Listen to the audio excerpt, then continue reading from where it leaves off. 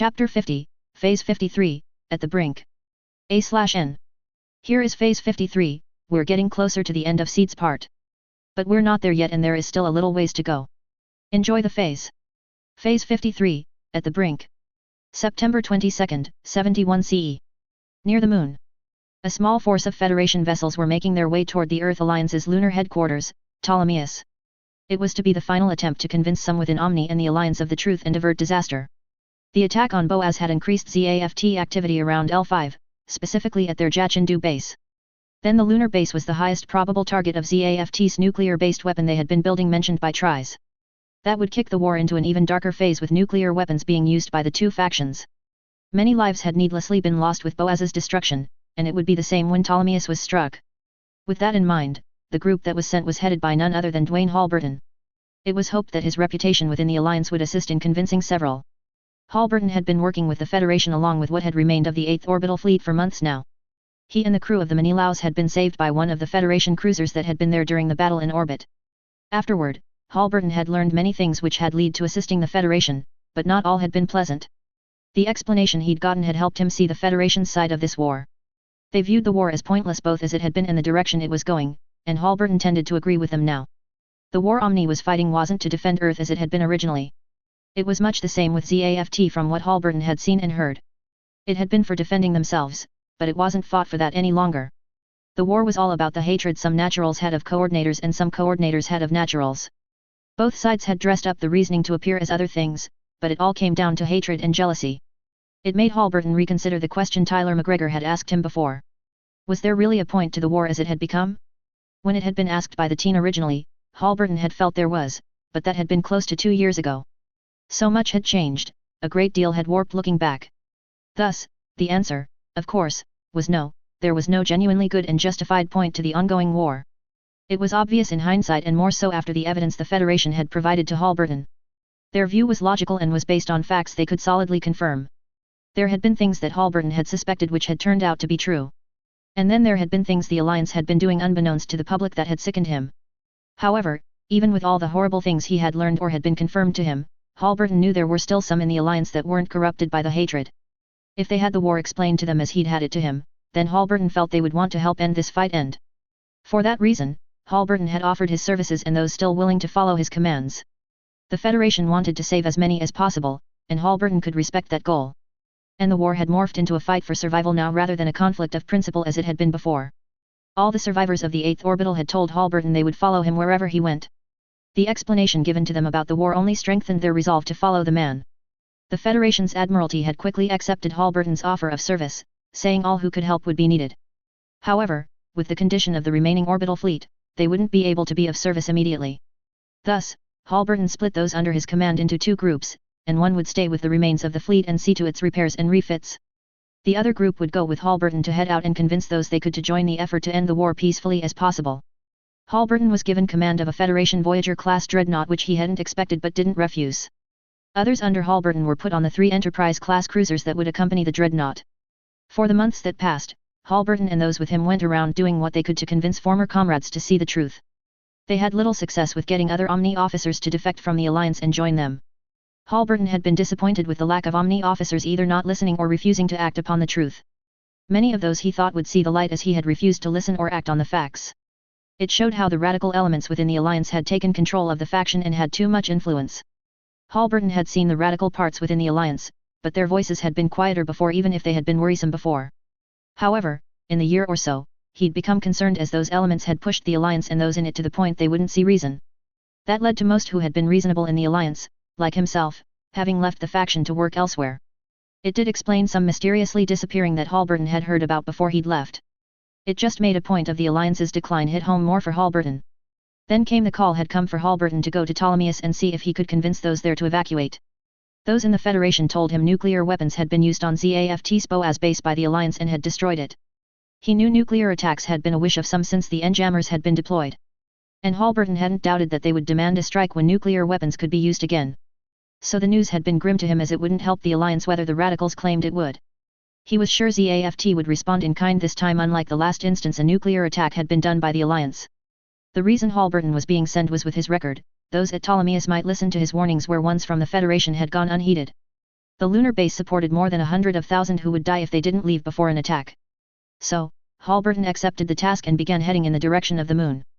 Along the way, there was an exchange of crew and supplies which was normal before an operation, even for the Federation's military. The surprising thing to Halberton was the exchange came with a pilot being assigned to the ship he was on. The man was named Cormac Swift, a name Halberton had heard during the earlier years of the war with ZAFT. The pilot had earned a nickname within Omni as their skills with immobile armor were beyond uncanny and seemed almost inhuman. That nickname was the Silver Eagle, given due to the high G flying the man employed and his efficiency with hunting akin to that of an eagle. Swift was still arguably the most amazing mobile armor pilot in the history of the Earth Alliance. The things he could make a mobile armor do went beyond crazy to insane from the records Halberton had seen. It was clear Swift had high spatial awareness and raw talent, but he still held the records in the Mobile Weapon Pilot Academy.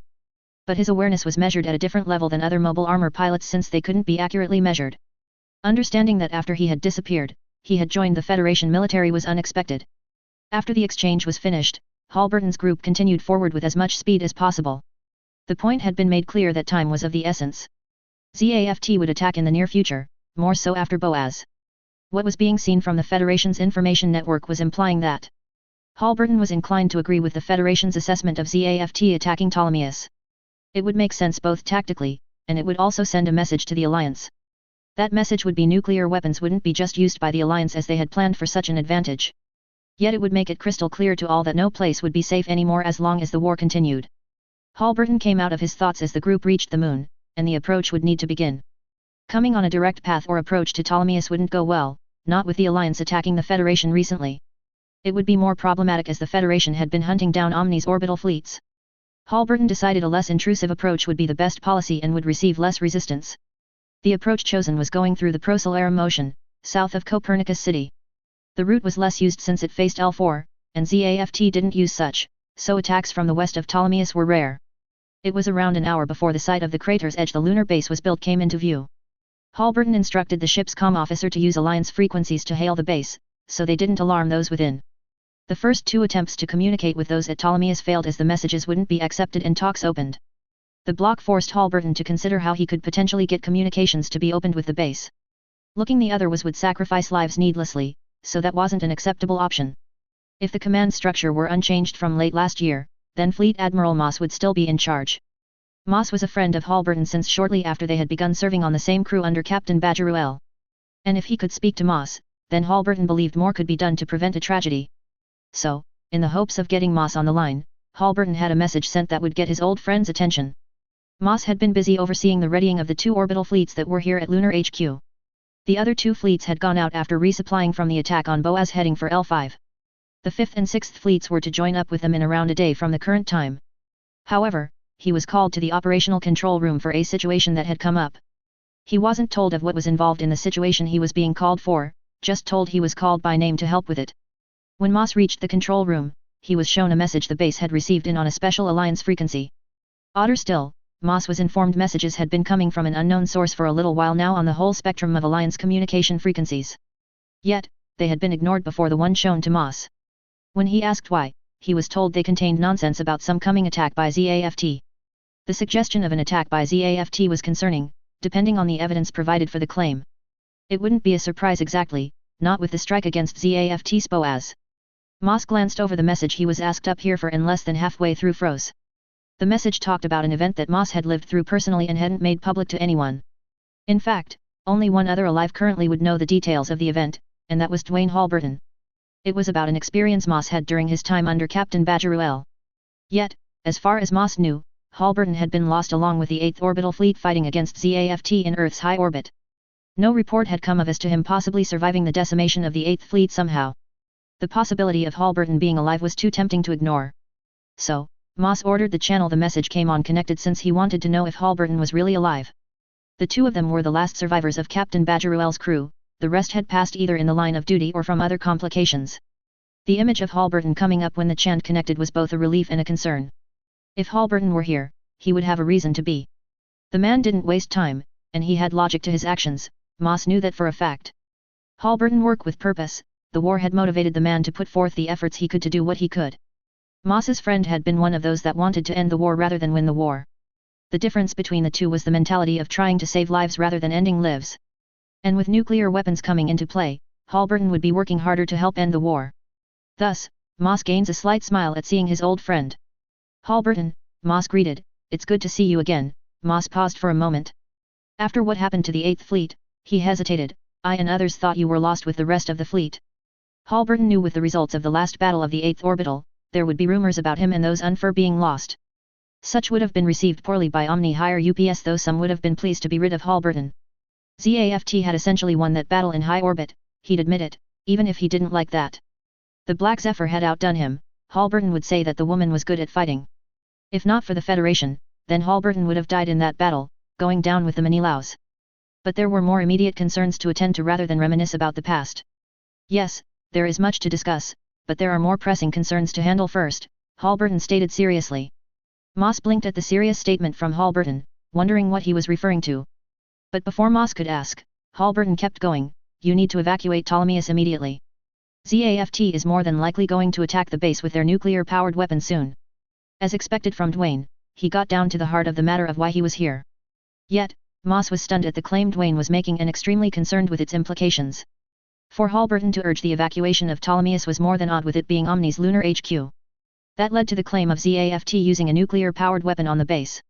It implied that Halberton had information which strongly said ZAFT had a working nuclear weapon. That thought was certainly worrisome. And Dwayne wasn't one to joke around with such a thing, Moss was sure of that. Had most other officers in the Alliance made a claim and urging that Halberton had, Moss would have been hesitant to believe it. However, Halberton told things as they were, he didn't sugarcoat a situation or circumstance as it was. One could count on Halberton being blunt and straightforward with his words. Where Halberton had gotten the information about ZAFT having a nuclear-powered weapon, Moss couldn't say. Yet, if Halberton was convinced of it, Moss wouldn't disbelieve it straight away. Are you sure about that, Dwayne? Moss asked evenly. It isn't I don't believe you say the truth as you know it, Moss hesitated, but I need some sort of evidence to justify doing as you suggest. Halberton knew his claims would be questioned at first. If not for the information from the Federation, he would be asking about the validity of the claim too. Yet, to Dwayne's luck, Moss was the one in charge at Ptolemais right now. He would be more inclined to listen than other officers. They were old friends, having served on the same crew before they had gotten to where they were. Serving under Captain Badgeruel was a tour neither of them would forget and had created and strengthened their friendship. Moss would understand the need to hurry to save lives. Thus, Halberton sighed, I wish I were wrong, my friend, but the information comes from the Federation, and they have checked it.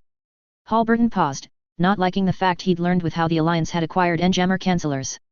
The Alliance got the designs for the Enjammer cancellors came from ZAFT, meaning they have them too. Omni's actions haven't inspired confidence with some demanding we use nuclear weapons against the plants. It is only logical for ZAFT to make some sort of nuclear-powered weapon themselves. And the attack on Boaz will push ZAFT to employ said weapon against the Alliance. Lunar HQ would be the best target to start with. Halberton's logic was sound as it normally was, and Moss knew that in his heart. Moss had been curious where the Enjammer canceller designs had come from when they had been talked about. He'd even asked the top brass about it, but they hadn't given answers, rather said it didn't matter. There had been the rumor the file had come from Director Azrael of the defense industry, but there had been no confirmation of it. The man was supposed to have contacts everywhere, even beyond just those in Blue Cosmos. It wouldn't be surprising if the coordinator-hating man had some within ZAFT or the plants. Should ZAFT have Enjammer cancellors as Halberton said, then why wouldn't they employ nuclear technology in their military?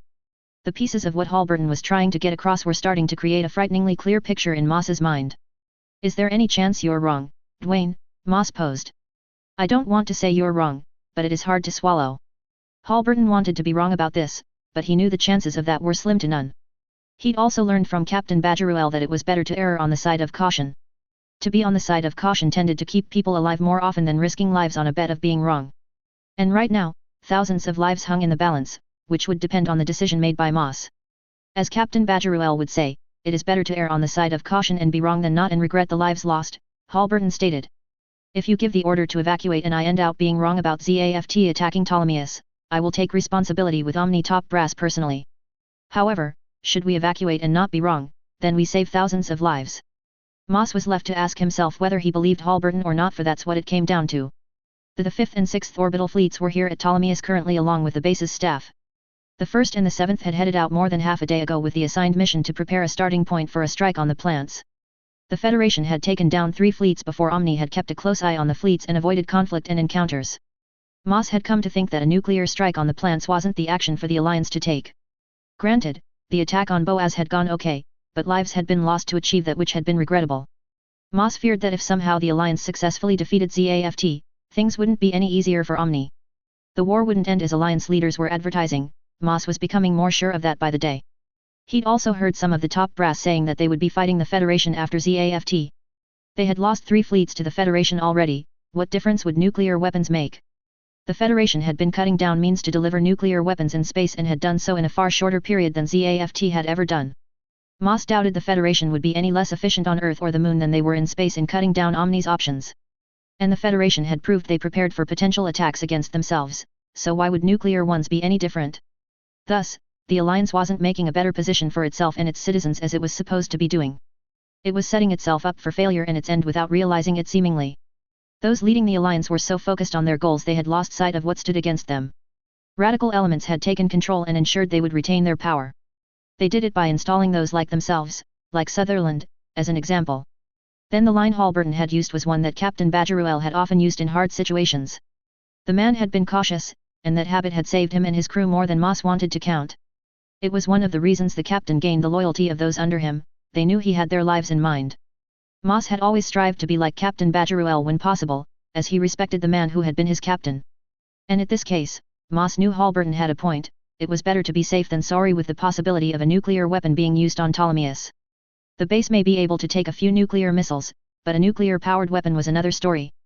Moss didn't want to test what the base could take in that respect with personnel inside. Thus, in the end, Moss exhaled heavily. "Okay, Halberton, I will trust you on this and do as you suggest," he replied. Halberton was relieved that Moss understood the need to make the difficult decision required. Moss ordered all inside Ptolemais to evacuate as quickly as possible. Some questioned the order, but Moss stuck to his order and told all to board ships to leave the base. Halberton ordered those with him to assist as they could with the evacuation. Federation mobile suits launched out, entered Ptolemais's main hangar and helped speed along loading. There was confusion initially, but the evacuation order took precedence. Some grumbled about the evacuation being nothing but a foolish action based on rumors.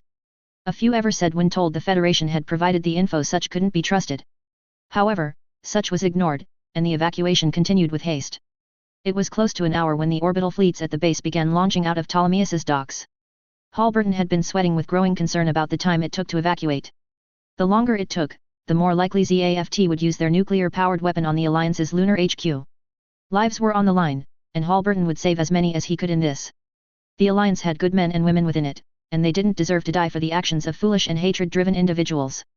Those evacuating could see the truth when ZAFT attacked. Perhaps, after that they would assist those trying to end this war before the human race was doomed. Halberton had agreed with the Federation's current assessment of this war, and it wasn't about factions any longer. It was about hatred of genetic type. If that didn't stop and nuclear weapons were used, the human race would likely be doomed to extinction. But there was still time to change the path humanity was on right now, and Halberton would grasp at that. Halberton's group had positioned themselves to hide the orbital fleet's signals from detection as they sailed away from Ptolemais. ZAFT needed to believe they had hit their mark and wiped out those at the base. Should ZAFT not believe, they very well may strike somewhere else with a far more devastating result. The fleets had made a moderate distance from Ptolemais when things took a turn. The Voyager-class Halberton was alerted first to the change. The sensor officer of the ship saw the attack coming. "Captain Halberton," the officer called, "unknown energy wave approaching from the direction of L5. Other alarms began going off as the forward screen showed a light coming from their port side.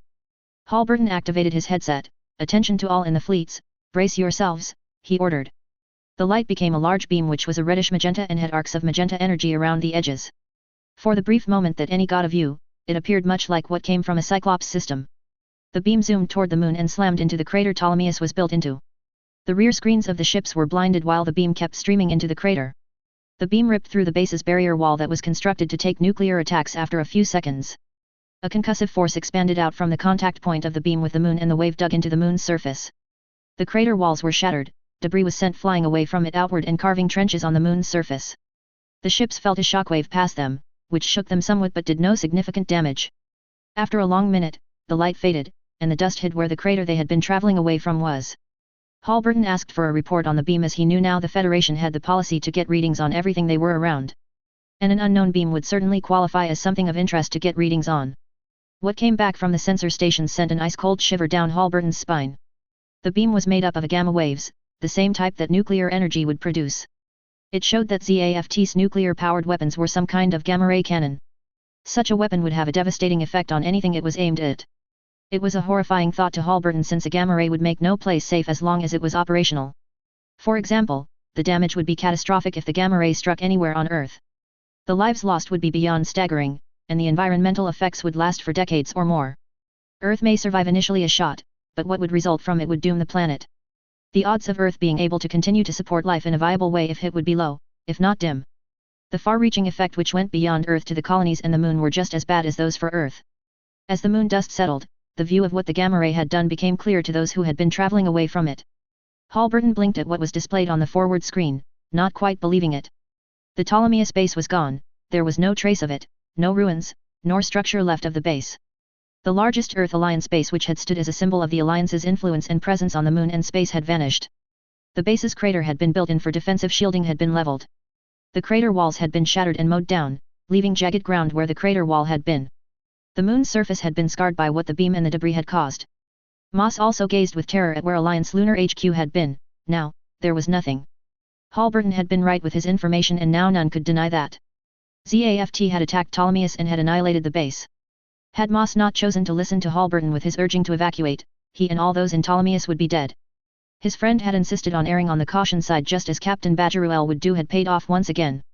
Moss ordered a channel to the Voyager-class Halberton was on. Once the channel connected, Halberton could see the pain in Moss's face.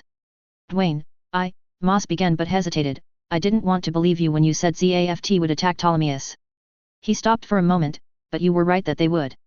If you hadn't come and urged us to evacuate." Moss trailed off, not wanting to finish his grim realization with the sight of the beam. Halberton knew what Moss was getting at and didn't blame his friend for being skeptical. "Don't blame yourself, old friend," Halberton remarked. "I would have been skeptical in your position as well. But I couldn't stand by and let good men and women lose their lives to radicals using nuclear weapons." Halberton was as modest as he'd always been when he had a major hand in saving countless lives. Moss knew Dwayne rarely took credit for the feats he managed, which was in his favor. That was the kind of man Dwayne Halberton was, never took credit for himself, instead saying it was a group effort. It had gained him respect from the top brass and had saved him from those who wanted Halberton to be demoted or worse. However, the mention of radicals using nuclear weapons brought back to Moss's mind the mission the 7th and 1st Fleets had been sent out to do. Moss knew Dwayne had been referring to some within ZAFT when he had mentioned radicals, but there were several in the Alliance as well. However, with what just happened to Ptolemaeus, the Alliance would consider the 5th and 6th Fleets as lost. There was no reason for Moss or any with him to keep the mission a secret from Halberton or the Federation with whom he was working with. Perhaps, they could stop worse events from happening and Earth from being threatened. "Dwayne," Moss started in a strained tone, "the 7th and 1st Fleets headed out earlier on a mission." Halberton didn't like his friend's tone that 2 orbital fleets had been sent out on a mission earlier. Something about the mission was bothering Moss, which didn't bode well for current efforts to bring the war to an end. "What kind of mission, Moss?" he asked evenly. "It sounds like it isn't a good one by your tone." Moss shook his head. "It isn't, Halberton. They were sent out to establish a forward position for a strike on the plants, which would be carried out in the next few days." Moss hesitated with the important fact he was about to reveal. They were carrying nuclear payloads with them. "We were to carry more to them in 2 days and join them in the coming strike on ZAFT." Halberton wasn't shocked that the top brass had planned a nuclear strike on the plants. There had been talking about that off and on over the years of his service, though there had been no way to do that effectively. But then Jammer cancellors had been acquired. Halberton didn't doubt enough would demand a nuclear attack on ZAFT. Yet, now that ZAFT had shown they had their own nuclear weapon, circumstances became more complicated. Nuclear weapons would be fired at one another. If that happened, the human race would suffer greatly. Halberton put a hand to his temple. "The fools," he cursed. "Did they really think ZAFT wouldn't use nuclear-powered weapons against them? The first to shoot doesn't have superiority. This war has taught that lesson multiple times." Moss said nothing to Halberton's remark as he knew Halberton was right. After a moment, Halberton took a breath. "Moss, as the fleets with you are going to be considered lost to Omni, let me extend an offer to you all." Moss wondered what Halberton was going to offer. The 5th and 6th Fleets had nowhere to go where there wouldn't be consequences faced. "What did you have in mind, Halberton?" Moss questioned tiredly. Halberton smiled slightly. "A chance to make a difference and help this war end in such a way that as many people as possible can live." Halberton paused for a moment. "Join us, we are helping the Federation end this conflict. This war must end, and nuclear weapons are not the way to do it. Nuclear weapons will only doom the human race to extinction no matter which side uses them. This war had transcended factions at this point. It is now about survival. Any able to fight against those bent on destruction is needed now more than ever. Halberton stopped for a minute. I agreed to help the efforts to end this as peacefully as possible because I'm tired of seeing promising men and women dying for little to nothing. Too many people have died because of this war, it can't keep going. The Federation is gathering those who want this to end the best way it can. They even have ZAFT's tries have joined the efforts. I believe this group's effort have the best chance to stop this madness which is getting people killed. Halberton gazed seriously at Moss. Omni soldiers vow to protect and serve the citizens of the Alliance, have they not? They need us now to make the hard decision to stand up and refuse to follow those who want to nuke the plants. The radicals won't stop at destroying the colonies, they will do much the same to any that will stand against them. So, what is your decision, old friend? Moss sighed but smiled a bit. I see you still have a way with words, Dwayne. You learned that skill from the captain better than I ever did. Moss paused, thinking about the offer Halberton was extending. On the face of it, it wasn't a bad offer in the slightest. The Alliance would see them as killed in action with the destruction of Ptolemaeus. They would likely be branded as traitors if they showed up and proved that false. There were accusations of betrayal going around lately too often not to expect such from the top brass. Then Halberton was right about Omni soldiers vowing upon enlistment to protect and serve the citizens of the Alliance. Moss hadn't forgotten that vow he'd made when joining Omni, even if others ignored such now. Lately, the leadership of the Alliance hadn't been doing things that helped the Alliance itself, just the goals of some. And say the other orbital fleets somehow succeeded at striking the plants despite ZAFT's efforts to stop them, it solved little to nothing. If anything, that success would give ZAFT all the reason to use their gamma ray on Earth before anything could be done to stop them. Earth would suffer if the plants were attacked, and ZAFT wouldn't hesitate with how they'd been lately. But the top brass and those they listened to weren't heeding logic or any kind of wisdom. They were so short-sighted right now that they couldn't see nor admit to the obvious consequences Halberton had laid out. In the end, Moss had to admit Halberton's offer made the most sense to accept than returning to allies. The 5th and 6th fleets could do something to help end the war, as was their duty. And it sounded like Halberton was working with those that shared the goal, so its success was more likely. Moss exhaled heavily. As you sound sure, Halberton, he began, on behalf of the orbital fleets under my command, we accept your offer. I pray it will do what you say it will, or else we will have betrayed everything Omni is supposed to stand for. Halberton nodded. I wouldn't be assisting them if I didn't believe it was going toward the goal, old friend. He paused. I know the hardest decision a soldier can make is to stand up for what they believe when it goes against the organization they are a part of. Yet, in dark times, soldiers that are able to make those difficult choices are needed the most. Halberton focused forward. Helm, set course to the meeting point and transfer the coordinates to the Alliance vessels so they can follow. Halberton's Voyager class led the way, and the Alliance vessels followed them.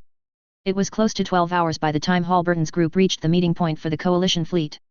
They all entered the field that was projected around the fleet and took up position on the left side of the formations. There were the ships that remained from the 8th orbital fleet.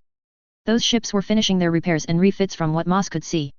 Moss was more amazed at seeing all the Federation vessels in this fleet. Around a third to a half were projecting the stealth field that hid the fleet as it traveled toward Lagrange 5. The rest of the Federation ships were in formations in the center of the stealth bubble. There had to be well over 150 who were not projecting the bubble by Moss's estimate. On the right side of the bubble were ZAFT vessels, both Laurasia and Nazca classes. Then there was one Crimson vessel in the middle of the ZAFT ships. According to reports, Moss could only guess the ship belonged to ZAFT's Admiral Tries since the man had his own personal command ship. The size of the group was incredible, for Moss had seen nothing like it before. It was also a fleet none had ever imagined would come together, not with the tensions between the factions. And yet, the impossible fleet was traveling together to accomplish a goal through cooperation. As Halberton had implied, survival was certainly a powerful driving force for humanity. It was something underestimated far too often and not given credit it truly deserved. In these instances, the will to survive had forced differences to be put aside enough to see the threat of nuclear weapons bringing ruin down on all. Moss didn't disagree that nuclear weapons were a threat, he'd seen an example of what they could do hours ago. And now he was here with the 2 orbital fleets to join the efforts to help humanity survive. He was sure he'd made the best choice that could be made right now with what he saw. Meanwhile, the Federation's first space fleet and those with them at L4 had moved out from there after seeing the flash around the moon. The Archangel, Kusanagi, and Eternal traveled with the other ships, heading toward the coalition fleet as it was being referred to. There were reports that something had hit the moon, but little detail about what had done so. The attack was worrisome as it said ZAFT was just as willing to strike with dangerous weapons as the Alliance was. The war was escalating at a quickening rate and it was not going to get better without serious efforts. Upon arriving in the area of the fleet, the lead ships began entering the bubble. The first fleet had been informed about the bubble which had been put up over the fleet to hide them. It was to hide the approach of the coalition fleet to Lagrange 5 when they got there. Those on the 3 non-Federation ships were watching curiously as the ships looked to vanish as a ripple of light passed over them individually. Then as their turn came, the ripple of faint light ran over the ship, and into their view came many ships. They slowly moved forward, gazing around in astonishment at the number of vessels and variety. Kagalai's mouth had fallen open when the inside of the stealth bubble came into view. There were so many Federation vessels here, and it had to be more than half of the space fleets present. Granted, she'd been told the Federation's military wasn't small in number either in soldiers or equipment they worked with when Orb joined the Federation. Yet, this was more than she had imagined when she'd been told about the Federation's military. Alliance ships were on the left of the Federation and ZAFT vessels on the right as the fleet traveled forward. The sheer number of ships gave Kagalai some more hope for the possibility of stopping a nuclear holocaust from occurring. Nuclear weapons flying around had scared Kagalai. She hadn't wanted to believe it would happen, that humanity wouldn't turn to that. However, the evidence said it would if nothing changed with the war. This fleet had a chance to make a difference, and she firmly believed that now. It wouldn't be easy, but it would be possible, and that's what counted the most. Maru, on the bridge of the Archangel, could only stare in shock and amazement at the fleet she was seeing. Much of the bridge crew was doing the same as they took in the view inside the bubble. Maru could hardly believe what she was seeing with her own eyes. The fleet's makeup was from all factions, though the Federation made up the fleet more than the Alliance or ZAFT ships did. But that Alliance and ZAFT vessels were here too was incredible. Any question asked about the possibility of ships from all factions working together before now had been laughed at and denied as impossible. The tensions between the factions were too high and sharp for a group before them to ever to occur, that was the common answer. And yet, here such was proof to the contrary, and it was unreal to witness. But with the sight in front of her, she was coming to think perhaps, stopping this conflict from ending the human race could be done. Mew and Crystal were also looking out at the fleet from the bridge and were impressed. For this fleet to assemble was unprecedented and just thought to have been impossible. However, it was still being done and for the goal of the survival of the human race. Mew had to admit the will to survive was powerful, it had saved him more times than he cared to count.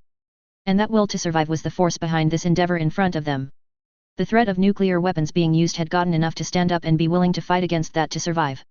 Of course, Mew was proud to be a part of this work to save the human race as he didn't doubt many were. He just wished these lengths weren't necessary to achieve the goal of humanity's survival. Still, Mew couldn't keep silent after a few minutes of taking in the fleet. Got to say, never thought I would live to see the day a fleet like this would be assembled, he commented. Crystal smiled. You're not the only one who thought this wouldn't happen, Mew, she remarked. Then she frowned, at least, the only one who would live to see this happen. It is sad such is needed to end the madness going around these days. The 3 ships were soon contacted by one of the 3 Federation flagships from their part of the fleet. The Kusanagi was told to take up position in the Federation part of the fleet among the first space fleet. The Archangel was ordered to go over and join the Alliance vessels and report to the Voyager class that was helping coordinate them. The Eternal was told much the same idea but with the ZAFT section of the fleet.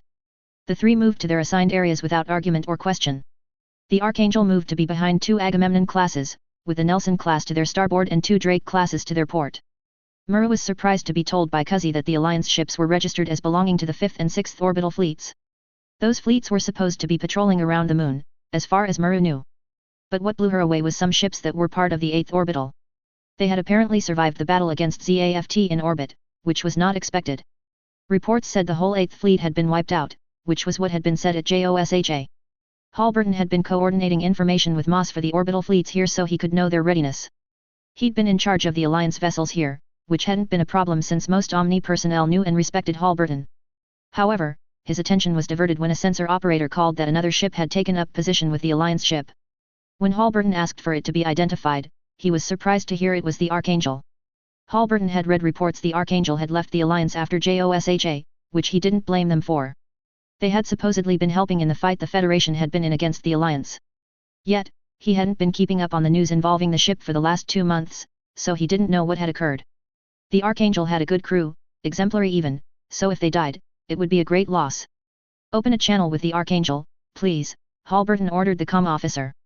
Let's get their status and other relevant information so we can coordinate with them. Back on the Archangel, Kuzi said the Voyager class was hailing them among the Alliance vessels. Muru told Kuzi to connect the channel, wondering who was over the Alliance part of this fleet. She never expected the face she saw to come up when the channel connected. Muru blinked. Admiral Halberton, she questioned incredulously. Halberton smiled. It has been a while, Captain Ramius, he replied. It is good to see your ship and crew are still serving as they are able. Muru was stunned to see her mentor alive and speaking to her. His ship had been destroyed, and she'd watched it blow up in the atmosphere as the Archangel descended. She had saluted it, thinking it was the farewell to the man that had been the best commanding officer she'd had. Mew could see Muru would need a moment to regain the use of her voice. It wasn't surprising, Halberton was thought dead, Omni classified him as killed in the line duty. Mew was glad to see the man alive and clearly busy doing what he could. The human race needed those like Halberton now more than ever.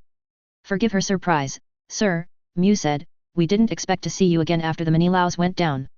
Mew hesitated, if it isn't too much to ask, Admiral, how did you survive the 8th orbital speeding? How did the ships here make it through ZAFT's assault? Halberton tilted his head, a valid question, Commander, he returned.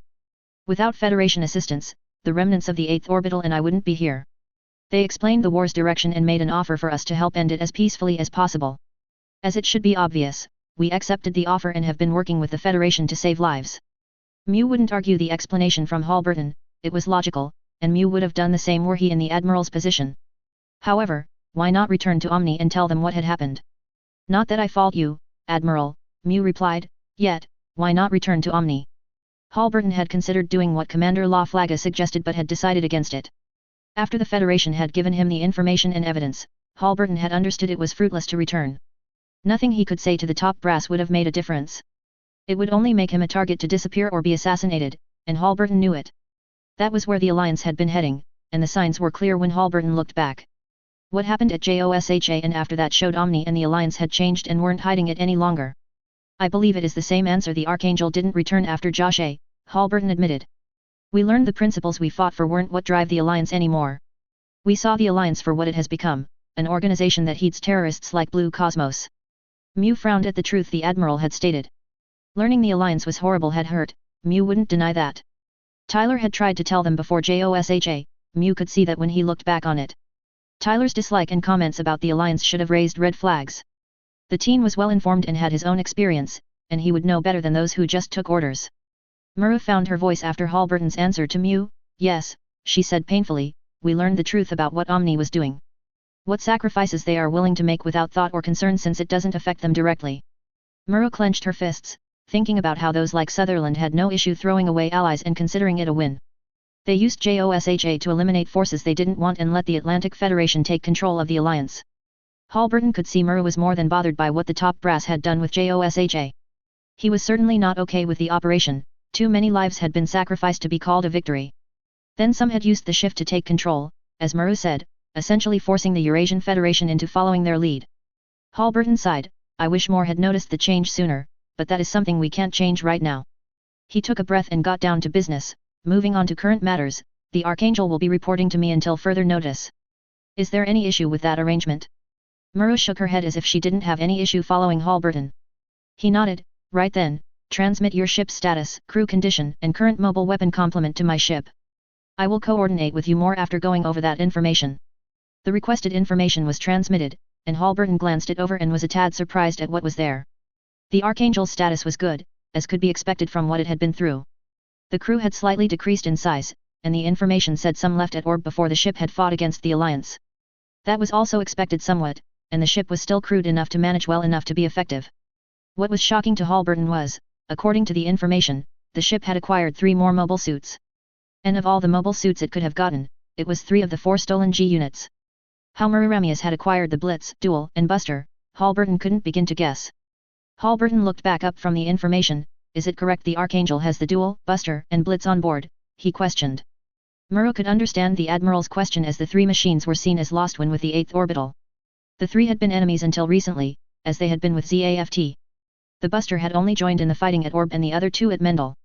Muru may not completely trust the 3 ZAFT pilots, but they had proven they wouldn't actively destroy the ship. Also, Mr. Zayla had vouched for 2 of them seriously, and the last enough to satisfy her, they would be allies for the time being. Yes, sir, Muru replied, we didn't expect them to return to us. We reacquired the Buster just before JOSHA, and the other 2 came back around the Mendel colony. All 3 ZAFT pilots have volunteered their skills to help in this effort as long as the plants aren't attacked actively. Halberton hadn't thought he would be working with the Federation or ZAFT forces at the beginning of the current year. He certainly couldn't fault Captain Ramius for being surprised working with those who had been enemies before now. If the ZAFT pilots had volunteered to help, Halberton wouldn't question that further without evidence to do so. I'll defer to your judgment upon that, Captain. Make sure all mobile weapons are ready for deployment as soon as possible and await further information, Halberton out, he finished. The communication ended after that, and Muru was left to think about their current situation. Mew could see Muru lost in thought, so clear his throat, at least we are reporting to someone we trust. Mew sighed, that hasn't happened for a time now, sadly enough, so it will be a nice change. At the same time, the Eternal sailed to the ZAFT area of the fleet, looking for a place to take for itself. Andrew has glanced over the ships as they traveled, and he couldn't help but be impressed with how many were there. It was expected that Admiral Tries would have to leave the homeland due to those in control not wanting him around. When that happened, ZAFT would be split as those loyal to Tries would leave too.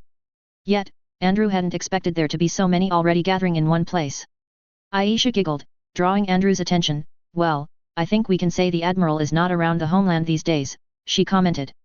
The door to the bridge slid open as Andrew replied, it would certainly seem so, love.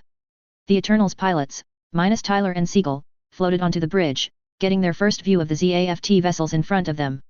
Athrun was torn between amazement and worry with so many ZAFT ships here. It meant that ZAFT was splitting into two groups, weakening the plant's defensive capabilities. Andrew turned to see who had come onto the bridge and wondered where Tyler was. The older teen was normally where things were happening from what Andrew had seen. Good to see you all up here, Andrew greeted, but where is your friend? Athrun nor Kira got the chance to answer as the mobile suit control officer spoke. Ma'am, the Aurora is requesting permission to launch out. Aisha glanced at the officer. Did the pilot give a reason why they want to go out? The officer was silent for a moment listening to Tyler's explanation. He says, ma'am, that he should go and report to others in charge. He mentioned it better to do so now rather than wait. Aisha giggled again. Mr. McGregor always seems to have an explanation for his actions should he be asked. Let him go and do what he wants, and he can look after himself and come back when he's done with whatever he plans to do. The Aurora shot out from the Eternal's catapult and flew off toward the Federation vessels. Andrew had watched the Aurora head off, shaking his head and dismissing his curiosity about Tyler's actions. He focused back on the task at hand, which was finding the ship in charge of the ZAFT part of the fleet. Do we know who we are to contact to say we're here? He asked the sensor officer. However, it was the comm officer that answered the question. Captain, they called, we're being hailed. There was a pause. It's from the salon. They are asking us to be ready for an exchange momentarily. Andrew blinked at being told the salon was here among the fleet and was trying to communicate with the Eternal. Well, that does answer the question of where the Admiral is, Andrew muttered to himself. Transmit, we are standing by. Linus was busy conferring with a group of captains about the status of their ships. The group was some of the survivors of Boaz. Linus had been focusing on their repairs for the last few days.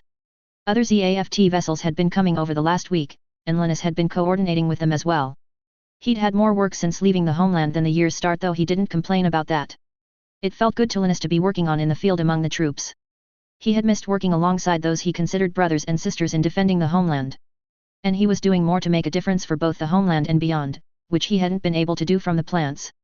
He was fully on board with the goal of this fleet. Linus saw the necessity to stop nuclear weapons from being used freely. There had already been 2 uses of nuclear weapons now, the first on Boaz and the other on Ptolemais.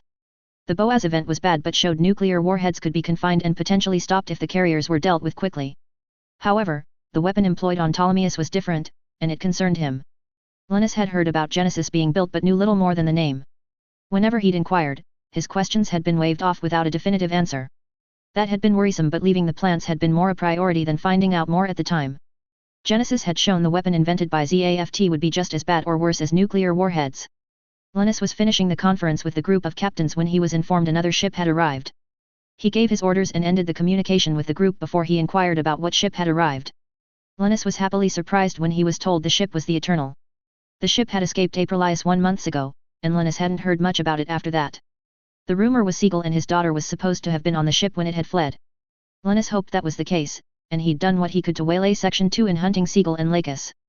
Waldfeld and those under him had orders to do what they could to help the two, but those were the final orders he'd given them. Thus, Linus ordered a comm channel connected to the Eternal so he could see where things stood. When the channel connected, Andrew saluted seeing Linus. Always a pleasure to see you, Admiral, he greeted. The Eternal is here and ready to serve as you order us. Linus smiled at the response. I'm certainly glad to hear that, Waldfeld. I hope the Eternal has been serving admirably, he remarked. Linus then spotted Siegel standing behind the captain's chair. It warmed Linus's heart to see his friend alive and well. The number of friends Linus had was shirking lately, so he wanted to keep those he could. Siegel, words can't properly say how relieved I am to see you alive and safe, dear friend. Linus paused, remembering the report he'd gotten from his contacts. I was told your exit from the homeland was difficult and didn't go as well as it could have. Siegel knew Linus had ways of finding out things that others didn't, so it wasn't surprising he knew he'd been injured. If not for the Salas team, I would unlikely be here, Siegel said somberly. Linus nodded, so I heard, he returned. I did thank the head of Salas personally for what they did extracting you and your daughter. Linus stopped thinking of what mess there would be should Siegel and or Lakis be killed. He knew Sakura would not let such a thing be passed off silently. Linus could only imagine the trail of blood Sakura would leave while she hunted down all responsible. It would end with Patrick being killed by her, bringing another group of issues for Sakura. Not that Sakura would care about the consequences, that made her as dangerous as she was. I doubt I have to say your eldest daughter would be bent on obtaining retribution for either of you dying. It would certainly be a mess I wouldn't envy the ones who would have to deal with and clean it up. Siegel knew Linus had a point about Sakura, and she would have demanded the heads of those involved if he or Lakis had been killed. However, Linus smiled slightly, but to business which is far less troublesome, he said as a means of transition. Tiger, I need the status of the Eternal, its crew, and its current mobile weapon complement sent to the Salon. I'm working on coordinating with the others here, including the Eternal. The comm channel closed, and Andrew got to work gathering the requested information Tries asked for. Lakis was concerned Admiral Tries was out here rather at the plants preparing their defenses. Tries would be the best man to organize ZAFT to stop the Alliance from using nuclear weapons on the plants. He'd proven the safety of the plants was a priority for him and that he could be trusted. Lakis couldn't help but voice her worry, should Admiral Tries be out here when the Alliance threatens the plants. Siegel put a hand on his daughter's shoulder, even out here, Linus is working for the protection of the homeland, rest assured. Andrew paused in his work at hearing Miss Klein's question. She clearly didn't know that the Admiral had been isolated by the Council shortly after Zayla took over. ZAFT was split into two groups because Chairman Zayla demanded the things he did. Admiral Tries had stated the changes didn't make logical sense and declined to implement them. That was the first of many instances of difference of opinion. The Admiral had begun planning his departure from the plants shortly after that. The Admiral was required to create his departure plan shortly after the current chairman came into power. It became obvious they had different views about the war and how things should be done. Admiral Tries hasn't had a say in major operations for months now, the Defense Committee overriding him at the insistence of the chairman being the reason. Aisha hummed at Andrew's explanation, and the chairman doesn't seem to care that his demands have weakened ZAFT overall, not strengthened it as he claims. The chairman lies more often these days than admitting the truth. Meanwhile, Tyler flew over to the Federation vessel's main flagship. He felt he should report what he knew if only to keep his boss off his back and to snap at him. It also gave him something to do, and Tyler didn't want to be idle right now. Tyler quickly found the ship he was looking for, the Britannia. He radioed for permission to come aboard and was asked to provide the Aurora's ID code and his military ID number. Tyler sent the requested information and waited for it to be checked over. It was policy right now to make sure any allowed on a flagship was to be vetted. A few minutes passed before Tyler was told he could come onto the Britannia. Tyler flew in an arc to line him up with the Voyager's catapult and began his approach. He entered the hangar and moved the Aurora to the dock he was directed to. Tyler exited the cockpit and left the hangar to search for the officer in charge of the ship. It shouldn't be his boss as she was on the Valerian as far as he still knew, and he hoped she remained there for the time being. Should there be a member of the Federation's Admiralty as Tyler expected, he would have 13 other possible admirals to face. Tyler had gotten along with the 4 other admirals he'd encountered, so he hoped it would be similar with any of the other 9. He may luck out and report to an admiral he'd talked to before, and he wouldn't say no to that. Tyler was directed to the officers' quarters when he inquired where to find the one in charge. Admiral Moses was going over recent reports and information. He had been planning the assault that would need to be made against ZAFT's Gamma Ray. Moses had been coordinating with Angelia and Maharaja for both the fleet's assembly and its movement. Rachel Mistine, who was over the research and development branch, had come up with the stealth bubble formation being used. It would simplify the approach to Lagrange 5 since ZAFT wouldn't detect the fleet getting closer. There were enough concerns to deal with relating to the fleet assembling, and there was no need to add to them. The goal of the fleet of stopping the implementation of nuclear weapons was daunting. The Alliance and ZAFT had displayed their nuclear weapon of choice by using them against one another. If the weapons kept flying and being employed, then the future of the human race would be in serious doubt. Nuclear weapons wouldn't just end the war, and they would bring about the extinction of humans. Moses had organized the fleet into 3 groups to manage it as a whole better. Halberton was coordinating the Alliance vessels in this fleet. The former Omni personnel trusted the man would help things go smoother. Moses had to respect Halberton as he was doing a great deal for the Alliance and others. The man had gone against the Alliance as it was currently when he'd given years of his life to them. Halberton had done much during his service to Omni. He'd been one of their best tacticians and had won against ZAFT several times during the war. Yet, from what had come from the information network, Halberton had been underappreciated by Omni top brass and alliance leaders. For the ZAFT group, TRIS was doing a good job keeping them organized and effectively using their time. TRIS had been much in the same situation as Halberton before coming to help the Federation in its efforts. TRIS had been rejected by those in control of the plants and attempted to be rid of him by what the man said. The difference between Halberton and TRIS was the latter leaving had caused a split in ZAFT forces into two groups. Moses was brought out of his thoughts and reviewed the reports when a knock came on the door. He looked up and told whoever it was to come in, wondering who had come calling upon him. To Moses's surprise, Tyler McGregor entered the room. It wasn't the teen popping up that made Moses curious about what events had caused the point. McGregor's fieldwork wasn't called out often since it got damn good results, and few argued that. It was more that the teen had ended out in the fleet before it got to L5 and seemed nonplussed about it. Moses also had recently had a conversation with Angelia in which McGregor's name had come up. According to her, McGregor had gone off to the plants when Salas teams had been sent going against orders. He'd written a report as punishment which was light for such things from what Moses knew for Angelia. But when he'd read the report McGregor had written, he'd been impressed with it. It had been the best he'd seen from the teen with how professional it had looked. Angelia had also mentioned that when she and the First Space Fleet had reached the eastern side of the L4 colony cluster, things had been bad. Allies were in combat with Omni's Third Orbital Fleet and an Archangel-class ship. The First Fleet had gotten things under control quickly enough and eliminated the Third Orbital in the end. Angelia did make a point to say that Miruta Azrael had been in the new Archangel class. The presence of the known war criminal the Alliance had been sheltering was concerning. Attempts had been made to deal with the criminal, but those had failed, and Azrael had escaped capture or elimination. Angelia had even mentioned that McGregor had offered to resign after failing to take down Azrael. Thankfully, the woman had refused the offer, and the Federation needed those like McGregor now more than ever. Angelia had told him she wouldn't give up McGregor with the skills he had and the work he'd done. She had asked him to tell the other branches to stop attempting to convince the teen to transfer to one of them. Should they want his services, they would have to come to her and ask for them. It had caused Moses to smile as he knew the other branches of the Federation's military had wanted McGregor for themselves. Moses smiled at the teen as he'd always liked when McGregor reported to him, for it was never dull. The teen did more work than others and was successful most of the time, which was impressive for his age. Commander McGregor, Moses greeted, it is always refreshing as well as a pleasure to have you come by. Moses gestured toward a seat, do have a seat, Commander. I don't doubt you have an amount to report. Tyler did as he was gestured to do as Moses continued, so then, what brings up to see me, McGregor? Tyler took a moment to gather his thoughts so he could give a fair report to Admiral Moses. The man was the head of the Federation's military. And Tyler felt the man was one of the organization's best leaders since its founding. Tyler respected the man, not just for the job he did, but because Moses genuinely served the Federation for the goal of the principles the Federation was founded upon. Well, sir, Tyler began, I was doing my due diligence and reporting to the one in charge as I should. Tyler paused for a moment, hoping he wasn't disrupting anything. I hope I'm not interrupting anything. You're busy keeping this fleet moving and preparing for the battle to come. Moses shook his head, the important things have been arranged, for the time being, so you weren't interrupting anything. Tyler gave a summary very similar to what he'd given to his boss. The general facts about what happened around the L4 colony cluster were the same.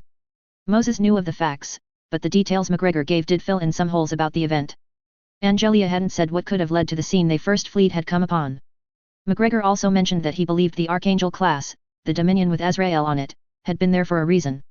According to McGregor, Azrael was intent on getting a nuclear-powered mobile suit. It wasn't exactly a surprise, and the Alliance had wanted a means around the Enjammers since their deployment. And it was probable that somehow, someone had gotten Enjammer canceller specs to Azrael in the conflict around Mendel. McGregor's mention of Cruzat being around the area made the masked man a prime suspect. TRIS had said the evidence he'd gathered pointed to Cruzat being a traitor and double agent, so it would fit. After McGregor finished his report, Moses was silent for a bit, thinking about what he'd been told. It was clear the Alliance or those who were in control were dead set on doing a nuclear assault on the plants. The news Halberton had brought back already gave evidence to that idea, so they would have to be on the lookout for the remaining Omni fleets. ZAFT had dug in their heels and had solidified their defense lines around Jachindu. It was assumed their gamma ray weapon was around their Jachindu, but there had been no info to narrow the location down. The war was rapidly heading for a final battle to determine how it would end. The result would either save humanity or destroy it. Close to a day went by, and the combined fleet traveled to Lagrange 5, to the area of ZAFT's Jachindu base. There was no sign that ZAFT detected or noticed the approaching fleet. It was noted by those in the coalition fleet that ZAFT forces were positioned in a defensive posture in relation to the plants. It lent credence to the claim an alliance force was preparing to strike the plants with nuclear weapons. ZAFT defending and protecting the colonies was fine, they wouldn't be faulted for such actions. However, ZAFT using their gamma ray against the moon or Earth was unacceptable under any circumstance. It was just as unacceptable as the Alliance firing off nukes at the plants to those in the coalition fleet. Moses had others actively scan for the missing orbital fleets to keep an eye on them. There were few informants within those fleets, and they weren't in the position to give their locations. So, with the location of the missing omni-orbital fleets unknown currently, it was logical to deal with ZAFT's weapon first. The current numbers with the coalition fleet had them at well over 200 vessels, closer to 300, and several mobile weapons per ship. Estimations put the odds at around 3 to 1 with coalition ships to ZAFT vessels and worse odds for ZAFT with mobile weapons. It appeared ZAFT's whole home fleet was out around Jachindu, making a line in front of the plants. Any chance of talking down from the looming battle had faded from what informants had said. According to the information network, Chairman Zala was dead set on attacking Earth with his gamma ray, given enough time. All attempts to dissuade and reason with the man and those who backed him failed. Sadder still, new information from the network made it clear things had changed on Earth with the Alliance. From what Moses read, the attack on Ptolemais had seriously caused the Alliance's leadership to reconsider their position. Moses would have expected the pause and panic, but what surprised him was the Alliance had entered discussions with Federation political leaders. Those discussions led the Alliance leadership on Earth to publicly denounce those demanding a nuclear strike on the plants.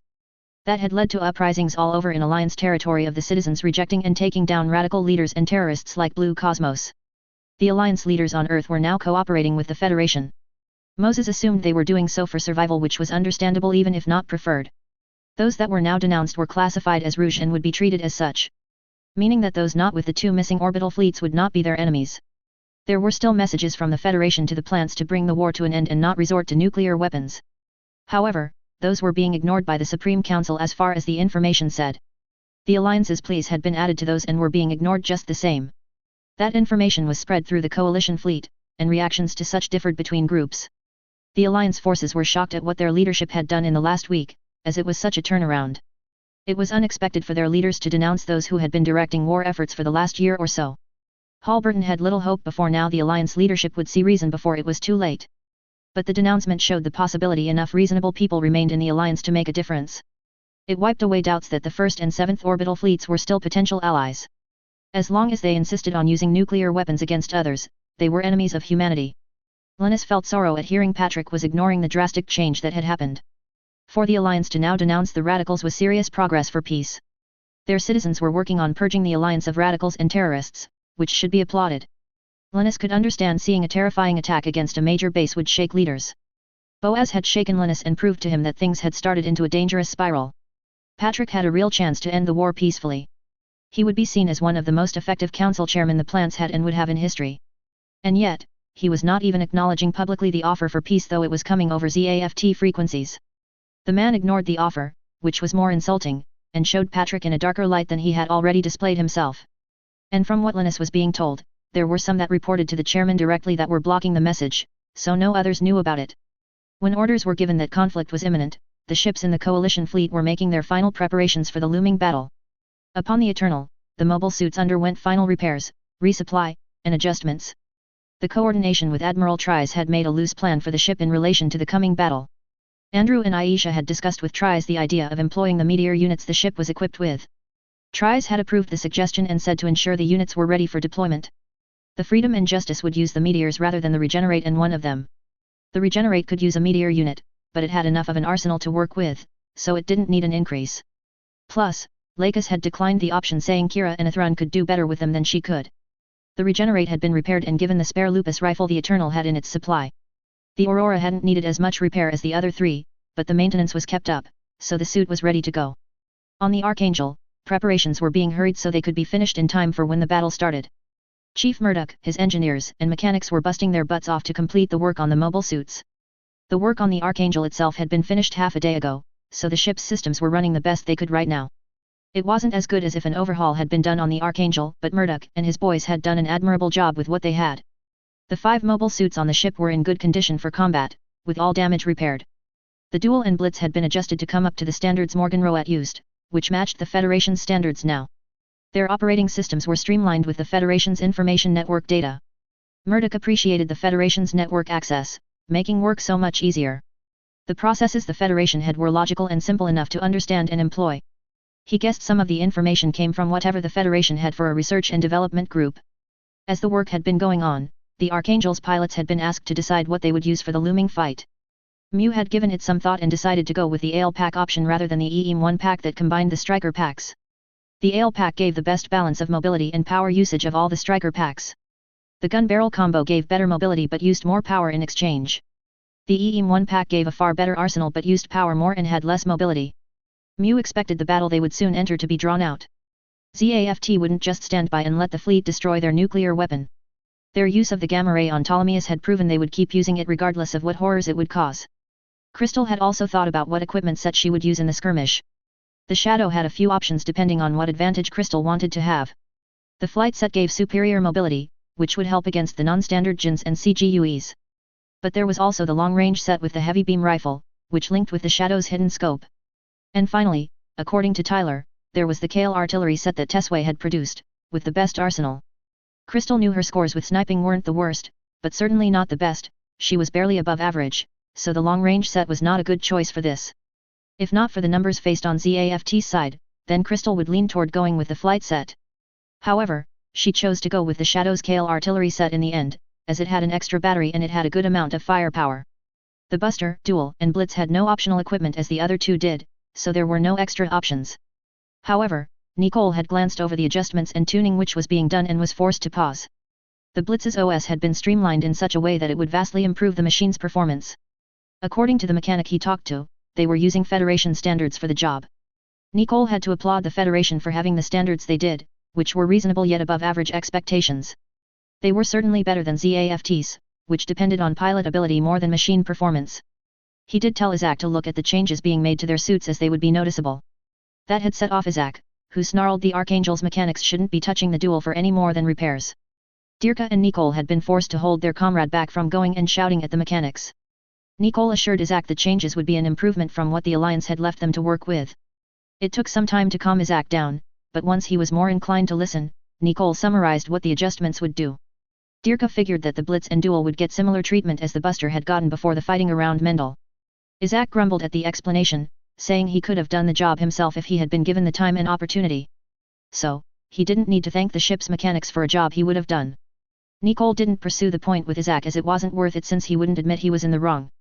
At the same time, on the Kusanagi, the M1 Astrace were being made ready to launch out. The pilots were assisting as they could to get things ready. This would be a dangerous mission, they were told. There was a chance they wouldn't come back alive. However, all the Astray pilots volunteered willingly to go out and fight for the sake of the human race. Kisaka was impressed and proud of the ship's pilots and their resolve. He knew Orb soldiers were brave by nature, and he'd seen that more times than he could count. Kisaka knew Lord Uzumi and the rest of Orb's General Council would also be proud of them. The mission ahead of them was dangerous, and failure wasn't an acceptable option. The pilots had been told that, but none of them had hesitated for a moment in their reply they would go out and fight. Kagalai had watched when the pilots of the Kusanagi had been told the truth about the battle ahead. She was proud they were so willing to fight for what was right and the survival of humanity. It was a credit to Orbit's soldiers were ready to stand and fight to protect their beliefs and principles. However, Kagalai couldn't accept sitting on the bridge and merely watched as others fought to protect the human race and end the war. She had done that up until now and had enough of the sick feeling she'd gotten doing that. Kagalai fully intended to go out to the battlefield regardless of what others would say to discourage her from the point. She could be stubborn when she saw the reason to be and would use said stubbornness to go out and fight. With her resolve set, she approached Kisaka and told him she would be going out to fight, and there was nothing he could say to dissuade her. Kisaka could see that Lady Kagalai was dead set on going out in a mobile suit to fight with the other pilots. He was worried if she did, the girl might not come back, and Lord Uzumi wouldn't be the only one who would be heartbroken if Kagalai was killed. But he had known Kagalai long enough to know she could have a stubborn streak from time to time. It normally didn't harm her, but it certainly could do in this situation. Yet, holding her back wouldn't help either, Kisaka knew, and he wanted her to stand for her beliefs. Thus, Kisaka couldn't find it in his heart to deny Kagalai in her wish to go out and fight in the battle. Erika had been watching Kisaka and Lady Kagalai as the girl had given her case in a heated manner. Erika couldn't help but find it amusing that Lady Kagalai was so worked up about others going to work that she felt doing nothing. The girl did more for those around her than she realized. Perhaps, Kagalai would see it when she got older and matured since she was still a teenager. Plus, Erika had planned for the time when Kagalai would refuse to sit by and not be in the middle of the action. The Asuka was done with its adjustments, and the new equipment was attached securely. And so, Kagalai's outburst was an opportunity for Erika to show her what had been prepared. Thus, Erika laughed at Kagalai's outburst, which made the girl glared at her. Kagalai didn't appreciate being laughed at. What is so funny, Chief Simmons? She demanded. Erika held up a hand. Your outburst is amusing, Lady Kagalai, she replied. I expected it to come earlier, but Kisaka seems to have managed to placate you enough to prevent it. Erika glanced at Kisaka. Not that I don't understand why you did so, Kisaka. I would do much the same if it were my child, and I know you care about Lady Kagalai. Erika shifted her gaze back to Kagalai and continued, however, Lady Kagalai, you need not worry, I have been preparing for the time when you would insist on joining the fighting. Kagalai blinked at what Mrs. Simmons had said to her. She'd thought the woman would tell her how silly she was being insisted on going out to battle. Those around Kagalai before now had said something along those lines when she wanted to help out in the field. But no, Mrs. Simmons had not been laughing at her but that it had taken her so long to insist on doing more. And the woman had also prepared for the time when Kagalai would have the courage to step forward. You've prepared something for me to use, Chief Simmons, she questioned. But why didn't you say anything about it? Erika rose from her seat and floated to the door, gesturing for Kagalai to follow her. Kagalai did as told and left the bridge traveling down the deck corridor with Erika. They entered the lift, and Erika pushed the button for the hangar deck. The reason I didn't tell you before now, Lady Kagalai, is you weren't ready, Erika stated and held up a hand when Kagalai was about to counter her. Let me finish, my dear. You weren't mentally prepared for what happens in battle until now. Kagalai blinked at the reasoning, having no words to counter what was being said. Erika kept going. I'm not saying you aren't able to stand up for what you believe, Lady Kagalai. But battle is a messy business that requires those in it to kill for what they fight for. You haven't been prepared to do that until now, and you didn't have strong enough resolve to be ready to kill another. Kagalai frowned, knowing what Mrs. Simmons was saying about killing was true.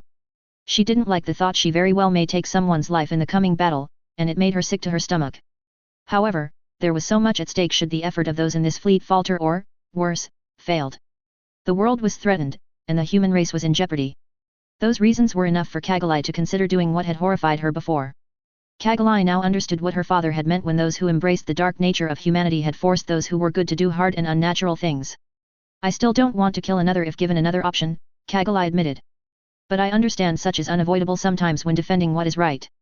Kagalai balled her fists. I can't stand by any longer and watch others fight to risk their lives for the rest.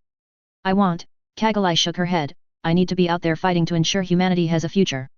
The lift halted on the hangar deck, and the doors slid open to the corridor. Erika guided Kagalai to the hangar, saying nothing along the way.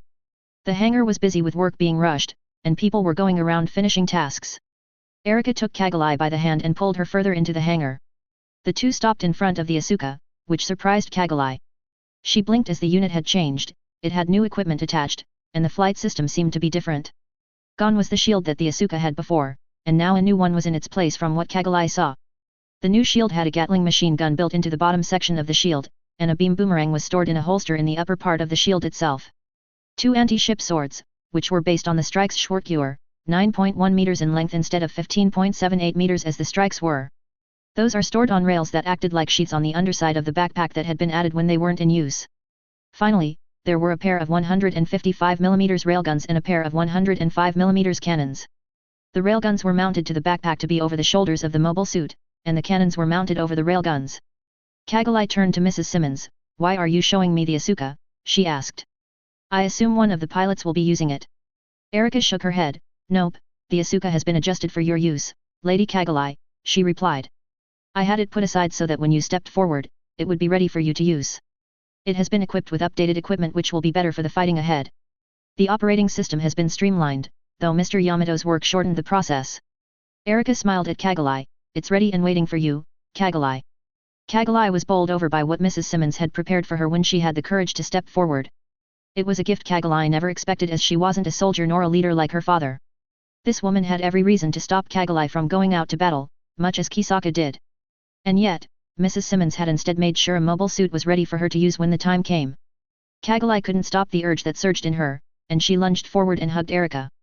Through the tears that came to Kagalai, she thanked Erika for doing what she had to help her. The frustration that Kagalai had been feeling had been weighing heavily as of late.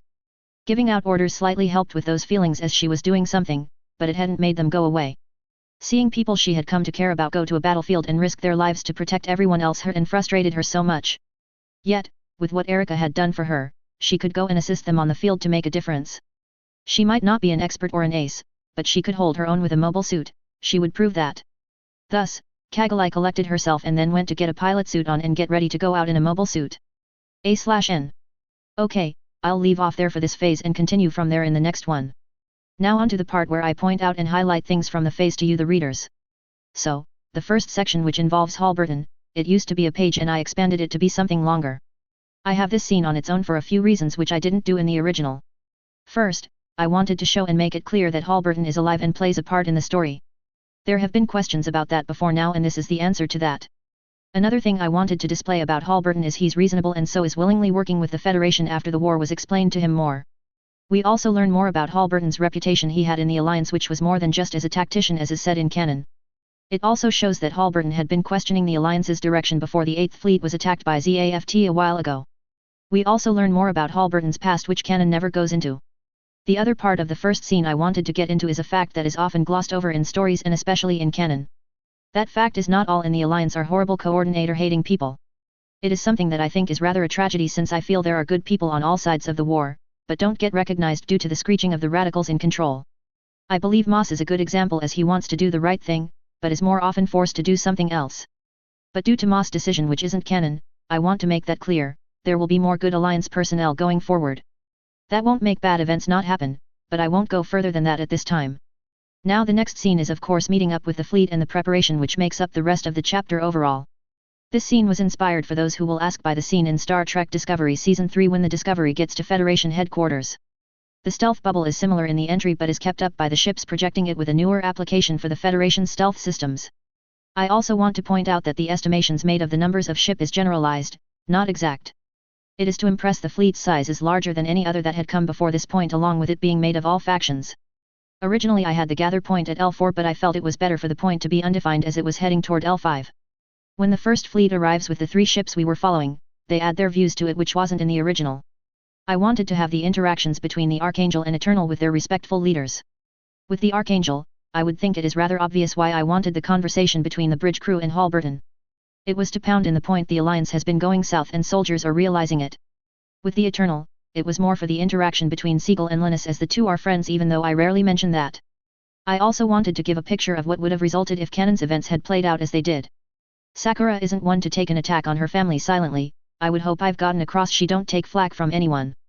The preparation phase of this scene gives you readers a bit to think about which is different than canon. First, the Alliance leaders on Earth are acting differently with those like Azrael not around.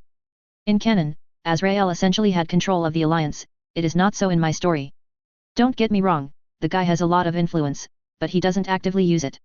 The last thing I would like to get into is the part with Kagalai as it is important in her development. By this point, it should be clear Kagalai doesn't like the war but knows it needs to end which requires fighting. As passionate as the girl is before now, she ain't a soldier nor ready to kill another on the battlefield. However, she had become frustrated at watching others she knows and cares about go out and risk their lives. That frustration is key as it readies her for to go out and fight not just in a mobile suit but to kill as required. This has been building slowly but surely with the girl. It is humorous that while Kisaka has been trying to slow the growth down so Kagalai wouldn't fight in battle, Erika was preparing for when Kagalai would demand to. The refitted Asuka is based on the Strike Rouge IWSP.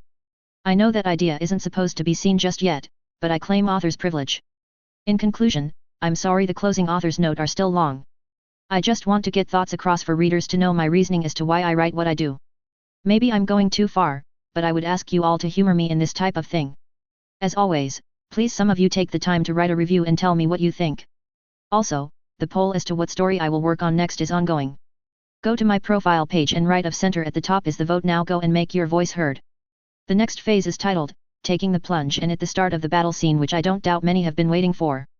It is on track and should be good to post in 2 weeks. Peace out until then. Chapter 51, Phase 54, Taking the Plunge. A/N. Happy holidays, for whatever kind you readers celebrate. I hope you are have a good season and / or holiday. I'm not one to try and offend so I'm just saying happy holidays so you can fill in the blank of whatever you observe or do. Here is Phase 54, the start of the battle scene, it has changed, so hope you enjoy it. Phase 54, Taking the Plunge. September 26, 71 CE. A distance from Jachindu, Lagrange 5. Linus Tries had ensured the ZAFT vessels under his charge were as prepared as they could be for the looming battle. All ships were reporting ready, which gratified Linus since it showed their willingness to serve. It would be hardest for those who had been in ZAFT to fight their former comrades. Those defending the plants had been lied to and fooled into thinking the war was about defeating the other sides. Chairman Zayla's twisted reasoning had pushed ZAFT down a path that had brought things to where they were now. Looking back, Linus could see how the radical had subtly guided ZAFT to this point. It was sadder to Linus as Patrick had been a dear and cherished friend for years before the war. Patrick had once been one that believed peaceful coexistence with all types of humanity was possible. He'd worked hard to bring the idea to pass. Linus knew of those efforts even if others had all but forgotten them. Patrick Zayla had been a good and honorable man, and Linus would defend that. But then Bloody Valentine had occurred, and those on Junius 7 had been lost. Patrick had never been the same after the loss of his dear wife, Lenore. Lenore had been Patrick's pillar of strength, his motivation, and being taken from him had broken something in Patrick. Linus had done what he could for his friend, as had Siegel, but nothing had helped. If things had ended there and Patrick lamented Lenore, things wouldn't have ended where they were. Others had taken advantage of Patrick's grief and twisted it so they could manipulate him. L.E. Cruzet was one of those individuals, Linus had no doubt now looking back. He wished he had foregone the inquiry, which had been more a formality. If he'd simply dealt with Cruzet before becoming a problem, then perhaps he could have helped Patrick turn away from his path. But because Linus hadn't done that, Cruzet and others could use Patrick freely. Linus believed Cruzet's goal was destroying the human race, though he couldn't figure out why. The destruction of humanity would also end Cruzet, yet another reason his goal didn't make sense. Patrick had lost his way because of those like Cruzet, but Linus wanted to believe his friend was still in there somewhere. If Linus didn't believe that, he would have to accept the Patrick he knew was gone forever. Linus wanted to try one more time to attempt to help his friend see the mistake he was making before it was too late. It was the least he could do for his friend and the good he'd done for humanity before the war.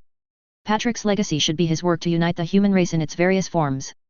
Thus, Linus told his comm officer to find a link that could be used to get to Jachindu's command center.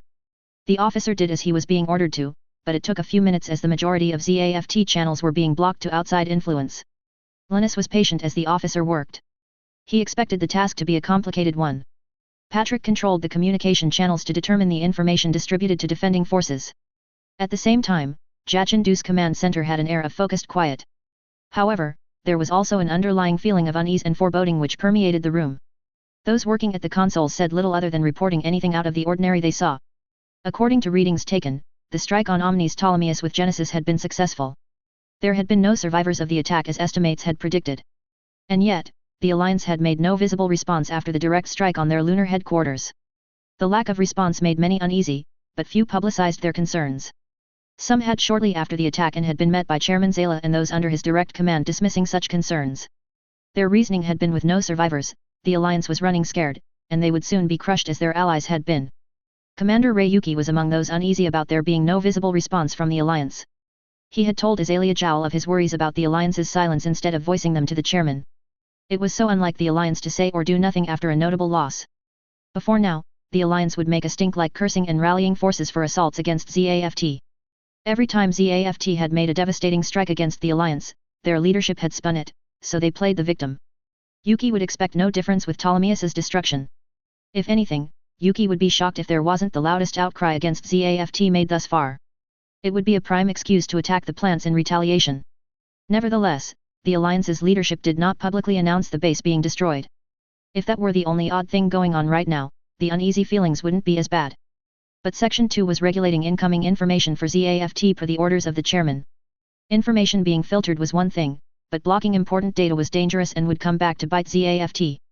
Since Admiral Tries vanished months ago, ZAFT's forces were barely holding together and keeping tactical positions. Yuki and a few others had stepped up at the insistence of the Defense Committee to help with the management of ZAFT operations and tactics. Yuki and others had only managed to keep the command structure intact but shakily so. Operations, in general, weren't going well. Important ones were focused on while others were on permanent hold. Yuki had been aware that Admiral Tries and his staff did a lot of unseen work, yet not how much until they had disappeared. Truthfully, Yuki and his colleagues were just keeping ZAFT from falling apart into chaos. The issue, as Yuki and others saw it, with all the efforts they were expending, were for naught. Chairman Zayla didn't seem to notice or care about the issues ZAFT faced or all that was being done to hold defensive positions. All the chairman seemed to be focused on was the defeat of the Alliance and the ending of the war. And defeat and ending were two different things now from what Yuki had been observing. Defeat meant wiping out the designated enemy when it wouldn't have referred to such earlier in the war. Ending the war was worse than defeat as it extended the conflict. With that in mind, Yuki feared ending inferred the war wouldn't come to a close soon. It would continue until all enemies of the chairman were dealt with, including the Federation. The man who led the plants demanded things that would have been unthinkable even a year before. But now, the complete destruction of the Alliance and their territories was an expectation. Yuki wasn't the only one having doubts growing with the current direction ZAFT was taking in relation to the war. Yuki was brought out of his thoughts when one of the COM officers informed him they received an inbound link request. Yuki assumed the request was from one of the lead ZAFT vessels wanting more instructions than just to stand by. The chairman was busy with Genesis's preparation, so he wouldn't want to take the message. So, Yuki told the officer to connect the channel and bring it up on their console so he could take care of it. Yuki picked up an earpiece so he could talk to whoever it was calling in so the chairman did not snap at the captain for potentially questioning orders. However, Yuki was shocked to see the face of Admiral Tries appear on the screen. There had been no sign or hint of Tries since he disappeared back in July.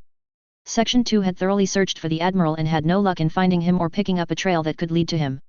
Admiral Tries, Yuki uttered. Linus was glad to see an honorable man like Rei Yuki was still around for ZAFT forces. Men like Yuki were needed with the insanity that was going around lately. Yuki would hold things together and minimize the loss of lives. Thank you for connecting the channel, Yuki, Linus greeted, it is appreciated. However, I need to speak with Chairman Zayla. If you could either have him take over or put him on in some fashion, then please do. Yuki hesitated for a moment, knowing that the Admiral speaking to the chairman wouldn't go well. Chairman Zayla had made it clear that Tries wasn't on his good list of people. The man had referred to the Admiral as a traitor and had painted him so. If there were the chance of the chairman heeding Tries, Yuki would have connected them immediately. But the likelihood of the chairman listening was beyond slim. And with the mood Chairman Zayla tended to be in lately, Zayla was more likely to attack Tries than listen to him.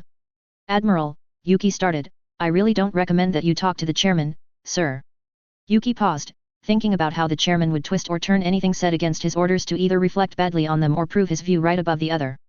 He won't listen to any suggestions that go against his orders, Yuki continued. Then he said what many, including himself, had been thinking to themselves about Chairman Zayla and his vision that ZAFT was following. The chairman isn't the man he once was. He had lost sight of defending the homeland and is set on exterminating naturals. Linus knew what Yuki was saying about Chairman Zayla was more than likely truer now than before. The signs had been showing from Linus's observations Patrick was in a spiral into madness. His friend hadn't been inclined to listen to those around him for close to a year now. He was more open about pushing for his way and ignoring others shortly after Siegel had been dismissed from the council. The man Linus had known had been fading away and becoming lost to the thirst for revenge and beyond. There was a real chance Linus's friend was gone forever by this point. But before possibly accepting that as fact, Linus had to try once more to help Patrick see reason as fruitless as others may say it was. I know where he has descended to, Yuki, better than most do, Linus remarked, but I have to try even if it comes to naught. Please, connect this link to the main screen of the command center. Yuki blinked and gained a look of horror at the suggestion. Yet Linus kept going, even should I be unable to reach the man I once knew, what will be said will open the eyes of others. The more who can see and comprehend the truth, the better chance there is for a somewhat peaceful end to this conflict. Yuki had no idea how the Admiral could affect circumstances as they were to have anything like a peaceful end to the war. However, if anyone could help ZAFT be something other than mass murderers, as the chairman would make them, it was Admiral Tries. And though Yuki knew if he did what the Admiral was asking, he would be blamed and likely court-martialed. If he did nothing, then things would become far worse for all.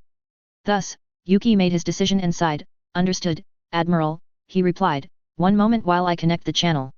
He paused before he kept going, I wish you the best of luck and pray for your attempt to do something good. Yuki then put in the commands to transfer the comm channel from the console to the main forward display. Patrick had been looking over ZAFT force deployment and Genesis's cooldown cycle status. The shot at the moon, specifically at Omni's Ptolemaeus base, had gone well by all the data Patrick had been shown. It was the exchange for what the Alliance did to Boaz. It served them right for their nuclear strike against the base, they got to be on the receiving end. Genesis's next target would be Earth, the North American continent, which would be the fatal blow for the Alliance. If needed, another shot would be done to speed along the end of the Federation, and the war would then end.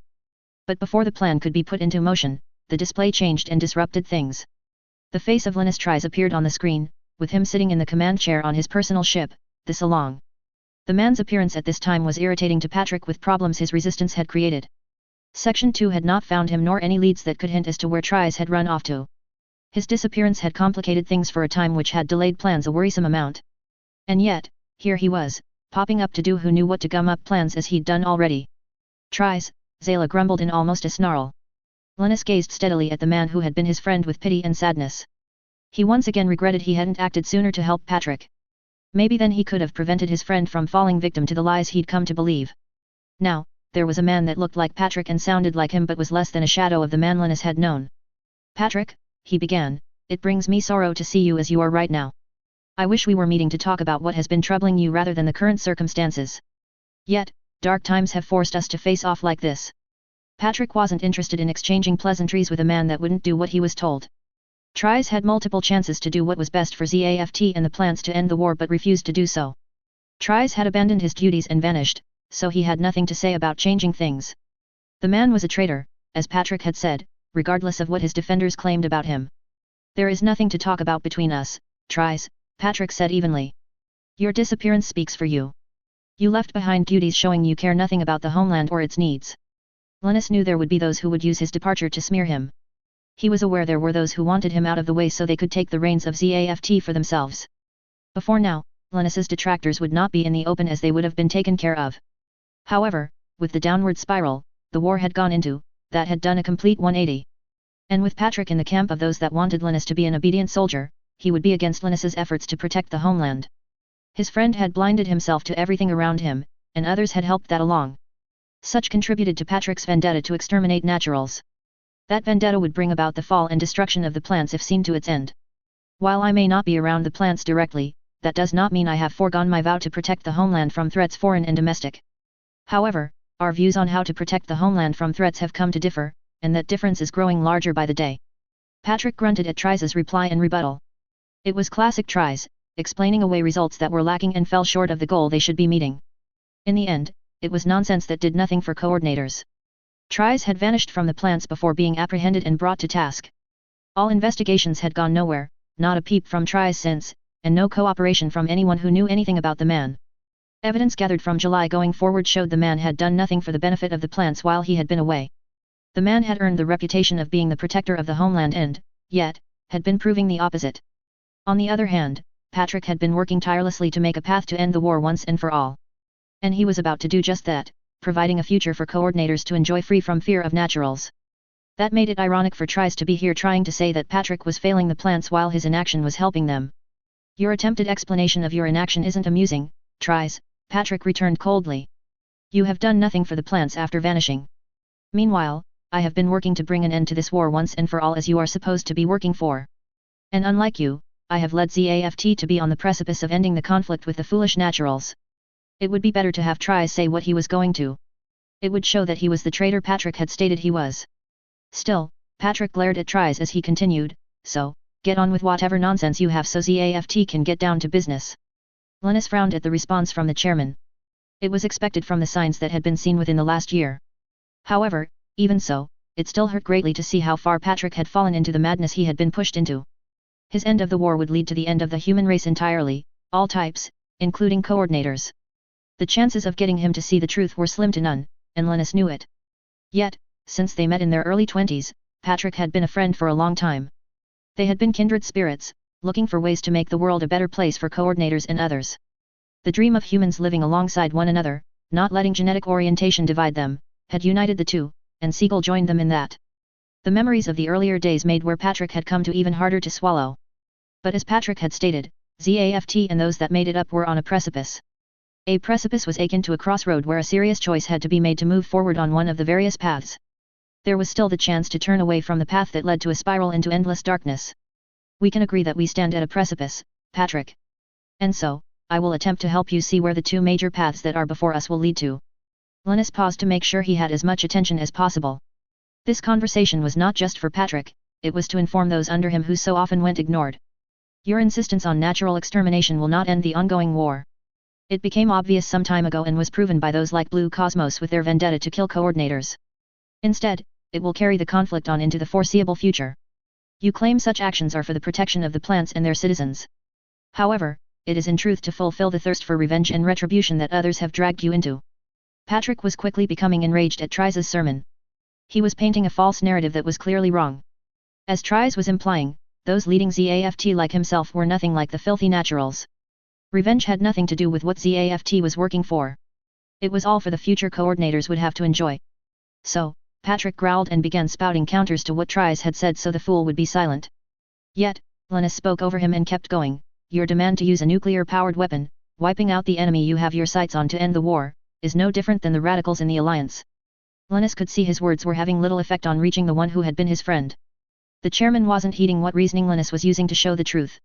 It was yet more proof that Patrick Zala couldn't be reached and that he was gone from the world. Linus didn't want to accept Patrick being gone as fact just yet, but it was becoming harder not to. That brought sorrow to Linus's heart. Patrick's wandering into a dark and murky paths was nigh impossible to undo.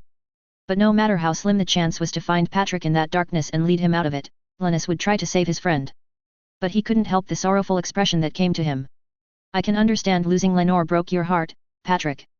She was the light in your life, and to be without it is harder than any who hasn't lost loved ones would understand. But look at what you are setting ZAFT to do to countless others, my friend. You are planning to rip away what was taken from you and cause them the same kind of pain that you've suffered from. There was silence in Jachindu's command center from all but the chairman, who was growling and snarling. The information Admiral Tries had given while speaking with the chairman brought much into question. Not only did it paint a picture of the chairman being far less the leader he'd been portraying himself to be, but there was also more. Since Patrick Zala had taken over as the head of the Supreme Council, more than policy had changed. When Chairman Klein was leading, the goal had been ending the war as peacefully as possible. However, with Chairman Zala, it was the opposite. It was defeating the enemy rather than peace. Then Admiral Tries was implying, even when he wasn't saying directly, that the chairman was on the same level as the terrorists. The alliance heeded. The reference was deepened with reference to the Bloody Valentine. The other thing that was more implied than mentioned specifically was the use of Genesis. Firing on the moon at Omnis, Ptolemaeus had been to send a message, or that's what had been said when asked. And while striking the alliance's symbol of power in space would deal a blow to them, it still didn't feel right. Genesis had proven to be a dangerous weapon where its beam would strike. And that led to what the next planned target was for the weapon. None in the command center had been given much time to consider how the use of the gamma ray would affect Earth. There was nothing left of Ptolemaeus, and it was likely to do similar to the immediate area it would hit on Earth. Thus, what Admiral Tries said about the path ZAFT was on would end in misery was valid. However, the fear of the chairman and what those loyal to him would do kept the vast majority quiet. The silence was broken by Chairman Zala's snarling rising in volume. I'm not interested in the lies you spout, Tries. Get to the point of your foolish nonsense, and then get out of my sight. The madness that had taken root in the chairman was strong and blinded him and corrupted him as well. Blindness Linus could deal with and help remedy given enough time and opportunity. However, corruption was much harder to cure or undo from Linus's experience if it could be done.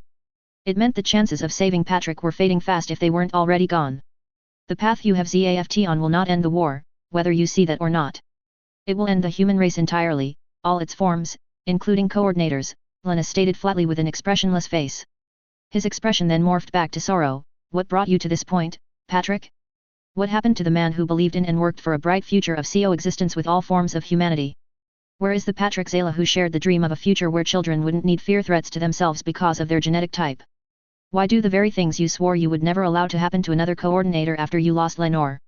Genesis isn't the answer to humanity's current woes, even if others claim it is. Tries was wrong, so wrong, on what Genesis would do to end the war once and for all. It would eliminate the alliance and delegate them to the annals of history. Then the Federation would follow them shortly thereafter, with Genesis doing much the same to them. Once the naturals on Earth who could threaten the plants were eradicated, the war would come to its conclusion. The homeland would flourish after that, and a bright future would stretch out before coordinators. The sacrifices which would be made by those who had fought for coordinators would be honored for the future that came for all coordinators. With that in mind, Patrick snorted, "You're wrong, Tries. Genesis will end this long war once and for all. The Earth Alliance will fall and burn away, never to trouble the human race. Humanity will be purged of those who are as an infection to our species as it has advanced to the next era it will have. Coordinators will have the future, and it shall be bright for all of them. The dangers they have faced will be conquered and make them stronger," Patrick stated firmly. "It is you who does not understand, Tries." Linus felt as if his heart was stabbed deeply at hearing the answer Chairman Zala had given. It hadn't been stated directly, but the words and their implications were enough to clarify the point Linus had been avoiding. His friend Patrick Zala couldn't be saved anymore, he was gone forever. He couldn't honestly deny the point as fact anymore with what the chairman had said. The man he was seeing wasn't Patrick, he merely wore Patrick's face and used his voice, nothing more. Then, Chairman Zala had declared he wouldn't stop until he destroyed Earth if given the opportunity to do so. And should Earth be ruined by Genesis, the plants would die, even if at a slower rate than those on Earth would. Yet, due to Linus's vow when enlisting in ZAFT, he couldn't stand by while the homeland was in danger. Chairman Zala had made it clear he was an enemy of the plants and needed to be treated as such. As the fact sunk in, Linus gained a hard expression knowing what he had to do now. He wouldn't hold back against this man who was a domestic terrorist. Terrorists were to be dealt with harshly and efficiently as possible. That was standing policy. And Chairman Zala was tarnishing his friend's legacy of CO existence, which Linus wouldn't permit to go unpunished. Where Linus may have failed in what he'd hoped to do coming here, he would not abandon the homeland in its time of need. Is that so? Linus posed coldly. You can use the media to spread your lies, Chairman. Linus had seen the blatant lies that the media had been feeding the general citizens of the plants. He'd been having his OZI attempt to curtail that, but they hadn't had a great deal of success as Linus had hoped they would. The media was under the council's control, which was in the chairman's pocket using Section 2. Linus continued, but those you are supposed to be representing will learn you've been deceiving them soon enough. Azalea had been listening to the conversation as it had been going on. It had been clear Linus had been trying to reason with Patrick in the hopes of helping him see the horribleness he was working to bring about. Patrick had stated the talking points that he and others had used to accuse Linus of abandoning the plants after he departed. Azalea didn't doubt Linus had been busy after leaving the homeland. The man wasn't one to be idle when things were happening, and the war had been picking up the pace lately. And Linus had drawn around half of ZAFT's fighting force away with him, which had been dropping off the radar a few ships at a time. The conversation quickly deteriorated with Linus keeping calm while Patrick was emotional. She couldn't disagree with Linus's view that natural extermination wouldn't end the war. Azalea was one of those that knew the truth but kept silent as she knew those who didn't suffer. Section 2 handled any that questioned the chairman lately, and those handlings were getting worse from what she was hearing. She and the others on the National Defense Committee had been doing what they could to keep ZAFT from falling apart. That job had been extremely work-involved, and the task was barely doable even with extended hours. The lack of response from the Alliance after their Ptolemais base was destroyed was also worrisome. A growing number of personnel within ZAFT were questioning the point, which was heading towards doubting the chairman. Then came the change of tone with Linus, which had caused Azalea to blink and hesitate. It seemed that Linus no longer intended to try to get through to the chairman further. The expression Linus had was one he possessed when a serious situation came up that he would handle. The mention of lies could refer to many things. There were, unfortunately, many things to choose from these days. A lot of things Chairman Zala had been saying were untrue, and that could be proven with a quick bit of simple research. Linus kept going. If Earth is made unlivable through a nuclear attack, whether by nuclear warheads or Genesis, then not only will Earth suffer. The supplies from it to the plants which supplement the needs of the colonies stop. Linus paused. Lie as you will to those around you, but I will not allow you to deceive those who fight to protect the homeland. Linus knew nuclear weapons being used only brought more problems for all of humanity. For the plants, it would only worsen standing issues and bring them to light for the public to see. The homeland couldn't produce enough food and water for its own population to live on. It required supplies from Earth and the Moon to supplement the needs for food and water. That led to what would make a population boom fail, as history made clear. Lack of food and water transitioned into starvation and thirst, which would cause people to die. Supreme Council members could deny and wave off the point as they wished. The truth would condemn them. You know as well as I do the plants are not self-sufficient, no matter how you deny it, Linus continued. The homeland needs supplies from Earth and the Moon to survive for the foreseeable future. Your use of nuclear weapons will rip that away forever.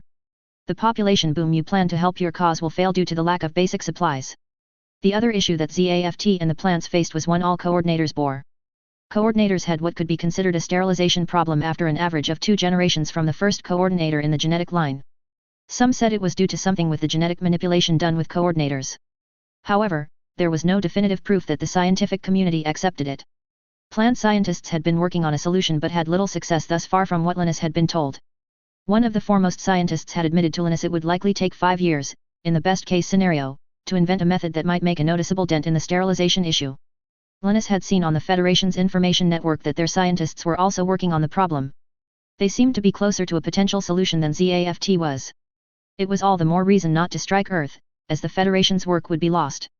Linus kept going, and even if supplies weren't an issue, the coordinator sterilization problem would be. Our scientists are no closer to a potential solution than before the war.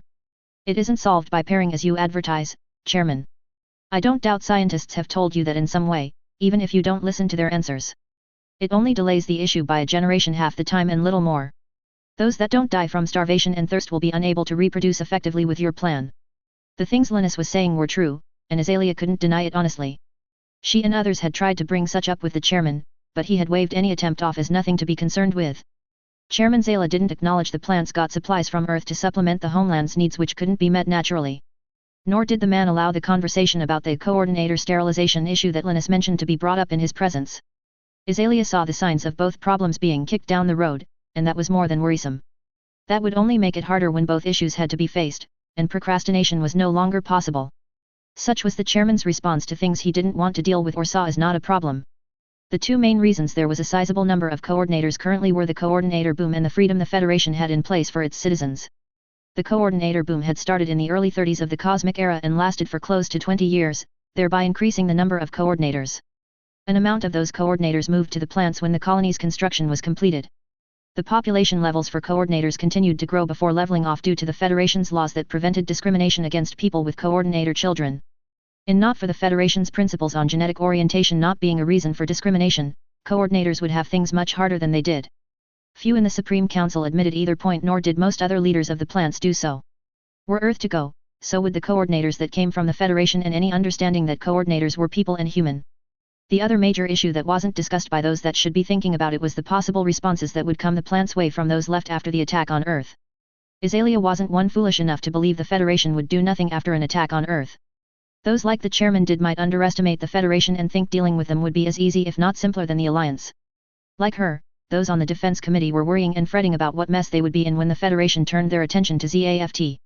Genesis wouldn't be left alone once revealed. It would be assaulted until the Federation destroyed it. Then they would turn their ire on the plants and ZAFT, which would fall heavily on them. The Federation had been whipping Omni faster and more efficiently than ZAFT had gotten closer to.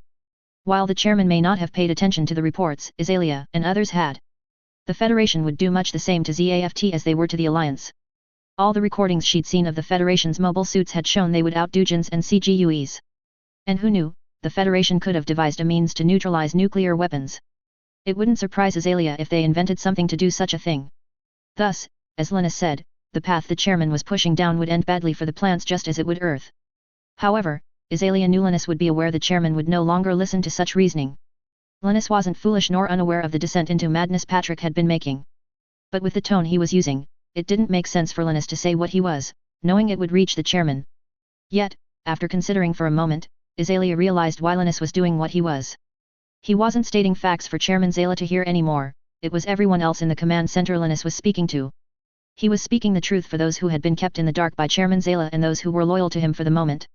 Linus's word was trusted more unofficially than Chairman Zayla's, and there was little argument in that. Azalea didn't believe Linus would stop with just those in the command center. He would keep going to any that would hear him. Linus Tries was going to attempt to turn the defending ZAFT forces against the chairman. And honestly, Azalea felt the man could do that if he could get use of the comm frequencies ZAFT used. She would keep that in mind if things went south further than they already had gone. Patrick was a tad amused that Tries was stating lies as if they were facts. The man was blind to the strides toward the plant's independence. The homeland was ready to be on its own, for the colonies could support themselves with what they produced. And scientists had been promising they were close to breakthroughs on the sterilization problem coordinators had been bearing. Section 2 had been encouraging scientists to work extra hard so it would sooner pay off. Tries' attempts to convince any were wasted, just as the man's skills were. Chairman Zayla scoffed in response to Linus's statements. You believe the nonsense you're spouting will change anything with the plans I have? Linus just gazed at the chairman. You assume I was talking to you any longer, Chairman? Linus shook his head. You refuse to hear and acknowledge the truth. You made that clear already. So, the facts I was stating weren't for you if you weren't aware. They were for the rest listening to this conversation which you regularly ignore or discount as important. I will tell the truth to all in ZAFT who will listen, Linus stated firmly. And I'm confident you will be frustrated at how many will heed the truth and then fight for the right reasons. Those with good hearts in the Alliance have already proven the truth is powerful, more so than an empty web of lies radicals offer. Those loyal to the homeland will show the same and turn away from your deceptions. Patrick glared at Tries angrily at him, saying he was talking to others. He was attempting to turn others against the plants and the council he led. Patrick wouldn't let that stand. Any that turned against the council were traitors and would be dealt with as such. You dare accuse me of spreading lies, Tries. I'm the one leading the Supreme Council, which works for the plant's best interests. You are a soldier who is to do what you are ordered to do and not question those who can see the bigger picture. You never offered solutions to the war, merely delays that gave the enemy time to bring more horrors. I will end what you never could, Patrick snapped. Coordinators are the fittest to survive and will inherit the future, and all the rest will become extinct. It was like dealing with a child throwing a temper tantrum to Linus. And it had been years since his daughter had thrown one when he was present. There is an old phrase which many have held to, myself included. United we stand, divided we shall fall, and it is true, Chairman. Humanity's continuing survival depends on being united and working together. That is the solution to the war I work for and believe will bring the best possibility about. Thus, I'm with the united team in front, Chairman. Linus gazed at Chairman Zayla pointedly. Your actions are divisive and drive wedges between people. History makes it clear which side of the old phrase wins the majority of the time. It isn't division, as falling leads to worse things. I will see that the United will be victorious once again in this, Linus returned before closing the comm channel. At the same time, all vessels were reporting to the Britannia preparations were complete for battle. Moses was at the holodisplay looking over ZAFT's defending forces positioning. Their setup was defensive and postured them to be between the colonies and an attacking force from the moon's direction. With the battle ahead, he felt something needed to be said to get across how critical the situation was. Failure wasn't an acceptable option for the coalition fleet in this battle. Should they lose, humanity would be lost forever, and nothing could change that. Moses looked up from the display. COMM, open a channel to all ships in the fleet. I want them to hear this. The comm officer turned and nodded. Yes, sir, they replied and put in commands. Channel open, Admiral. Moses took a breath, taking a moment to organize his thoughts to get across what he wanted to say. Never would he have thought he would be leading the fleet he was right now. The fleet was unlike any that had been assembled before, thought to be impossible by most before now. It had taken the threat of nuclear weapons raining down to bring about the fleet's creation. While that was disappointing, it was a relief the threat was dangerous enough that it should get many to recognize the need did just that. I wish to speak to every single person on the ships, be they officer, crew member, or pilot. Moses stopped momentarily. Never before have so many come together from all places the human race has settled and made home. Moses faced forward and gained a firm tone, but never before have we faced a threat such as humanity does now with nuclear ruin looming over all. Throughout the coalition fleet, all had paused, listening to the speech being given by Admiral Moses. There was a definite ring of truth in the words spoken by the man. We all may be different genetic types, come from different backgrounds and experiences. But we have come together nonetheless, regardless of those facts which have divided humanity. And though the threat of nuclear ruin coming to us all is the reason we have assembled, it is that which has given us the motivation to put aside the differences that have put us at odds. Tyler had stopped after grabbing onto the Aurora's pilot seat, listening to what the Admiral had to say. The man was speaking the truth as Tyler knew it, but it seemed that he was trying to unite all in the fleet. It was no small task, Tyler knew, but Admiral Moses could do the job if any here could. The man wasn't one of the leaders of the Federation's military for nothing. Moses continued, those in control of nuclear weapons currently will show no mercy to any they see as enemies or that stand against them. And we must not give them quarter in this fight before us. Whether ZAFT, Omni, or Federation, every pilot paused, listening to Admiral Moses. The crews of the vessels were still doing what was needed, but they were listening to what was being said. Moses kept going, they will terrorize the places we each call home, attacking our neighbors, friends, and those we love and hold dear. Moses paused, we must stand fast in the face of such terror and adversity, not giving it satisfaction. They will advance until the last of us who stand against them fall, but we will not fall. Most in the fleet straightened at the statements of what Admiral Moses said they would do. The belief in what they would be fighting for swelled up in them. We shall prevail against those who are set on bringing about the end of humanity, or else many lives will be lost, and we cannot let that happen. Our actions will define each and every one of us in the coming battle. We must show the conviction in our hearts and the good that is in every human being. Stand fast, stand strong, stand together. Battle stations were declared after Admiral Moses finished, which were followed by scramble orders for mobile weapons to go out. Meanwhile, it was not even a minute after Tries had finished his conversation that Chairman Zayla reacted. Azalea observed the man, the current leader of the plant's Supreme Council, go into a rant. The rant was mostly on how much Tries was a traitor to the homeland and how he was an enemy and would pay for his actions. It was quite the picture to compare, to tell the truth. By the end of the conversation, Tries had been calm, even if cold, in complete control of himself. On the other hand, Patrick had lost emotional control and was snapping at talking to Tries.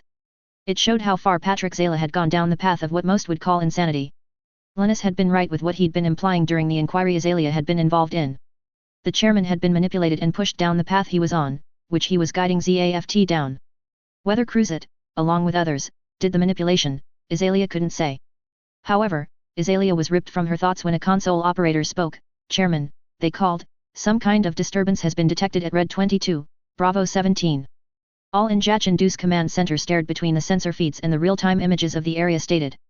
The video display showed a wavering ripple before objects began appearing where the rippling had passed. The objects sharpened into vessels, and sensors began to show information on them. Multiple signals are coming up at 200 and closing, a console operator announced with slight panic. Readouts on signals identify Federation, Omni, and ZAFT vessels of all known classes, reported another.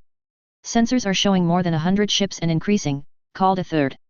Azalea could only stare, gape, and worry at the sight that was unfolding right in front of them all. The largest fleet she'd seen was here around Lagrange 5, and she would challenge it if the fleet were seen as the largest historically. The number of Federation ships alone was more than ZAFT Intelligence's general estimations.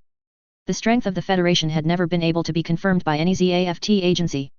None lied about the Federation's military strength, and it was normally not brought up in conversation. Of the few instances the Federation had flexed their might, the one after Bloody Valentine had been the most telling, as there had been more ships than either side who had been involved had possessed. However, the force Azalea was seeing now dwarfed what had been witnessed at Junius 7. She didn't want to count the Federation vessels of all their known ship classes, and it wasn't small. They made up the bulk of the fleet, but there were others too. It also included Omni vessels, even ZAFT ships were among the Federation vessels as they closed slowly. The fleet's sudden appearance could only be explained by using the Federation's stealth technology. However, as far as Azalea had heard or read, the Federation's stealth tech was employed on their ships individually. The appearance suggested the Federation had developed some sort of new application to hide a fleet. If that was so, the Federation had a better advantage than before, and they'd had the edge over the other two factions during the war. And by what Azalea saw, her rough guess was that ZAFT defense forces were outnumbered 4-1, being optimistic, it was likely more. That was just ship-to-ship numbers, mobile weapons odds would be even more stacked against defending forces. If numbers didn't make the standing circumstances hard enough to deal with, then other facts certainly did. Tries would be on the opposing side ZAFT defending forces would now fight against. Azalea would bet there would be other tacticians within the enemy fleet who would be working with Linus. She didn't doubt some of the Federation military leaders could probably give Linus a run for his money. And should Linus have been working with the Federation, he could have used their information network. The Federation's information network was nothing to scoff at, ZAFT's intelligence department had left no doubt about that.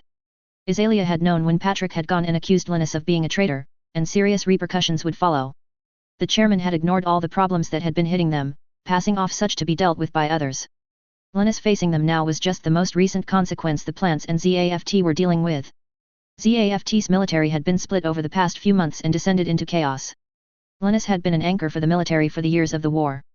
He'd held ZAFT together through hard events and prevented things from escalating into horrible things. So when he left, Tries had drawn a fair percentage away with him, around half, in fact, if not more by this point. The preparations that had been made by defending ZAFT forces were done in the expectation of Alliance forces coming, not the fleet in front of them. As the Coalition fleet's stealth field dropped, revealing all the ships which made it up, a scramble order was initiated. Mobile suits began launching out from the Coalition fleet's vessels. Delta fighters were flying from the Federation ships, one after another.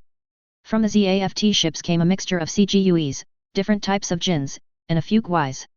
And lastly, different types of daggers and mobile armors came from the Omni vessels. Some of the Delta fighters were carrying the newly invented rifles made for battles such as the one they were going into. The rifles were called canceller disruptors, and their function was to disable neutron jammer cancellers. They did the job by firing a spread that shorted out cancellers they came into contact with. The purpose of doing that was to stop the use of nuclear weapons by disrupting the cancellers and bringing back the effects of the enjammers. If enjammers' effects returned, the nuclear tech would become inert or neutralized. After Linus had ordered Condition Red for the Salong, he headed down to the hangar. Even before the conversation with Chairman Zala, Linus had intended to go out to the battlefield personally. The conversation only strengthened Linus's resolve to fight to determine humanity's future. This battle wasn't just to stop the use of nuclear weapons, though that was one of the motivations. The fight here would determine whether the human race would avoid extinction or be dragged into it. This conflict had transcended factions that the war had encouraged, and it was about the fate of humanity. It had been nearly 2 years since Linus had been out on a battlefield in a mobile suit. There hadn't been a need for him to do so with his tactical planning, so he hadn't been out. Piloting had a set of skills he didn't use lately during the war, and he did miss some of the things which could happen on battlefields. Being in a mobile suit brought challenges for Linus, and overcoming such produced a kind of satisfaction that not much else did. There was just a sense of elegance in the art of battle that Linus had found, much as dueling knights would participate in. And it was something one couldn't find off the battlefield that fascinated Linus. As mobile weapons were launching out from their respective ships, the Gundam types also headed out from theirs. The Freedom and Justice were the first to head out from the Eternal. They had been the first, so they could link up with the Meteor units which would be employed in this battle. The Meteor units' docks opened and shifted outward before releasing the clamps which held the weapon systems in place on the Eternal. The moment after, the Meteors were free of their docks, and their twin thrusters deployed their stabilizing fins as they floated forward. Both units used their maneuvering thrusters to adjust their orientation per the Eternal's remote orders to line up to link. As the Freedom and Justice lined up and began moving backward to link with them, the Meteor's forward cannon and link point cover swung back and out of the way. The Freedom and Justice floated back toward the Meteors, and their main beam cannons shifted to the side as the two suits moved their backpack equipment. The two tapped the link point, and the clamps for the linking system flipped into place and held the Freedom and Justice in place. Kira and Athrun saw that their suits' systems updated to include the Meteor's arsenal in a few seconds. The Aurora followed the Freedom and Justice shortly after they had launched from the Eternal. Tyler observed the two linking up with the weapon systems the Eternal had made to work with ZAFT's X-Series. After seeing them link up with the Meteors, Tyler shifted the Aurora into its flight mode and moved out of the launching line of the Eternal. He figured the flight mode would be the best option to start with as it was versatile enough for most situations that would come at the start. Tyler knew this battle was of the utmost importance for more than just those who would be directly involved. The results would affect the whole human race, literally determining its survival or end.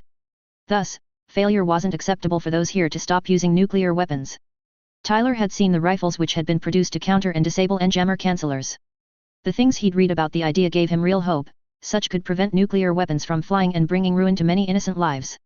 Lakis had gotten into the Regenerate's cockpit with feelings of worry filling her. She understood this battle would be unlike any before it from the ongoing war.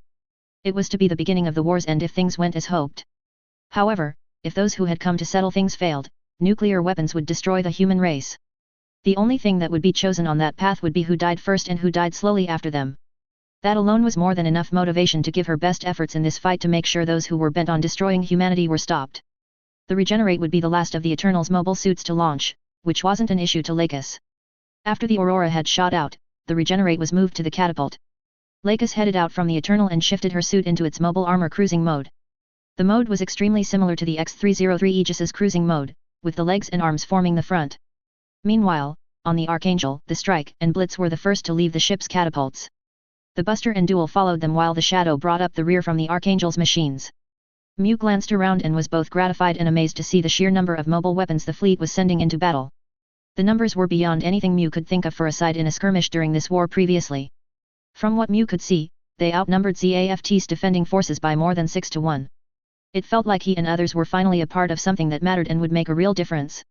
Mew didn't doubt history would record this day, this battle, for what happened during and after it.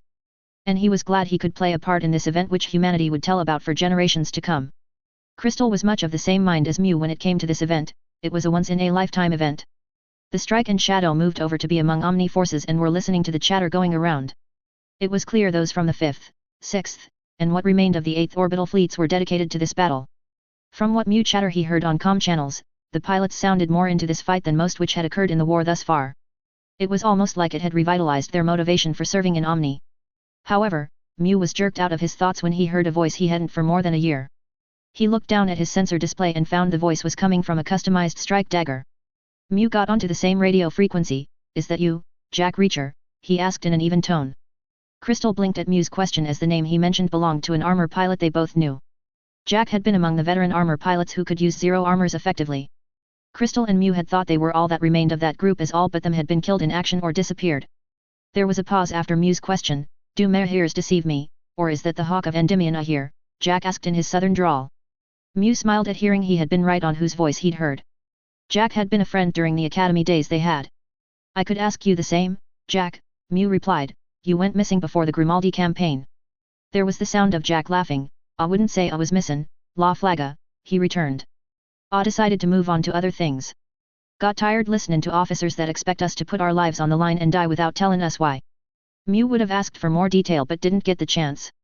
"Jack wasn't the only one that vanished for those reasons," said a feminine voice. Crystal recognized the voice instantly. "Jamie?" she questioned. "Jamie Iska." The woman had been Crystal's best friend she'd worked with on missions before meeting Mew. "You know it, Crystal," Jamie answered. "Here you and La Flaga have been seeing a good amount of action this year. You two seem to be magnets for the idea when it is the least helpful." The four were interrupted by yet another, as nice as a reunion can be, a voice with an Irish accent said. "Now's not the time for it, Yunjins." One of the Federation space fighters came into their visions and matched the speeds of mobile suits moving forward. "There be a great deal of work to get to, so do catch up on your own time and all that." Jack's laughter was heard again. "So, the rumors of you still being alive are true, Swift? I always knew you Bane shot down was false. You're too good to be taken down by ZAFT in the way Omni was saying you were." At the same time, the Astrays headed out from the Kusanagi one after another. The Asuka was the last suit out from the Kusanagi, Kagalai bringing up the group's rear. The Astrays tool up formations in 2 groups of 3, the remaining Astray just behind the Asuka, which was in the lead. Kagalai's feelings of trepidation had lessened now she was out on the field but hadn't left her. She was in a Federation pilot suit as there had been nothing else to use for her. The suit was bulkier than Orb's standard space suit, which wasn't bad, just different. The framework inside the suit had taken a bit to get used to, or rather its dynamic adjustments it did around her body. The extra equipment built into the suit had interested Kagalai for a bit.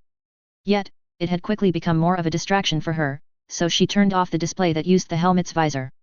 She didn't get how Federation pilots dealt with the extra stuff, maybe some sort of training that helped them work with such. Kagalai was just glad to be doing something of value to help end the war instead of standing by and watching others do that. Ending the war wasn't the only reason Kagalai had insisted on launching out to the battlefield. She had a personal reason to come out and fight, to defend those she cared about. Kagalai didn't want those on the Kusanagi to die, nor the ship's pilots. They were all good people and didn't deserve to be killed in this war. Then there were those like Kira, Lakis, and Athrun which, all of 3 were people she didn't want dead. Kira was possibly her brother, and while she'd never had a sibling before, Kagalai wanted to see what that was like. Lakis was a nice girl, and Kagalai could see her becoming a friend, given the opportunity.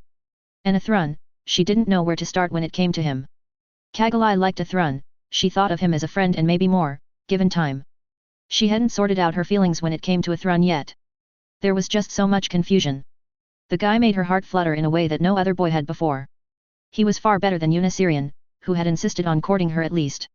On the ZAFT part of the coalition fleet, the Blitz, Duel, and Buster had made their way over to their allies. Isaac had been insistent on being around the ZAFT forces rather than the former Omni vessels and mobile suits. Nicole and Dirka hadn't seen a reason to argue with Isaac on the point as it wouldn't make a great deal of difference when the fighting got underway. Once they had reached the part of the fleet Isaac wanted, they glanced around to take in their surroundings. Nicole saw CGUE's engines already out and moving slowly toward Jachindu, the base which was supposed to be the last line of defense for the plants. And now, they would be assaulting it because it protected ZAFT's nuclear-powered weapon. That ZAFT had used a gamma ray on Omni's Ptolemaeus had not sat well with Nicole. It told him enough on the council, and the committees had leaned toward radical things that were going down a bad path.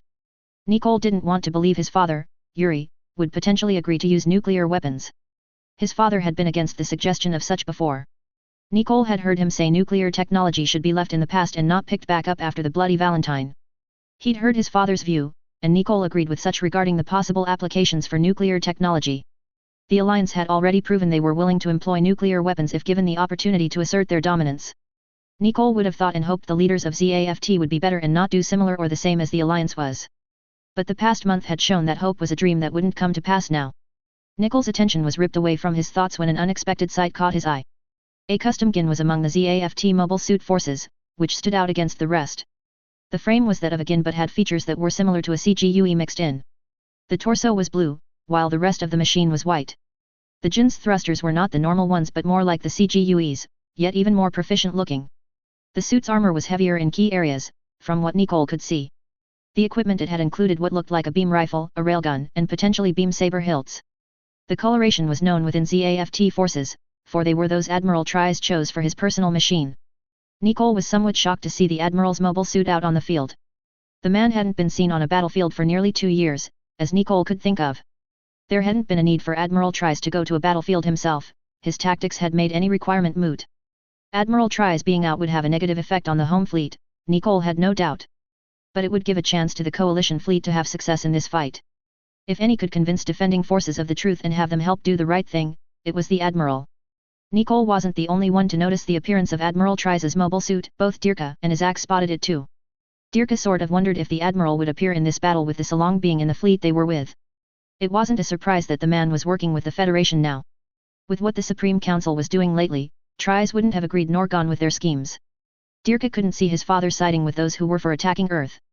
Tad Elsman wasn't one to be swayed by radical or passionate views and opinions. Isaac, on the other hand, was concerned to see the Admiral's mobile suit on the side going against the home fleet. The Admiral facing off against the plant's defenders had been unimaginable before now. And while what he'd been hearing about the decisions of the Supreme Council as of late, he didn't think it should have led to the current circumstances. His mother was a good person, but Isaac didn't want to believe what ZAFT had been working for would result in a fight like this. Isaac didn't like that he and others would be engaging the home fleet, but the goal, as explained, made sense. The threat of nuclear weapons being used shouldn't be left to loom over any. The Bloody Valentine had proven what nuclear weapons could do to colonies, which would be the same if done elsewhere. As the coalition forces were closing the distance between them and ZAFT's defending forces, Linus took action. He switched to a rarely used comm channel and kept a secret between himself and his closest subordinates. The channel wasn't even known to the National Defense Committee or the Supreme Council. It was meant to be a way for them to communicate without being potentially spied upon. And Linus was certain ZAFT's champions would believe him or already know the truth of the chairman's lies. None of the champions were foolish or ignorant of what went on with ZAFT. My brothers and sisters, Linus began, fellow defenders and protectors of the homeland. The plants are again under threat, yet this time not just from foreign adversaries but also from corrupted domestic opposition. That opposition has guided ZAFT down a path that will not just jeopardize the homeland but pull it toward its destruction. The web of lies which has been laid by those in power has gone on long enough and is to be torn down. Linus paused. Another time has come where the plant's people silently cry out for their champions. They call for those they have come to depend on to save and lead them away from danger. Who will answer their call for relief and safety from the threats looming? The 5 remaining champions that ZAFT had out of the original 10 that had stepped forward when the war started listened to Tries. The man had led them for the years of the war. Tries had always shown he had the plant's best interest in his heart and mind. Not once had Tries let the homeland be vulnerable, even when the National Defense Committee had put it in a weaker position. Tries was a much better leader for ZAFT than Chairman Zayla had ever been, even when he was head of the Defense Committee. Zayla loyalists would screech the opposite when they weren't spreading lies about Tries. The champions had been silencing those loyalists quietly so they would arouse suspicion from the council. However, now Tries was calling them to arms to fulfill the vow they had all made at the start of the war. The remaining champions would answer Tries's call, and Sakura was the first to reply, the Zephyr will answer their call for protection. Even when only half of the champions were still alive, they wouldn't back down from a call from the one to whom they were loyal. The dragon is ready to protect and serve, came a male voice. With each reply from those who were loyal to the homeland and the ideals Linus held to, he couldn't help but be gratified. He knew the champions would step forward when he called upon them. They had always been quick to follow orders he gave out to them and fulfill them to the best of their abilities. Linus had appreciated their loyalty to him and the homeland which they showed. Even when their number had been taken down from the war, the champions still were willing to step forward. The Phoenix is here and will do whatever it takes to protect the homeland, called a feminine voice. The responses and the conviction that they were given enheartened Linus. To know there were still those who remembered what it meant to defend the homeland no matter what, to be a true soldier was gratifying. The answers kept coming. The wolf won't allow any to threaten the plants, said a gruff and deep masculine voice. The condor is still committed to defending the homeland, returned a soprano-pitched female voice. That was all the remaining ZAFT champions that the plant's citizens were aware of. However, their belief was incorrect, as Linus knew 2 of the champions were still alive. The 2 had just shifted where they worked, which was with the Federation. The 2 were still loyal but had told Linus they would work where they were to help the plants. Kurt Grimm and Carrie Lilo had done just as they said and had been providing helpful information. The Mockingjay heeds the call of the homeland, Carrie answered. Kurt followed her quickly, the rock will eliminate those who will threaten the homeland no matter who they are. Linus was happy to hear the 7 remaining champions say they were ready to serve the homeland as they had always been. He hadn't doubted they would hesitate to step forward and do what duty demanded them to do. And with them assisting in the battle, more of ZAFT's defenders would see the lies being told to them. The more that turned from Chairman Zayla and his web of lies, the greater the chance of stopping nuclear ruin from raining down. The champions would lead the way for others to follow to fight for what was right. However, as Linus was about to continue, another voice was heard, the Comet will defend the people of the homeland as their champion and hero. Linus hadn't expected to hear the voice of Graham Acre, for he was one of the missing 3 champions. 2 had fallen in the war, fighting and defending ZAFT positions against the Alliance. Graham had simply vanished close to 2 years ago without a trace. Linus had his intel team look into the disappearance, but they had found nothing. The homeland hadn't taken Graham vanishing well at all, for he'd been the hero they looked to. True, a few had been pleased that Graham had disappeared, and Linus had kept eyes on those. So, for Graham to reappear now was a good omen to Linus and others. There were so few good omens or things going in a good direction lately, one had to take what they could get. The fleet was the other good point happening for humanity currently. Mobile suits from both sides met and clashed as Linus instructed his closest soldiers what tasks needed to be done. ZAFT defending forces quickly found themselves shoved hard on the defensive by the attacking force. The sheer numbers they were fighting were more than ZAFT had ever faced before now in the war. ZAFT's home fleet's morale fell as enemy teams were observed to be made up of Federation, Alliance, and ZAFT machines. Having former allies fighting them hurt enough, but facing forces from both other factions added to it. Slowly but surely, ZAFT defenders were being forced back closer to Jachindu, losing ground they had staked. Even the Alliance hadn't been able to push ZAFT back so efficiently in the war to date. The battle was rapidly becoming a losing one quicker than anything the Alliance had hoped to do to them. The enemy vessels were also starting to move forward, firing their weapons as they approached. ZAFT defending ships were overwhelmed by the enemy's weapon fire as the mobile suits were pushed back.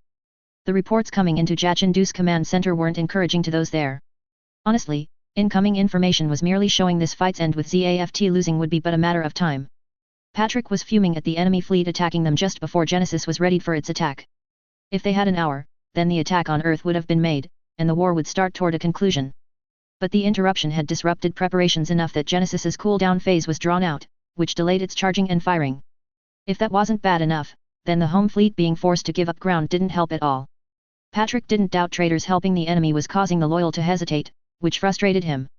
However, if the home fleet could hold the enemy back from Jachindu and Genesis for long enough, the gamma ray could rip apart the fleet. That thought gratified Patrick, and so he ordered the charging of Genesis be started as soon as possible. Azalea could see Patrick was angry with the turn of events. Linus trying to reason with him had only made the chairman's mood worse than before. And the opposing fleet appearing out of nowhere had accelerated things worsening. It hurt to see the man showing he didn't care about the soldiers giving their lives to protect the plants. The chairman wasn't changing formations or trying to give the defending fleet a better chance in the battle. Instead, the chairman's orders were related to Genesis with its defense and intended use. Patrick's insistence on his orders horrified her with the implications that came with them. It sounded like the chairman intended to use Genesis to take down a portion of the enemy fleet. The use of the gamma ray on a fleet would be overkill if not for the size of the attacking one. The opposing fleet was large enough not to be destroyed by a shot from Genesis, though it would still be a massive amount of lives lost from the said shot. And yet, Azalea also observed enemy forces getting worrisomely close to Jachindu as the skirmish kept going. While she didn't agree with the chairman's views on how to end the war, she felt the loss of Jachindu would not be good for ZAFT. Should Jachindu fall, the last line of defense for the plants would likely fold. And though Azalea didn't want what the chairman was planning to happen, she didn't want the plants to be in danger either.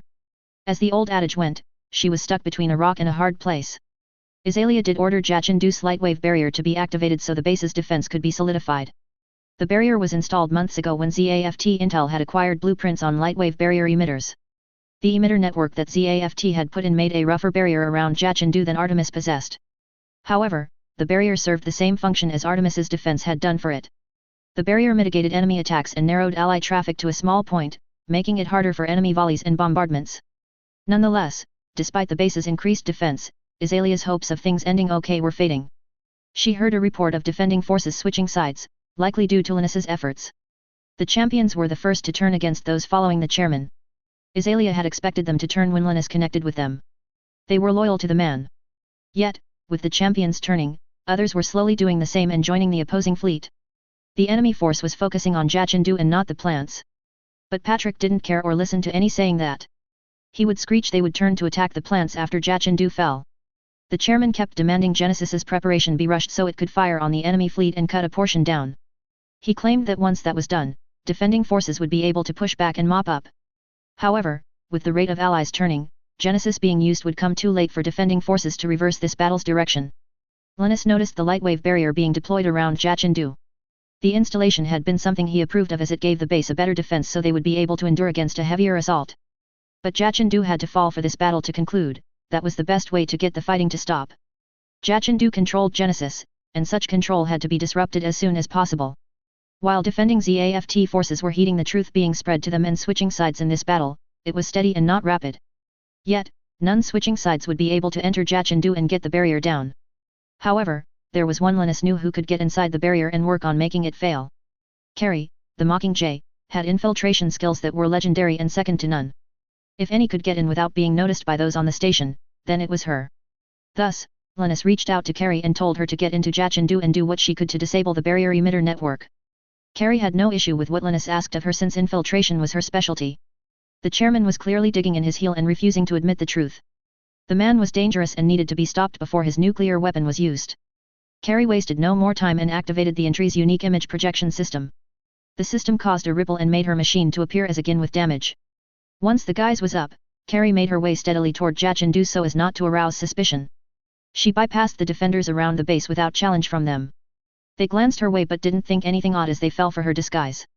Carrie approached the small opening in the lightwave barrier and passed through the space. Once inside the barrier, Carrie kept going toward one of Jachindu's hangars. Yet, she was scanning around for the emitters so she could target them at the right moment. When Carrie would attack the emitters, her disguise would have served its purpose and no longer be needed. The timing would be important as too earlier would be countered, and too late would be far less effective. And locating the emitters wasn't difficult as they were out and projecting the barrier. The real question was where the hole in the barrier would be best made, as that's where Carrie would need to focus her efforts. Carrie calculated the center of the station would be a good place to start, so halfway to the hangar she'd been heading for, she made her move. Carrie opened fire on the emitters and quickly began taking the area network she had spotted, which kept the barrier over the center intact. After a few emitters had been destroyed, the command center took notice the lightwave network was under attack on the inside.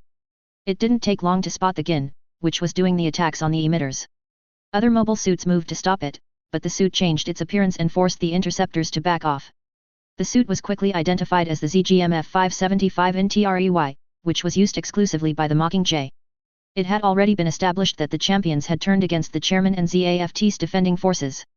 The chairman ordered the NTREY to stop before the lightwave barrier was compromised. GINs and CGUEs moved again to stop the attacker from destroying the emitters for the barrier. Carrie did give those working to halt her progress a real run for their money and made them work. She certainly didn't make stopping her a simple or easy task showing off her skills. And by the time the CGUEs and GINs managed to force Carrie to pull back, the damage was done. A hole had been developing, giving a path to the base's structure. The hole, which had started as multiple holes, was increasing in size as time ticked onward. It was open and big enough for the attacking fleet to start shooting in that direction. The mobile suits inside the barrier quickly left the NTREY alone and worked to intercept the incoming shots. Carrie quickly disappeared after her attackers moved on an interception course. She easily managed to get away and rejoined the battle. In Jachindu's control center, the operators scrambled to repair the lightwave barrier. Enough emitters had been destroyed that keeping the barrier was straining what remained. They tried to reroute power to other emitters to maintain the barrier with the chairman shouting at them.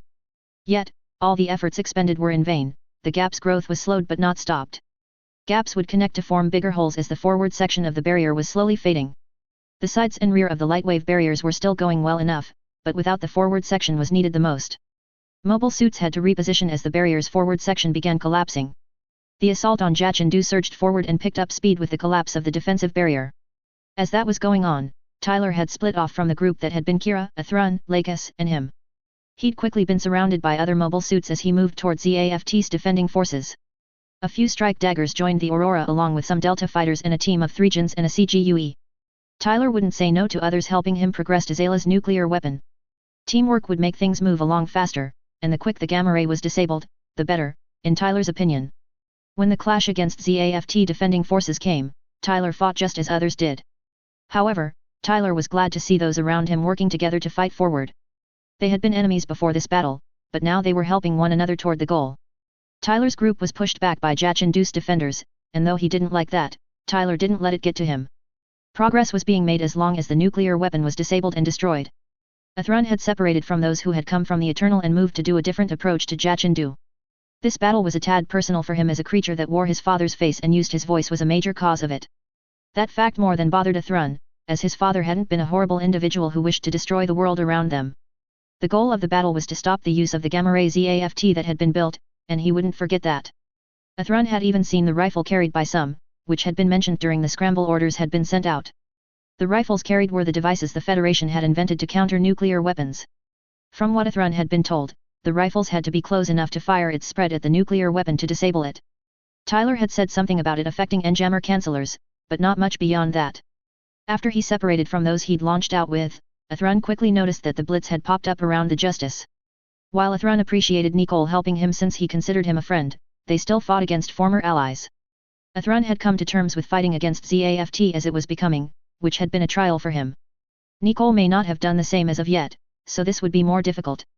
Yet, before Athrun could ask Nicole if he was okay with what they were doing, Nicole beat him to speaking. Together again, are we not, Athrun?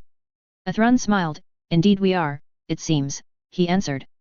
Then he hesitated, I'm sorry we ended out in this situation, Nicole. Nicole could hear that Athrun regretted they were in this fight but was having difficulty as to figuring out why. Yes, Nicole knew Athrun's father, the current chairman, had brought ZAFT to where it was now. That fact hurt his friend, and Nicole could sympathize as his father was on the council. But Athrun shouldn't blame himself for what his father was doing as they were separate and different people. Don't blame yourself, Athrun, Nicole replied. You wouldn't have been able to change what the chairman has done. Nicole paused, I'm here to fight for the things I believe in. I fight for this force's goal since I believe it is right for all of humanity at this time. The two didn't have time to talk more as the fighting drew them in and held their attention. They had started near the fleet but were forced to fight and move away to the east side of Jachindu. As they worked their way forward toward the base, the fighting got harder as their opponents became more desperate. Those with them fought but were either forced back or destroyed in their fight. Yet, assistance arrived to Athrun and Nicole in the form of missiles striking attacking Jins. When Athrun and Nicole looked in the direction that the missiles came, they saw a Gin custom model. It was colored orange and had a skull and crossbone crest. The suit was armed with a heavy blade, a 76mm heavy assault machine gun, a custom shield, and 2 missile launchers. The shield was thicker than a normal shield that a Gin would carry. In comparison, the missile launchers were like those that were a part of the D equipment Jins could use. They were M68 Partis 3-barrel short-range guided missile launchers. Both knew the suit as it had been described to them by Miguel several times as it was his own mobile suit. Miguel had been with one of the defending Nazca classes when the large fleet had appeared. The home fleet had been positioned to be ready for an alliance force potentially coming to strike at the plants. There was the rumor and possibility of the alliance attempting with a nuclear attack on the homeland. ZAFT intelligence found no evidence of an alliance fleet within a worrisome distance. But with what happened to Boaz, it was seen as only a matter of time before the same would be attempted on the plants. With the homeland in danger, Miguel had insisted on using his own custom model Gin while waiting for the alliance. But that wasn't what came to ZAFT's home fleet in any way. The Federation and others had shown up instead and had targeted Jachindu. Miguel had no issue with the Federation or those who made it up. He'd found those he had met tended to be good people. The Federation hadn't threatened the plants directly before, nor even come around L5 that Miguel knew of. But that had clearly changed with the use of Genesis on the Alliance's lunar base Ptolemaeus. The assumption higher UPS had was the Alliance would respond badly and attack. The chairman had claimed and assured the Alliance would be panicking with fear with the show of Genesis's power. Miguel didn't believe the Alliance would be likelier to lash out and attack than cower and panic. None had expected the Federation to appear and bring ZAFT to task as they were. ZAFT had watched as the Federation dealt with the Alliance over the last few months. Miguel had viewed a few recordings himself, which recon Jins had captured. He'd been impressed with how the Federation had honestly whipped the Alliance orbital fleets. The Federation had done what ZAFT had tried a number of times over the years of the war. And they had done the job in months instead of years, which ZAFT leaders didn't admit when asked. When the battle with the Federation and their allies started, Miguel had done little for the orders being handed out. However, once Miguel noticed the champions had switched sides and were working with Admiral Tries, Miguel made a decision. Those loyal to the chairman and the stuff he was spouting were dragging the plants and ZAFT down, and Miguel wouldn't be a part of that. Admiral Tries had always done better at leading ZAFT than any from the National Defense Committee. So, given a choice, Miguel would go with the Admiral rather than the chairman and council. One knew where they stood with Admiral Tries, the man was honest and honorable. Thus, Miguel had been fighting against ZAFT forces working with one of the teams under the Dragon. Nonetheless, as Miguel was working his way through a team of Jins, he noticed some different mobile suits. He recognized the Blitz immediately, but the Crimson Gundam was unfamiliar. That the Blitz was around and working with the other Gundam made Miguel think they were a team. Miguel figured Nicole had sided with Admiral Tries in this battle, and he would do that. Some of the last news Miguel had heard from Nicole was he and the Vesalius had been heading out to L4 for some sort of mission.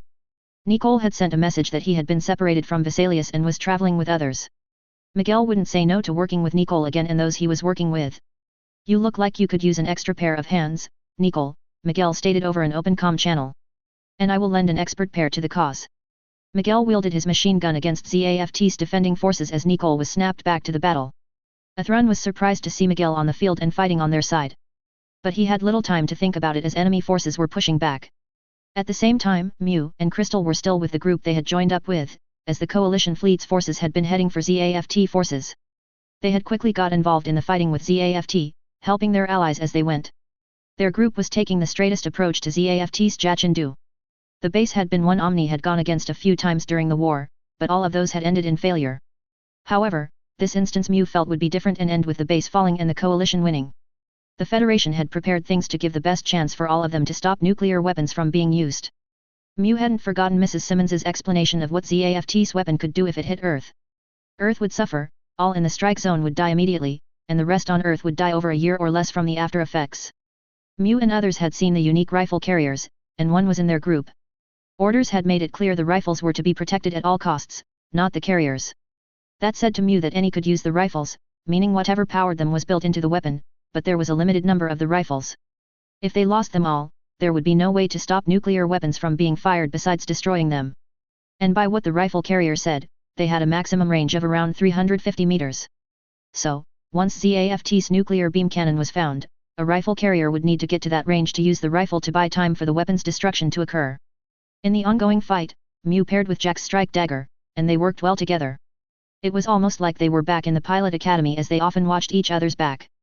They ended up being roommates at the academy at the beginning of the second year and remained so for the rest. And it was clear to Mew that Jack had already become used to using a mobile suit. "See, you haven't lost your groove, Jack," Mew said as he shot again. "You're as good with a mobile suit as you were a zero armor." Jack slashed again. "Same could be said of ye, Mew," he replied. "I'll tell ye, the transition was like a hard week's work on the ranch. But I put in the work, unlike others who thought it would be no different than armors." Crystal heard the two exchanging words and shook her head. "Those two haven't changed from what they were supposed to be like at the academy," she remarked. "Pretty much, they were like that, comparing how much work the other was doing," Jamie commented. "Or didn't La Flaga tell you he and Jack were roommates for most of it?" Crystal blinked at that, as Mew had said nothing to that effect. However, if Mew had been Jack Reacher's roommate, it would explain many things that Mew did. Crystal sighed. "That explains several things, Jamie." And no, Mew never said anything about Reacher being his roommate at the academy. The Custom Federation fighter morphed into its suit mode, revealing it had a backpack section with attachments. Those attachments shot off and flew off, but Crystal spotted the faint signs of gun barrel wires linked to them. The pods hit their wire ends and began shooting beams at ZAFT's defending forces. Cormac knew he'd taught these four not to get distracted when they were in combat. He'd given that lesson multiple times to every student he'd got when he was back in Omni. "Like I said before," Cormac stated, "do catch up after this battle. You Yunjins need to learn to focus on the task at hand. I know I taught you that lesson at the academy several times, in fact. Distraction can be as much an enemy as an ally, and it is good at getting pilots killed." While the others were going toward Jachindu, Lakis had taken the regenerate and headed in the direction of the plants. She'd seen Ithrun and the Blitz moving towards Jachindu's eastern side as she had gone her way. Lakis had also seen the Buster and Duel go to the west, followed by others. The Strike and Shadow go more directly in the base's direction, along with Alliance forces behind them. The Aurora had disappeared not too long after launching from the Eternal without a trace. But Lakis had confidence that Tyler would be okay on his own as he'd proven he could look after himself. Kira had gone off to the field to do what he could to help push back the ZAFT defending forces. He had also joined those keeping an eye out for the Alliance forces coming to attack the colonies. Lakis was doing much the same since the Alliance forces that had joined the fleet were convinced others would try that. Nevertheless, Lakis still tried to convince the ZAFT pilots to disarm and stop fighting so they didn't lose their lives. But her attempts had little to no success in her efforts to get others to stop fighting. Lakis's heart ached at the deaths which were happening for such foolish sentiment as the hatred of others for being a different genetic type. The war had truly become beyond horrible in what it produced. While she knew how bad the war was, Lakis had still willingly launched out to the battle. Her resolve was strong and made her willing to fight against ZAFT's home fleet. The chairman's nuclear weapon had to be stopped for the safety and survival of humanity. The Federation and their allies had the best chance to do the job, and Lakis believed that. However, Lakis was brought out of her thoughts when Jins and Agu Aiz attacked her, forcing her to shift the regenerate out of its cruising mode. Lakis defended herself against the Jins, which had stopped her. Lakis kept the Jins in front of her for the first minute and dealt with them. However, the Gu Aiz managed to get behind the regenerate in the position to get a clear shot. At the same time, Sakura had been making her way across the battlefield toward Jachindu. She'd seen a machine that looked to be the same one her beloved Tyler had been with when he'd been around Aprilius 1. She had only gotten a brief glimpse of the unit, but that had been enough to pique her interest. As she fought, Sakura had been searching for the Aurora, wanting to work with her beloved Tyler. It would make this battle more worth it to her personally, as the enemy ZAFT force was becoming a pain to deal with. Those loyal to Zayla were panicking with those they were fighting against mounting odds. She was accompanied by two others who had been under her command for some time. They were having as much ease as Sakura was with dispatching their enemies. However, Sakura's attention was caught by the scene of four mobile suits fighting one another. It stuck out to her because one of the mobile suits was a new Gundam type. The Gundam had a unique frame from the ones Sakura had seen thus far. It seemed most similar to the one Zayla had been using earlier. There were beam blade emitters on its feet by what Sakura could spot. Its legs and arms looked to be able to shift like Zayla's machine had been able to. The backpack of the Gundam appeared to be made up of shifting parts with beam weapons built into it. As far as Sakura knew, ZAFT didn't have Gundams to work with right now. Those that ZAFT had been using had switched sides and were against it currently. So, it was likely the purple Gundam was helping the Federation. And right now, Sakura was doing as Linus had ordered, assisting the Federation and its allies in this battle. Yet, as Sakura studied the fighting style of the Gundam, she realized it was familiar. The style told Sakura who the pilot of the purple Gundam was. Sakura knew that it was possible that Lakis could be out on the battlefield. Lakis had become stubborn, and her determination had strengthened. Looking back, Sakura could hardly believe her baby sister had grown up as much as she had. Of course, Sakura was proud of Lakis for her progress. But she didn't know if she was ready to accept that her baby sister was becoming a strong young woman. However, Sakura was pulled back to the present when the Guaiz had gotten behind the Gundam. Sakura wasn't about to let another attack her sister, and she do nothing.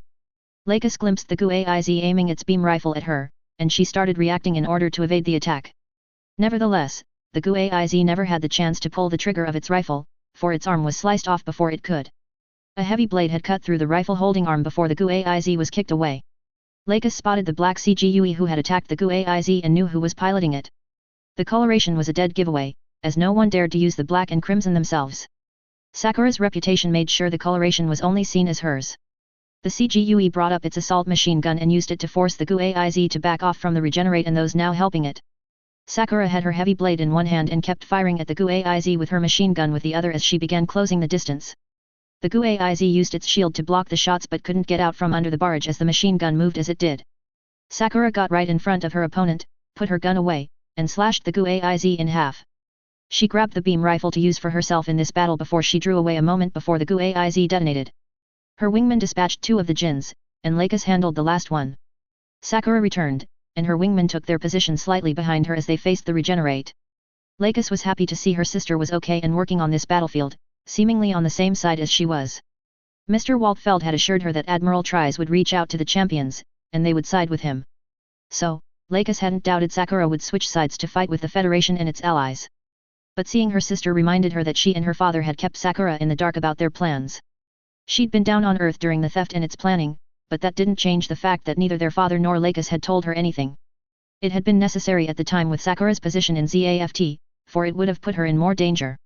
Their actions had been done with the best interests of the plants and their citizens in mind, but that didn't fully pardon what they had done. Lakis hadn't liked being quiet or not telling Sakura things, even though it was for the best. She'd always tried to keep a good relationship with Sakura as she loved her sister. Their father and Lakis herself had been prepared to face the consequences of what they had done. But to lie and be silent with her had filled Lakis with guilt, and she felt horrible. Sakura faced the Gundam that her baby sister was using. With what rumors and things Sakura had found out, she wasn't the most pleased with either her father or sister. They had not said anything about their actions, which had gotten them into trouble. Sakura didn't like being kept out of the loop on things that affected her family. She'd been the defender of the Klein family shortly after her mother had died from the poison she'd been slipped. Thus, when the rumors of Lakis and their father being traitors, she'd been ready to kill those who dare say such things. Sakura had learned the truth from Linus and his intel teams. She believed them as she knew they did genuine research and checked their info the best they could. She'd been angry at first to learn they had gone and helped a mobile suit to get out into those who can use it best. Sakura would have been on board with the idea and made sure few, if any, would have known about the operation. However, she had been on Earth at the time, so she couldn't help them with the project, which had lessened her anger. Then with what Tyler had said to her before leaving Aprilius 1, he had been involved as well. She didn't blame him, her beloved would do what he could to get her father and baby sister out of trouble. It certainly matched with what the recording of him stealing the freedom to get attention onto himself. And Tyler had definitely gravitated attention to him with his performance, especially Chairman Zayla's ire. Plus, Tyler had kept his word to Sakura by protecting Lakis while Sakura couldn't. She appreciated his efforts and would show him how grateful she was the next time their paths crossed. Enough time had passed for Sakura to no longer be angry at her father and sister. They had been doing what they thought best for the people they loved, which wasn't wrong. Thus, Sakura was calm as she opened a comm channel to the Regenerate, "While I am proud of you for standing up and fighting for what you believe in, Lakis." Sakura paused, "You and father have some explaining to do for what actions you took and why." Lakis didn't disagree with her sister wanting an explanation, as she deserved one after being kept in the dark. She was happy her sister was proud of her for doing what she was, but the guilt dampened that feeling. "Sakura," Lakis began, "I'm sorry for not saying anything about what happened. Father and I didn't want you to worry or be compromised with what we did." Lakis hesitated, "But I agree we need to sit down and talk about things." Sakura shook her head, "Not right now," she returned, "there is work to be done and a battle to fight to its end." Meanwhile, Kira was fighting ZAFT defending forces much like others were doing. However, he was not heading for Jachindu directly, instead opting to keep an eye out for Alliance forces as a priority. There were already enough assaulting the ZAFT base and searching for ZAFT's nuclear weapons so that he could focus on other things. The meteor unit Kira was equipped with was helping make progress at a steady pace. Plus, allies fighting alongside him assisted with the approach and lookout duty. Federation, ZAFT, and Omni mobile suits worked together with him to make a path forward. He didn't think he would see it while the war was going on. But this battle was to protect Earth and save humanity from extinction, so the will to survive was at the forefront. Kira had seen those from the Eternal had gone their separate ways on the battlefield.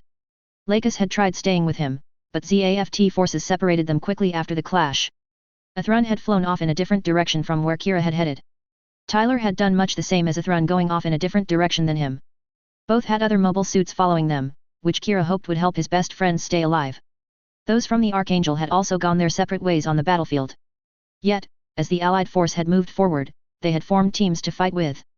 It was a safe mentality to work with in the battle, as ZAFT would take down those they could. At the same time, Ra had launched out from Jachindu in the new Gundam, the ZGMF X-12 Providence. He'd initially tried to hunt down the Mockingjay, who had gotten in and ripped a hole in the base's defense but couldn't find them. So, he had gone out to the field and had gotten to work destroying those attacking Jachindu. He wasn't defending the base per se, but it couldn't be destroyed just yet for his plan to come to the conclusion he wanted. Genesis had to be ready and aimed at Earth before Jachindu could fall. Or else the years of work Ra had put in for the downfall of the human race would be wasted. He would do much to make his plan happen. It had come to the point of no return, and Ra would see it through. But as he was going across the field, he spotted the Freedom surrounded by other mobile suits, which caught his attention.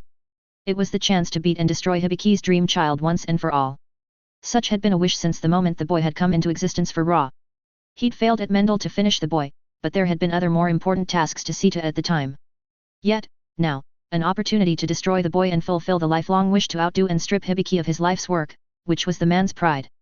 The only regret Ra would have was Hibiki wouldn't see him destroy his dream child with his own eyes. So, Ra moved forward toward the Freedom, firing at those with it. Ra couldn't care less about the extras with the Freedom, and they were akin to weapon fodder to him. He deployed his Dragoon pods and had them start mowing down the extras, shooting those they missed with his beam rifle. Ra would get Yamato by himself, destroy him psychologically, and then kill him. Kira's attention was jerked back to the present when some of his allies got shot down.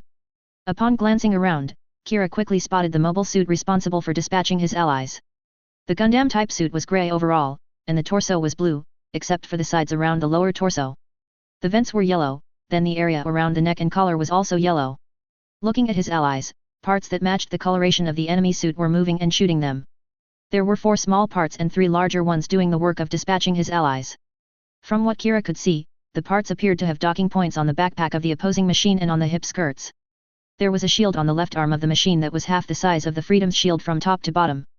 It also appeared to have beam gun emitters, 2 of them, built into the shield, along with a beam saber emitter as well. This mobile suit's other visible weapon was the handheld weapon, was substantially larger than the one the Freedom had and looked to need to be supported by the shoulder when used. If the size were anything to judge by, then the power output would be higher than the Lupus rifle the Freedom and the Justice were equipped with. Kira tried to help his allies, but the pods ripped apart most of them, and others backed off. Kira told the remaining allies he would handle the enemy Gundam and for them to go and help the others. The enemy suit looked dangerous, and Kira would do his utmost to prevent it from doing more harm. The power readouts from the enemy unit said it more than likely had a nuclear reactor like the Freedom did. If that were true, this machine could have other similar abilities as the Freedom and Justice, especially if it was a part of the same series. Mr. Waltfeld had mentioned another unit of the series, which the Freedom was a part that had been in production, and it hadn't come with the Eternal.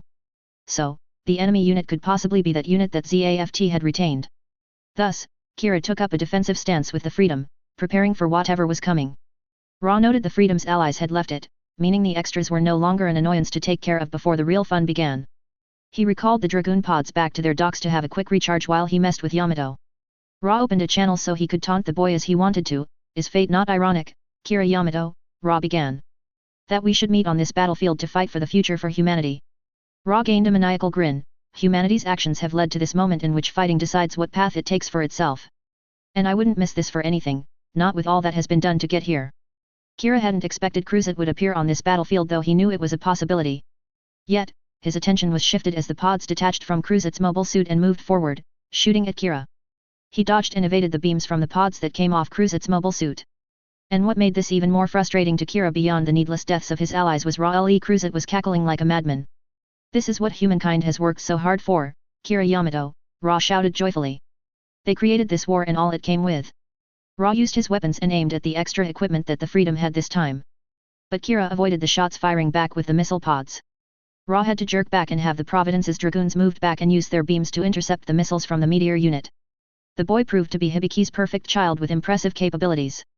And seeing it with his own eyes angered Ra as it brought back memories of Hibiki boasting how amazing his child would be. "You are more an eyesore than you were before," Ra snarled, "making your father proud. It sickens me to no end, boy." Then Ra regained his twisted and maniacal smile, "But then, you are the culmination of mankind's desires and dreams, so of course, you would be a serious obstacle to its end." Kira saw the pods turn towards him, knowing that in this situation was going to get harder, he made the decision to undock from the meteor unit. The meteor shot away back toward the Eternal as the Freedom's wings snapped open. The suit's high MAT mode activated, increasing its mobility as Kira faced Cruzit again. He gritted his teeth at Cruzit's claims and now could see what Tyler meant when he said not to take what the masked man said as he said it. Whether what he said was true or not, he was chatting to throw Kira off, and Kira wouldn't let it happen again. Not after all those who had sacrificed their lives in this battle thus far. "You may be right, and my sire may be proud of what I can do. I can't say what you had against him, but it doesn't involve me." Kira paused for a moment, "Yet, your view of what humankind's dream is right now is only in the negative, Cruzit. That's your fault and choice, focusing on only the negative, ignoring and dismissing the positive. A/N. And that's where I'll leave off for this phase and pick up in the next one. For those that have read the original version, this was phase 25, but I split it in half as it was getting much too long for one phase.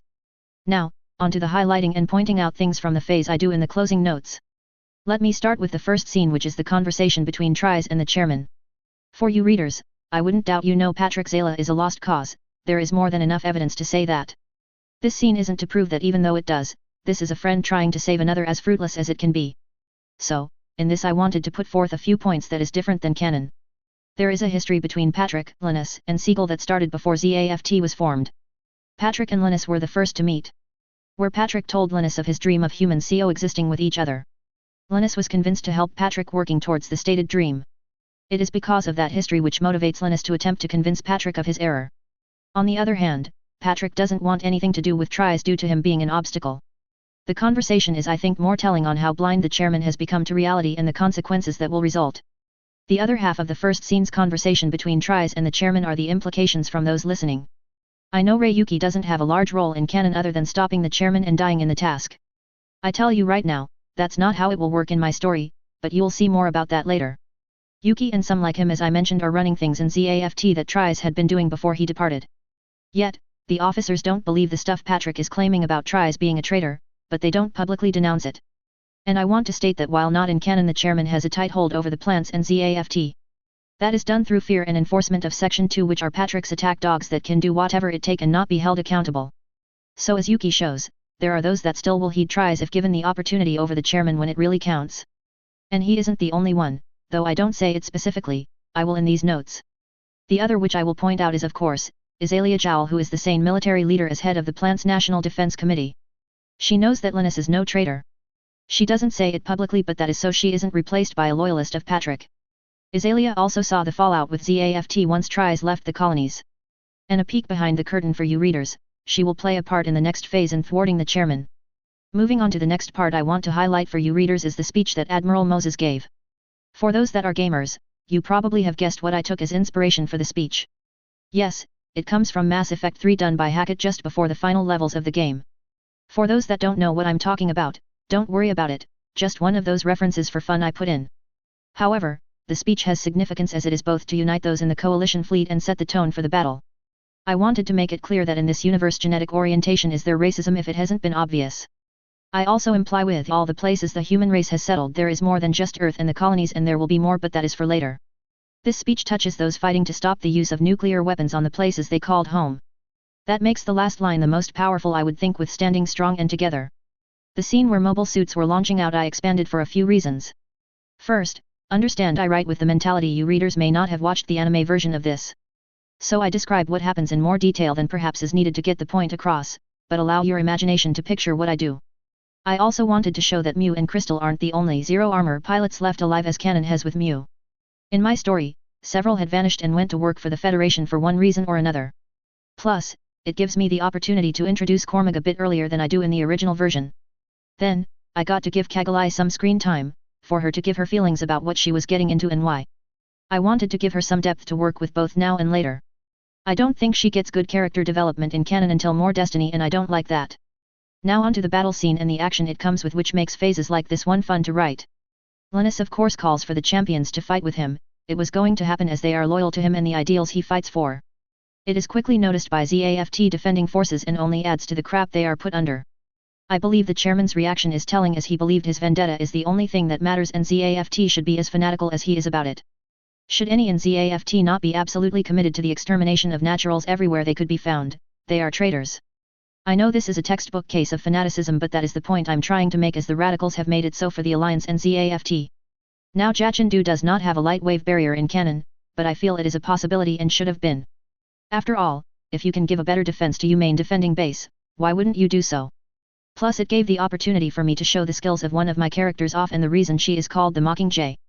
Next, I want to once again say I saved characters who died in canon for a part to play later on. Miguel is a good example. He fights in this battle alongside Athrun and Nicole and makes a difference. Also, it gave me a chance to research his custom Gin, which gets glossed over in canon. Lastly, the encounter between Kira and Ra, which got its first part in this phase and will continue in the next. Now, I hope I've made it plain that Ra hates Kira with a passion, not because of how Kira is, but what he is and represents. Ra more hates Hibiki, and Kira is the man's life work, thus he wants to destroy that to attack the man he hated so much. I also give a picture of how Ra sees the human race and the path it was on. However, unlike in canon where Kira panics in the beginning, he don't do that in my story. Tyler's talks with Kira about Cruzat did make a difference, even if they didn't seem to do so at the time. Kira isn't confused or put off by Ra's attempts to mess with him. And this battle will keep going in the next phase, but it will be different from the original. In conclusion, I apologize once again for these ending notes being as long as they are becoming. The changes I've been making for this are more extensive than I thought they would be when I started this. I also give far warning, with the planning I've been doing for this, the next few phases after the next one will likely take longer than 2 weeks to write. 2 of them will be essentially brand new before I move to the Destiny portion of this story. So, as of the start of the coming year, I'll be posting hopefully every 3 weeks, potentially less time.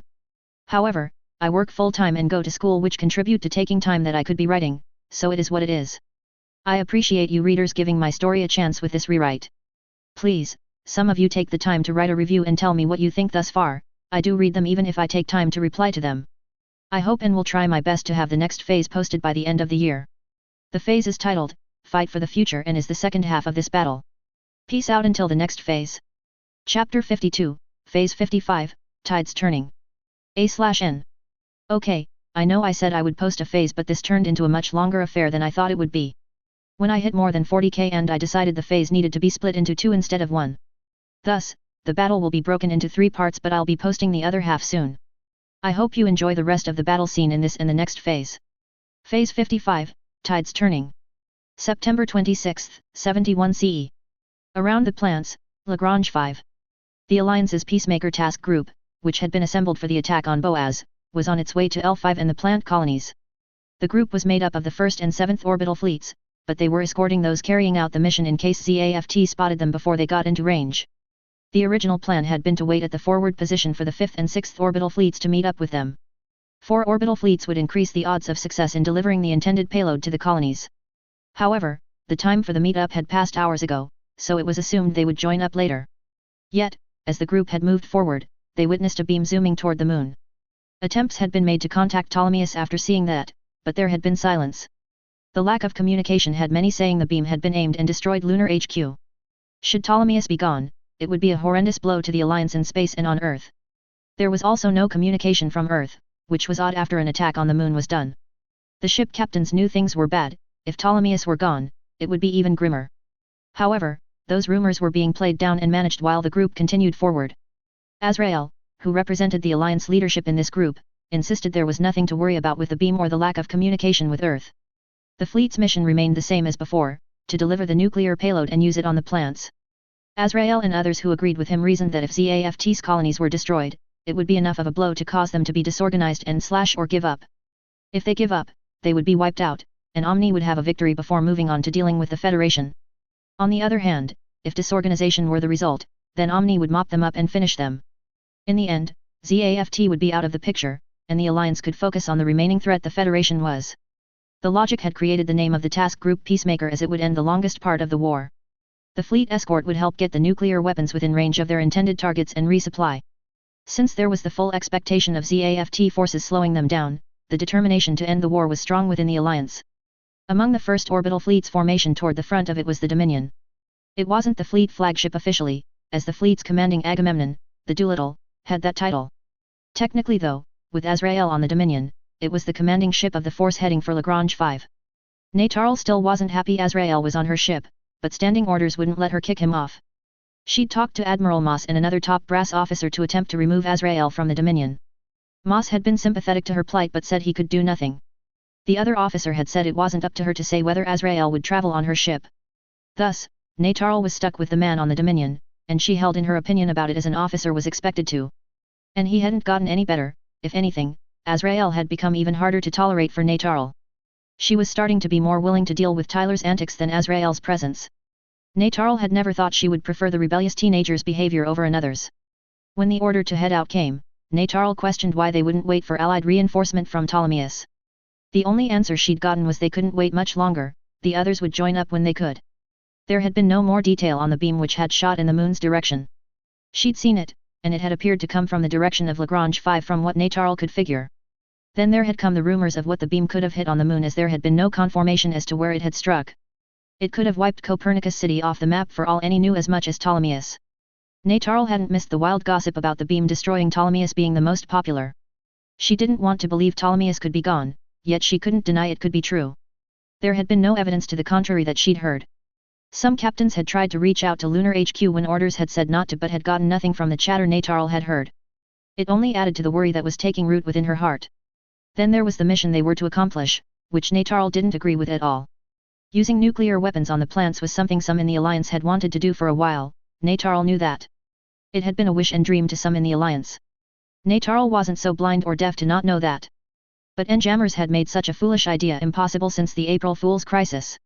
Yet then, Enjammer cancellors were acquired, which changed everything and made the idea possible again.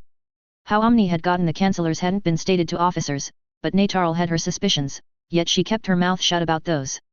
She suspected the disc Flay had given her contained designs on the canceller Azrael had delivered to the Alliance. Her issue was if the disc came from someone in ZAFT, as Flay had said, the supplier shouldn't be trusted. They were giving the Alliance an advantage which they had for themselves. There was no reason for someone in ZAFT to hand over an advantage such as nuclear tech to the Alliance if they wanted ZAFT to win.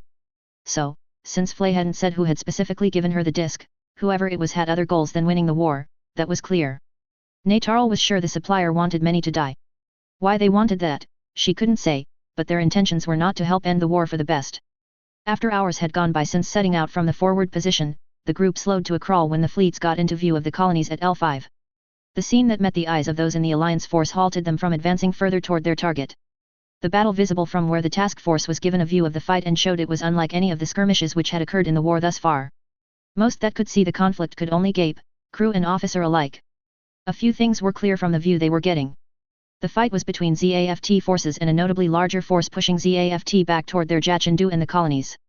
It seemed that the group that ZAFT was fighting was made up of what could be Federation and other ships, but at the range they were seeing this, none in the Alliance forces could be sure. Sensor readings had difficulty accurately identifying ships in the mess the battle was looking to be. The Doolittle sent out a recon team to look things over at a closer distance and attempt to confirm what the battle involved. The daggers and a few Mobius armors made their way closer to the battle, trying to keep themselves from being noticed as they did. Once at the edge of what would be the expected sensor range of ZAFT's home fleet, the group stopped and observed what they could. The force fighting ZAFT did appear to be made up of Federation ships and mobile suits, but there were also Alliance machines and even ZAFT suits fighting the ZAFT forces facing away from the plants. And after a moment of watching, it was clear the Federation side was winning. There were observations made, most of them worrisome, but it would be up to the task force leaders to decide how to deal with them. They couldn't communicate back to the task force as there was too much interference with the battle going on. So the recon group returned to the Doolittle to report what they found. When the recon team returned, they gave their findings to Sutherland, who then called for a meeting of the commanding officers of the task force. That included Azrael and Natarl, along with other ship captains. The summary Sutherland gave to the gathered captains and Azrael weren't encouraging or even well accepted as details only further told of the complications they would deal with. The first fact was the confirmation that the Federation was fighting ZAFT and they had allies with them doing the job. The recon team's report also said on the Federation side were ZAFT and Omni forces helping them. That fact concerned the heads of the task force and caused doubts about their mission returned. It certainly showed the mission they were assigned to do would be far different and more difficult than any had estimated, and that was just the beginning. Natarl had a nagging feeling things would be worse, seeing ZAFT was already in combat with another group. To have it confirmed it was the Federation were the ones going against them made the point worse. Natarl had nothing personally against the Federation or its principles. The inaction of the Federation had been annoying, but that was their choice and prerogative as an independent faction. But for them to have assembled a force that included Omni and ZAFT personnel and ships was something else. The implied number the recon team said appeared to be going against ZAFT inferred more Federation vessels than estimates had ever predicted. The only vessels of Omnis that weren't with the task force were the 5th and 6th orbital fleets. That suggested that if Ptolemais had been attacked, they could have survived. But were that so, why hadn't they come to meet up with the task force and tell them what happened with the odd beam? Then there were the ZAFT forces with the Federation, which was a different matter. They were going against their own military and their allies. There was no reason for them to do that which Natarl could think of. She had always heard such a force made from all current factions would never come together for any reason. All who had been asked about the idea's possibility had said it would never happen with the relationships between the factions. However, according to the recon team's report, a fleet made from all factions was fighting ZAFT's defending forces. The only purpose Natarl could come up with for the Federation forces to be here was to stop ZAFT's beam weapon. The other possibility was stopping nuclear weapons from being used on the colonies, which could be another task of the large force for all in the Alliance task force knew. If it was to stop nuclear weapons and ZAFT's beam cannon, Natarl could have gotten behind that in a heartbeat. She believed that most in Omni would have been just as willing to work for the goal at the current year's beginning. But her heart sank since the task force she was with showed the leaders of the Alliance wouldn't do that if given a chance. The fleet fighting ZAFT would see them as enemies like ZAFT should they attempt to fire nukes at the colonies. Natarl didn't doubt that for a second, but she didn't think many would listen to her opinion, definitely not Azrael. On the other hand, Azrael was fuming at what the recon team had confirmed with their observations. The fleet fighting ZAFT would have been troublesome for those Azrael had command over, he knew it would be. However, the Federation getting here first, engaging ZAFT, and setting themselves right next to the path the task group had to the plants complicated things.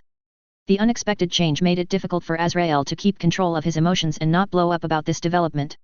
Granted, he suspected the Federation would step into the work to end the war and mess with plans at some point.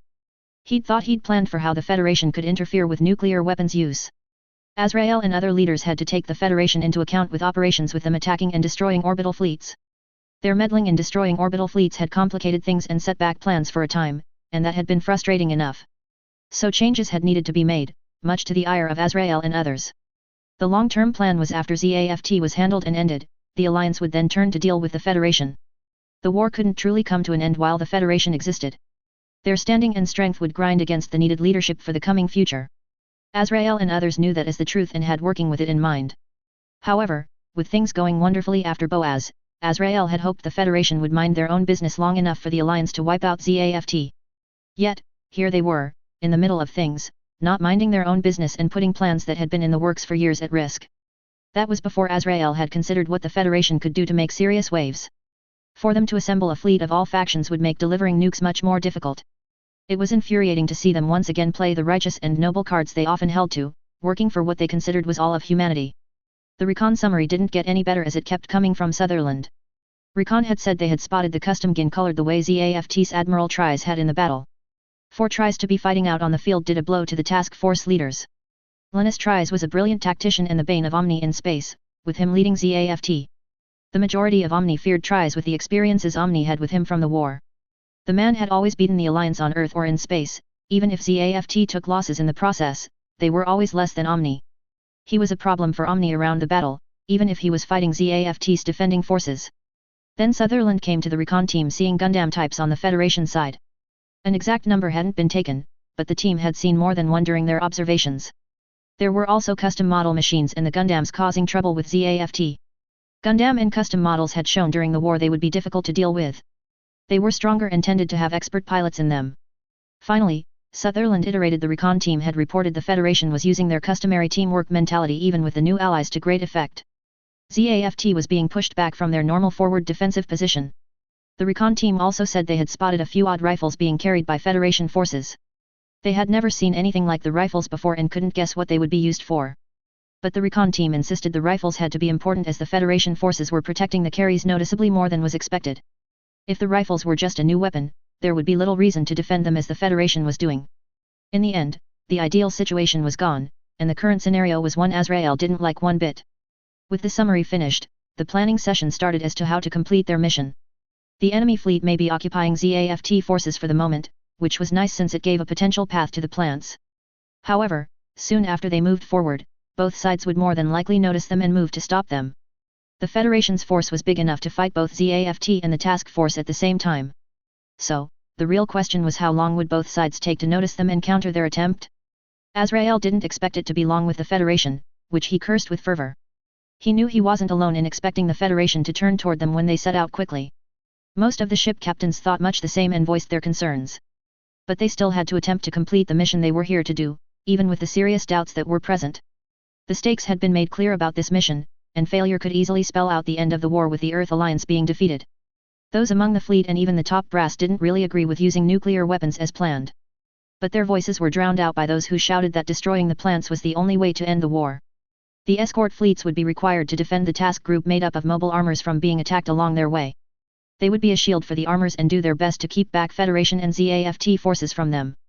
Mobile suits would attempt to push back attackers, but the likelihood of them being able to do that was extremely low. They would more delay those pressing from getting to the mobile armors. It would hopefully be long enough for the armors to fire off their nuclear missiles to strike the plants. With that in mind, orders were given for mobile suits to launch out to begin the operation. They would keep attention off the main task force while they went for the plants. Should that be done, the chances of the mission's success could climb a margin that Omni would take. The coalition fleet quickly noticed the presence of the Alliance forces as they came into mid-range sensors.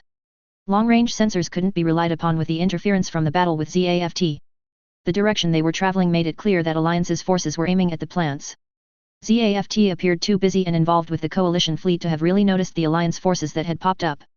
The Alliance couldn't be allowed to send nukes at the plants. That would give a reason for ZAFT to use their gamma ray on Earth more than they already had. So, a portion of the coalition fleet diverted from the main battle to block the Alliance forces from having a path to the plants. The Alliance mobile suits consisting of the 6 GAT series suits, the strike daggers, and their other variations, were quickly caught up in fighting the Federation forces after they launched. Even if expected, those in the Alliance fleet cursed enemy forces had moved to block them so quickly. The mobile armors which carried the nuclear missiles hadn't been deployed yet.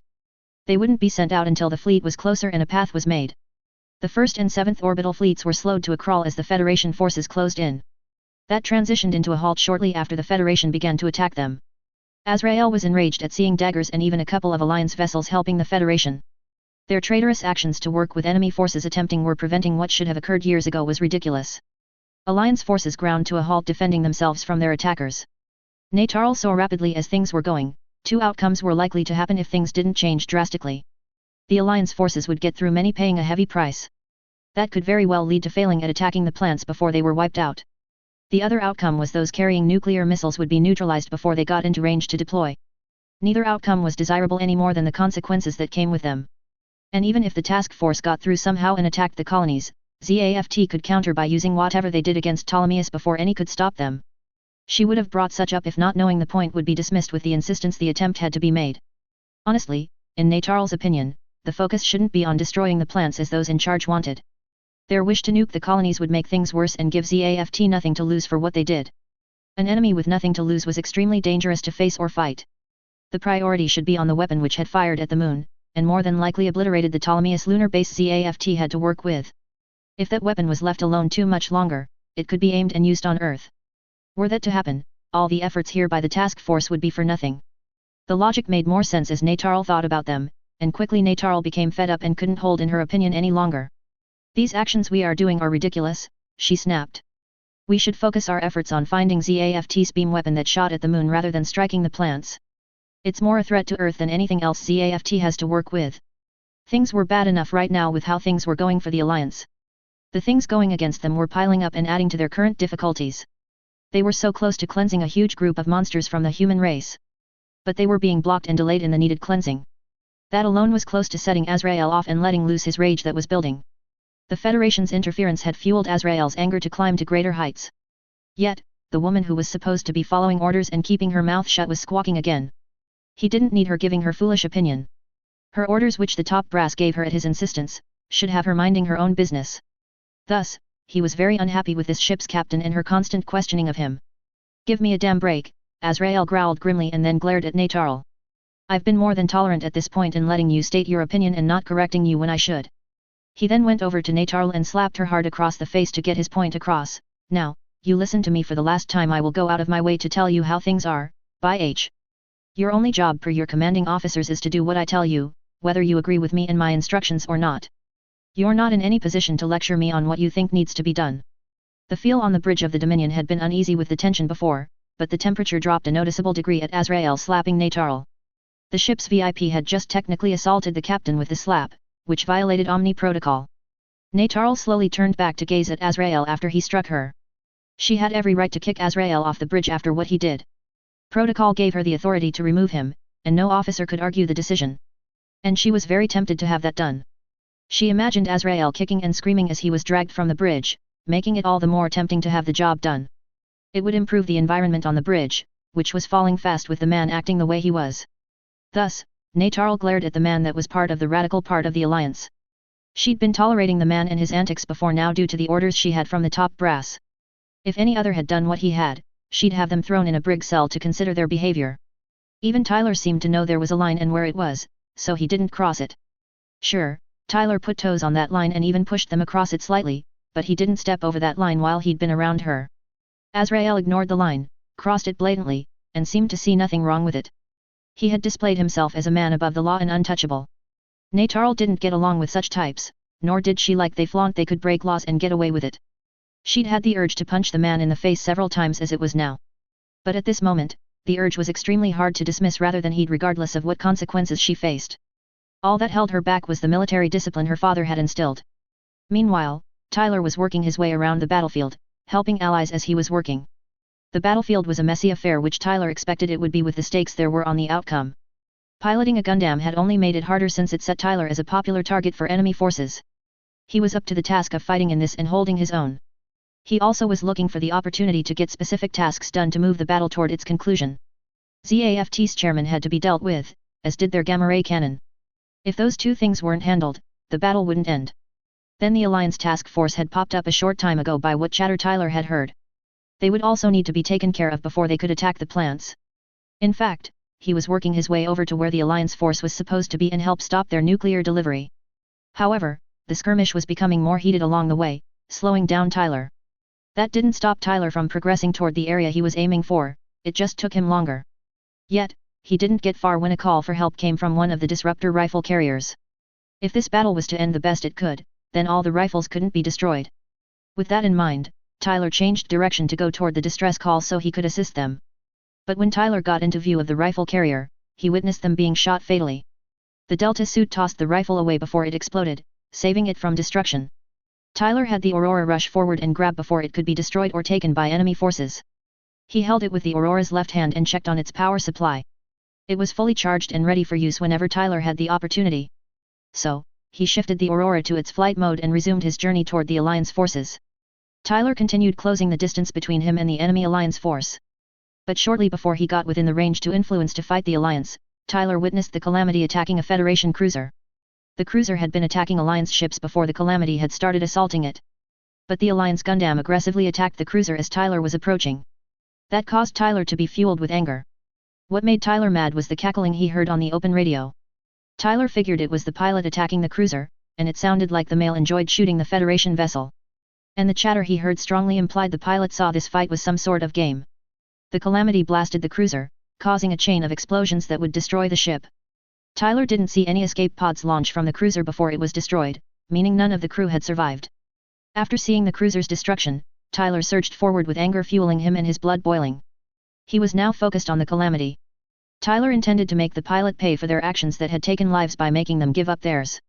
Killing people should never be seen as a game, to do that was to give up one's humanity. A moment after Tyler had started flying toward the Calamity, he felt the onset of his seed mode. That would give him a serious advantage and pretty much a near guaranteed win. One thought became clear to Tyler: this Gundam and those like it had to be taken down, or they would continue massacring people. Once that was done, Tyler could get down to making those like Azrael miserable by denying them their goals. Then the criminals could be taken in to be put on trial for their horrible actions during the war. Tyler took in there were several mobile suits between him and his first target Gundam.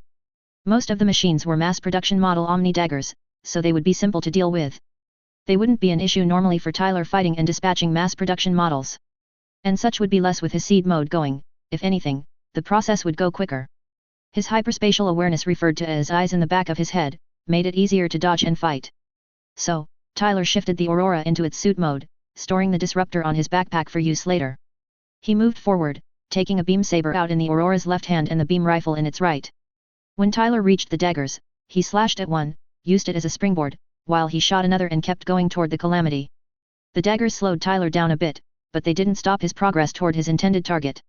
As he went, Tyler spotted one dagger with an anti-ship sword and got an idea of how he could use it against his intended target. Tyler could use the sword to end the Calamity without too much effort. Omni's design for an anti-ship sword included a penetrating beam edge that formed a dagger-like point at the end.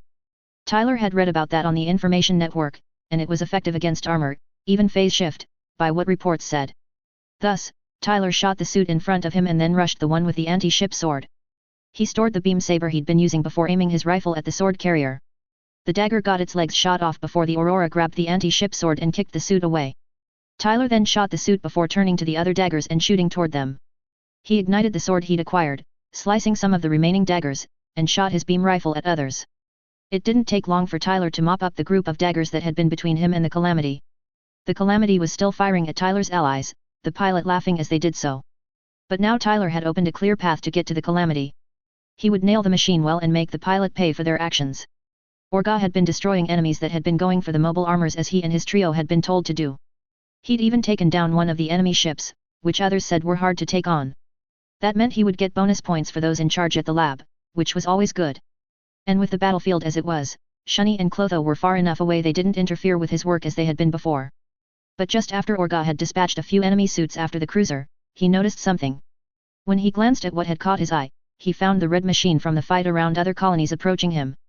Orga had wanted another go at the red unit since it had embarrassed all three of them back then. Whoever took it down would be the best of the trio, for the time being. It had been an unspoken agreement between them. And Orga wouldn't say no to being the top of the trio, even for a little bit. Tyler was closing the distance when the Calamity took notice of him coming at him. Orga used his weapons to shoot at the Aurora, but the red machine evaded much as it had in the last two battles. It was as unpleasant to Orga as it had been back then and increased his frustration. The only difference now was the enemy was making avoiding shots look even easier than before, which was a thing in itself. Tyler didn't slow his approach as he evaded the weapon fire coming at him. His seed mode made evading and setting up for his intended strike much easier. Tyler continued to gain speed, pushing the Aurora's thrusters toward their upper capabilities to build momentum. He stored his beam rifle, held the anti-ship sword with both hands to give extra force, and directed the thrust where he wanted.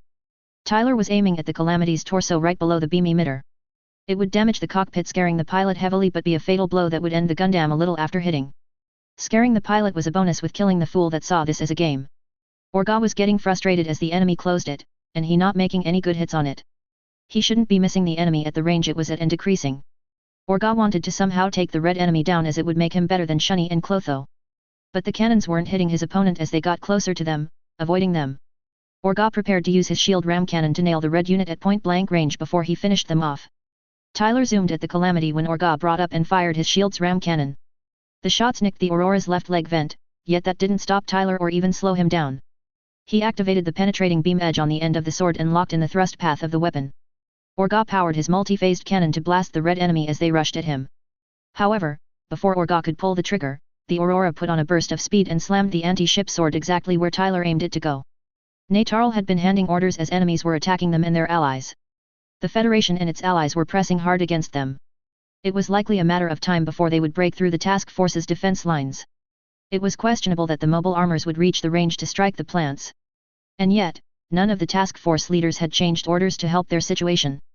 Natarl was trying to think of a way to make sure the Dominion at least survived this battle, but was coming up with nothing.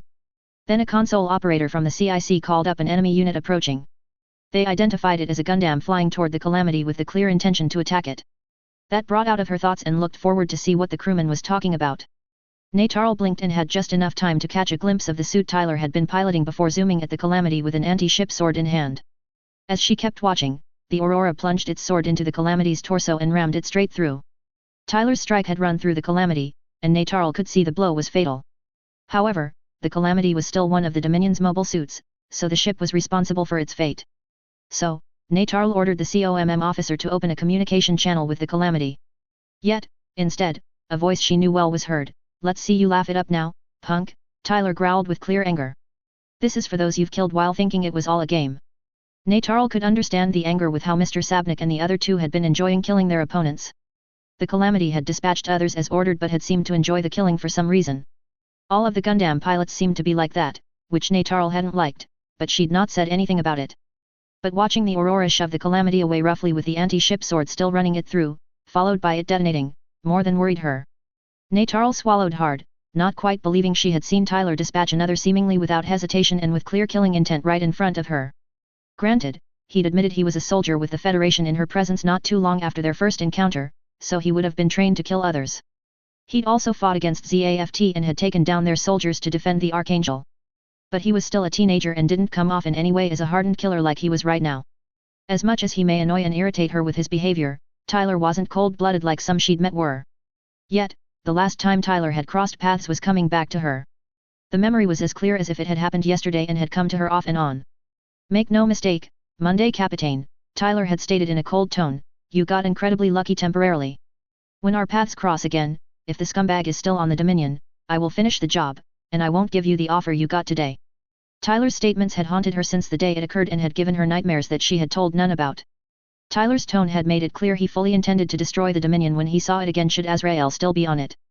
And unfortunately for the ship and its crew, the man was still on board. However, to Natarl's surprise and slight relief, the Aurora didn't turn to target the Dominion after the Calamity was destroyed. Instead, it faced the Peacemaker group with the obvious intent to attack them with little to stop him. With the Calamity dealt with, Tyler turned his attention to the mobile armors he didn't doubt had nukes with them. He could clearly see the nuclear missiles they were carrying on their undersides.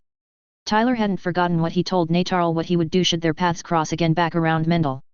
He still intended to take down the ship should Azrael be on it, but stopping nukes took priority over settling things with Azrael.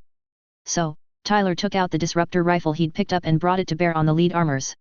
He aimed and had the rifle charge up for the few seconds it needed to be fired. Once charged, he pulled the trigger and let loose a blue beam that looked similar to the videos of ZAFT's gamma ray. Then, Tyler moved the beam to pass over mobile armors as they kept moving forward. Natarl had seen the odd rifle the Aurora had been carrying, which it hadn't had the last time. She assumed it was one of those the recon team had reported spotting during their observations. Tyler aimed the rifle at the Peacemaker armors and a continuous blue beam shot from the rifle. However, unexpectedly, the beam passed over the armors without damaging them, which caused Natarl to pause. There was no visible damage to the armors that Natarl could spot, which didn't make sense to her. Natarl had continued to watch the odd rifle Tyler kept firing, wondering its purpose. It had to do something if it didn't harm its target, that thought wouldn't leave her mind. Tyler would not use a device that did nothing.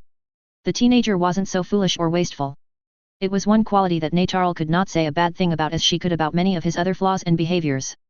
On the other hand, Azrael was horrified when the Red Machine aimed a weapon at his nuke carriers. The task force was almost where they could fire their missiles at the plants. The Federation had been kept back from them so far, and none had been lost, meaning the maximum number of nukes would fly. The blue beam had zoomed towards them but did seemingly nothing to the mobile armors. Azrael wasn't the only one to be confused at the beam doing nothing to the armors. As Tyler fired the odd rifle a third time at another group of armors, the lead ones reached the range to arm and deploy their nukes. Azrael gained a smirk as the efforts to stop them had failed. Now the plants would go up in flames as they should, and the war would progress toward its end. However, Azrael blinked when no missiles were launched after a long moment. There should be no hesitation with any of the chosen pilots. Azrael had made sure that all had been questioned by top brass to ensure there would be no second thoughts among them. Then the Dominion COMM officer spoke, Captain, the leader of Peacemaker is reporting issues with their machines. They are saying the warheads won't arm, and something seems to be wrong with the N-jammer cancellers. Natarl took in what the officer said, processing what that meant for their mission. It only took a long half-minute for things to sink in, and Natarl started to understand what had likely happened. As she had suspected, Tyler wasn't using a device that did nothing to the intended target. The rifle had caused a problem with the N-jammer canceller in the nuclear warheads. That the rifle could do such a thing without harming the carrier was nothing short of amazing for a weapon. It was absolute precision with intention in weapon use, which was sort of expected with the Federation, but this was a really impressive example. That led to the unreal point that the odd rifle represented a means to nullify nuclear weapons. Without the N-jammer canceller, N-jammers were a factor and made nuclear tech inert. To tell the truth, Natarl hadn't thought any would come up with a way to neutralize nuclear weapons before they were used to bring ruin and destruction. The Federation invented rifles that can disable N-jammer cancellers, Natarl uttered. And she felt that maybe there was still hope for this war to end with Earth and even the colonies in livable condition. Azrael heard what Natarl muttered and didn't like what she'd said. But he could have heard her incorrectly with how often the woman squawked. So, Azrael rounded on Natarl. What did you just say? He demanded. I can't have heard you right. If Azrael wouldn't accept the truth even when he had the same facts as she did, that was his issue. Honestly, she wanted to make the man squirm for all the trouble he had caused her and her crew. Were Tyler to make the offer he had before, she would accept it without hesitation to get the man off her ship. He wasn't worth the trouble anymore, and a court-martial was preferred over his company. So, Natarl faced Azrael with a firm expression. With what we've seen, it's clear the Federation has come up with a means to neutralize nuclear weapons, Director, she replied, almost snapping the last word. Facts point to the blue beam disrupting or disabling the N-jammer canceller in the warheads. Natarl pointed at the forward display. You saw it yourself, the beam did no visible harm to the armors when it passed over them. However, their cancellers stopped working just after the beam hit them, preventing the warheads from arming. The beam had to disable the cancellers using logic that you should have. Natarl folded her arms. In other words, Director, the Federation have a way to stop the nukes you insist on using for your vendetta. After Tyler had disabled the nukes, he got down to business dispatching the mobile armors. They may be disarmed, but they had tried to use nukes to kill countless innocent people. Their actions were wrong, and they would suffer consequences for them. Those in the Alliance who were good or redeemable were already fighting alongside the Federation or were denouncing the radicals on Earth. None of those who tried to shoot nukes should or would be shown mercy as they hadn't intended to give any to those on the plants or elsewhere afterward. Natarl and Azrael were glaring at one another in a standoff after her explanation. She wouldn't back down this time. The man could threaten her in any way he could come up with. She would stand up to him for her crew and ship. She'd had enough and would put her foot down as she had gotten close to doing with Tyler. But before the fight could continue, the sensor operator called the enemy machine was now attacking the Peacemaker force. Natarl and Azrael looked to the forward display and saw the Aurora had switched to its own beam rifle. It was using the rifle against the mobile armors to great effect, not missing with its shots. Others quickly joined Tyler in his task of shooting down the mobile armors, much to Azrael's anger. However, the effort was hampered by the Raider and Forbidden attacking them. Yet, Tyler thought it a good thing it was just those two causing issues instead of the addition of the other Gundams the Alliance had. As that was happening, Cormag saw the Alliance force aiming for the plants. He'd even spotted the Mobius armors carrying what sure looked like nuclear missiles. Cormag glanced back at the 4 former students he'd been working with. He felt they would be okay fighting on their own for a time without him. So, Cormag shifted his Delta fighter into its flight mode and zoomed off to where the armors were. When Cormag arrived in the area, he saw things weren't going the best. Allies were struggling against 2 Gundams that were causing trouble and hampering efforts. There was also a red Gundam helping Allied forces try to fight against the other 2 Gundams. The ID code identified it as the HFSZ-201 Aurora. What surprised Cormag was the pilot was someone he knew. Cormag had crossed paths with Tyler McGregor more than a year ago. The teen had stuck out in his memory as the kid had been a rare individual in a few ways. He'd had skills and talent one didn't often see in a generation. Tyler had held his own against Cormag, who was an elite pilot. That was a sign he had serious potential. So Cormag shot forward, shifting his machine over to its suit mode and readying his Dragoon barrels to deploy in remote mode. Tyler was facing off against the Raider after fending off the Forbidden, which had attacked him directly afterward. Then, weapons fire from Tyler's left struck the Raider, causing a pause in the fight between the Gundams. Tyler looked to his left and saw a custom Delta fighter with 4 pods which appeared to be gun barrels attached to a backpack. The barrels were docked to diagonal spars on the backpack. Tyler would have wondered who had helped him, but the gun barrels were a good hint. The one in the Delta fighter was Cormag Swift, a former Earth Forces mobile armor ace, now a Federation pilot. He was a colleague and somewhat of a friend as well to Tyler. Cormag had given him some lessons on piloting as other top elite pilots had. In Cormag's case, it had been with mobile armors and the same man who had given him the experience with the Zero armors. Clotho twisted around to face the meddler who had interfered with the payback on the red machine. It was one of the enemy units that could become a space fighter that had been flying around the battlefield. While they did pack a punch, it wasn't enough to be worried about from what Clotho had seen. So, Clotho was about to get down to dispatching the meddler so he could return to what he'd been doing, but part of the machine detached. Cormag deployed his barrels and had them zoomed forward at the Raider. Clotho dodged the incoming projectiles, yet they began shooting beams at him. That forced him to jerk his controls to avoid the incoming shots. Cormag had 3 barrels keep the Gundam distracted while the 4th moved forward. The 4th barrel's front section split apart just before hitting, becoming a pincer claw. The claw let the pod latch onto the Raider around the hips from behind, gripping tightly to restrict movement. Clotho had felt the contact but was still distracted by the beams coming at him to do much about whatever had hit him. Cormag used his own railgun rifle to add to the distraction as 2 barrels stopped firing and moved forward. Like the previous barrel, the two became claws and grabbed the shoulder joints. Clotho felt 2 more clunks and noticed his movements were being restricted by whatever was hitting him. Cormac's final barrel latched onto the raider's head from the back, the claws blocking the camera set. The combined work of the 4 gun barrels took away the raider's movement and got the Gundam where Cormac wanted them. As strong as they were, Gundams could still be destroyed when nailed, and Cormac would prove that. Clotho struggled against the restraints he found himself in, but as his machine struggled, nothing changed. He knew if he was still for too long, an enemy could get a kill shot on him. It was a lesson that was drilled into every candidate at the labs. So, Clotho tried everything he could think of to get free before an enemy nailed him. However, the raider shook as the barrels holding the shoulder joints fired beams severing the arms off. Alarms went off in the raider's cockpit, and Clotho saw his machine's arms had been taken off. He became desperate at understanding his opponent was beating him. Yet, the 2 barrels still held the raider in place at the hips and head. Cormac had the 2 barrels that had held the enemy's shoulders returned to their docks. Then he took out one of his new beam sabers and locked onto where he intended to stab. Tyler turned away as Cormac rushed forward and plunged the beam saber into the raider's torso. The 2 pods still holding the raider lit up their thrusters and threw the suit away, sending the raider flying by Cormac's commands. The machine had arcs of energy randomly going off from multiple places around the suit.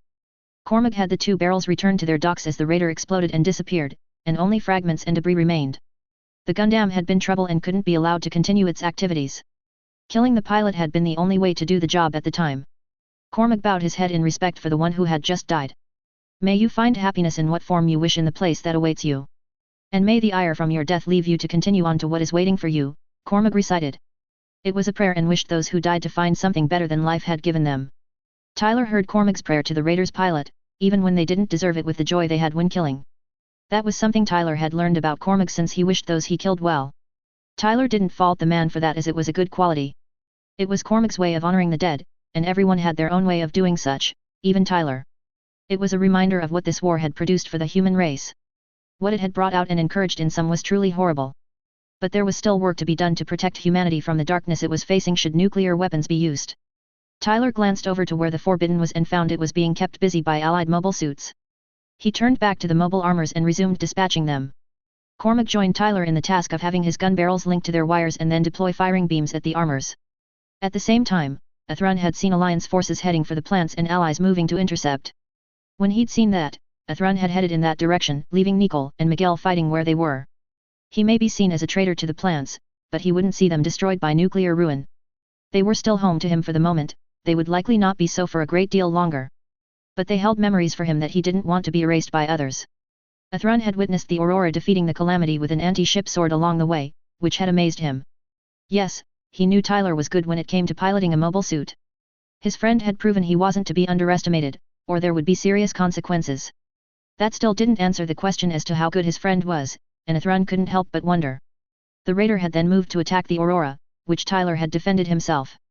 Then the raider was taken down by the Federation fighter which had appeared. Allies were keeping the Forbidden busy while the fighter and the Aurora went to dealing with the mobile armors. But the Forbidden was giving Allies a hard time, so Athrun would help there before helping Tyler, and the rest would stop the Alliance from attacking the plants. By the time Athrun had gotten into the general area, the Forbidden had broken away from those who were delaying it. So, Athrun changed his path to follow the Forbidden to strike them. Shunny was angry at what had been happening in this fight recently. The red machine which had made a fool out of him was around and had taken down Orga. Clotho had no more luck taking the red one down as another had defeated him. Shunny would succeed where the other two had failed and take down the red machine. He would prove he was the best of his trio, so Dr. Moss would assign him to another trio and not dispose of him. With that in mind, he broke away from those who had been distracting him and rushed toward the red enemy. Tyler was forced to barrel roll out of the way of the Forbidden scythe, slicing an arc where he'd been. The Aurora had its plasma cannons poured at the Forbidden and fired them. Shunny deflected the beams away with its shields, but it had been a close thing. Cormac fired missiles to help Tyler, and those slammed into the Forbidden's left shield and suit's side. Shunny was shaken as the projectile struck the shield and side of his suit. The attack infuriated Shunny more as the other was meddling in his business of taking down the red machine. Athrun put on a burst of speed to get behind the Forbidden and ignited the Meteor's left beam cannon saber form. He wouldn't let another kill one of his best friends while he could do anything about it. And the Forbidden didn't seem to notice the Justice slipping behind it, so Athrun had the element of surprise. Thus, Athrun blindsided the Forbidden with its beam sword hitting it in the back where the shields couldn't block. For a second, the image of the Alliance Gundam was silhouetted with a thick magenta line behind it. The next moment, the beam sword cut through the suit, slicing the machine half at the torso. The two halves then exploded, and the last of that trio of Alliance mobile suits was destroyed. Tyler was glad to see Athrun around and was grateful for his assistance. He would thank his friend for the help after this battle was over when they got the chance to talk. Tyler would ensure that, with the 3 Gundams who were hindering those trying to take out the nuclear payload to the plants out of the way, those on site redoubled their efforts. Athrun used the Meteor's collection of anti-ship missiles and beam cannons to help speed along the process. Cormug, Tyler, and the rest were shooting down armor after mobile armor. The group intercepted the armors since none could arm and fire their nukes with their cancellers fried. As the number of mobile armors decreased, the desperation of the Alliance forces ramped up.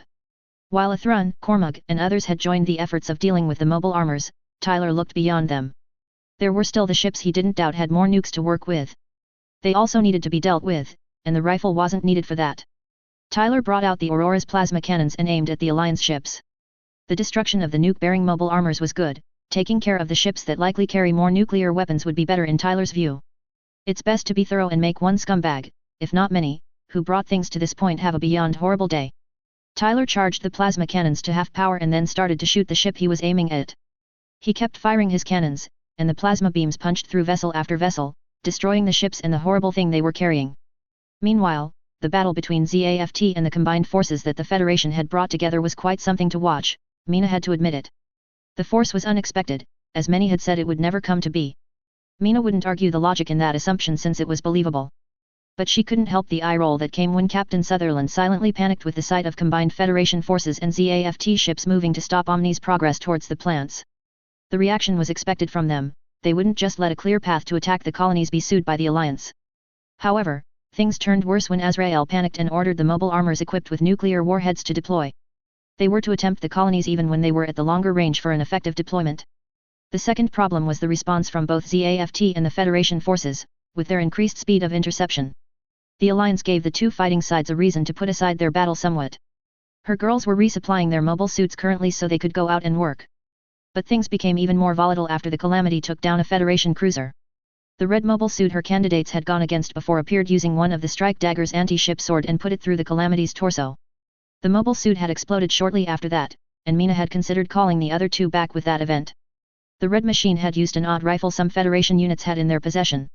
The blue beam over the mobile armors, which by what she was hearing, it had somehow neutralized the nukes. Mina would applaud that the Federation had come up with something to counter nuclear weapons. It couldn't have been easy to do, though they certainly had as much, if not more, motivation than ZAFT. From what she'd heard, the Alliance planned to use nukes on the Federation after this mission, and the Federation probably knew that. Mina's intuition had told her to pull back, or she would lose a great deal of her work. Her work was more important and valuable than anything Azrael or the Alliance could do or offer her. And they were being very reckless with her work, which she wasn't happy with at all. But the raider was overwhelmed and destroyed before she could get the other 2 to return. The Forbidden shortly followed the other 2 to their own demise. And so, one of the good performing trios had been wasted on this endeavor, which irritated Mina. However, there was still time to prevent her girls from being thrown away as the boys had been. Mina took her leave and left the bridge at that point, weighing the risks of continuing to assist Azrael. The cons were growing far faster than any benefits, and most of those pros were diminishing. Then, there came a call for Mina, which was Lori telling her that she'd done as Mina had asked and taken their case to others. Lori had managed to make a deal with the Federation to move their work from the Alliance. Some things would have to stop with the Enhanced Human Project, which had been expected and calculated. The way Lori put it, the deal was beneficial overall, they would just have to change some processes and stop some ideas. Mina thanked Lori and ended the call before heading down to the ship's hangar. Along the way, Mina put on a spacesuit of her own as she now intended to leave the ship with the girls. Azrael had no more hold over her or her work, so there was no reason to stay and help them with his insanity. She and those who were smart would be working for the Federation going forward. So since it appeared the Federation was doing far better than the Alliance in this battle, Mina felt it would be better to switch over to them now. Mina had begun to realize all 3 of her star girls had started becoming more than just candidates to her. They were her best performers, but there was more to it than that. She didn't want them to die, and it wasn't just because of the work which had gone into them. Yes, Mina Moss, the cold, unchanging, unyielding, and terrifying head of Lodania and the Enhanced Human Project, had started opening up to the 3 girls. While she'd found in a small town the war had destroyed, they had been little more than material at the time. She'd used their attachment to her and the label of mother to have them obedient. Mina couldn't say when the change had begun, but the effects were more apparent now. And the other reason she intended to leave was to get away from Azrael. The man was irritating, intolerable, and just plain got on Mina's nerves. Plus, the man had gotten to be seriously hazardous to work for or with. It wasn't worth the funding Blue Cosmos provided any longer, not by a long shot. When she got to the hangar, Mina saw that all three of her girl suits were still there. Deborah was the first to spot Mina making her way toward them and was in a spacesuit. It was odd for her to come down to where they went out. Mina tended to watch from the bridge of a ship, so her being down here was different. And the air around her had changed, Deborah could see that straight away. Deborah couldn't say what had changed, but she felt that she and her sisters wouldn't be doing what they thought they would. Laughter and Ross Weiss came up after seeing Mina there to listen to what she would say. Mother? Why have you come down here in a spacesuit? Mina stopped in front of the three. I will be leaving with the three of you, she answered. Things have changed, so there is no reason for any of us to remain on this ship. None of them argued the point, as habit wouldn't have them disagree with Mina.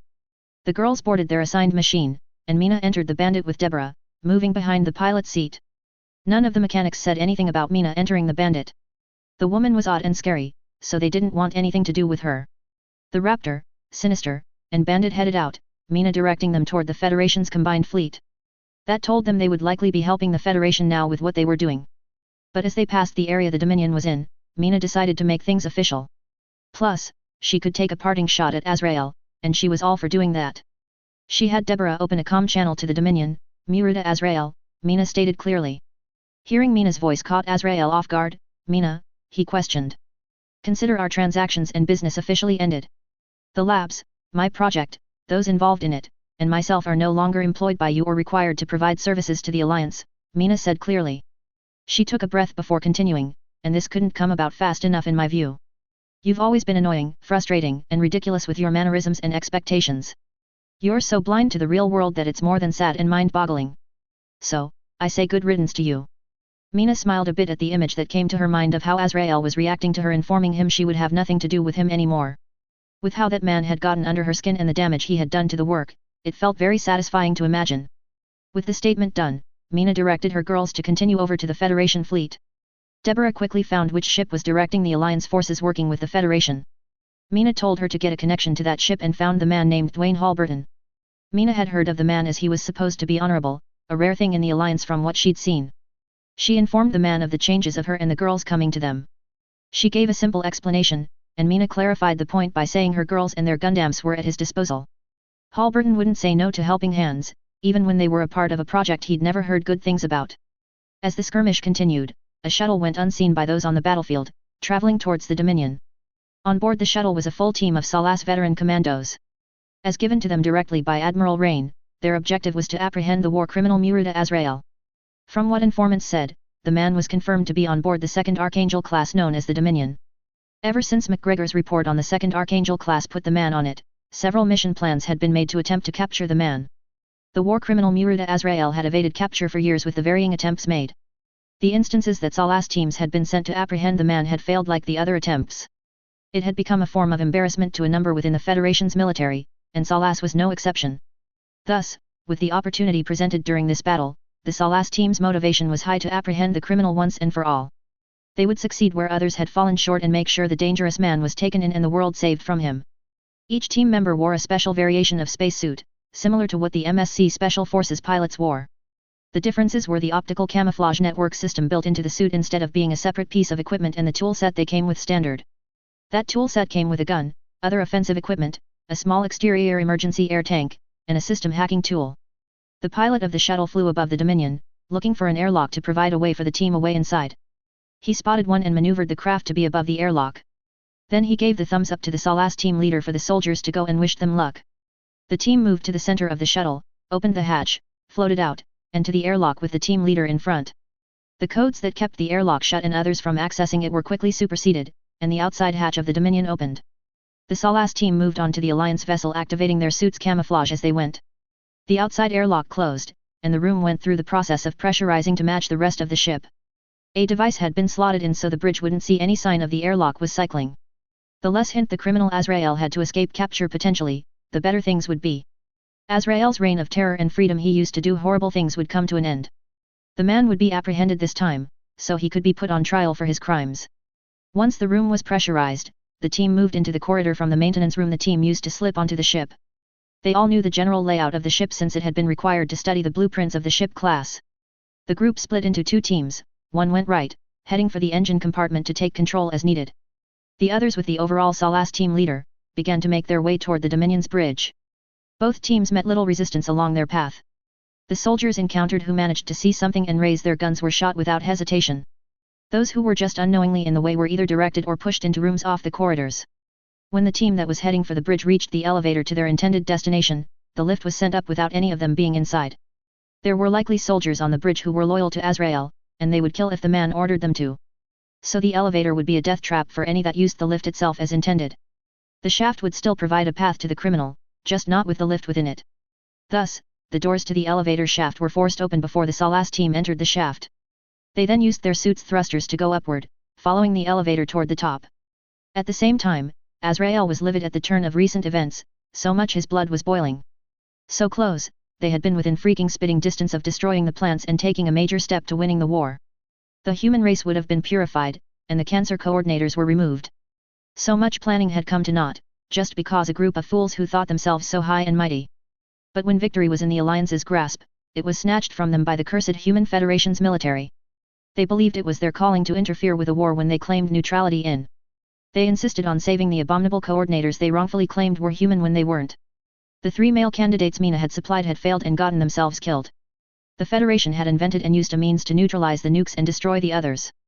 That would complicate any efforts to deal with the Federation to bring an end to the war. Nuclear weapons had been planned to be used against the Federation.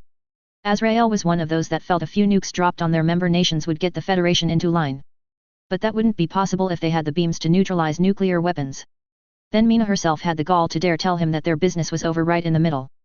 This day couldn't get worse in Muruta Azrael's mind. All that helped even a little was the thoughts of what would be done to those in the Federation to make them pay for this. His rage was boiling over when the lift to the bridge reached the bridge level, and Azrael flew off his handle. The ship had been at battle stations for a while now, and if there were someone that wasn't at them, this would be their unlucky last day. He had soldiers on the bridge to enforce his will even if the captain argued against him. Thus, Azrael commanded the soldiers on the bridge that had come to keep order to shoot their guns at the elevator. Seeing blood would relieve some stress that Azrael was feeling at the moment. Natarl heard the order Azrael spouted and snapped. She wasn't about to let the crazy man fly off the handle and harm her crew in the process. Natarl would have Azrael dragged off the bridge and thrown in a brig cell until he cooled off if he could. But before she could order some to restrain and take Azrael away, the soldiers turned and did as the man ordered. Natarl watched as bullets made holes in the lift doors as the guns fired. Should any be in the lift, they would be dead, riddled with holes themselves. Yet, Natarl shouting after a moment after the gunfire started did nothing to stop the soldiers. In the elevator shaft, the Salas team had followed the lift up to the top of the shaft, and then they waited below the lift. It was expected the soldiers on the bridge would shoot at the lift, killing any that could be inside. And the sound of gunshots echoing along with metal being punctured by the bullets being fired verified the assumption. 2 team members readied sonic grenades while 2 others prepared smoke bombs to use when the gunfire stopped. The peppering of bullets ceased, and the Salas agents moved to be directly under the lift floor. Shortly after the gunfire stopped, there was the swooshing of the elevator doors opening. After the soldiers stopped using their guns and the lift door slid open, Natarl blinked. As expected, the lift was riddled with bullet holes, but the space was empty. The lift shouldn't move with none on it, the controls shouldn't allow that to happen. However, Natarl was too angry to think about why the lift had moved when it shouldn't have. She would consider that after she'd dealt with Azrael. Natarl twisted back to face Azrael and glared at the man. "What the hell are you thinking, Azrael?" she bellowed. "You are a VIP on this ship, not an officer or crew member. You don't give orders for any on this ship, that is my responsibility, and you will not take it from me." Azrael glared at Natarl as she kept going. "You have gone too far, enough is enough, and I am putting my foot down. I will personally make sure you are dragged and shoved into one of the brig cells and keep you there until further notice, Director of the National Defense Industry Association or not." Azrael's mood was bad, and Natarl's actions weren't helping. "You care to repeat that by H?" he growled. With the chatter or rather shouting that was going on around the bridge, the Salas team knew the distraction would help them. The team leader signaled the 2 with sonic grenades to toss them onto the bridge to begin the capture of Azrael. They lifted one of the floor plates of the elevator and lobbed their grenades into the bridge area. The Salas commandos dropped back down into the elevator shaft, letting the floor plates move back into place quietly. The plates would shield them even though their suits would do the job. The grenades would disable the soldiers long enough for the agents to dispatch them. Both sonic grenades tumbled through the air, moving out of the elevator before the door slid shut. One of the Alliance soldiers stationed on the bridge spotted both objects. Gran the soldier started to call. However, the warning came too late since the sonic grenades went off, and the concussive sonic waves exploded midway through the word. The blast wave threw all but those in the CIC away from the grenade's location, stunning most of the bridge crew to varying degrees. Neytarl was shoved back from the blast itself, nicking the captain's chair as she flew back. A moment later, it felt like something had slammed into the back of her head. The world around her blurred, but she could tell things were still happening around her, just not what. Seconds after the sonic grenades went off, the smoke bombs were chucked in to add to the maelstrom happening. Smoke quickly filled the bridge, obscuring the vision that any on the Dominion's bridge had before. With the smoke thick and heavy, the Salas team came up through the floor plates and moved into the bridge area to get to work. Capturing Azrael was the priority, nothing was to stop them from apprehending the man. As they entered the bridge, the Salas team's visors had been switched to its inferred setting. The first targets were the soldiers who were identifiable as they were holding guns. The Alliance soldiers had been coughing but sweeping around for enemies. However, they were shot before seeing an enemy around them. The Salas agents made their shots count, each being fatal, ending any problems they could create. Azrael cleared his head after whatever the blast had been which had thrown him back. And upon hearing the commotion and gunfire from behind him, he knew things had changed. The blast had been more than likely from one of the Federation's sonic weapons they used exclusively. If the Federation was here, there was a good chance they would be aiming for him. Azrael hadn't missed the Federation's attempts to capture him for what they called war crimes. If not for his allies in Blue Cosmos, Logos, and some within the Alliance, the Federation would have caught him. And should he be captured by the Federation, Azrael would have no freedom for the rest of his life. With that in mind, he pulled out the pistol he had to fend off any Federation soldier that came his way. Neytarl was floating, trying to regain her bearings and understand what was happening. As she was doing so, Azrael pointed his gun at Natali, who had annoyed him so. Before Neytarl could do anything to defend himself, Azrael pulled the trigger of his gun. Yet to his shock, the vice-captain of the Dominion had come out of the CIC and put himself between Neytarl and Azrael. Azrael gritted his teeth and intended to shoot at the woman again before any could stop him from doing so. However, Azrael then felt someone grab his right arm and wrench it back. His pistol was yanked from his grip before he could use it on anyone. The smoke was beginning to settle as things kept happening around the bridge. So, when Azrael looked to his right, he saw someone in a non-standard Federation spacesuit holding him. The next thing he knew, a small number of these Federation-suited people surrounded him. Azrael struggled against their restraining holds, but the Federation personnel didn't let go at all. The Salas team brought out restraints and put Azrael's hands and forearms into them, making the man unable to use his arms effectively. Neytarl began to return to the world around her and took in what was happening. The first thing that she saw was her second-in-command was close by, but he now appeared to be seriously injured. A crimson spot was growing on his right side, which she couldn't explain but hadn't been there before. Second, there were people on the bridge in Federation spacesuits similar to their pilot suits, yet she'd never seen the version they had. Third, Azrael was being restrained by said Federation personnel literally in handcuffs holding his arms as well. Neytarl watched as one of the Federation-suited people moved to be in front of the blonde man. Muruta Azrael, stated a female voice. For the crimes that you have been involved in and committed during the war and before it, which fall under the United Nations Charter, Article 4, Section 7, you are hereby placed under arrest. As per Section 7, Clause C, Subsection 2, regarding your involvement in the Bloody Valentine, you no longer have any rights or privileges other than the most basic. You will appear in front of the Ecumenical Humanity Court of Law, where your sentence and punishment will be decided. Neytarl was processing what had just been said by the Federation soldier since there were some very significant points to it. First, the Federation had evidence, a great deal by the sound of it, which said Muruta Azrael had committed war crimes. For them to have evidence was unexpected and concerning as it meant the Alliance had been harboring a war criminal. Second, if Neytarl recalled the referenced material being referred to right, war crimes were seen as much more serious than others. There were different sets of rules and laws for war crimes made by the United Nations Charter. Finally, Azrael had been involved in the Bloody Valentine incident itself. That meant Tyler had known what he had been talking about before calling Azrael a war criminal. And one other fact became clear to Neytarl, Muruta Azrael could no longer be covered by any from the Alliance or Blue Cosmos. It was something she had heard rumors about before now. The way the Federation could prosecute someone, and no others could interfere with them, old standing laws were on their side. Azrael was tugged upward and then dragged to the elevator with an escort of 6 Federation personnel around him. That left a few still on the bridge of the Dominion, and the one that Neytarl guessed was the leader turned towards her. You are the captain of this vessel, are you not? They posed in the same feminine voice as they had spoken to Azrael. The voice was not natural, it was mechanical. Neytarl nodded before the leader continued, then, it would be in the best interest of this ship and its crew for you to disengage your attempted assault on the plants. The other Federation soldiers headed for the lift along with the leader and left the bridge as if nothing had happened. Neytarl was now left to decide what to do in the current situation as it stood, as it had changed drastically. She wasn't inclined to keep fighting with the task force the Dominion had come with as they were falling. Plus, the Federation's goal was one she could get behind far more than what those like Azrael had been wanting. Natarl ordered that the Dominion's vice-captain be taken to the infirmary immediately so he could get help with his injury. After that, the best thing she could think to do with all on the bridge looking to her for orders was to give instructions that would have the Dominion assisting the Archangel. Helping them would provide the best chance of survival for the Dominion that she could think of. Meanwhile, Kira was still going against Cruzet in the Gundam he was using. Kira found the machine Cruzet was in was more than likely from the same series as the Freedom, as he suspected. Then, Cruzet wasn't a normal pilot either, and Kira had noticed that during previous battles. The masked man had been good when using ZAFTCGUEs. He was doing even better with a Gundam. So, Kira knew he couldn't take this clash lightly, or Cruzet would kill him. The meteor unit may have been of help if Kira had kept it, but it could have been destroyed by the Providence just as easily. Ra had been caught off guard by the boy's reply to the jab he'd sent at him as the two fought. It wasn't what he had expected to get from the boy since it wasn't the same as back at Mendel. Ra had shaken this teen at Mendel by telling him about his father and what the man had done. Hibiki had done so much to create Yamato, many of the more horrible things buried by himself and others. And it had seemed that Yamato had been shaken knowing his sire had done what many saw as evil to make him the way he was. Ra had hoped to do so again and mess with the boy to get shots at Hibiki. Yet, Hibiki's child had countered him in a way that was the last Ra would have thought. The boy was different than his sire, having a more positive view of the human race.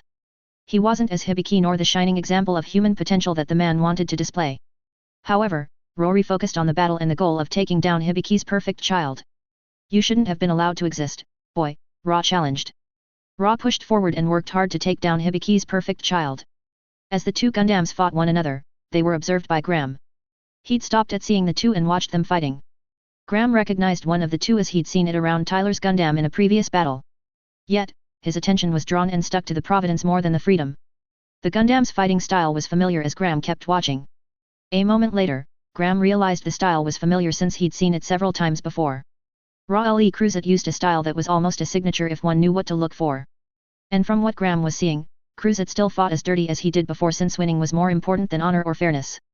Graham had a score to settle with Ra-Le Cruzet before he'd left the plants.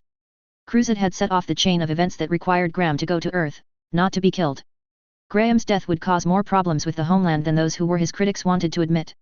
So he'd had to cover his tracks not to have any of his enemies find him and use his death for their benefit, hurting the plant's citizens. While Graham had found it nice for a time to be in retirement and not be fighting in the war, a mess had still come with him out of the picture. The war's direction made Graham wish he had returned sooner to make a difference. Those who had looked to him for hope and safety were under threat and fear. Cruzet was one of those that had brought that on, and Graham wouldn't let that stand. The Thanatos got above the two, pointed its beam rifle down at the Providence, and pulled the trigger. Ra had made his first strike on the Freedom and was going to send out his Dragoon pods to get things going in the direction he wanted. Hibiki's perfect child would die at his hands, and Ra would do whatever it took to bring that to pass. Yamato dying at his hand would be the best top-off for the realization of Ra's dream that would come true today. However, as Ra was making progress in his wish, he was interrupted. It came in the form of a beam that came down from above, stopping Ra from moving forward. When he glanced upward, he saw a blue Gundam pointing a beam rifle at him. Once Graham saw he had Cruzet's attention, he spoke, "I see you have a new suit to work with, Cruzet. But that is the only thing that has changed with you. Your style is the same as ever, which is a sad thing really." The voice was one Ra couldn't forget as much as he would love to be able to. It belonged to a man which Ra detested with a passion as much for what he represented as what he was like to be around. Ra had put forth a lot of work and effort to get rid of the man known as the Comet. The man was beyond annoying with his humbler-than-thou crap he radiated and spouted. He was a freaking example of the historical view of what a hero was, and that sickened Ra to his core. Ra hated those who acted or, worse, were the heroic types. They were problematic for those like Ra, who wanted humanity to fall and were extremely difficult to deal with and be rid of. Graham swooped down at Cruzet with a beam saber in hand. Ra barely dodged Acker's slicing motion but gritted his teeth as he did so. "Acker," Ra snarled, "how are you still alive?" Cruzet's response was almost an expectation for Graham and was the strongest he'd seen it. He knew Cruzet hated him for what he did for the plant's citizens and the hope he gave them. Graham had always been ready to step into the role of the hero when called upon. And the citizens of the plants had called upon him from time to time in the war. Graham had figured Cruzet played a part in the threats that had come his way.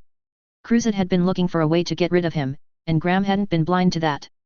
The fact of him being a natural being revealed and made a big deal was the kind of thing the masked man would do. "Why Cruzet, you almost sound like you missed me," Graham replied. "After all your effort to shoo me away from the homeland, one would think you would be saying more colorful things. Still, I, Graham Acre, the hero of the people and their comet, have returned in their time of need. And I believe we have a score to settle. No time like the present to do that, wouldn't you agree, Cruzit? Ra clenched his jaw at hearing the reply since it irked him greatly. This man, Graham Acre, had been a serious thorn in Cruzit's side. Cruzit had gone through a lot to get rid of him, to be rid of his bravado and the rest of his irritating behavior. He'd been the one to let slip that Acre was a natural, so the man Acre would be killed or at least disappear. The desired result had come after his efforts. Graham Acre had vanished from the scenes. Cruzit believed it was the end of the man's interference until Ra accomplished his goals. And yet, again, here Acre was, interfering with Cruzit's plans, which was so frustrating. As the fight continued, it was obvious to Ra that Acre hadn't lost any of his piloting skills or their caliber. Ra wasn't an idiot. Acre was no novice pilot, he was arguably one of the best pilots in history thus far. Graham drew a beam saber, then shot forward at the Providence, clashing against one another. The two mobile suits quickly became involved, fighting each other, oblivious to most else. Kira stared at the fighting between the Gundams going on in front of him. It was a clash unlike anything Kira had seen before now. Cruzit was having a hard time against whoever he was fighting in the blue Gundam. It took Kira a moment to recognize the blue Gundam as one of the two that had helped during the second battle around Mendel. Tyler had seemed to know the pilot but had not given more detail about them. Cruzit knew the pilot and, from what he could tell, hated them more than he did Mew. Mew has told Kira in passing that he and Cruzit had a bad history which had the two of them at odds, but gave no more detail. However, the blue Gundam's pilot had Cruzit fighting angrily. Linus had been going around the battlefield before coming upon the face-off of Graham and Ra. Seeing the two reminded him how much they didn't get along with one another. He'd known the two had issues with each other for various reasons. Cruzit cursed Graham for all he could do, which Ra couldn't, along with being the hero when called upon. On the other hand, Graham had been one of those who had cleaned up Cruzit's messes he produced on missions assigned to him. He had, like Sakura, been chosen to rein in Cruzit on occasion as well. However, Linus had his own issues with Cruzit that hadn't been addressed any more than Graham's. Ra had warped his friend Patrick into the blind monster the chairman was now. Cruzit had also been responsible for many unnecessary deaths in this war and hadn't answered for any of them. So, Linus looked for an opening to join in the fight against Cruzit so the man could be dealt with. Ra was defending himself by parrying a blow from Acker's saber when alarms warned of an attack from behind. He jerked his controls left, swung around with his shield up, and blocked the beam that came at him. After lowering the shield slightly, Ra knew things had just worsened for him. The custom gun with the colors Tries used was facing Ra with a beam saber in one hand and a beam rifle in the other. "You've been rather busy, Cruzit, even since the inquiry with recent events," Linus stated. The Gundam Cruzit was using was the fourth of the X series the Freedom and Justice belonged to. Linus didn't doubt Cruzit had gotten the chairman to give him the machine to employ. "And you got yourself a Gundam to use," Linus paused. "Whatever your plans are, they seem to be moving along." Ra knew the fight he was facing was one where the chances of him winning were slim at best. He was set to go against arguably the two best pilots history knew of to date, and they were working as a team. One was a brilliant tactician, while the other was a talented piloting genius, which was a dangerous combo. Kira watched the three for a moment as they danced with one another. A dance was the best term Kira could come up with to describe the battle before him. It was clear the blue Gundam and the Gin were being used by experts or more than that. Kira would question if Tyler would be able to hold his own against the two for long. However, Cruzit was holding his own against them for the time being but with clear effort. After watching for a few minutes, Kira felt he could help elsewhere on the battlefield. So, he headed off to help others in this battle elsewhere in order to bring it to an end. As Kira moved to a different area of the field, a sight caught his attention. Out of nowhere, two objects appeared a short distance from the Jachindu base, the Mirage colloid that had hidden it deactivating. One of the objects was larger than the other, but they were in line with one in front of the other. The larger object was made up of a huge dark grey ring that appeared to be some kind of emission dish array. That was connected to a cylindrical structure behind the dish. Then the other smaller object looked like a cone or funnel shape with 8 veins forming the funnel. The next thing anyone saw, the ring structure's color began to change, as phase shift armor was enabled, making the ring a lighter grey and the mirrors that it encircled turn an ocean blue, showing their reflective qualities. There was a small hole in the center of the array of mirrors as well, but the purpose of the coalition fleet was unknown. Kira wasn't the only one to notice the object's appearance, for attention shifted to it. The structure was most certainly ZAFT's nuclear-powered gamma-ray cannon. A/N. This was the best point to split the phase that I could see, so I'll pick up in the next one. Now, to say I spent time on the phase and the next would be an understatement. Should it not be obvious by now, I do take care and put effort into the content for the stories I write and this one a great example of the point. But let me get to the details I highlight at the end of each phase. Okay, let me start with the first scene with the non-good alliance group that come into this battle. First, I want to say Azrael is still as evil as he is in canon, if not more so, or maybe I just tried to highlight it more. I'll let you readers be the judges of that. Second, I decided that Ptolemaeus being struck worked better in my storyline before this battle. In canon it happens during this fight, which is fine, but just doesn't sink in my opinion. And third, as before this phase, the addition of the Federation has changed how the war is playing out. This fight is no exception to that point. If anything, it is a testament to the what-if question if there had been another side to the story. The next thing I want to point out, which is much more apparent than in canon, is Natarl's growing doubts. Yes, the woman is having conniptions about what the Alliance is fighting for in canon, but not like she is in my story. Azrael is affecting her and feeding her doubts unknowingly. It does make her actions later much more believable and simpler with the transitions. However, I would also say Natarl's view is quite telling when it comes to the war. She sees the contradiction that is clear with those like Azrael, which they deny. She realizes nuclear weapons will be the end of the human race rather than just a part of it. Natarl also is seeing some of the signs of a rat which Tyler had seen long before this. Now, let me switch to Azrael's view of the fleet and what it represents. You readers should know by this point that Azrael hates the Federation and what it stands for. This phase shows one reason why Azrael dislikes them as he does, their interference as he puts it. He does reveal the Alliance plan to take on the Federation after ZAFT was dealt with. We can also see the parallels that exist with the leaders of the factions, specifically in Azrael and the chairman. And I'm not talking about their radical views exactly, but that they are choosing to be blind/ignore reality around them. They stick to their views being all that matters, which leads to their downfalls, but I'll get to that later. So to the fight between Natarl and Azrael, as we all could see it coming. It was a matter of time. It was more predictable than Natarl's frustration with Tyler, in all honesty. And yet, Natarl standing up to the man I think helps build her character, which I've been trying to cultivate.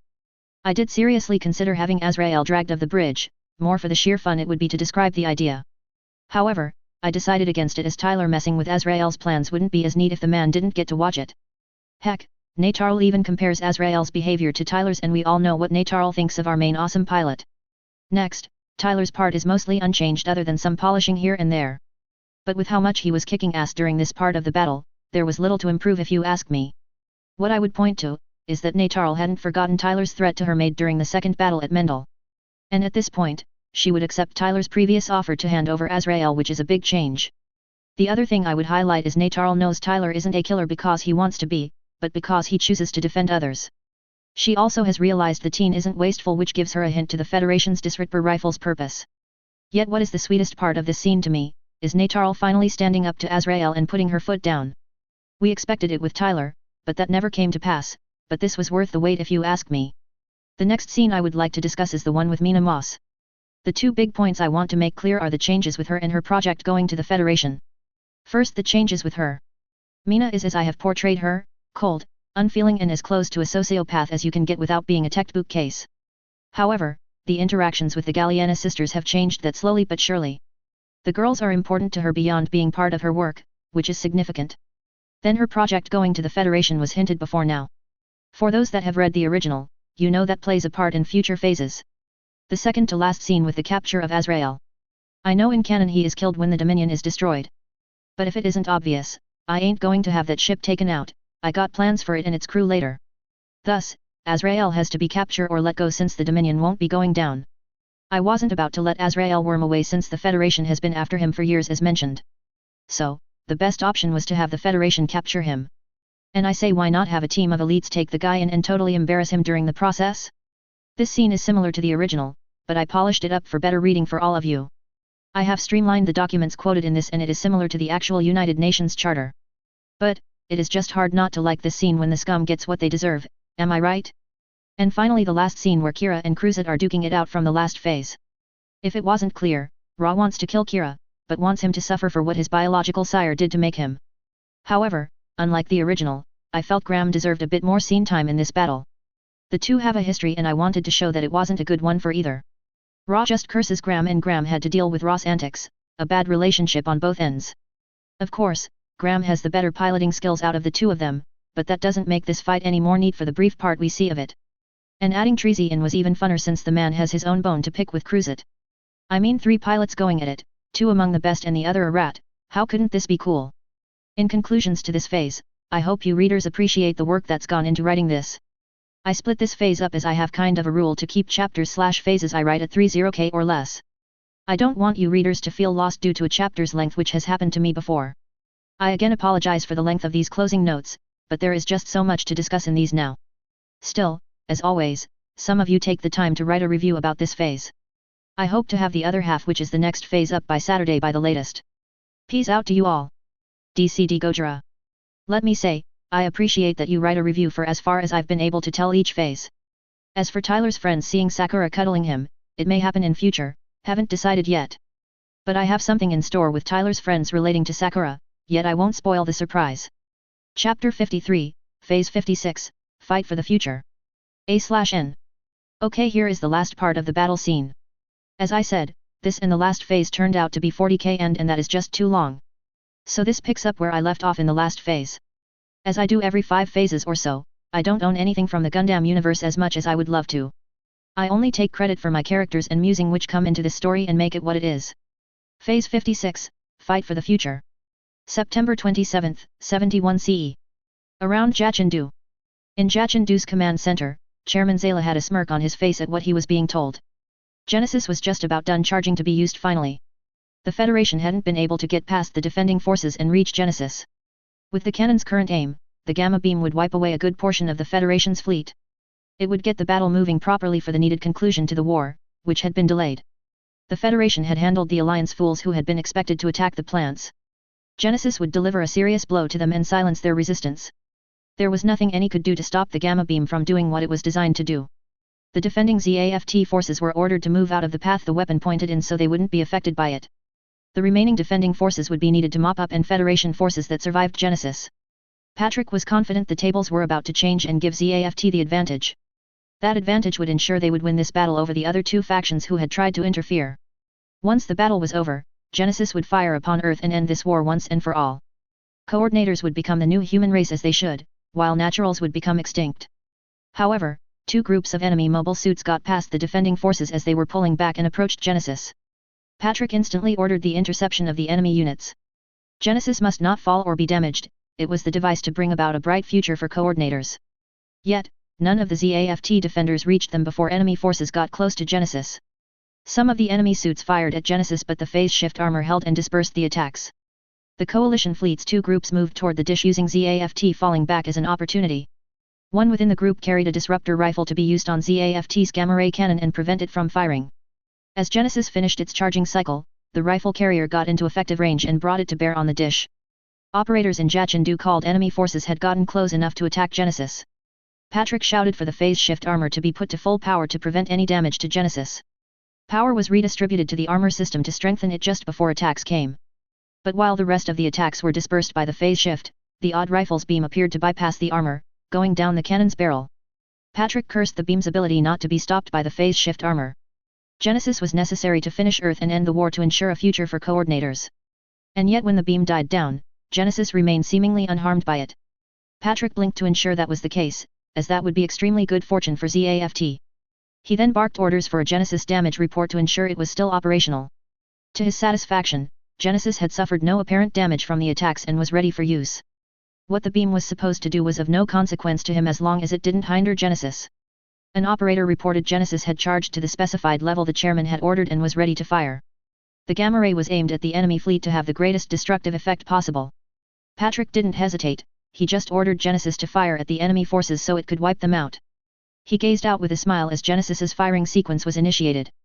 The Federation would face the consequences of resisting what nature favored for the human race. They would, at last, be handled, and their standing wouldn't save them as it had in the past. But Patrick's smile faltered when nothing happened or changed with Genesis. No beam came out at the aiming mirror, nothing but silence from what was supposed to be the gamma beam ripping ships and mobile weapons apart. A moment later, alarms began sounding from several consoles signaling issues with operations. Patrick glared around the command center. What happened? He demanded. Why hasn't Genesis fired? There was scrambling to get an answer with the clear anger the chairman was expressing. Yuki was helping some of the console operators in the hopes he could protect them from the chairman's wrath. The chairman had become much less patient and tolerant of any failure or mistake. Enough were suffering from the chairman's vendetta, there was no need to add more to the group. Yuki knew he would be punished given enough time by the chairman for trying to help others avoid the man's wrath. But Yuki couldn't live with himself if he just let others who were doing what they were told suffer for something they weren't at fault for. After going through the data coming back from the sensor, Yuki could see nothing wrong with Genesis. That was odd, as he'd seen the blue beam hit the dish just as the rest in the command center had. However, no damage showed visibly nor by any sensor readings. The phase shift armor showed as holding and was unchanged from what it had been before the beam had washed over Genesis. There was no reason that Yuki could find from the readouts that should prevent Genesis from firing its beam.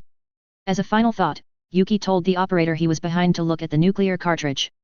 Everything seemed unaffected with Genesis's systems, from what sensors could tell. All that was left was the power source, which was the N cartridge. Genesis may not fire as had happened if something had gone wrong with the cartridge. When reading on the cartridge came up on the console display, things weren't good from the data. From the sensor that monitored the cartridge, it was cold and completely inert. With that being the case, Genesis not firing made complete sense. There was no power for it to use and convert into gamma waves and confine those into a beam. Of course, the cartridge could be replaced, and Genesis could be charged and fired. But the fact was sinking in of the N cartridge going cold had more meaning than the simple change. The N cartridge had been fine before the blue beam but was cold afterward. It was clear cause and effect, with the blue beam being the main factor. That beam hadn't been meant to harm or damage its target, it had a different purpose. The rifle's purpose was to affect nuclear tech, from what Yuki would guess. Yuki put in a command to have sensors focus on the cartridge's N-jammer canceller. He had a hunch the Federation's new rifles were meant to disable N-jammer cancellers, but he couldn't be sure. What came up confirmed Yuki's hunch as the cartridge's canceller was dead, essentially fried from what he could tell. With the canceller out of commission, the effects of the N-jammers came back and neutralized nuclear power and tech within seconds. Yuki would personally applaud the Federation for inventing a means to disable nuclear weapons. ZAFT had tried to do the idea before, and the N-jammers had been the result of that. N-jammers had prevented the use of nuclear weapons for a time but, in the end, had only been a short-term solution. The Federation's way of frying the cancellers made the jammers a means to stop nuclear weapons. However, it allowed the choice for some to use nuclear energy in good ways. That was a serious difference as it allowed good use of nuclear tech and stopped abusing nuclear development into weapons. And Yuki believed the Federation would be the better judge of what was good and bad regarding nuclear tech than the other two factions. The Alliance and ZAFT had shown they were more inclined to use it for military application now with the war. Yuki knew the chairman wouldn't like the answer that was the truth about why Genesis hadn't been fired. And the reason it couldn't be due to the Federation inventing and using a means to neutralize nuclear weapons and technology wouldn't be accepted either. But it was the truth as Yuki knew it, and the chairman demanded an explanation. Yuki would give the truth to direct blame to himself and off the console operators. Chairman, Yuki started, it appears the N cartridge has gone cold. Patrick swung around to glare at Yuki. What the man had said shouldn't be the case as Genesis hadn't used the power from the cartridge. Nothing else should make the N cartridge go cold with its equipment. What was that? He snarled, that's not possible. Yuki didn't back down from the snapped retort. If he did, the chairman would abuse those in the command center. As I stated, sir, Yuki said firmly, the nuclear cartridge had become inert. The beam fired at Genesis didn't do physical damage but appears to have disabled the N-jammer canceller. With the canceller down, the effects of N-jammers made the cartridge inert and unusable. That is why Genesis didn't fire, the power source is dead. The explanation shocked Azalea as it would be a serious change in the war. It made sense when she considered it with what she'd seen with Genesis a moment ago. A means to counter and disable nuclear weapons would be a critical advantage against those inclined to use such weapons. Should the Federation have invented such a thing, they would have a war-ending advantage over the Alliance and ZAFT. And it wouldn't be exactly a huge surprise for the Federation to invent something the other factions would say was impossible. They had done such things before now, and there were a couple of examples that were hard to deny. Their Hermes-class shuttle and stealth technology were just the most often referred to. Azalea would be among those that would suggest acquiring one of the rifles so it could be reverse-engineered and mass-produced for ZAFT. Heck, she would even seriously consider going to the Federation and begging them to give them the technology. She knew that those like Canaver and others would be more than willing to do that to protect the plants. Such technology would make the fear of nukes being used against homes a thing of the past, a history lesson to children. It made the most logical sense and gave a possibility to end the war without resorting to mass genocide. However, when Patrick's voice sounded again, Azalea's attention was snapped back. How dare they, growled the chairman, replace the cartridge immediately. Patrick pointed to the comm officer, order our forces to hunt down those carrying the new Federation rifles and destroy them. Patrick gained an infuriated expression on his face, every single one of those rifles is to be eliminated. Azalea blinked at the last half of what Patrick had just about shouted. His wish to destroy the rifles which neutralized nuclear weapons was insane. There was far more benefit in acquiring one of the rifles than destroying them. And Azalea knew she wouldn't be the only one to be all for keeping one of the rifles the Federation had created. It lent credence that Linus had been right in saying Patrick had been lost to madness. Chairman, Azalea called loudly, if those rifles can truly neutralize nuclear weapons, acquiring one would be far more beneficial than destroying them. Even you should be able to see the logic of the idea to protect future generations.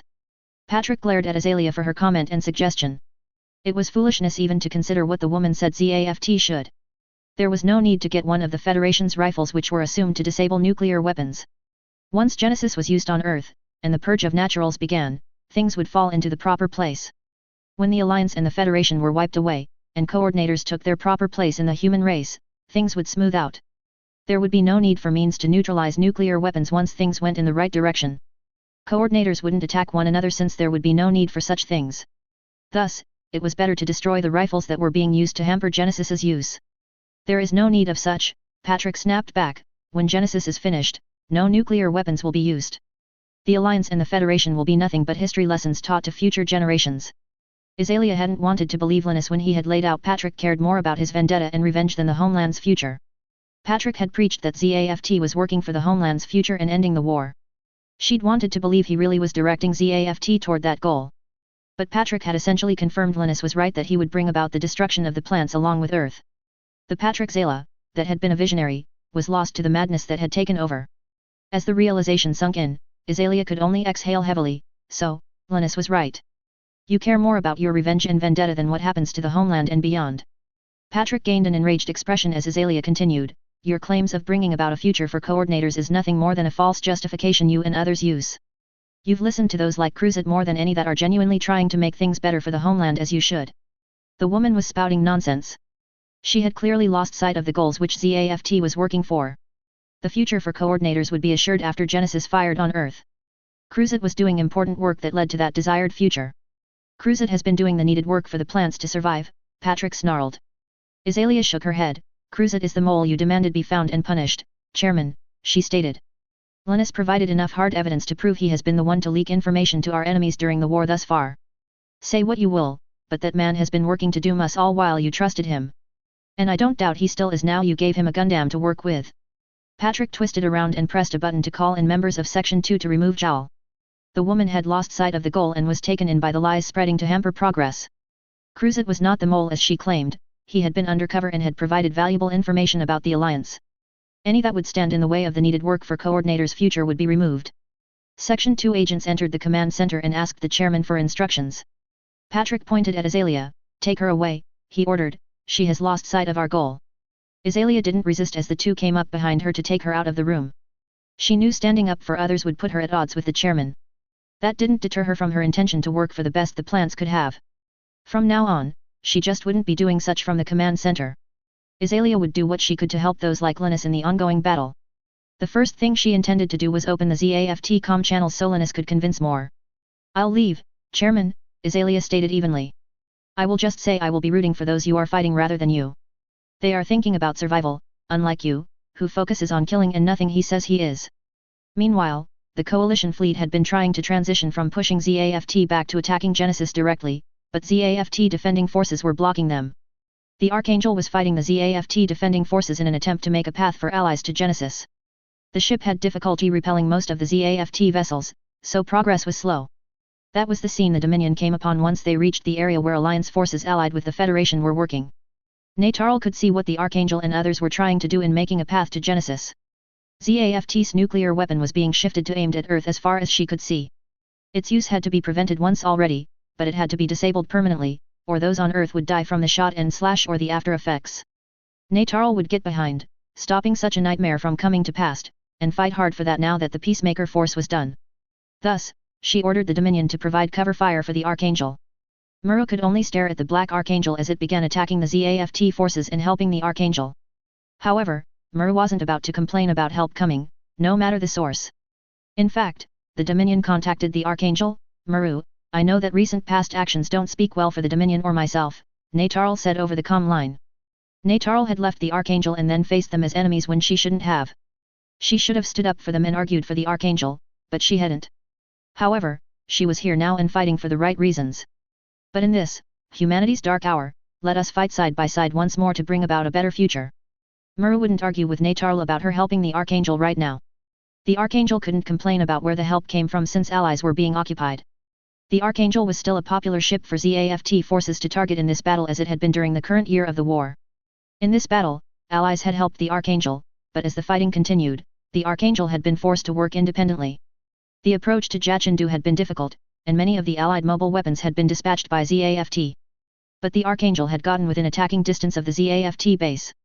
And Muru was all for working with Natarl rather than fighting against her on opposing sides. She could use a friend to watch her back along with those with her. As the two Archangel classes fought against ZAFT defending forces, allied mobile suits were in combat around them. The strike ended up being separated from those he had been working with. Mew realized he had ended out around the Archangel and saw the Dominion was also there. The Dominion appeared to be assisting the Archangel instead of trying to take it down as it had before. Mew had hoped Natarl would have taken their word on what the Alliance had been doing and fought alongside them before now. But her doing now was better than the Dominion being an enemy to the Archangel. As the old phrase went, better late than never. So Mew didn't worry about the Dominion as he would have before. And he couldn't help the Archangel as he was being kept rather busy by the Jinns and CGUEs trying to attack the ship and those with it. The strike's power level was just below half, so Mew could fight for some time longer without needing to take the time to resupply.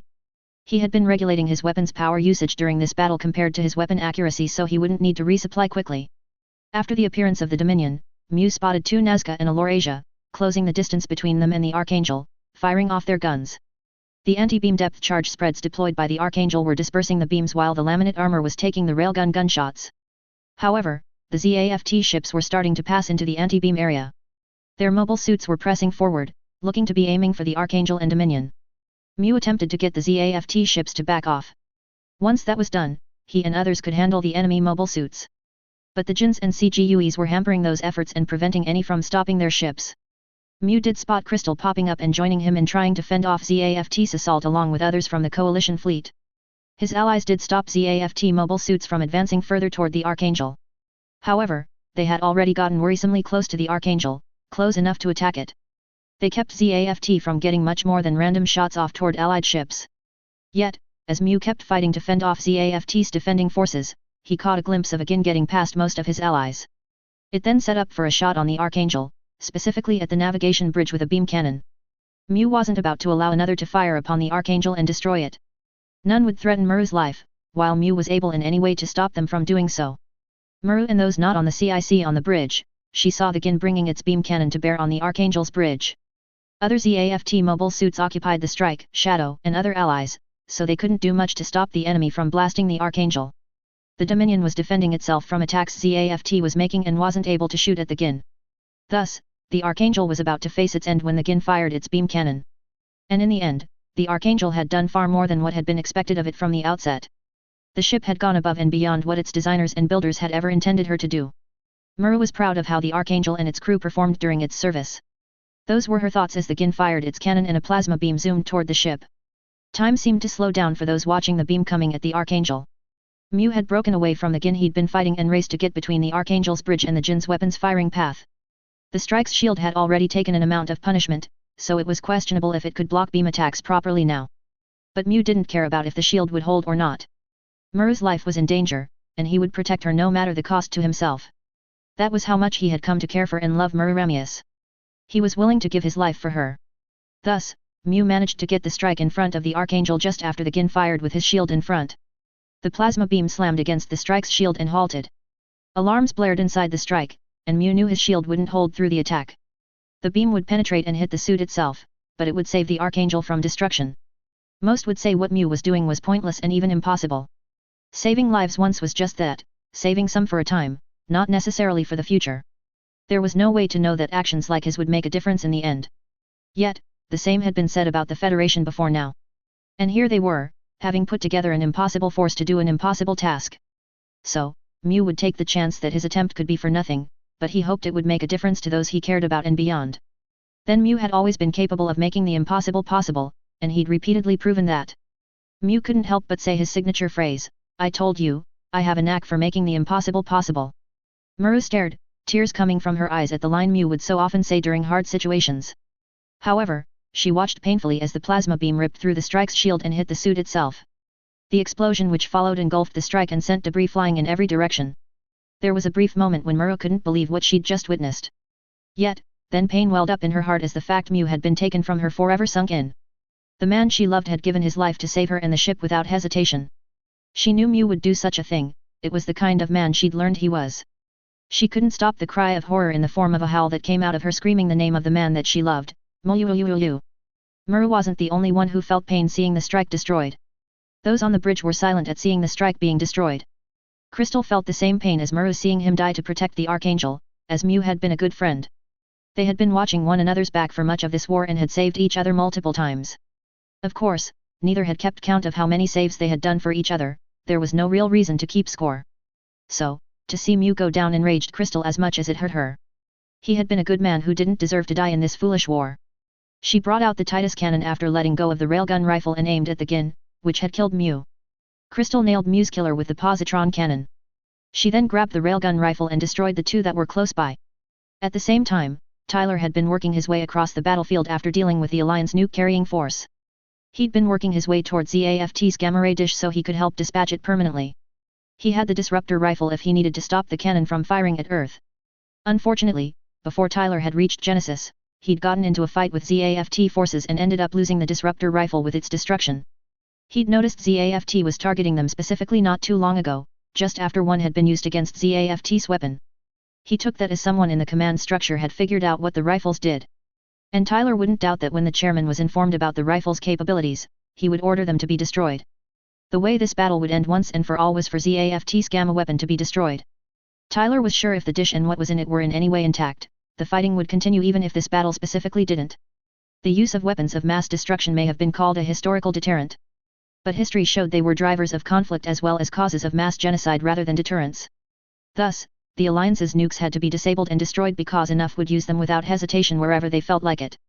The same would need to happen with ZAFT's weapon as well for the same exact reason used for the Alliance. Tyler counted on the chairman, trying to use his gamma ray until he struck Earth if the dish and all the rest were utterly destroyed. So, its destruction was a necessity for the human race's survival. Nonetheless, as Tyler was getting within a reasonable distance from those defending ZAFT's gamma dish, his attention was diverted. He witnessed a small group of ZAFT forces assaulting the Archangel and the Dominion. Tyler hadn't expected to see the Dominion helping Allied forces. However, he wouldn't say no to that as it meant Natarl had finally gotten to the point in some way the alliance she was following was on the road to nowhere. The Strike and the Shadow were nearby, fending off ZAFT forces with some other allies. But reinforcement for them were a distance away if things got worse, which was a real possibility. So, those on site were the only immediate help the Archangel and Dominion had against their attackers. Tyler didn't like that setup for the Archangel, for he still had friends on the ship. There were also the others on it, which Tyler had come to think were good people and so didn't deserve to die. Akin with a heavy cannon aimed at the Archangel had caught Tyler's attention. Tyler put his foot down to attempt to get to the Gin before it took a shot at the vessel and potentially did serious damage or, worse, destroyed it. But as rapidly as Tyler was closing distance, he could see he wouldn't reach the enemy machine in time to affect their actions. The Gin fired its cannon before the Aurora could even get into effective range for a beam rifle. Tyler could only watch as the beam headed for the Archangel before seeing the strike get in front of the vessel's bridge. The strike used its shield to halt the beam for a moment before Tyler heard Mew saying something about making the impossible possible. Then the beam burst through the shield and hit the strike directly, causing it to detonate. Tyler processed what he'd just witnessed, and the facts began sinking into his brain. The strike being destroyed meant Mew was dead and gone since there was the slimmest of chances he could have survived the explosion.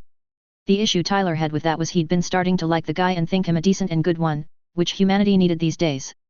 The man was among many good men and women dying in this war. It was beyond frustrating that those pushing for this war didn't care about the lives they were taking indirectly. In response, Tyler glared at the 3 ZAFT ships that had been supporting the Jins and CGUEs in the general area. He would take them down so they couldn't kill any more good people. The Aurora was in its flight mode as Tyler moved it forward into action for his decision. He brought the crosshairs of his suit's plasma cannons on the first Nazca class. Tyler pulled the trigger and blasted 2 gaping holes in the target. A cascade of explosions followed the hits as the ship was destroyed. Tyler didn't stop there, he flew over to the other Nazca class and dove below it in preparation for what he would do. He pulled the Aurora's flight controls back and had the suit climb upward and crash into the Nazca's central structure.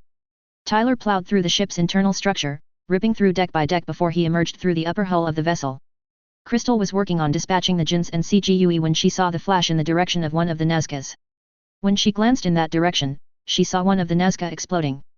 She couldn't think of what happened as the Shadow and Allied mobile suits had been working on ZAFT suits, not the ships yet. The Archangel and Dominion were still defending themselves from other ZAFT defending forces, so it couldn't be them. But then, Crystal spotted the Aurora appearing in its aircraft form and heading toward the other Nazca class. Crystal slashed the CGUE in half before her gaze returned to the Aurora. Her sight locked onto it in time to watch the Gundam dip under the Nazca, then surge upward and crash into the ship's underside. Crystal blinked as she didn't think she'd seen right with what the Aurora did. Tyler wasn't one to do crazy stunts often, at least not without taking into account the risk and mitigating them. So, plowing through a ship wasn't something she would expect Tyler to do such a maneuver. A moment later, the Aurora burst through the Nazca's upper hull, appearing to be fine and undamaged. Crystal would guess the suit's phase shift had protected it and stopped the carved path from doing damage to the Aurora. After ripping through the Nazca, Tyler glanced down at his power readouts to see the cost of what he'd just done. The display said the phase shift had taken around 2% of the Aurora's power supply for the plowing. He knew phase shift would make crashing through a ship possible with little to no damage. The armor system was good at absorbing punishment as long as it had power supplied to it. The Federation's version of phase shift was even better than the Alliance's creation. It was why Tyler had done the move without much thought. He would have done the same in the shadow if he'd been using it in this battle. But Tyler's thoughts shifted back to working on taking down ZAFT's nuclear weapon, as that was still a priority. He glanced around and saw the Archangel would be fine for the time being without his help. So, Tyler reactivated the Aurora's stealth system before flying off toward Genesis to resume his task. Tyler took in the form and construction as he approached the massive dish structure, which he couldn't be seen from a distance. From what Tyler could tell, the large dish was more of an amplification device for the beam with its field of mirrors. The smaller mirror array in front was a reflection and spitting point back at the dish. It also could and likely was the means for the beam to be aimed at its target. There was a hole in the larger mirror field center. Tyler suspected the initial gamma wave energy came from that hole, so behind that would be the nuclear power source and the means to transition it to gamma wave energy. In simple terms, this meant that if the small funnel in front was moved out of line with the hole, the weapon couldn't fire effectively, if at all. He dodged and weaved his way to the aiming array unseen by ZAFT defending forces. They were busy desperately trying to hold back coalition forces from getting closer to their weapon. Tyler noticed ZAFT had taken losses in this battle, but they were still fighting hard against the coalition forces. It could also mean a portion of ZAFT forces could have been convinced of the lies the chairman and others had told them. Tyler couldn't say which reason was the most likely, but it didn't make a great deal of difference. There was still enough around to stop him when he made his move on the smaller array. The Aurora made a tight arc to come around perpendicular to the aiming array for Genesis. Tyler disengaged the Aurora's stealth system and slammed into the funnel array with a decent amount of force, having partly shifted the Aurora. Now, the Aurora had its upper torso in its suit mode, so its hands were in front and in contact with the array's surface. Once he was pushing against the structural ring above the one which held the mirrors, Tyler threw his throttles forward. The Aurora's thrusters burned hard and slowly began pushing the funnel out of position. At the same time, in Jachindu's command center, Patrick had been enraged and fuming with how things were going. He watched the Federation and their allies continue to push and resist what needed to happen. Defending forces were turning against the homeland in small groups as the battle continued. Patrick had no doubt Tries was using lies to trick them into betraying ZAFT and the plants. How Tries got past the encryptions and blocks in place didn't matter anymore, likely more traitors helping him. The champions had been the first to turn their backs on the plants to follow Tries, and others had followed. Then when Genesis was about to fire upon the enemy fleet, the Federation's new rifles had taken the chance away. Not only had that bought time for enemy forces, but it had also encouraged them to fight harder. Defending forces had been putting up a good fight. They were making ZAFT proud, but they were being beaten back still. Some of the Federation's rifles had been destroyed as Patrick had ordered, but not all of them had been eliminated. Thus, those rifles could still be used to hamper Genesis being used. So, things were not going according to plans that had been made months ago, far from it really. Things were supposed to be ZAFT versus the Alliance for this battle, that was the setup prepared. The Federation wasn't supposed to be interfering with their neutrality they had stood by for the war. Currently, enemy forces were assaulting Genesis and Jachindu directly despite defending forces trying to hold them back. The Alliance forces that weren't working with the Federation had been dealt with. And as far as Patrick was concerned, that had been done by ZAFT forces. The Federation had done little to help against the Alliance's attempt to use nukes on the plants. It mattered not what lies or false evidence others provided against that point. Patrick would stand by ZAFT had been protecting the plants. Genesis's phase shift armor was preventing serious damage for the time being, so it was still operational. The armor would hold until the cartridge was replaced, and Genesis was charged up again to fire. So, the struggles of the Federation and those with them were fruitless in the end, as Genesis would still end naturals once and for all. Nonetheless, then there was the report saying an enemy unit appearing and making contact with Genesis's aiming array.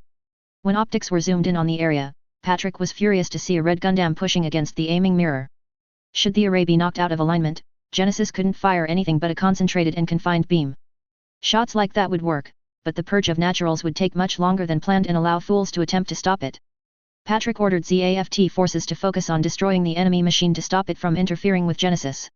However, minutes later, alarms began going off, signaling the aiming mirror's alignment was at risk of going outside the acceptable range for Genesis to use. So, the Aurora quickly became the focus of Patrick's fury with the Federation's actions. That increased attempts to shoot down the Red Gundam were hindered by enemy forces coming to its defense. It allowed the Red machine to continue meddling without being hampered, which irritated Patrick. Tyler was moving the array slowly but surely out of line with the hole in the dish. Its mass was making moving it take longer than Tyler liked, but he wouldn't give up on stopping the weapon from firing in any way he could. And yet, ZAFT forces moved to stop his activity and shoot him down, were Tyler to guess. However, allies came to the Aurora's defense and kept ZAFT busy, allowing Tyler to keep going. Tyler was grateful for the help as it let him buy time for efforts being made in destroying ZAFT's gamma weapon. He kept pushing the array as he could to get it away from the hole it worked with. But Tyler didn't miss the clash his allies were in with ZAFT was getting messy quickly. ZAFT forces appeared to be getting so desperate they were doing crazy and suicidal things against their opponents. Those fighting ZAFT to protect the Aurora was being taxed hard with their opponents' desperation. Luke and Alan were among those who were helping keep ZAFT off the Aurora. They were willing to do what they could to help Tyler as he was doing the important work needed as he tended to do. Luke was fighting a CGUE while Alan just finished off again. But then, Alan saw again bringing a high-energy beam cannon to bear on the Aurora. If the Aurora were destroyed, ZAFT's weapon would be more likely to be fired on Earth. There were too many between Agin and Alan, so there was only one way to help Tyler. Alan wouldn't allow ZAFT's gamma ray hit Earth if it could be prevented. His wife and son were more important than his own life. And though protecting Tyler would likely end out killing Alan so he wouldn't see his family again, they would live on, and that's what mattered to him. Thus, Alan flew forward, taking a deep breath as he went preparing himself for what would come.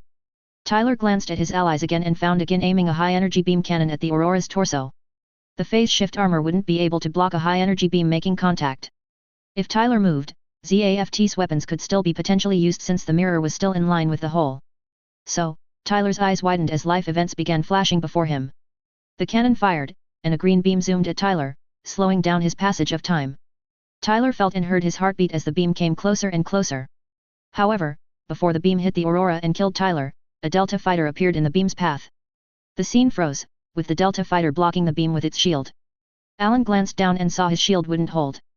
The beam would come through it in a moment and strike his machine. So, Alan opened a channel to the Aurora. "It's up to you now, old boy," Alan said. "Do not let this weapon fire at Earth and kill all those on it." Alan took a breath and was ready for his end. Make it worth a gentleman's heroic sacrifice. Tyler's voice wouldn't obey him as Alan had been talking, his throat had clenched down instead. He knew he was hearing his former teammate's final words before he gave his life to preserve Tyler's own.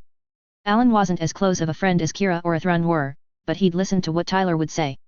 Alan hadn't treated Tyler like a lucky kid as some did, and Tyler appreciated that gesture. Plus, from what Alan had said in passing, he had a family, a wife, and a son back on Earth. He was sacrificing himself, giving up any chance to see them again, all for Tyler to potentially make a difference. As Tyler watched, the Delta suit vanished in a fireball and shrapnel with the beam coming through the shield. A painful feeling exploded within Tyler, seeing Alan die right in front of him. Tears began coming from his eyes, and he couldn't stop his teeth from clenching in anger. The pain of loss and sorrow was only matched by the rage that was blazing in Tyler. War may take lives which sickened Tyler, but when that included friends, it irked him greatly. Tyler slammed the throttle to where their normal stops were. Then Tyler pushed the throttles inward and then forced them forward to have the Aurora's thrusters go their hardest. The Aurora's thrusters put out more power to the point it would have it going supersonic on Earth.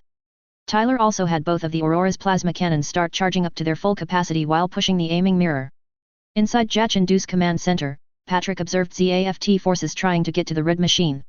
A beam was fired, and an explosion gave Patrick hope that the menace had been handled. But when it cleared, the red machine was still pushing the aiming mirror, which was close to becoming a serious problem. The array was almost out of the range where the gamma beam could hit it and effectively reflect back to the dish. That was bad enough without any more issues being added to the problem. However, then the red meddler put on a burst of speed and increased the amount of motion it was imparting to the aiming mirror. The aiming array could be pushed or pulled back into place, but that would take time without interference, which would be difficult. Enemy forces would make moving the aiming array take longer, giving them more time to try and hamper Genesis's use. And the blaring alarm said the mirror was at the edge of where it could still be used. When the aiming mirror was fully out of line, as far as Tyler could tell, he pushed the aurora away a short distance and brought the plasma cannons to bear on the array. The lower third of the cannon barrels split open, widening the barrel for increased output. Particles of light began gathering at the end of the cannons, much like the effect that the Archangel's Lohengrin blaster cannon did. Tyler glared murderously at the aiming mirror with anger, loathing, and the utmost hatred. He pulled the trigger and roared in pain and rage as the beams erupted from the cannons. The beams were around the same size as the positron beams from the Archangel's Lohengrins. Patrick stared as the red mobile suit used its two cannons against the exterior alignment mirror before anyone could stop them. The mirror was engulfed, an alarm sounded in the command center, which didn't bode well. When the light from the beams faded, the alignment mirror was nothing more than a blob of metal, and less than half the original structure remained. Patrick growled the order for the machine to be destroyed, whatever it took for its actions. But before any could eliminate the troublesome machine, it disappeared from sight and sensors. That served to infuriate Patrick Zala more as the threat the red enemy posed still stood. Still, he demanded another exterior aiming mirror moved into place so Genesis could fire a volley at Earth. No matter what, Genesis would strike Earth and bring this long conflict to the end it needed. Tyler was still breathing hard as he flew away from ZAFT forces trying to calm down and ignore the pain coursing through him. Having to watch Alan die for him stabbed at Tyler in a way that hurt him so much, ignoring the pain was impossible. The plasma cannon's barrels had closed as Tyler shifted the Aurora to its flight mode. He had flown off as ZAFT forces had been shooting him. Tyler activated the Aurora's stealth system so he could vanish from enemy's sight. There was still more to do to disable ZAFT's weapon permanently and keep Earth safe from nuclear attack. The weapon itself needed to be destroyed or made non-functional enough so it could be disassembled. Then the chairman had to be confronted before the nightmare could come to its end. So Tyler got behind the main dish structure of Genesis, looking for a way inside the weapon. Tyler felt he could find some sort of control system, he could then put his skills to use and sabotage the weapon. Tyler knew he was one of the Federation's top hackers and saboteurs.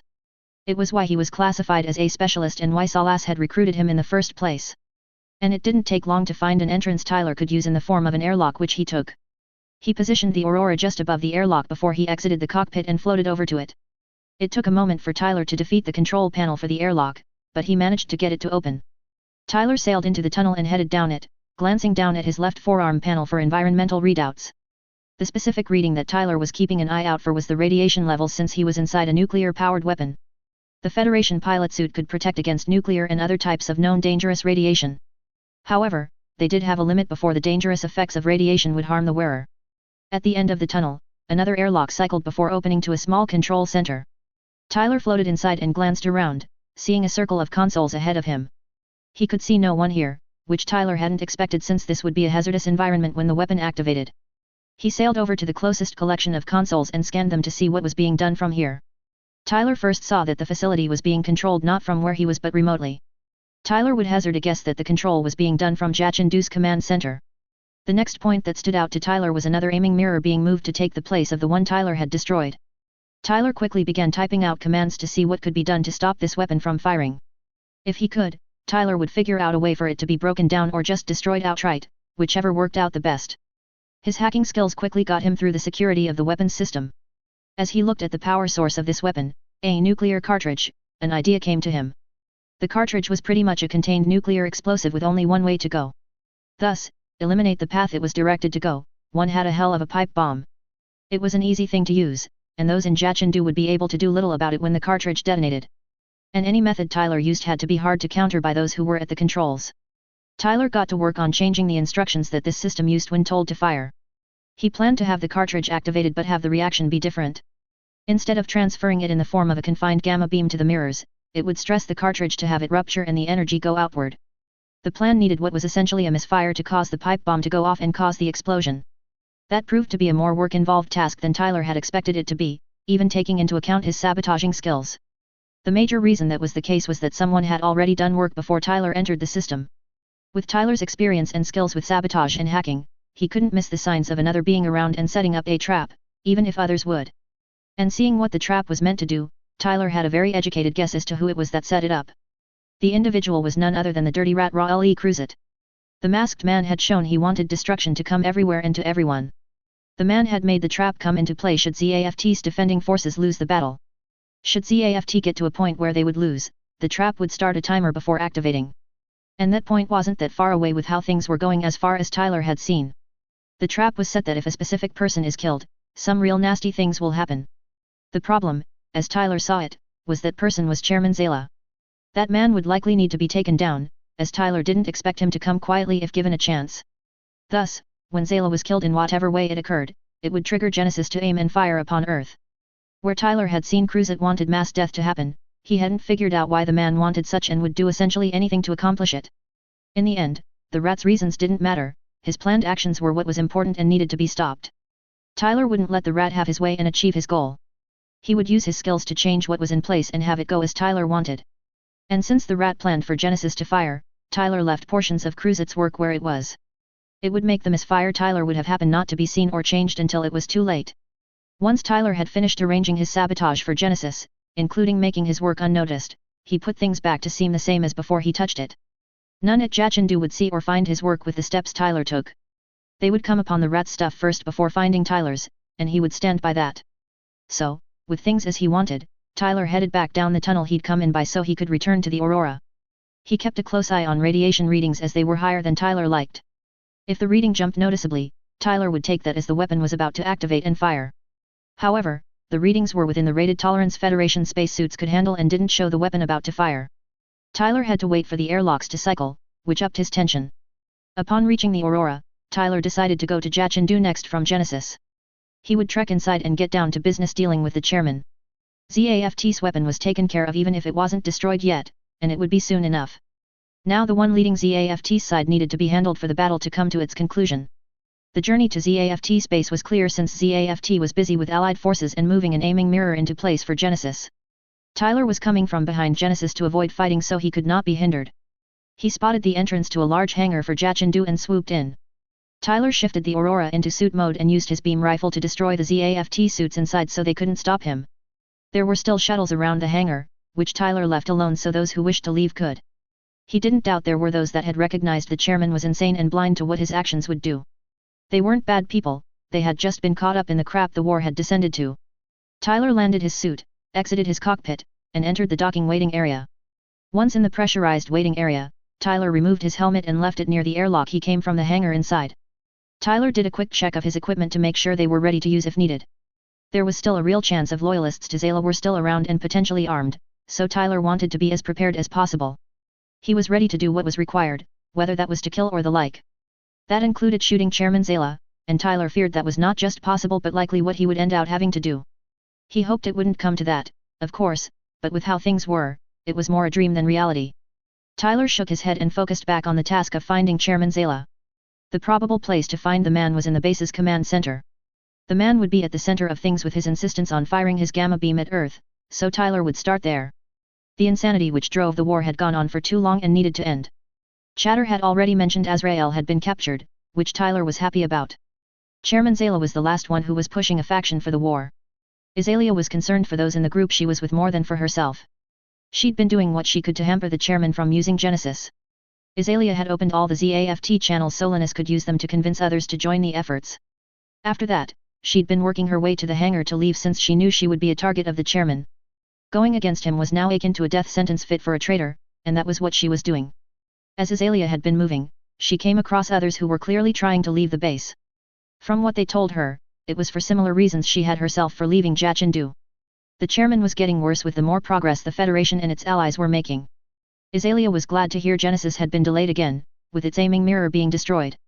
But Genesis had to be stopped for good if the plants and any others were to survive, she was sure of that. Perhaps, if she could get together with Linus, they could come up with a plan to do that. If any could make the impossible possible in this, Azalea would bet on Linus every time. But Azalea couldn't do much more in Jachindu, so leaving and getting to the Federation fleet was the best course of action. Thus, she had been leading many who wanted out from the chairman's insanity to the hangars so they could leave. Her group bumped into Yuki and other soldiers, and Azalea was concerned that things had taken a bad turn. But Yuki assured her they were trying to evacuate those who could from the base. Section 2 had been hampering that effort, yet Yuki and those under his command had been working harder despite that. So, Yuki and those with him joined Azalea's group and continued forward. They made progress in getting around halfway to the hangar when things changed. A group of Section 2 agents spotted them and began firing their weapons at them, bringing them to a halt. Yuki and the other soldiers got the others behind cover and returned fire the best they could at those who had halted their progress. But it was Yuki and his soldiers' pistols against Section 2's assault rifles, and it didn't take long for the difference to be apparent. Azalea knew those loyal to the chairman wouldn't listen to reason. It had become clear that Section 2 had been turned into his attack dogs who would kill those that disagreed with him. Her group was definitely in a bad position, and it would take a miracle to change that. Meanwhile, Tyler steadily moved deeper into the base to avoid being taken by surprise. He had taken out his Hornet SMG, so he had it ready to point and shoot others who attacked him if that came up. It was a few minutes of him progressing through the corridors before Tyler heard gunshots ahead of him. Tyler rushed to the nearest corner, carefully looking around it to see what was happening. The gunshots weren't coming in his direction, which had him wondering what was happening. And Tyler saw a few men with guns shooting at something down a perpendicular corridor. From what he could see, the guns those ahead were using happened to be assault rifles. Those outdid Tyler's SMG on power, but he had the element of surprise and accuracy on his side. That factor tended to assist and save the surviving side of the confrontation. The other side was using what sounded like handguns from what came to Tyler's ears, which was a worse match than Tyler's gun was. Tyler took careful aim at the leader of those ahead of him, set his SMG to fire short bursts, then pulled the trigger. The first man went down with the burst before Tyler took in his target's positions and whipped around the corner he'd been hiding behind. The Section 2 agents were trying to eliminate those the traitorous soldiers had been trying to evacuate. But then their leader was shot from a different direction than the soldiers. The other four caught a brief glimpse of a figure whipping behind the corner of the corridor. It sure looked like the figure had been in a Federation spacesuit. If Federation soldiers had entered Jachindu already, there were much more problematic issues for Section 2 to deal with. The Federation would come in armed and prepared to shoot those that resisted. They would be more difficult to handle than the ZAFT soldiers. Tyler took a breath before pushing off and had his backpack's thrusters put him into a spin toward the wall on the other side of the doorway. He fired a burst at the second man as he rotated to the other side of the corridor's entrance. Tyler heard bullets zooming in his direction from the suited men. But he was in cover, and the shots merely struck the wall as his thrusters brought him to a halt on the floor. Tyler could tell he had an advantage with his pilot suit's thrusters, they would give him speed and stability in the zero-G environment. Still, Tyler got out a sonic grenade and set it to be at a quarter charge. That should make it so the grenade wouldn't affect whoever his opponents had been attacking. Tyler primed the grenade and then chucked it into the corridor. There were gunshots, but a moment later, the boom of the grenade going off. He took a calming breath as the grenade went off, then he sprung into the corridor, his thrusters igniting and pushing forward. Tyler shot at one of the three remaining men as he zoomed toward them.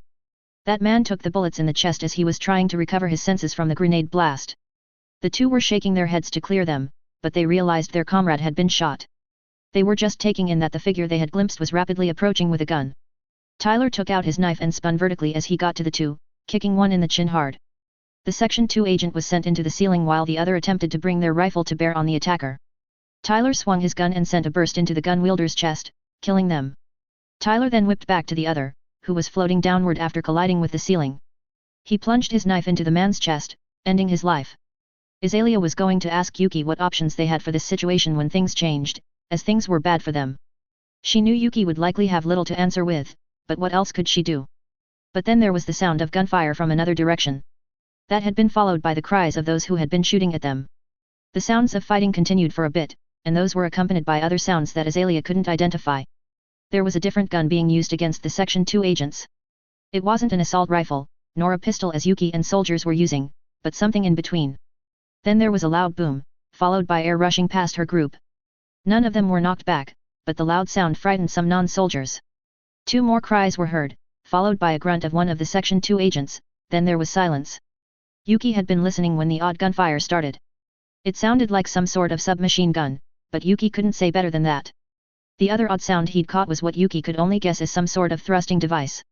Clearly, someone had been attacking the Section 2 agents, though there was no clue as to who. So, Yuki carefully looked around the corner he'd been taking cover behind to see what he could discover. To his shock, Yuki saw a lone figure standing over the bodies of the 5 Section 2 agents. The individual was in a Federation spacesuit, specifically one of their Special Forces variation spacesuits. The Federation soldier had one of their exclusive submachine guns and a combat knife. And from what Yuki could see, a set of thrusters was attached to the suit's backpack. For a single Federation soldier to have handled several Section 2 agents by themselves said an amount about the soldier. Even for the Federation, the soldier couldn't be a regular one when their military personnel were exceptional. But this Federation soldier was certainly preferable to the Section 2 agents. Those from the Federation were reasonable from Yuki's experience, so he hoped and expected this one would be as well. They were at least much less likely to shoot first rather than ask questions to learn more, as Section 2 was lately. So, Yuki signaled 2 of those under his command to follow him, and they confront the Federation soldier. They moved into the corridor slowly, not to alarm the Federation soldier. Tyler had killed the 5 to get them to both leave him be and to get attention off whoever they were chasing. Tyler had expected to meet resistance along the way to hunt down the chairman. The man would have some sort of attack dogs roving around to keep others in line, that was logical. He intended to continue looking for Chairman Zayla to deal with him and get things heading for a close with the battle. Tyler would let those who wanted to leave do just that without his interference. However, movement caught Tyler's eye before he could resume his search for the chairman. He reacted and pointed his gun at the movement, ready to pull the trigger should that be needed. Yet, Tyler blinked as he took in 3 ZAFT uniformed soldiers with handguns facing him. They appeared tense and worn from what impressions Tyler could get. So, he lowered his gun a bit. I assume you were some of those that the ones I dispatched were trying to kill, correct?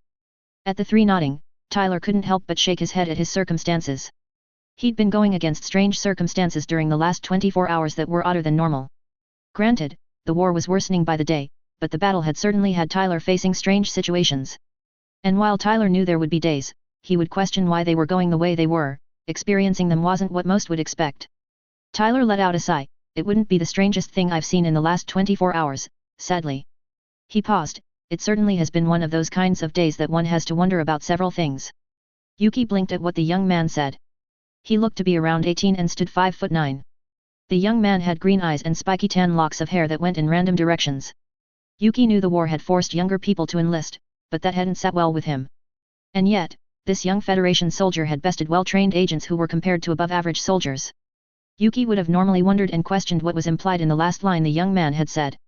Granted, the battle going on was unlike any that Yuki had seen before today. But the teen implied he had seen stranger things than this war had produced thus far.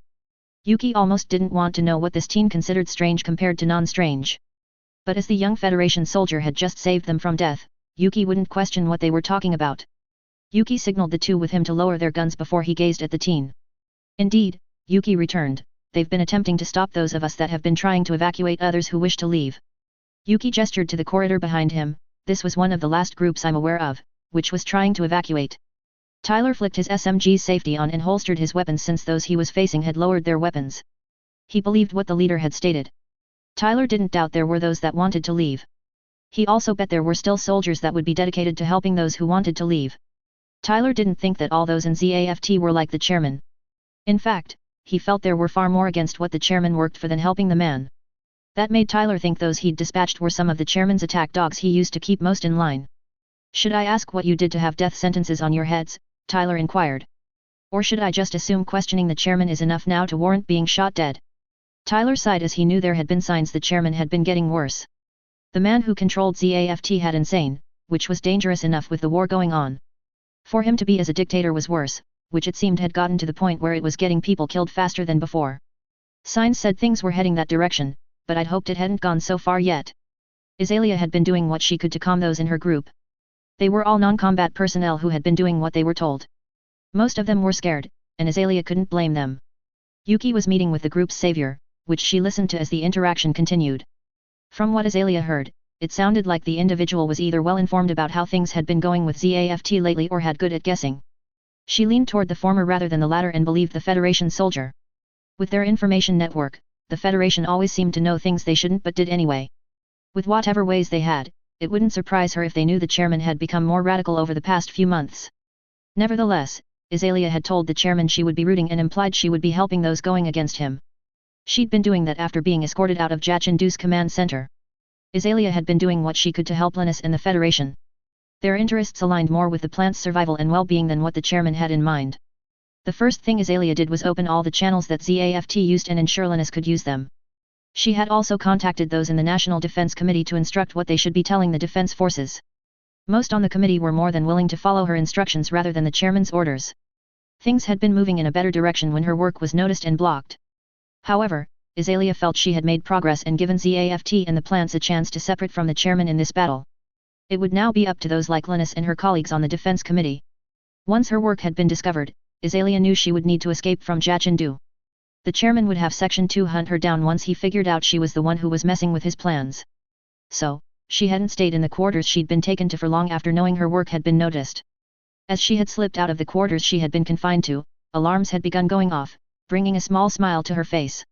It gave her hope that her work was causing soldiers to realize the folly of the chairman's web of lies.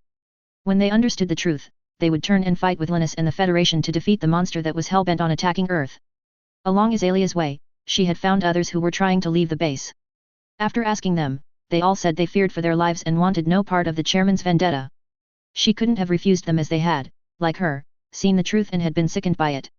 They had met up with Yuki and his group shortly after, which led them to the current situation. Yet, Azalea was done hiding from those who had been taken in or were blinded by the chairman's lies. Thus, she stepped out to look at the one who had dealt with the Section 2 agents who had been trying to kill those in her group and herself. The young man before her was in a Federation pilot suit by what she saw. It appeared to have an array of equipment, some of which seemed to be equipment used by special forces. That said one of two things to Azalea: either this young man had that level of skill the Federation had him in special forces, or he had his own custom tool set as some soldiers did. And with how this young man had dealt with the Section 2 agents, Azalea leaned towards the former rather than the latter.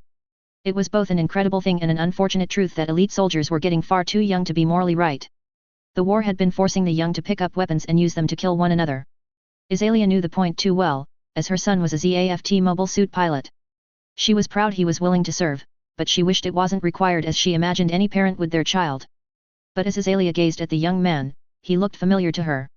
She couldn't place the familiarity at first, but she was sure she'd met him somewhere before now. The hair and definitely the face stood out and caused Azalea to have the feeling of familiarity. The face reminded her of a man she once met, which Patrick had introduced as she recalled. The man had been a scientist, which was odd with Patrick, and that was why Azalea remembered the encounter. By what Patrick had said at the meeting, the man was studying agriculture, working for a means to end hunger for all of humanity. It was a lofty dream, to be sure, more so these days than back then. But Patrick had been convinced the man's work would accomplish what others hadn't. However, Azalea couldn't recall the scientist's name, but this young man's face certainly resembled them. Yet, a moment later, Azalea remembered where she had met the young man. It had been on Aprilis 1 after the Heliopolis incident, since Siegel had introduced him. As Azalea recalled, Siegel seemed to have known the young man more than just having met him that day. How Siegel could have encountered the young man was any guess to Azalea. "I know you," Azalea started. "Siegel Klein introduced you." Azalea paused for a moment to remember the young man's name, then it came to her. "Your name was McGregor, I believe. You were at Aprilis 1 after the mess with Orb's Heliopolis incident." The mention of Siegel drew Tyler's mind back to when he had been on Aprilis 1. He had been there to give his accounting of the messy event in which the rat had played a major part. That event hadn't gone in any way on the path Tyler had wanted. The masked man had wormed his way out of responsibility and wasn't even blamed for his actions, which had led to the destruction of the colony. However, before the council meeting, Siegel had introduced him to at least one other council member.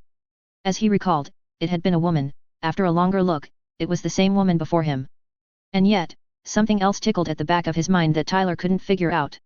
Something about the woman reminded him of something, but Tyler couldn't say what at the moment. As annoying as the nagging feeling was, he instead inclined his head to the woman. "Correct, my name is Tyler McGregor, and Siegel did introduce me to a few," Tyler replied. "He is alive and kicking, I'm happy to assure you." The attempts to silence and kill him failed due to the interceding of others. Hearing that Siegel was alive was wonderful, more so that he was all right. There had been no credible information on the subject of what had happened to Siegel. It had been said Siegel had died in the fire that burned down the house he'd been hiding in. At least, that was Section 2's report, and the soldiers who had inspected the site had agreed with the assessment. That news hadn't gone over well, only slightly better than the chairman accusing Siegel of being a traitor. Much like Linus, Siegel's record spoke for him better than any accusations against him, so the chairman's words had caused division. Azalea had been with those who hadn't wanted to unseat Siegel so Patrick could be the chairman, but that had been the minority. But this wasn't the time to ask questions about others. Her group had to leave while there was a chance before Section 2 agents caught up and killed them. This Federation soldier could help them get to a hangar to leave alive. With Yuki's soldiers, it had been questionable, though she knew they were dedicated to helping get as many out as possible. "Could you help us reach one of the hangars in a shuttle?" Azalea pled. "Our luck in that matter has been bad, as you have seen for yourself. All of us wish to help as we can to end this war peacefully, and we know the chairman's plan isn't the way to do that. And because we disagree, the chairman sees us as traitors worthy of death. He is completely focused on his revenge and vendetta against naturals." Tyler knew the chairman had descended to an extremely low place, but this was lower than he'd figured. The man had sunk already. The information network had suggested the man was essentially a lost cause to any reason. Tyler had begrudgingly agreed to that after Athrun's recounting of his meeting with the man. But for the chairman to be willing to kill any fanatically aligned with him was farther along the road to the insanity that Tyler had feared. But that was beside the point now. It merely meant Tyler would likely have to deal with and put the man down in the end. He didn't doubt he could get this group to the hangar he had entered by. Tyler hadn't met many along his way, and those he had were already taken care of or had fled. Any that could help with ending this war was needed alive and working, Tyler was sure of that. It would take extra time, which Tyler could use to get to Chairman Zayla, but it would benefit others.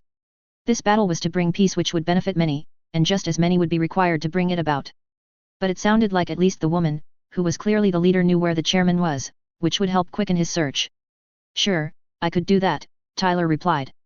In exchange, if you could tell me where to find the chairman, I would certainly appreciate that. Azalea figured the reason the young man wanted to know where the chairman was had something to do with him being here. He was here to capture or even dispatch the man for all she knew. It wouldn't be exactly surprising as Patrick was lost and wouldn't stop his vendetta by choice any longer. The chairman would have to be dealt with in some manner for this battle to come to an end. Azalea was more sure now that the chairman wouldn't stop in his efforts unless forced to. And in this, the Federation and its allies had the best chance to stop the chairman if any could. So, Azalea told Tyler the chairman was in the command center if he hadn't left, which was unlikely. She also told the young man the best route she knew of to reach the command center with the least chance of delay. Meanwhile, Athrun had been all over the battlefield, even after taking care of the Alliance task force that had been carrying nuclear weapons toward the plants. There was still much to be done on this battlefield before the fighting would come to a close. But his mind had returned to the one of those that kept this insanity going, Chairman Zayla. Athrun hadn't forgotten how the last confrontation with the man was. He realized that the chairman wasn't his father, as Tyler had implied, merely someone who wore his face and used his voice.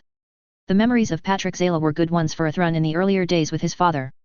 With those in mind, he wouldn't let another defame his father's work in the manner the chairman had been. And so, he had been heading toward Jachindu to confront the chairman. Nicole and Miguel had met back up with him, fighting along the way. During the journey, the three got into the thick of things with ZAFT defending forces still loyal to the chairman. During the fight, the Meteor unit's weapons were damaged by enemy attacks.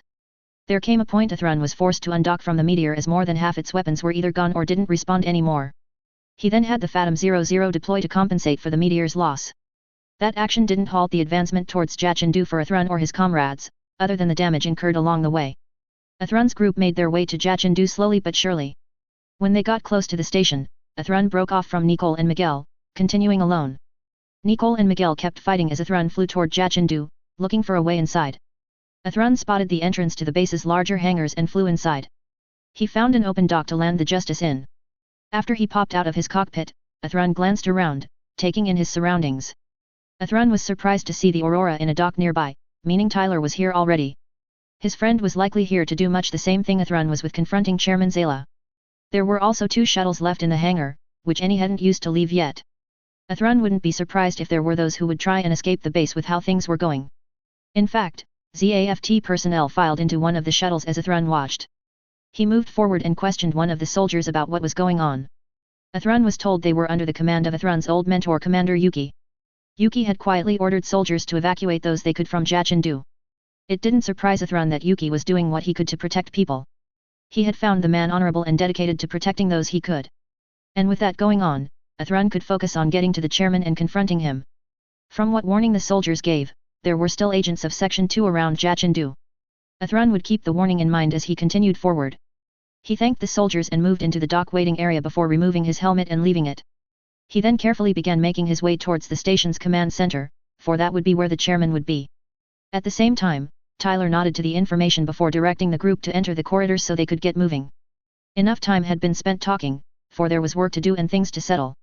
As the group began organizing themselves, Yuki ordered those under his command to grab the assault rifles the Section 2 agents had been using. While the soldiers were taking the weapons, Tyler took out his SMG and a fresh clip, then reloaded his gun.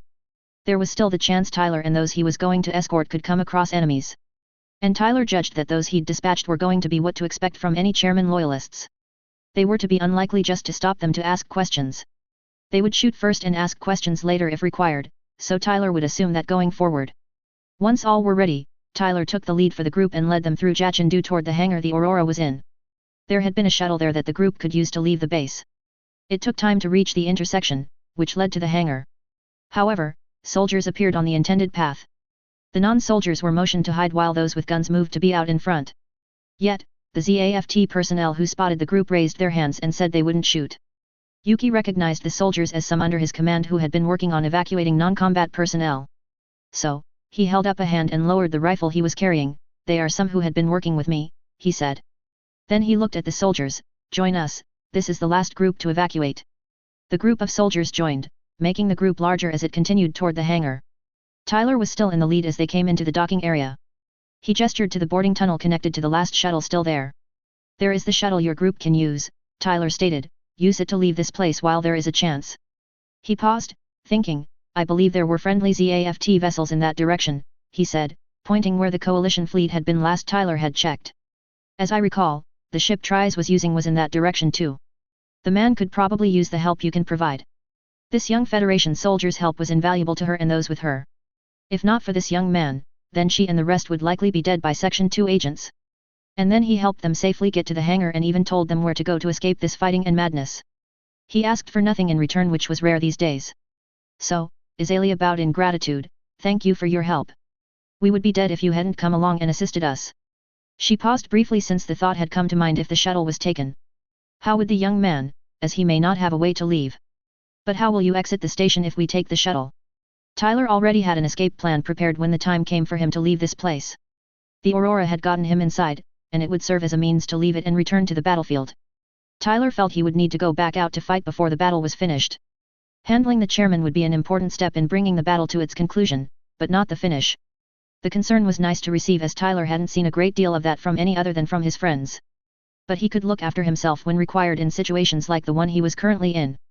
Thus, Tyler jabbed a thumb behind him in the Aurora's direction, I have a way to leave, which is the same way I entered. The mobile suit is locked to anyone else, so it won't be stolen while I'm away. Tyler then spotted the Justice in a dock close to the Auroras, plus, he stated, pointing at the Justice, it looks like I'll have help in dealing with the chairman. Azalea glanced in the direction the young man was pointing, and to her surprise, the X-09A Justice was in a dock close to the Federation Gundam. What the Justice was doing here, Azalea could only guess. The last she'd heard, the Justice had been assigned to a Thronzala. He had returned to the homeland without the suit and then escaped following the chairman's insistence he be questioned. Should a Thron be here, the teenager would likely be either about to or currently confronting the chairman. The chairman wouldn't show his son pity or mercy, the man was beyond the point he would show that to any. Her son Isaac had mentioned that a Thron was a good soldier even if he was too cautious at times, according to him. But what would this Federation soldier know of a Thronzala? You're likely right, but why help a stranger, she asked. Tyler shook his head, a Thron is no stranger to me.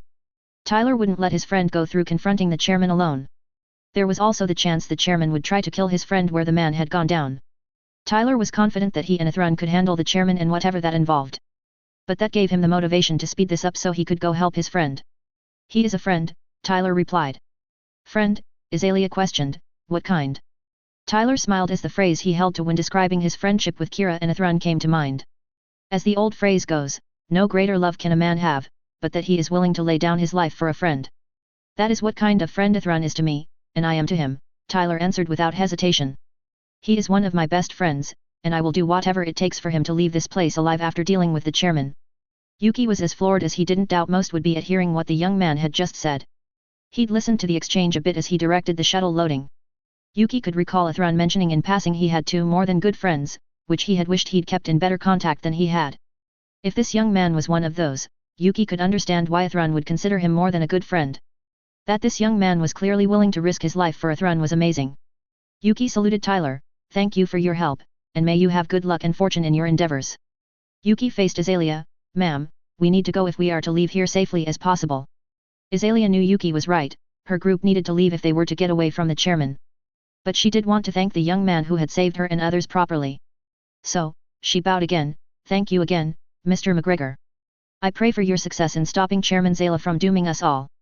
Tyler nodded and watched as the people got on the shuttle before he turned back toward the hangar entrance. He still had a task to do, which now involved a friend's life in the balance. Tyler headed back into Jachindu as the shuttle sealed and lifted off from the dock it was in. The shuttle exited the hangar and began making its way toward the Federation and its allies. Yuki and another were doing their best to avoid getting caught up in the fighting. However, as they were making progress toward friendly forces, some Jins caught sight of them. Yuki did his best to avoid the attacks, but it wasn't easy. Yet, as one of the Jins approached to attack, one of its fellows was attacked. That caused a pause with the other two, and when Yuki glanced in the direction the Jin's was, he was met with an unexpected sight. The custom Gin, whose colors were those that Admiral Tries. Tries' Gin quickly dispatched two of the other Jins before facing the remaining one. The enemy Gin shortly ran away, leaving Tries' machine, which turned to the shuttle. Linus had been seeing shuttles leaving Jachindu and figured they were personnel escaping the chairman. He couldn't blame others for wanting to escape the chairman in his madness. So, he had told those listening to him to protect the shuttles and help guild them to allied ships. He wouldn't let the chairman kill people just because they disagreed with his views. Linus opened a channel to the shuttle. "ZAFT shuttle, are you okay?" he asked. "No one too hurt, I hope." Yuki couldn't come up with the words for how relieved he was at hearing Admiral tries. The man was an anchor for ZAFT, and just having him around gave hope of things being okay. "Thanks to you, Admiral." "No," Yuki replied, "you've given us time to evacuate those we could from Jachindu." Linus was gratified to hear that Yuki and others had been working to evacuate non-combat personnel. He had been confident that ZAFT soldiers would be working for the best the homeland could have. As Linus had said, soldiers would fight for the right reasons when they heard the truth. "So," Linus smiled, "it's good to hear your voice, Yuki," he returned. "I am grateful to you and those under your command that have been working to protect the non-combatants. You have my thanks for that." Yuki was a bit taken aback at how the Admiral was praising him. It was rare for the man that had led ZAFT to give out compliments as he was. "We've just been working to protect those we can, Admiral," Yuki answered. Linus had his gun point toward the Federation fleet. "Keep going, and I'll have a team act as escort for you to get to the Salong." Meanwhile, Athrun took the route he knew wasn't the most direct, but it would unlikely be guarded by soldiers heavily. None stopped Athrun along his way, at least Athrun didn't come across any. The station appeared mostly deserted, and those he did come across went the other way toward the base's hangars. They appeared panicked and focused on leaving the station before things worsened, and Athrun didn't blame them. With what the chairman insisted on doing, he would want to get away from the man. However, Athrun wanted to confront and deal with the monster that appeared as his father. The monster had to be stopped before Genesis could be fired at Earth. Should Earth be attacked by it, then most options for a good ending for the war would vanish. The war would continue, and the destruction of humanity would come to pass, which sickened Athrun. It took around 10 minutes before Athrun came to be outside in front of the command center. Athrun glanced around and saw no signs of Tyler being around, nor anyone else. He'd not seen any sign of Tyler had been around, but then, Tyler was well trained not to be noticed by others. Athrun didn't doubt Tyler would reach the command center when he could. His friend may have encountered resistance from those loyal to the chairman. Tyler would be able to handle difficult situations like soldiers trying to stop him. So, Athrun took a steadying breath before pushing the button to open the door. The door slid aside, and Athrun entered the command center. The room was much like the rest of the station, empty with pretty much no one around. There was no one at any of the consoles, as the base should have normally been operating. The displays showed that the Federation and its allies were progressing against Jachindu and its defending forces. However, Athrun's gaze stopped and locked onto the lone figure still in the room, Chairman Zayla. That man seemed unperturbed about what he was watching on the displays. But Athrun could see the subtle signs that the man was enraged with the data. He likely knew he was losing and would not win this in the end through the forces that were still loyal to him. The issue as Athrun saw it was a cornered creature. Even a monster could be far more dangerous than when they weren't cornered. The chairman still could possibly fire off Genesis before the weapon could be stopped. Were that to happen, the man would win in the short term but lose in the end. There may be no console operators in the command center, but all firing Genesis would take was a command in the right console. Thus, Athrun would stop the monster from doing that the best he could. He brought up his pistol and pointed it at the chairman. "This foolishness has gone on long enough, Chairman," Athrun stated evenly. "Your vendetta will end today." Patrick had been glaring at the data displayed by Jachindu's displays. They showed enemy forces were pushing forward, and defending forces weren't stopping them. ZAFT forces were trying to slow and halt enemy forces but weren't successful. Traitors were popping up with increasing frequency, hampering efforts to end this long war. All the personnel in the command center had fled to wherever. But Patrick didn't need them to end this war once and for all. He could put in the command to have Genesis fire once it was charged. It was close, but Federation forces were fighting hard. Thus, it was a race against time, whether Genesis would be able to fire before its defense fell by the Federation's efforts. Then someone had spoken, and of all of those, it could have been, it was the failure of a boy. Patrick straightened up slowly and turned to face his biological son. To be honest, Patrick had expected someone like Yuki or Tries to come and confront him. That the boy had made the journey here against all odds was to be commended. It couldn't have been easy for Athrun to make his way here through ZAFT forces. Patrick could see the boy had changed since the last time they had crossed paths. The look in the boy's eyes showed any doubts he may have had before were gone. The boy had resolve, which Patrick would normally applaud from any soldier. Resolve was a good quality, and the best soldiers had it in plenty. But this boy had betrayed him and the plants, so all of what the boy had gained was for nothing. "It is impressive you got here, boy, I'll give you that," Patrick admitted. "And I agree the foolishness had gone on for long enough and needs to end sooner rather than later." Athrun's grip on his gun tightened with how calm the man sounded. This man spoke as if this was a normal conversation he would have with an acquaintance. His voice held none of the hatred which had brought him to this point that the chairman had dragged Zaft to. The fact was the chairman had brought about this battle along with others who had corrupted him into the monster he was. The deaths that had happened so far and were still in the process of happening could be linked back to those like him. So, Athrun glared back at the chairman, I'm not a boy, so you will not talk as such nor as if you know me. Athrun took a breath, I see you for the monster you have become, the cancer to humanity you insist on being a part of. You wish to destroy the human race by exterminating naturals, and that's the truth. And you have blinded yourself to the reality such an action will doom coordinators as well. Athrun paused for a moment, however, I will not allow you to use my father's appearance and voice to try and accomplish the insanity you're obsessed with. The response was so unexpected that Patrick couldn't think of a reply right off the bat. The boy was far more different from the last encounter than Patrick had thought. He no longer was questioning things as he had been. Granted, Athrun still stated nonsense as fact, but he now clearly believed what he was saying was the truth. Nothing Patrick could tell him would change his belief, it was obvious now. If only the boy had grown the spine he had now earlier when others hadn't corrupted him, he would have been much more useful.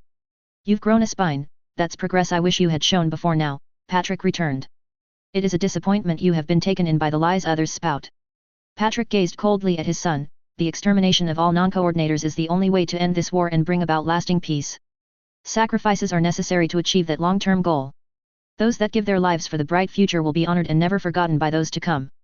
Patrick Zala then raised his own gun and pointed it at Athrun, yet, you have lost sight of such a simple fact. At the same time, Tyler took the same route he'd been on before coming across the group with Azalea and Yuki.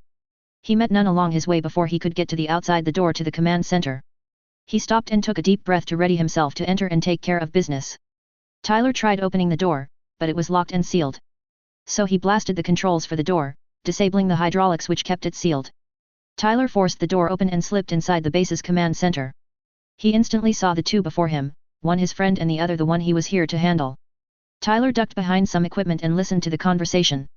He'd clearly missed the opening, but he could hear. Athrun wasn't taking crap. Tyler's friend had accepted the chairman wasn't his father anymore and was treating him as the monster he was. Tyler was glad Athrun had seen and accepted the truth, it would be best in the long run. At the sound of a gun clicking, Tyler peeked out of his cover and saw the chairman was now pointing a gun at Athrun. Tyler wasn't about to let another point a weapon at his friend and do nothing about it. He had been hidden long enough, there was work to be done, and the sooner the job was done, the better. So, Tyler rose out of his hiding place, figuring it was time he entered the picture, put in his 2 cents, and got things moving in the proper direction. You aren't one to be preaching to us about losing sight of simple fact, let alone anyone else. Patrick twisted around to face the owner of the voice which had just spoken. He pointed his gun at Tyler, and in response, the teen raised and then trained his SMG on Patrick. You deny reality as the truth and state lies are the truth without any real proof beyond your word. Thus, you don't listen to, let alone accept, simple facts as you claim we don't. Athrun felt somewhat better to have Tyler here with him.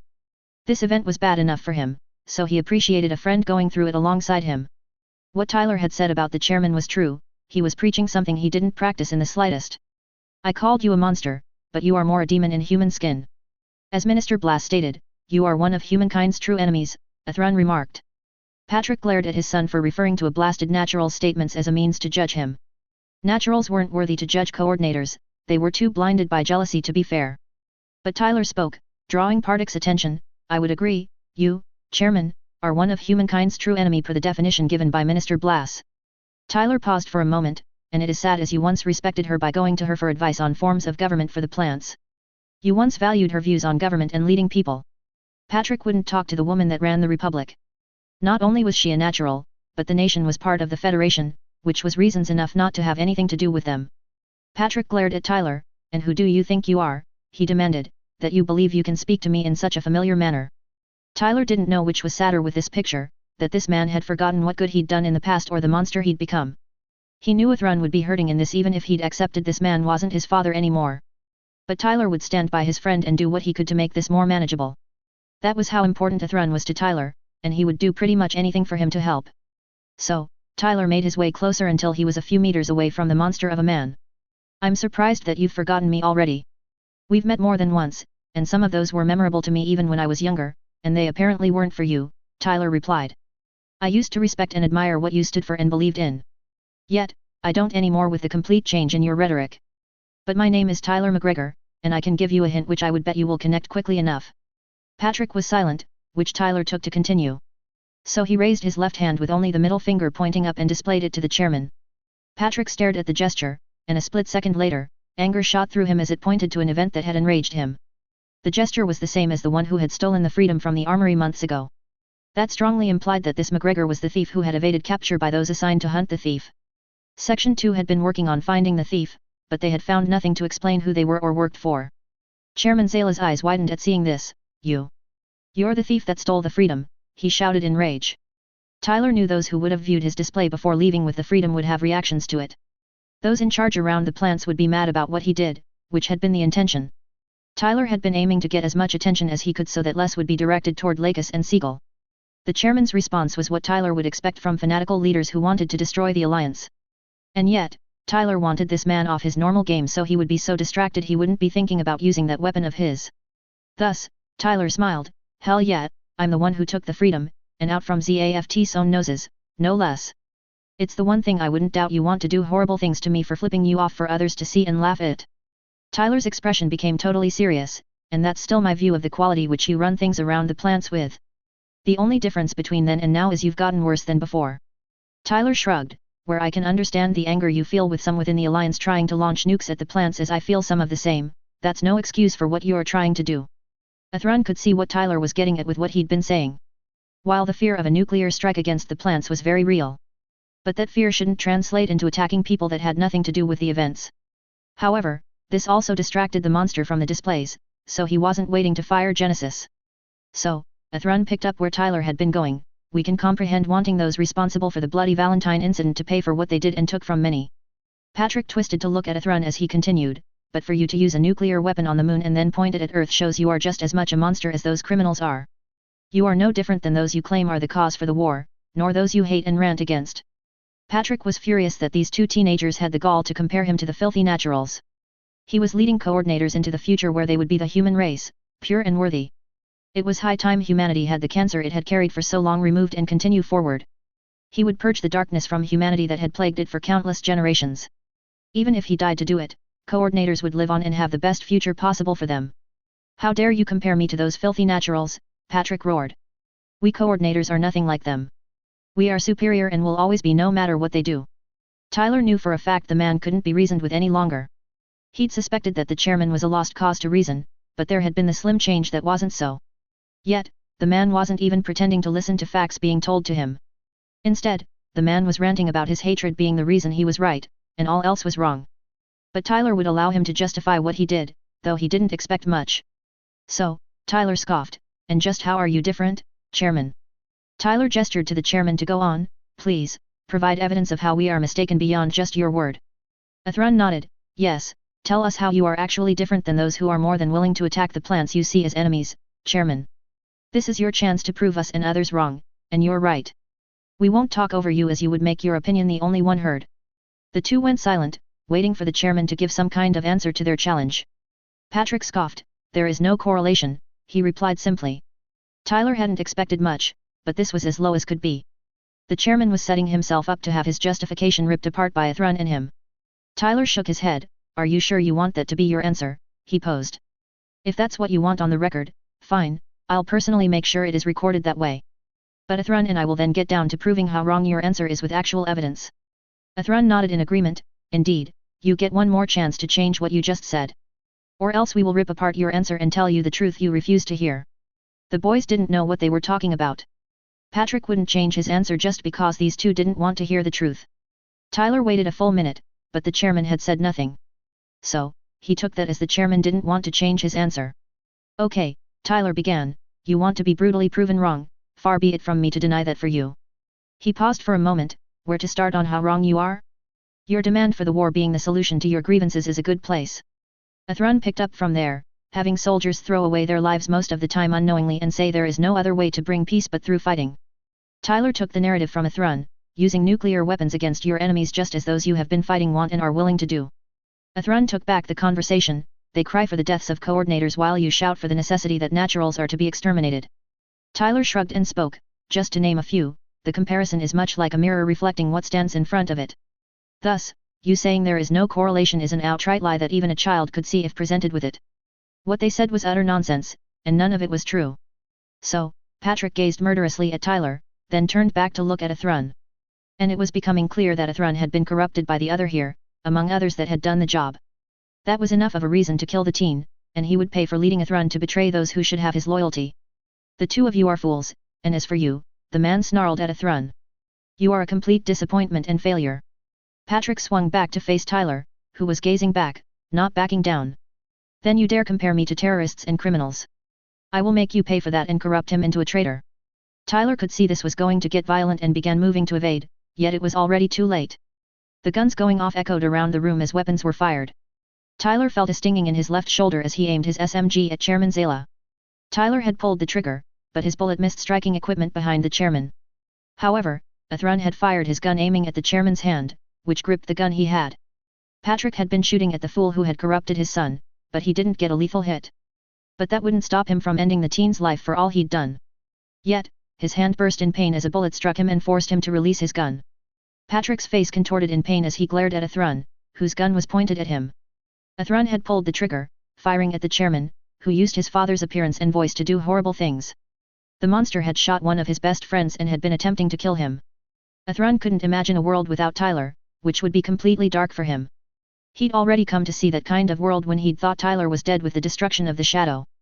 Athrun didn't want to face that darkness anytime soon again, even if that meant he had to fight and kill to do that.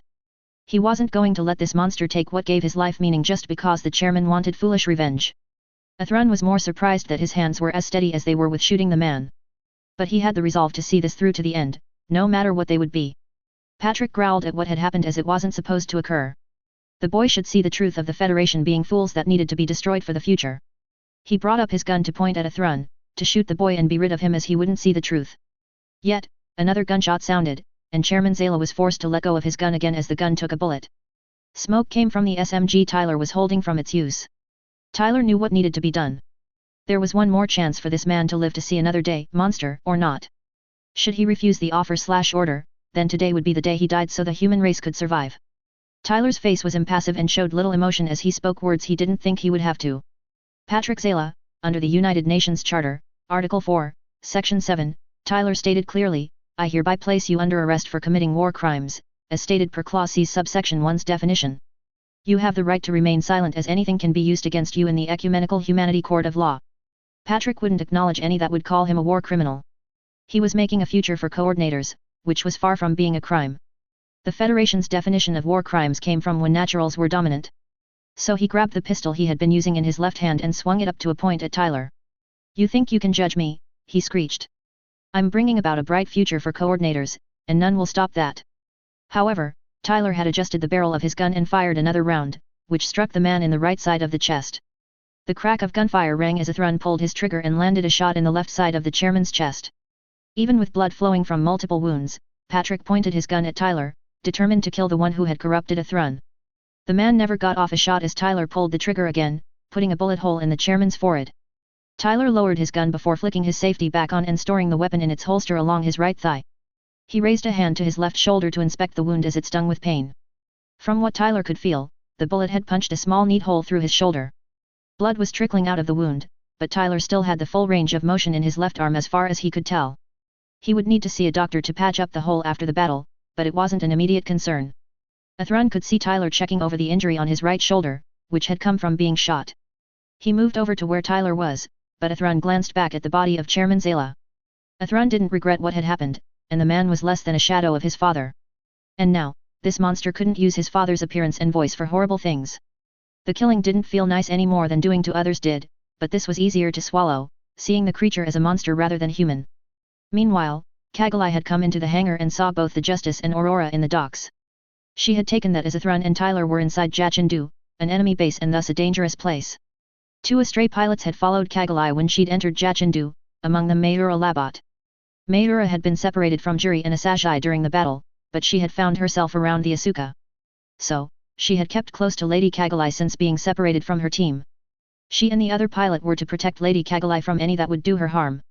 Mayura scanned around the hangar while the other Astray pilot stayed close to Lady Kagalai. The safety of Kagalai was a priority for those from Orb. Orb citizens needed her after this war ended. When Mayura saw no sign of enemy agents around the hangar, she was caused to pause for the oddity. As an enemy base, there should be soldiers around to repel enemy forces coming in, yet there was nothing. Mayura looked back and nodded that the coast was clear for the time being but didn't lower her guard. The group of 3 moved through the base, searching for the 2 missing pilots whose mobile suits were in the hangar. Kagalai would make sure as many would return as possible when this battle concluded. She may not like how Tyler did some things or his behavior. He was rude at times and often took the path that left a mess behind. And yet, Kagalai didn't feel Tyler was a bad person, even if his actions left much to be desired. Kagalai didn't believe he was related to Ellen as he claimed, but that wasn't the point of this. He was fighting to help bring this battle to the best conclusion it could have, which was the important thing. Then she wouldn't let Athrun go missing and be lost, not when she liked his company. Granted, she was still sorting out the feeling she had for him, but that wasn't the motivation she had for finding him entirely. Thus, she would search the entire base if she had to in order to find the 2 whose suits were here. It took them some time to make their way through the base, checking rooms as they went. Mayura and the other Astray pilot took turns checking for enemy soldiers while in the lead. They kept Kagalai behind them even when she said they didn't need to do such things for her. Kagalai wasn't happy that the 2 with her were forcing her to be behind them while they risked themselves to check for enemy soldiers. She had told them there was no need for them to do that as she could defend herself just fine. They didn't listen to her reasoning and continued to be in front of Kagalai so they could be shields if it became required. Kagalai insisted they go to the command center of Jachindu, as that was where the 2 could be. It made the most sense to her that Athrun and Tyler would go there as it was where Chairman Zayla would likely be. The 2 would be here to confront ZAFT's leader to whatever end it would have. Kagalai didn't want Athrun to confront his father as he would likely do here. Yes, he'd said the man wasn't his father anymore, but she wished he would give the man one more chance to see reason. If the man was killed, there was no chance of repairing a relationship. It took around 10 minutes to reach the command center, and when the door opened, Mayura and the other Astray pilot had their guns out and were in front of Kagalai. Kagalai pushed past them to see what was going on, her pistol ready to use. However, Kagalai lowered her gun when she realized that Tyler and Athrun were the only ones in the room. Both looked okay or at least not critically injured in need of medical attention, that she could tell. However, Kagalai glanced at Tyler again and saw him developing a red patch on his left shoulder. She floated forward towards the 2 trying to figure out what had happened for them to be here as they were. What happened here? She asked. Why are you 2 even here? Athrun turned, as did Tyler, and stared at Kagalai, both surprised at what the girl was doing there. Athrun couldn't figure out what the girl was around here for, she shouldn't be inside Jachindu. Sure, he'd heard she was going to be fighting out on the field, which he hadn't much liked. But Kagalai hadn't listened to others telling her how dangerous it would be. So, Athrun doubted he could have done much more than those on the Kusanagi had. On the other hand, Tyler kept the smile back from showing at the girl tracking them down. He would bet a substantial amount of money she had been looking for Athrun, specifically, she had feelings for him, after all. Tyler hadn't missed the signs that something was developing between the 2. He was happy for them as he was with Kira and Lakis. Athrun looked away from Kagalai. I'm here to settle things, he replied. Tyler shook his head. What Athrun means to say is we came here to solve the issue of Chairman Zayla being dead set on using that gamma weapon of his. While what they said was likely true to an extent, Kagalai didn't buy that was the only reason the 2 had ended out here. But it didn't look like she would be getting anything out of them at this time, even if she tried pushing. Yet, that didn't explain why Tyler had a crimson spot on his right shoulder. One didn't get injured for little to no reason that she'd seen. So, Kagalai moved forward and squeezed Tyler's shoulder to prove he wasn't saying everything. Blood quickly stained her suit's glove in response, more than she had expected to appear. That would say the wound was more serious than she had thought. The squeeze made Tyler wince in pain as the gunshot wound hurt. And your shoulder, she posed, it didn't do this before you came here, I would assume. Tyler didn't want to admit to others outside his friendship circle he'd taken a bullet for a friend for something potentially stupid. He had antagonized the chairman, so he had been shot at in response and couldn't dodge in time. A bullet found my shoulder in this room during an altercation, Tyler remarked carefully. And it didn't slow down at contact when I was unable to dodge. It can happen to the best of us sometimes, I assure you. I'm as human as anyone else and am bound just as the rest by my mortality. His explanation didn't tell much other than someone had shot him for some reason. No, it was carefully worded to not hint at how it happened. Kagalai had hoped to get more information about what happened with the 2, but apparently, Tyler wouldn't be one to give that. Instead, Kagalai reached into the supply pouch built into her suit and took out 2 bandages. She put one on the front hole torn in Tyler's pilot suit, covered the wound, and then did the same on the exit wound. That should seal his suit enough until he returned to a ship and got medical attention and the spacesuit repaired. Tyler thanked Kagalai for assisting in patching up his shoulder and temporarily sealing his suit. The fix would last him for what he needed to get to a ship and get the attention he needed. Tyler then faced Athrun as the situation they had just been in was one he wished on none of his friends. Tyler should have done the job of handling Chairman Zayla himself and not had Athrun involved. He doubted Athrun would have stayed out of the mess if given the option, but it wasn't fair to him. The monster looked like his father, and to shoot in that situation was harsh. Tyler took a deep breath. I'm sorry, Athrun, you should have never been put in the position you were. Handling the chairman should have been just done by me and not needed you to be involved. Athrun could see what Tyler was saying, it was logical and showed he cared about him. Tyler wanted to have the burden on his shoulders and spare Athrun the pain. That was the kind of person Tyler was, and Athrun was grateful to have him as a friend because of that, among other things. However, Tyler shouldn't have to bear the heavy burden of dealing with the leaders of this war by himself. That was a lonely thing, and Athrun wouldn't doom his friend to such a thing when he could share the burden with him. So, Athrun shook his head. No, the chairman needed to be stopped, and you would have been hard-pressed to do so alone, he returned. Tyler could appreciate that Athrun wanted to help with a difficult task. But he was trained to do the hard tasks that others either couldn't or wouldn't. It was one of the expectations and jobs that Salas took on, so others didn't have to. His friend's wish to share the burden was nice, and it showed Athrun was a true blue friend as the reference went. And it wasn't that Tyler doubted Athrun would do hard things to help him, Tyler knew he would. He just didn't want Athrun to do those tasks, as that was what he did to save others from the consequences that came with the job. So, Tyler put his right arm around Athrun's shoulders. While true, you shouldn't have to pull the trigger and shoot that monster. It should have just been me doing the job. Nevertheless, what's done is done, there's nothing that either of us can do about the event other than put it behind ourselves and move forward. The pain will pass with time, and that is one of the few good things that will come out of this. Kagalai may not know what the two were exactly referring to, but she could agree with the last two lines. Something had happened with the chairman, who was supposed to be Athrun's father. But Athrun had inferred the man wasn't the man he had known before, but some kind of monster that appeared like the man. It seemed that Athrun had come to terms to some extent, though Kagalai couldn't say how much. She had not missed the chatter on Federation channels that the chairman had to be confronted and dealt with before the battle would end. She hadn't thought much of what that meant until now, seeing the results of two dealing with the man. However, the conversation came to an end, and the group of 5 returned to the hangar they had all come in it. Athrun saw that the shuttle which had been left in the hangar was gone at this point. The 5 returned to their respective mobile suits to leave the base heading toward its fall. The group launched out, the Asuka being flanked by the 2 Astrays. Kagalai was assisting the Justice with the damage it had gotten getting here, though the Meteor unit had taken more than it had. The Aurora was in the back, bringing up the rear of the group, glancing around to make sure they didn't get taken by surprise by enemy forces. With how damaged the Justice looked to be, Kagalai insisted Athrun return to the Allied fleet.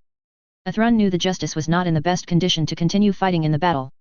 The approach to Jachindu had been harsh, with ZAFT defending forces resorting to almost suicidal moves to stop the Federation and its allies. Yet, Athrun wanted to disagree with Kagalai as there was still work to do for the battle to come to a close. The Justice was in good enough condition that it could still assist Allied forces in wrapping up the fighting. The coalition fleet and its forces were winning and slowly making the push for the battle to come to an end. So, Kagalai's suggestion had merit as it would still take time for the wrap-up. Perhaps, after Justice was repaired, Athrun could come back out to work and help this battle end.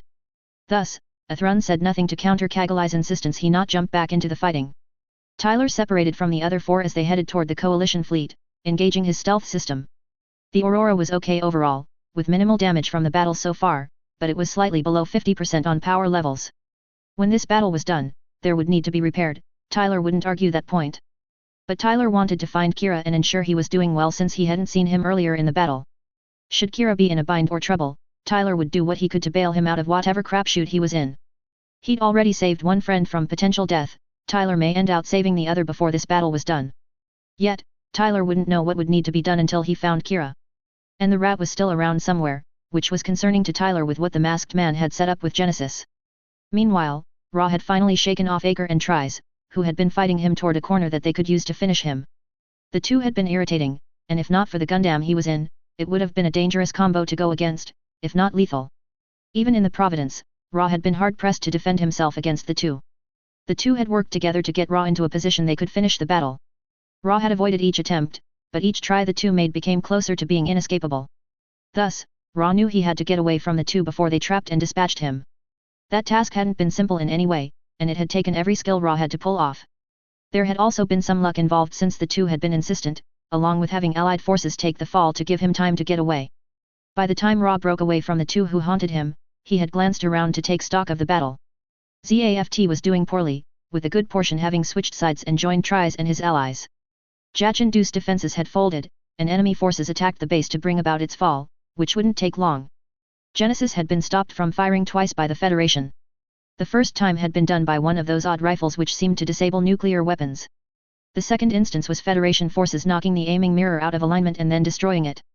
The rifles the Federation had invented were a serious problem to Ra's plans and the countermeasures he'd planned for. They had apparently disabled the Alliance's attempt to send nukes at the plants. From what Ra had heard, it had made them unable to arm or something like that. The same thing had happened to Genesis, which proved the Federation's rifles neutralized nuclear weapons. It shook the foundations of Ra's plan, which he was trying to hold together to the end. Zayla ordered another aiming mirror to be moved into place so there would be another chance to shoot Earth and end the human race. Ra would see humanity become extinct, for he had worked for too long and hard to see his plans fail. He had even set up a contingency to ensure Genesis would fire at Earth to continue humanity's path to destruction. Ra had programmed that idea into Genesis when none had been watching. If Zayla died, the program would be triggered, and Genesis would adjust its aim and fire at Earth in 7 minutes after Zayla's heart stopped in whatever way it would. That was the best trigger Ra could think of since it was the most likely to happen in this battle. The Federation would see Zayla as a hinge point and so would send some to handle him. Zayla was too stubborn to give himself up to the Federation. Ra had made sure to push him to be so. Thus, everything was in place and moving in the direction Ra wanted for the desired result to occur. Ra was brought out of his thoughts when he spotted the Freedom fighting off some Jins. He'd been interrupted tormenting the boy by Acre and Tries, which had made doing the idea more interesting. Those two had kept his attention enough for Yamato to slip away before Ra could end him. But here was yet another opportunity to destroy Hibiki's dream child as he had wanted to do for years. So, Ra moved toward the Freedom, fully intent on killing the eyesore this time, no matter what it took.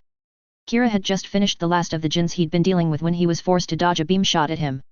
He turned in the direction the beam had come from and found Cruzet's Gundam there. "We're going to finish our fight, boy," Ra said. "We were interrupted before, but that will not happen this time." Kira took a defensive position as the Providence closed the distance and slashed with a beam saber.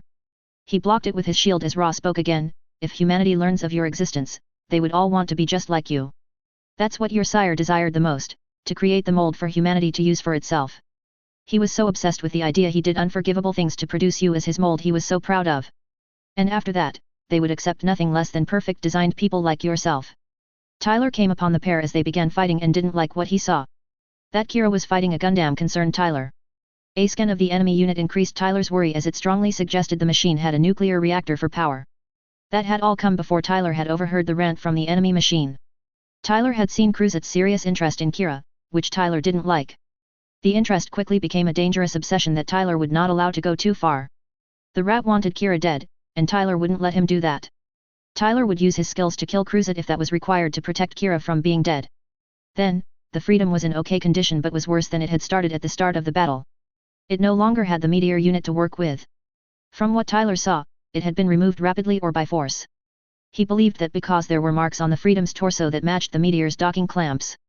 The shield also looked worn, likely having been used to block often. As Tyler closed the distance, he witnessed Cruzet's machine detach parts which began attacking the Freedom.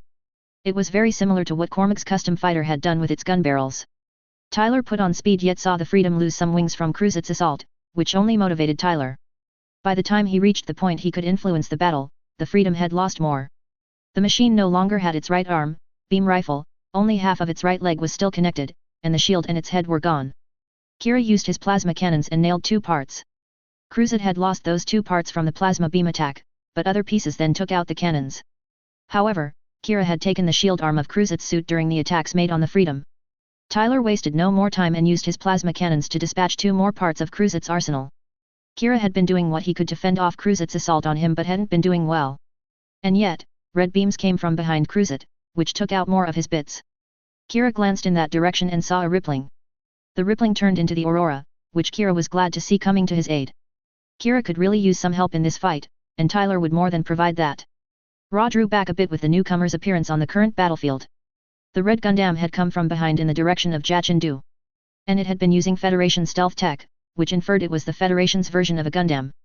Those facts bothered Ra a bit as it could mean the Federation could have reached Zayla already. That they had produced Gundams wasn't exactly a surprise, they likely got the Alliance's project and worked on it from there. However, Ra had gotten no alert to his trap going off yet, so Zayla could have been taken alive.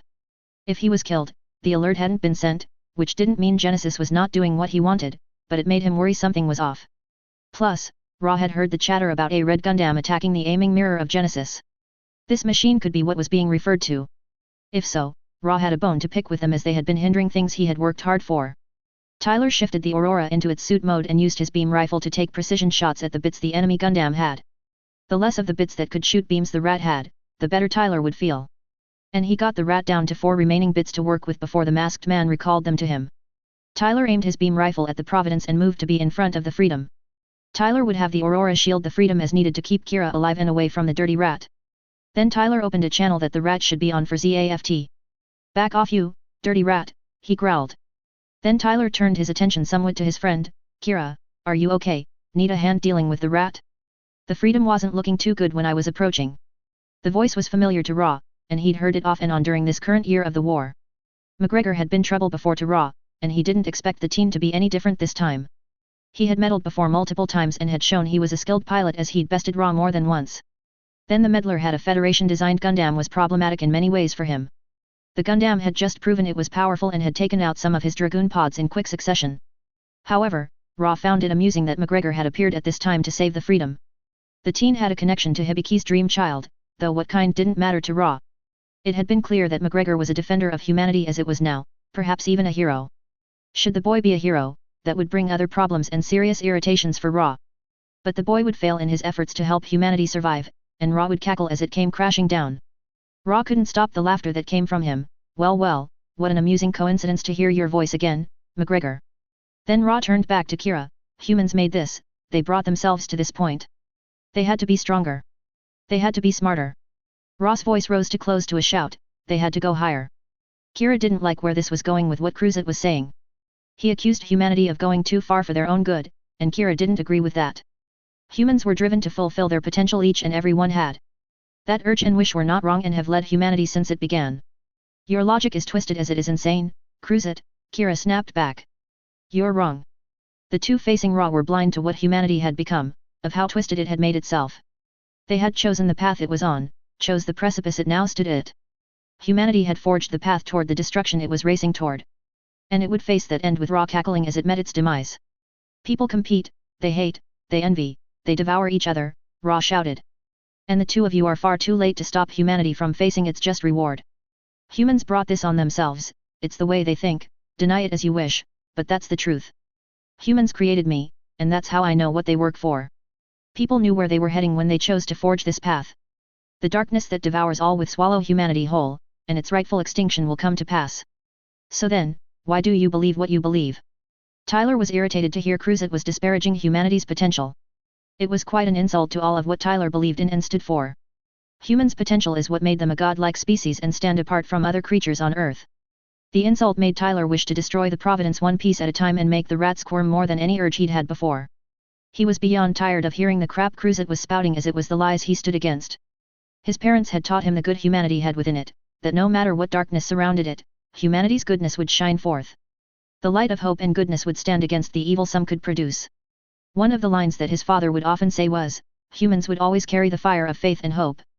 And the rat had to take a shot at what they believed, which struck a chord in Tyler that he wouldn't be silent. He believed that as long as humanity had faith and hope, it would always have a future that would not fall into complete darkness. "You're wrong, you dirty rat," Tyler growled. "Do you hear me, Cruzet?" he shouted. "As long as humans hold to hope and have faith, humanity will not lose to those who would bring about its extinction." Ra clenched his jaw at hearing what McGregor said as it enraged him. It was the rhetoric, the very rhetoric that some had used before to turn humanity away from its end. Peacecraft, the Federation, and those like them had proclaimed it and preached faith and hope that would save humans from the darkness.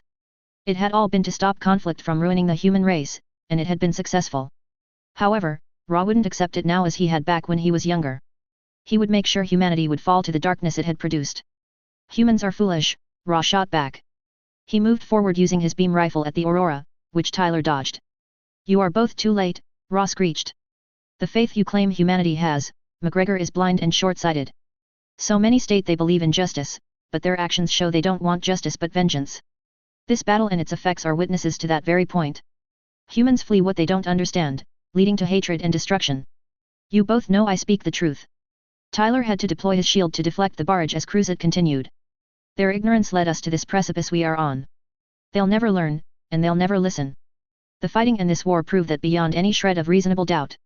We've reached the end of that possible path already, and there is no way to prevent the fall of humanity now. Mankind will be vanquished at last with the looming event, just as they deserve for what they've done.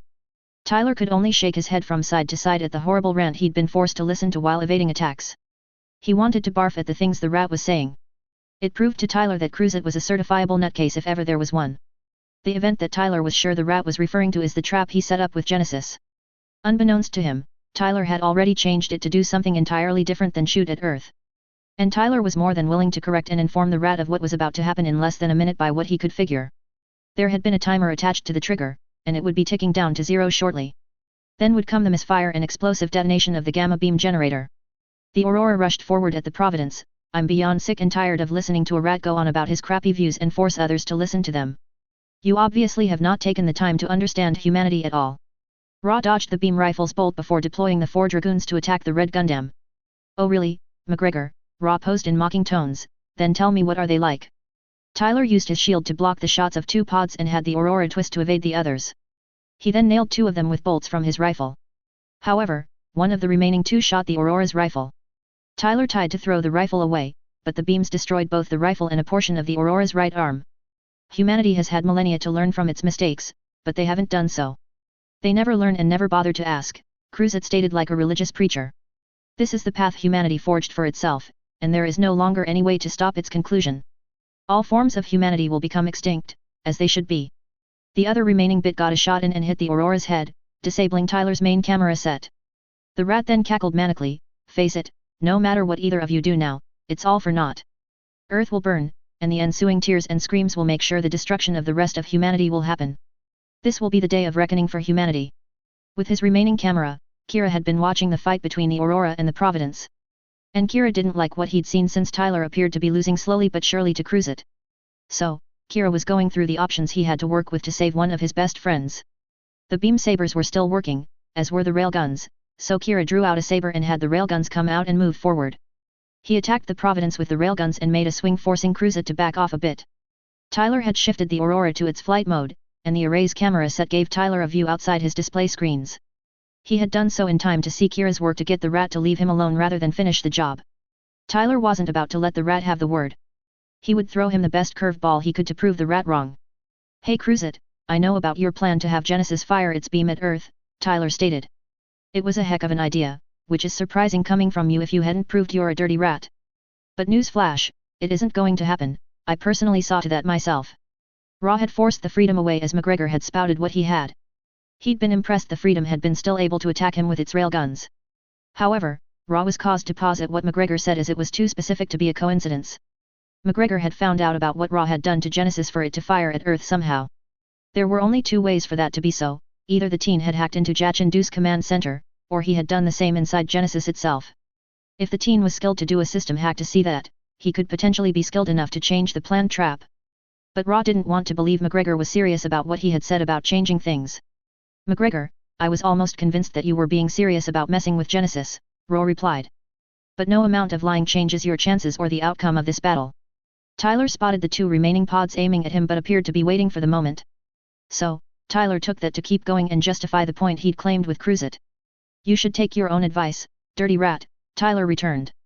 But hey, don't take my word for it if you don't want, Tyler paused, calculating the time left for Genesis to misfire. You only have to wait around 15 more seconds to see the proof. Please, take the time to wait and see the show you helped set up. After all, you are desperate to see the trap you set up, and I won't deny you that. Ra wanted to call the bluff, but as McGregor had given a time frame, he would give the boy that long to live. McGregor was trying to buy time, but it wouldn't work for long. Then Tyler counted down the last few seconds, 5, 4, 3, 2, 1, and 0. There was silence for a moment before Cruzit began to laugh. Nice try, McGregor, Ra began. However, Tyler cut over him, hold up, rat. Look at Genesis, as the show is just getting started. You should be a little patient, a good show takes a moment to get going and become neat. As if Tyler's statement was a signal, explosions became visible and turned into a cascading wave that spread across the structure of Genesis. The dish's mirrors were shattering, and metal debris was flying off as more explosions occurred. Ra watched in angry horror as Genesis was being ripped apart by the explosions. The explosions appeared to be coming from somewhere within Genesis. That suggested what McGregor said about changing his trap was likely true. If that was correct, then McGregor had ruined years, if not more than a decade, of planning to bring an end to the human race. Anger and rage filled Ra at seeing Genesis falling to ruin. Knowing the boy in the red Gundam had ruined the perfect plan fueled his rage more. Not only that, but McGregor also interrupted Ra fighting to kill Hibiki's dream child, which was really irritating. The boy was of the same cut and caliber as Aker was, the heroic type that did what they did for the good of the many. The difference between Aker and McGregor was he wasn't overbearing in the same way and wasn't as skilled as Aker. So, Ra would kill McGregor, whatever the cost required. He would die for the ruin he'd brought about by destroying Genesis. Ra had his 2 remaining dragoons move forward to attack McGregor. Tyler fired his plasma cannons in response, which enveloped the 2 pods. However, while dealing with the pods, Tyler lost sight of the Providence. He looked upward and found the Providence coming down toward his. Tyler swung the Aurora up to face off against Cruzet and fired his flight array's Vulcan guns at him while the plasma cannons recharged. Ra ignored the projectiles being used against him even when alarms said the shots had more effect than normal projectiles. He drew a beam saber fully intent on stabbing and slashing McGregor's machine over and over until he died. Tyler saw the rat wasn't slowing down from the Vulcan's shots and was still closing the distance. The Providence was getting far too close for Tyler's liking since the rat would kill him if he could. Tyler fired his plasma cannons, but the Providence dodged the beams. Ra evaded McGregor's plasma beams before diving down and slicing through the cannons, disabling them. Tyler then let loose missiles at the Providence, but Ra slashed his beam saber to dispatch the missiles. Tyler was out of options and knew it. He had nothing more he could use against Cruzet that would be effective enough. Ra surged forward toward the Aurora beam saber in hand, ready to deliver the final blow to the red Gundam. Kira had managed to face in the direction the Aurora and Providence were fighting in. He had combined the Freedom's beam sabers as that was his last offensive option to use. Kira moved forward at the Providence, intending to stop Cruzet from killing Tyler.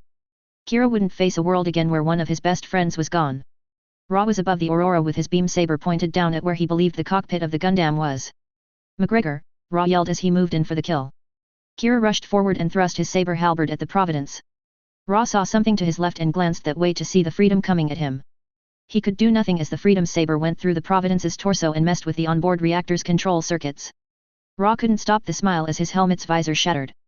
The 2 may have beaten him, but his reactor's detonation would more than likely kill them both. Tyler heard alarms going off in his cockpit, and he had an educated idea of what they were trying to warn him about. The rat suit had incurred damage to its reactor, and as a result, it would detonate. And if the influence of the nuclear explosion were the same or similar to what the Freedom and Justice could put out, then Tyler and Kira would be in serious trouble. The Freedom was in no condition to defend itself from that kind of explosive force. The only thing Tyler could think to save his friend was to use the Aurora to shield the Freedom. There was a good chance the Aurora wouldn't survive doing such a thing. However, Tyler was prepared for that if things came to that. Kira needed to survive this battle, and Tyler would do what he could to have that be the case, even if he had to give his life to do it.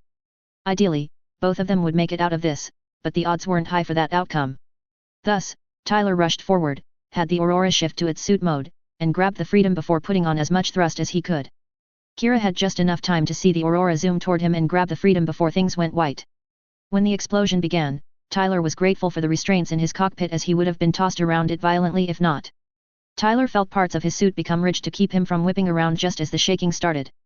Alarms were screeching at Tyler as the Aurora shook violently, and Tyler felt a tearing followed by burning on his right side. Once the shaking had stopped, which felt like a short eternity later, Tyler felt his suit release the rigid hold it had him in to keep him as safe as he could be. Tyler lifted his head to see how bad things were. He was alive, which was the better if the less likely outcome of his choice. However, when he glanced down at his right side, he saw something had ripped into his suit and was now most likely embedded in him. Tyler glanced over his displays and found there was good news and bad news. The nuclear explosion had taken a toll on the Aurora, and there was no question about that. The good news was the phase shift had dampened the impact and damage for the most part. If not for the phase shift, the cockpit could have been penetrated, and Tyler harmed worse than he was. The Aurora's nuclear reactor was still working and stable, which was a miracle as far as Tyler was concerned. The other good news was the cockpit's pressure seal was intact, meaning the rip in Tyler's suit wasn't an immediate problem.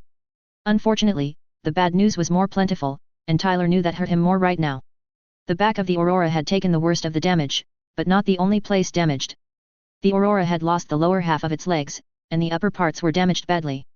What had been left of the plasma cannons were gone, their mounts in shreds. The wings to which the cannons had been attached had little structure left and what was looked like Swiss cheese. Tyler tried to shift the Aurora to its flight mode so he could see outside, nothing happened. A buzzing told Tyler there had been an error and the flight mode wasn't going to happen. Most systems were down or working badly at the moment. There was a bit of thrusting power left for the Aurora, but it wasn't anywhere near what it had been. So, Tyler was in a real pickle which he had no way to get himself out of as things stood. Kira looked around after the light died down, and the scene wasn't pretty at all. There was debris all around, and the Providence had vanished.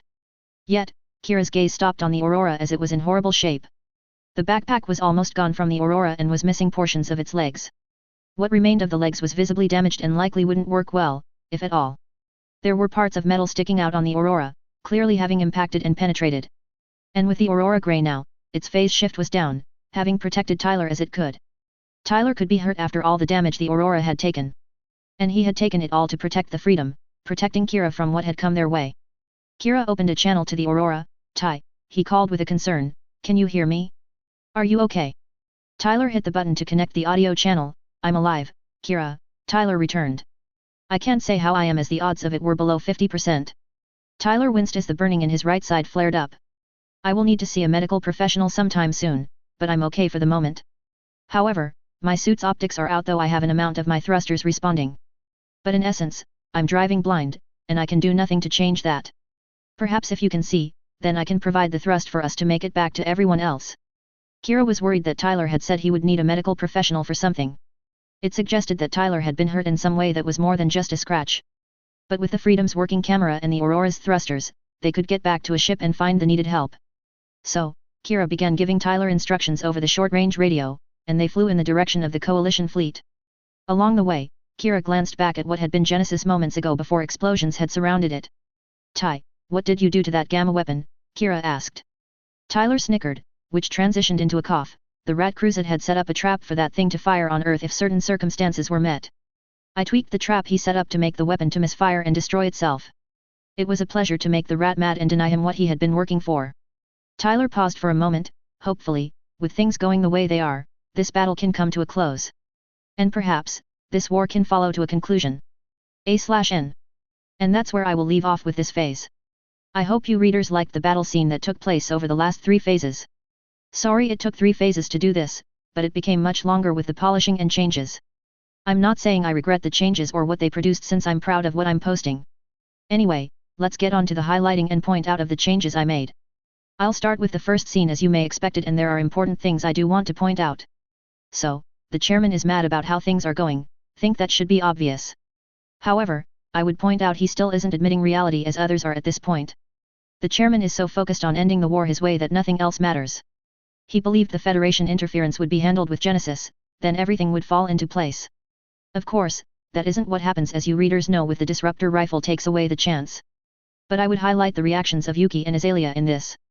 Yuki figured out what the disruptor rifle did quickly enough, but his thoughts afterward are the important piece. Yuki applauds the creation of a means to counter nuclear weapons where the chairman doesn't. He also admits the Federation would be good judges of who and how nuclear tech would be used right and wrong. I wanted to show that some ZAFT soldiers and officers respect the Federation and how they do things. Moving on to Azalea's reaction to Patrick's weapon being stopped temporarily.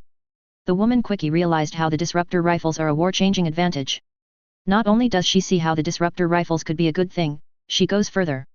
Azalea is even willing to go to the Federation and ask them or even beg for the technology the rifles use to protect the plants. I want to make it clear, ZAFT hasn't gone to the Federation for help during this war before this. They have begrudgingly thanked them for services rendered, but that is all they have done. ZAFT has seen the Federation as a potential enemy more than an ally. Azalea also mentions she isn't the only one who would be willing to go to the Federation for the tech they had to counter nuclear tech. The reason I bring this up is I want to show there are those that are not as committed to the chairman's plan as others. Now to the next scene, and I got questions on this one in the original. I have my reasons for Mew appearing to die, so please don't send me questions upon that. It plays a part in Destiny and I'll leave the point at that. Next, I didn't have Mew and Crusade fighting as they do in canon for a reason. Raw is more focused on Kira and I wanted it to be left with that as it flowed better to me than the other way. And also in this scene, I have it show that I don't intend Natarl to die or the Dominion to go down. For those that wanted to see that, not going to get that in my story as it serves little to no purpose in the story. I hoped you liked Tyler's response in destroying the Nazca classes. I decided to make it more interesting. On to the scene I'm not the fondest of, and I ask you forgive me for saying so. Tyler's efforts to push Genesis's aiming mirror out of alignment isn't the problem I have.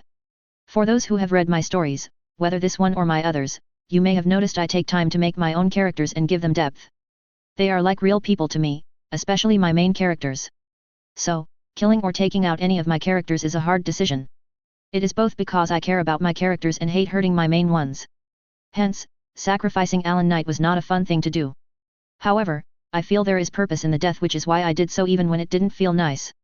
Tyler's reaction is similar to mine when I have an event which does better when there is a life sacrificed which isn't just a nameless person.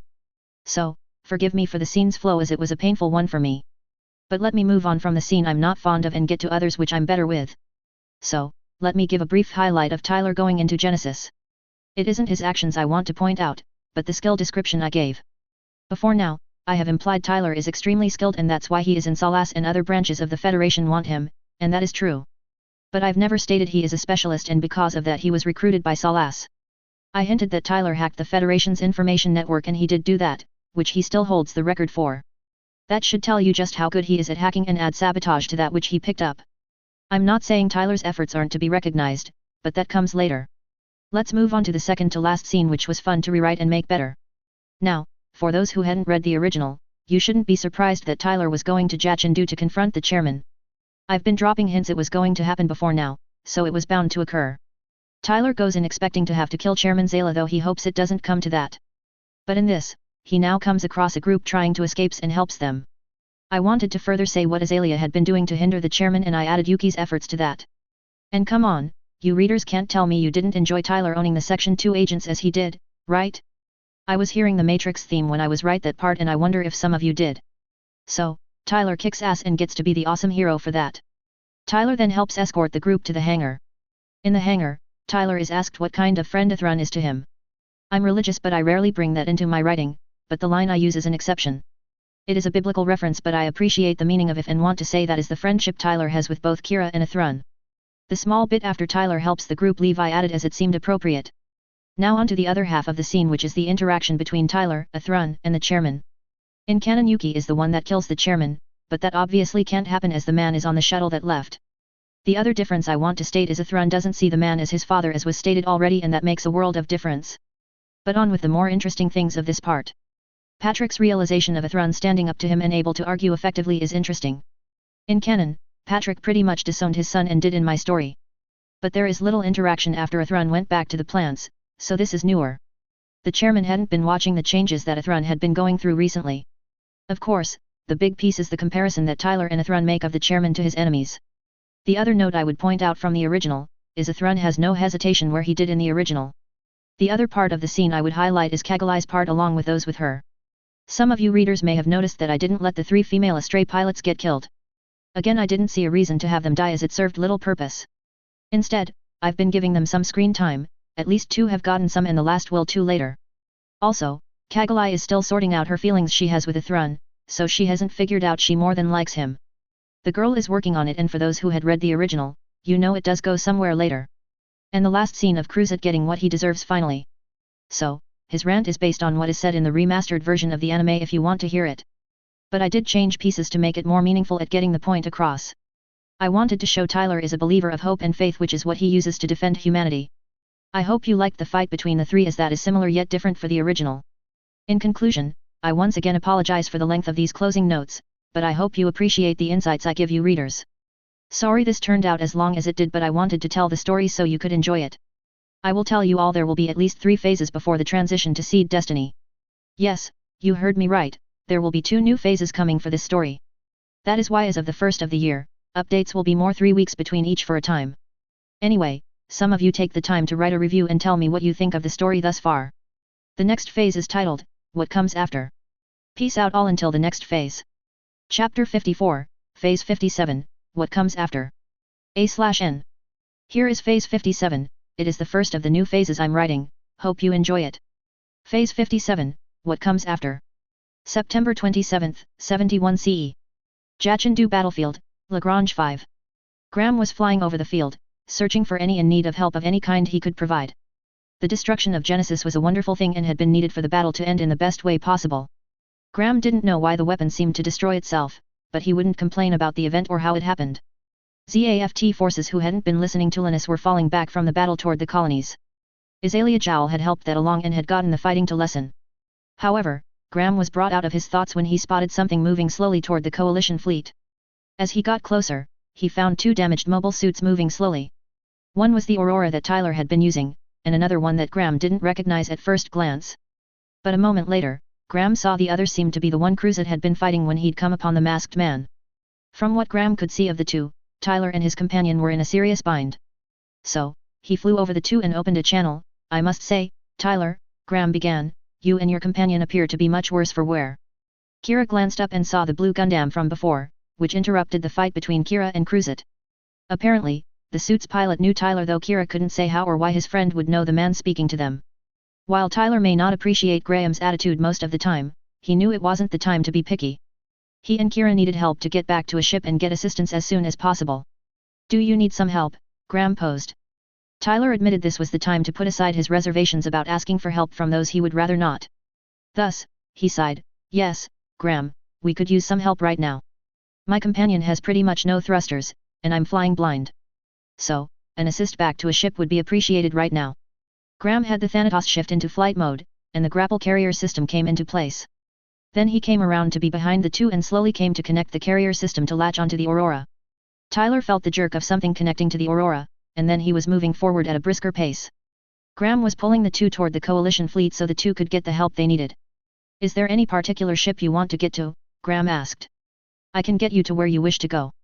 Tyler considered for a moment the best place for Kira and him to go for the help they needed.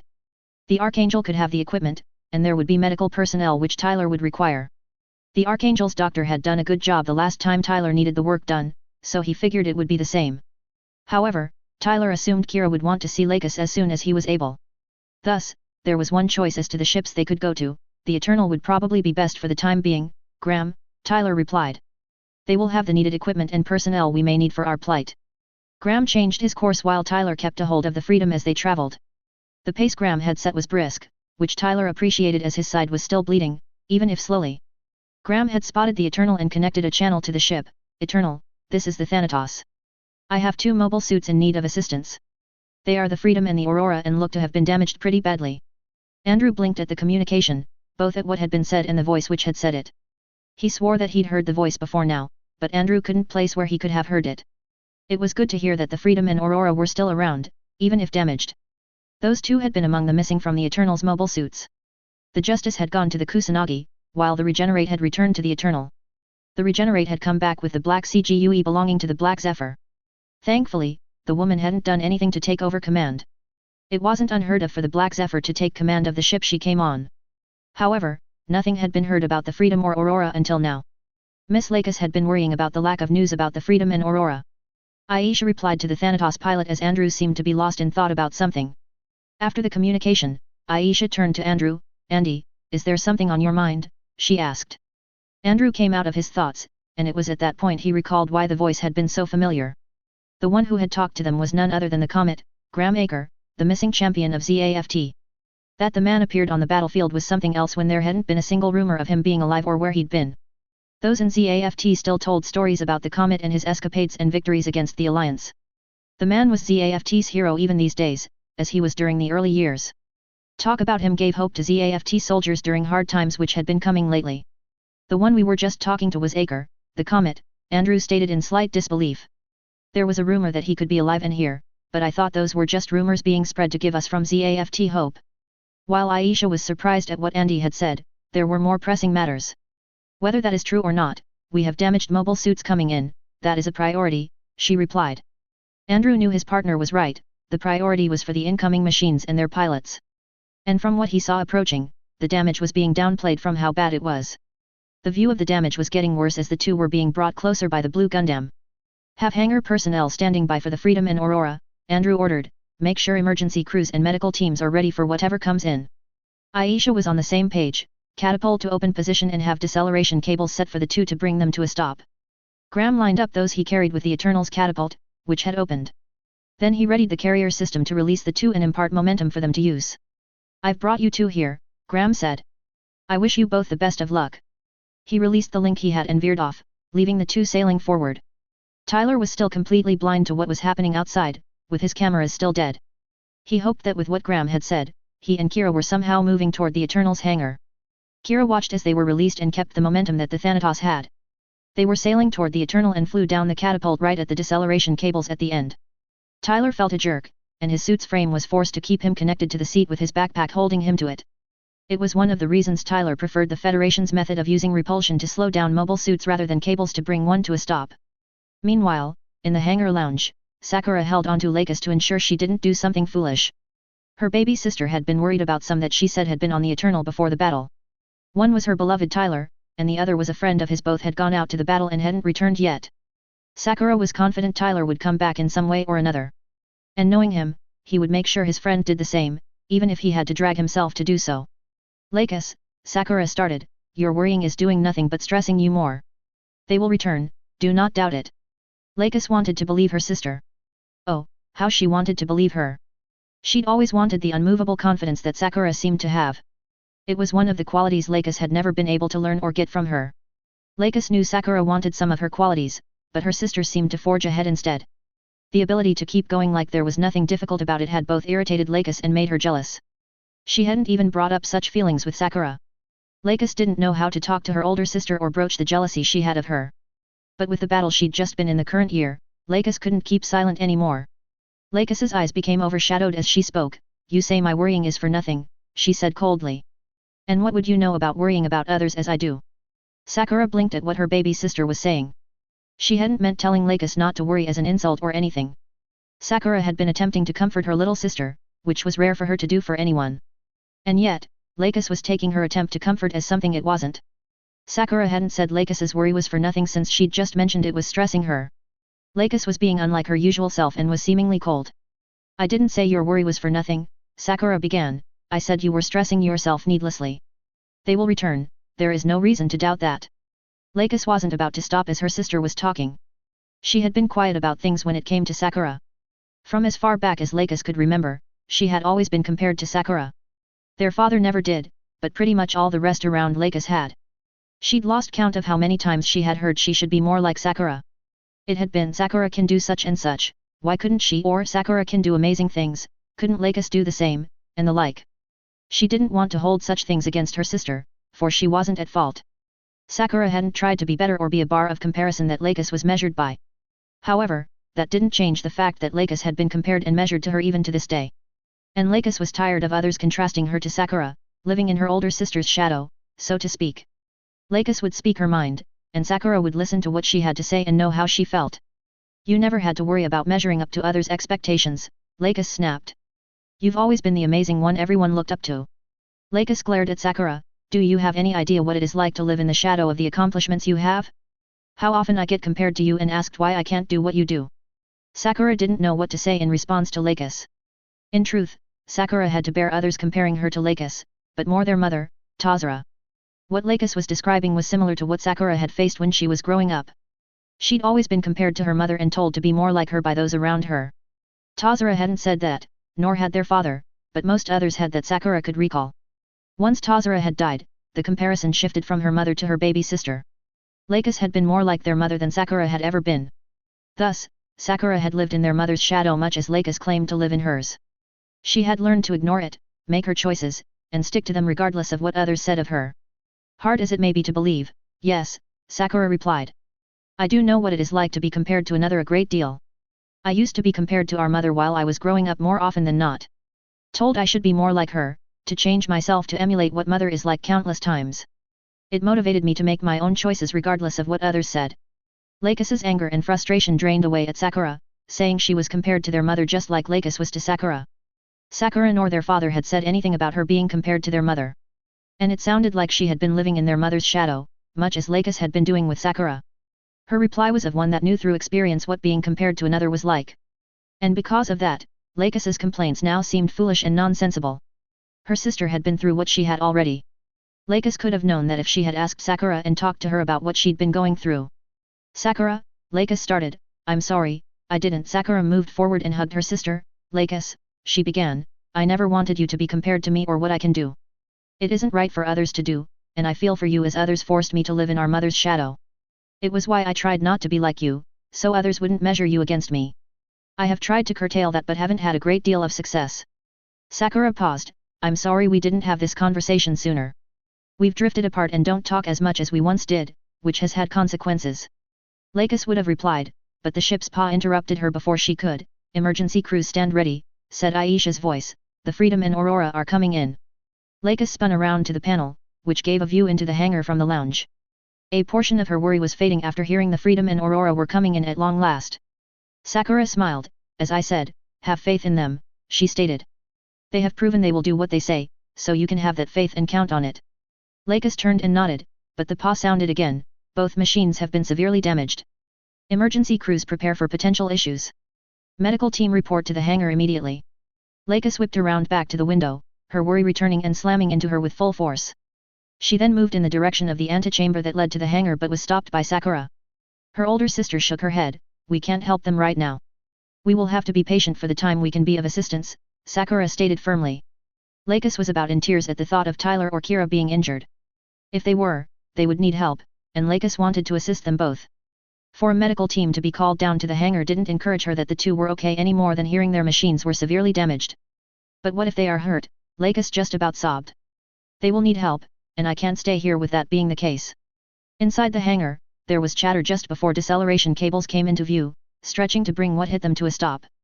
The two women were drawn back to observing the activities in the hangar with the chatter. The cables disconnected their couplers and revealed the two machines which had come into the Eternals hangar. Lakis was horrified to see the Freedom and Aurora as they were right now. As the two machines were separated, the view of their condition worsened for both Gundams. The Freedom had lost its wings and the housing it had been attached to. The back head places had holes that exposed the nuclear reactor, which could spell out other potential issues. Its right arm was missing, as was its right leg and part of its left. The Freedom's head was also gone and what was left around the mounting structure looked worn and messy. The Aurora wasn't much better than the Freedom though there was more structure overall left. The Aurora's backpack was mostly gone, and what was left were taters of metal. However, there were also holes in the Aurora's back that also showed its reactor. The head of Tyler's mobile suit was also missing, like the Freedom's, as was part of its right arm. The emergency crews moved forward, one with a scanner with exposed nuclear reactors. They found the radiation levels were higher than they should be. That meant one of the machine's reactors was leaking. The issue needed to be addressed immediately for the safety of all on the ship. The moment the problem was reported to the chief mechanic, he ordered the hangar sealed off until it was taken care of. The emergency crew suits would protect them from the radiation levels where any that may enter would be in danger. The command was inputted, and the entrance to the lounge above the hangar had a heavy bulkhead slid into place to block the entrance to the antechamber. The viewing window was covered on the hangar side by metal shutters that slid down to block the radiation. Lakis halted when the bulkhead moved into place and cut her off from getting into the hangar. Then Sakura came up behind her and grabbed her, dragging her back into the lounge. Lakis struggled against her older sister. Let me go, Sakura, she shouted. I need to know if they are okay. Sakura didn't let Lakis go, as she couldn't get into the hangar until the bulkhead opened. That the viewing window being covered meant the hazard was one of the more dangerous ones. Thus, they wouldn't be going in until the emergency crew cleared it. It wouldn't be wise if they tried to get around the safety measures. Also, Lakis was being emotional, and that wouldn't help either of the two that had come in should they need assistance. Lakis, that bulkhead is protecting us from potentially dangerous and hazardous environments in the hangar. The emergency crews will deal with the problem and then open access to the hangar once done. Lakis shook her head as she needed to see both Kira and Tyler. I need to help them now, she yelled. Sakura could see she cared a great deal about Tyler and his friend Kira Yamato. The two were good people, especially her beloved Tyler. However, neither Lakis nor Sakura would be of help, they were more of a hindrance in the hangar at the moment. Neither had the medical or technical skills to assist the two trapped pilots. Sakura slapped Lakis, which got her to go quiet. Lakis, we won't be able to help them at this point, Sakura stated firmly. Lakis stared at her sister since Sakura didn't hit her like this before, but it focused her thoughts. So, Lakis broke free of her sister and punched the control panel for the bulkhead. There was a buzz, then a message played, access denied, bulkhead seal is in place due to hazardous environment protocol. Safety protocol will remain in place until the hangar environment is deemed safe for all personnel. Lakis banged on the bulkhead as Sakura put a hand on her shoulder, we have to wait, even when we wish that weren't necessary. There was a rustling behind them, and when Sakura turned, she spotted the medical team approaching the anteroom. Sakura shook her head, there's an environmental hazard being dealt with, all of us will need to wait. Meanwhile, once Tyler felt himself stop moving, he glanced around his cockpit again. His display on his nuclear reactor stated its flow had been restricted. It had done so in order to prevent a radiation leak from occurring due to the damage incurred. The cockpit seal would protect Tyler for the time he needed to improve things for himself. Were Tyler's suit in proper order, possible radiation wasn't as much of a concern as it was. Yet, he had a hole torn in his suit right now from shrapnel, giving a direct way for radiation to affect him. Thus, Tyler dug around in one of the compartments in the cockpit and got out emergency supplies. He found the patch he was looking for and applied it to his suit, which sealed it well enough to protect him for the time being. It didn't help his injury, but Tyler would have a doctor help him with that once Tyler had made sure Kira was okay. Next, Tyler put in a command in his right arm control panel to have his suit re-established its seal. Just as Tyler finished getting his suit back in order, the lights in the cockpit suddenly went out before the emergency lights came on a moment later. That told Tyler his suit's reactor had been shut down by those in the hangar. It made Tyler think one of the mobile suits had a leak in their reactor. The Aurora's issue had been handled by automatic safety features designed into it before its shutdown. It reinforced Tyler's confidence and gratitude for how Federation equipment was thoroughly tested before being used by its soldiers. If the Aurora's reactor wasn't leaking, then the Freedom's reactor was leaking radiation and creating a hazard. Tyler inputted the command to release his backpack from the seat, letting him float out of the seat slightly. After being released, Tyler reached up on either side of the cockpit hatch and grabbed the manual release handles. He swung them down until he heard a click before they were firmly in place. Tyler then pushed the handles forward, but they were stuck set in the parallel position to the hatch. Tyler exerted his strength, and there was a creak before the handles moved forward slowly. Once Tyler had the handles 90 degrees from where they had started, there was a clunk and a hissing outside. After the Aurora's reactor had been shut down, another scan was made, but the radiation levels were unchanged. The team working on the reactors moved onto the Freedom while some stayed around the Aurora, discussing the best method to get the cockpit open. However, as they talked, a clunk drew attention back to the Aurora. Some saw steam spraying out of places around the torso which cleared, showing pressure exhaust ports. Two moved forward, pushed at the front bulkhead, and found it sliding. It looks like that cockpit seal had been cracked and the hydraulics released, called one. The other waved at the others watching, slide the bulkhead down slowly so we can get to the cockpit hatch. The pilot may not know about the radiation hazard. Tyler heard movement outside the cockpit, but he merely waited for whoever was outside to get to him. His right side was burning with pain, and though it wasn't disabling, it wasn't easy to ignore. Tyler focused on controlling his breathing to do what he could to stop his injuries from getting worse. Around a minute later, by what Tyler estimated, the hatch opened a crack letting in a light brighter than the emergency ones. Tyler glanced up and saw hands getting into that crack and then pulling the hatch open. A flashlight was shined in the cockpit and settled on Tyler. "Commander, are you okay?" Tyler raised his left hand, even though that made pain shoot through his shoulder, and gave the thumbs up, "I'm okay." The flashlight was moved away, and Tyler saw three looking down at him. "We have a radiation hazard in the hangar for the moment, Commander." Tyler nodded, "I figured as much. Thankfully, my pilot suit will protect me from such things as long as they aren't at outright dangerous levels." The hatch was opened the rest of the way before Tyler moved out of the Aurora to find he was in the Eternal's hangar. Tyler saw all the mechanics were in heavy spacesuits due to the radiation hazard. He didn't doubt the hangar had also been sealed away from the rest of the ship to ensure the hazard was contained. Most followed the safety of protocol, isolating dangerous things and then handling them. As Tyler scanned around the hangar, he spotted the Regenerate as he expected. It was nice to know Lakis was here and more than likely okay after the battle. The issue was she would likely be worried silly and trying to do anything to get into the hangar, which was a bad idea. Tyler's gaze moved on from the Regenerate and stopped on the next suit, which was a black CGUE. It told Tyler that Sakura was somewhere on the Eternal, and he had a personal issue with that point. His health was not so good, and Sakura wouldn't help with that at all. Nor would she help put to bed what had caused the gunshot wound or the shrapnel injury. At the same time, Sakura dragged Lakis back into the lounge's main space as she was hysterical at the bulkhead. She had calmed down a bit when Sakura had asked the doctor if he had sedatives with him should Lakis need to be encouraged to calm down. Lakis glared intently at her sister when she'd asked the doctor about sedatives. She was just worried about Kira and Tyler, which Sakura should be too. So, instead of arguing, Lakis moved to the window even if a bulkhead blocked it on the other side. Sakura moved to be beside Lakis. "You were panicking, and you need to be calm if you want to be ready to help them when the opportunity came," she said. Lakis faced her sister. "I am worried about their well-being," she snapped. "Unlikely you, I worry about others." Lakis turned away. "I thought you liked Tyler, but apparently, you don't, as you aren't worried about him at all." Sakura knew she could come off as cold to the vast majority, and war had contributed to that for her. She was definitely worried about Tyler and his possible condition. He was her beloved, and she wouldn't lose him if there were any way she could prevent it. Sakura may not show her feelings of affection as others did or in the presence of others, but she loved Tyler. So, she let out a heavy sigh. "It may appear that way, but that is due to the developed emotional control I have. But rest assured, I am very concerned about Tyler," she replied. What Sakura had said took Lakis by surprise, as this was the first admittance she'd heard from her sister in relation to Tyler. Sure, she'd seen the signs that Sakura liked Tyler, but not much beyond that. Sakura continued, whether you know it or not, I love him and don't intend to lose him if that can be avoided in any way. Back with Tyler, he was focused on checking on Kira rather than who was and wasn't on the Eternal. He floated over to the Freedom, glancing at the team at the back of the suit as he went. One of them raised a hand and signaled for testing to be done again. Tyler looked to the chief mechanic, who was working with two who had meters. Tyler recognized the equipment as those used to scan for nuclear radiation levels. Since Kira's suit wasn't Federation-made or made by the other factions for radiation threats, the high radiation levels had to go down before Kira could come out. He looked down at his left arm controls and had it take a quick scan and show the radiation levels. The readings returned showed the levels were considered orange, which was still too high to be around without proper protection. So, Tyler moved forward to be on the left side of the Freedom's torso and hit it hard to make a resonating sound to get Kira's attention. Kira had felt the Freedom being moved before it stopped. The readings from the displays weren't encouraging, at least those that made sense. Some readings said things that didn't seem off, while others contradicted the previous data.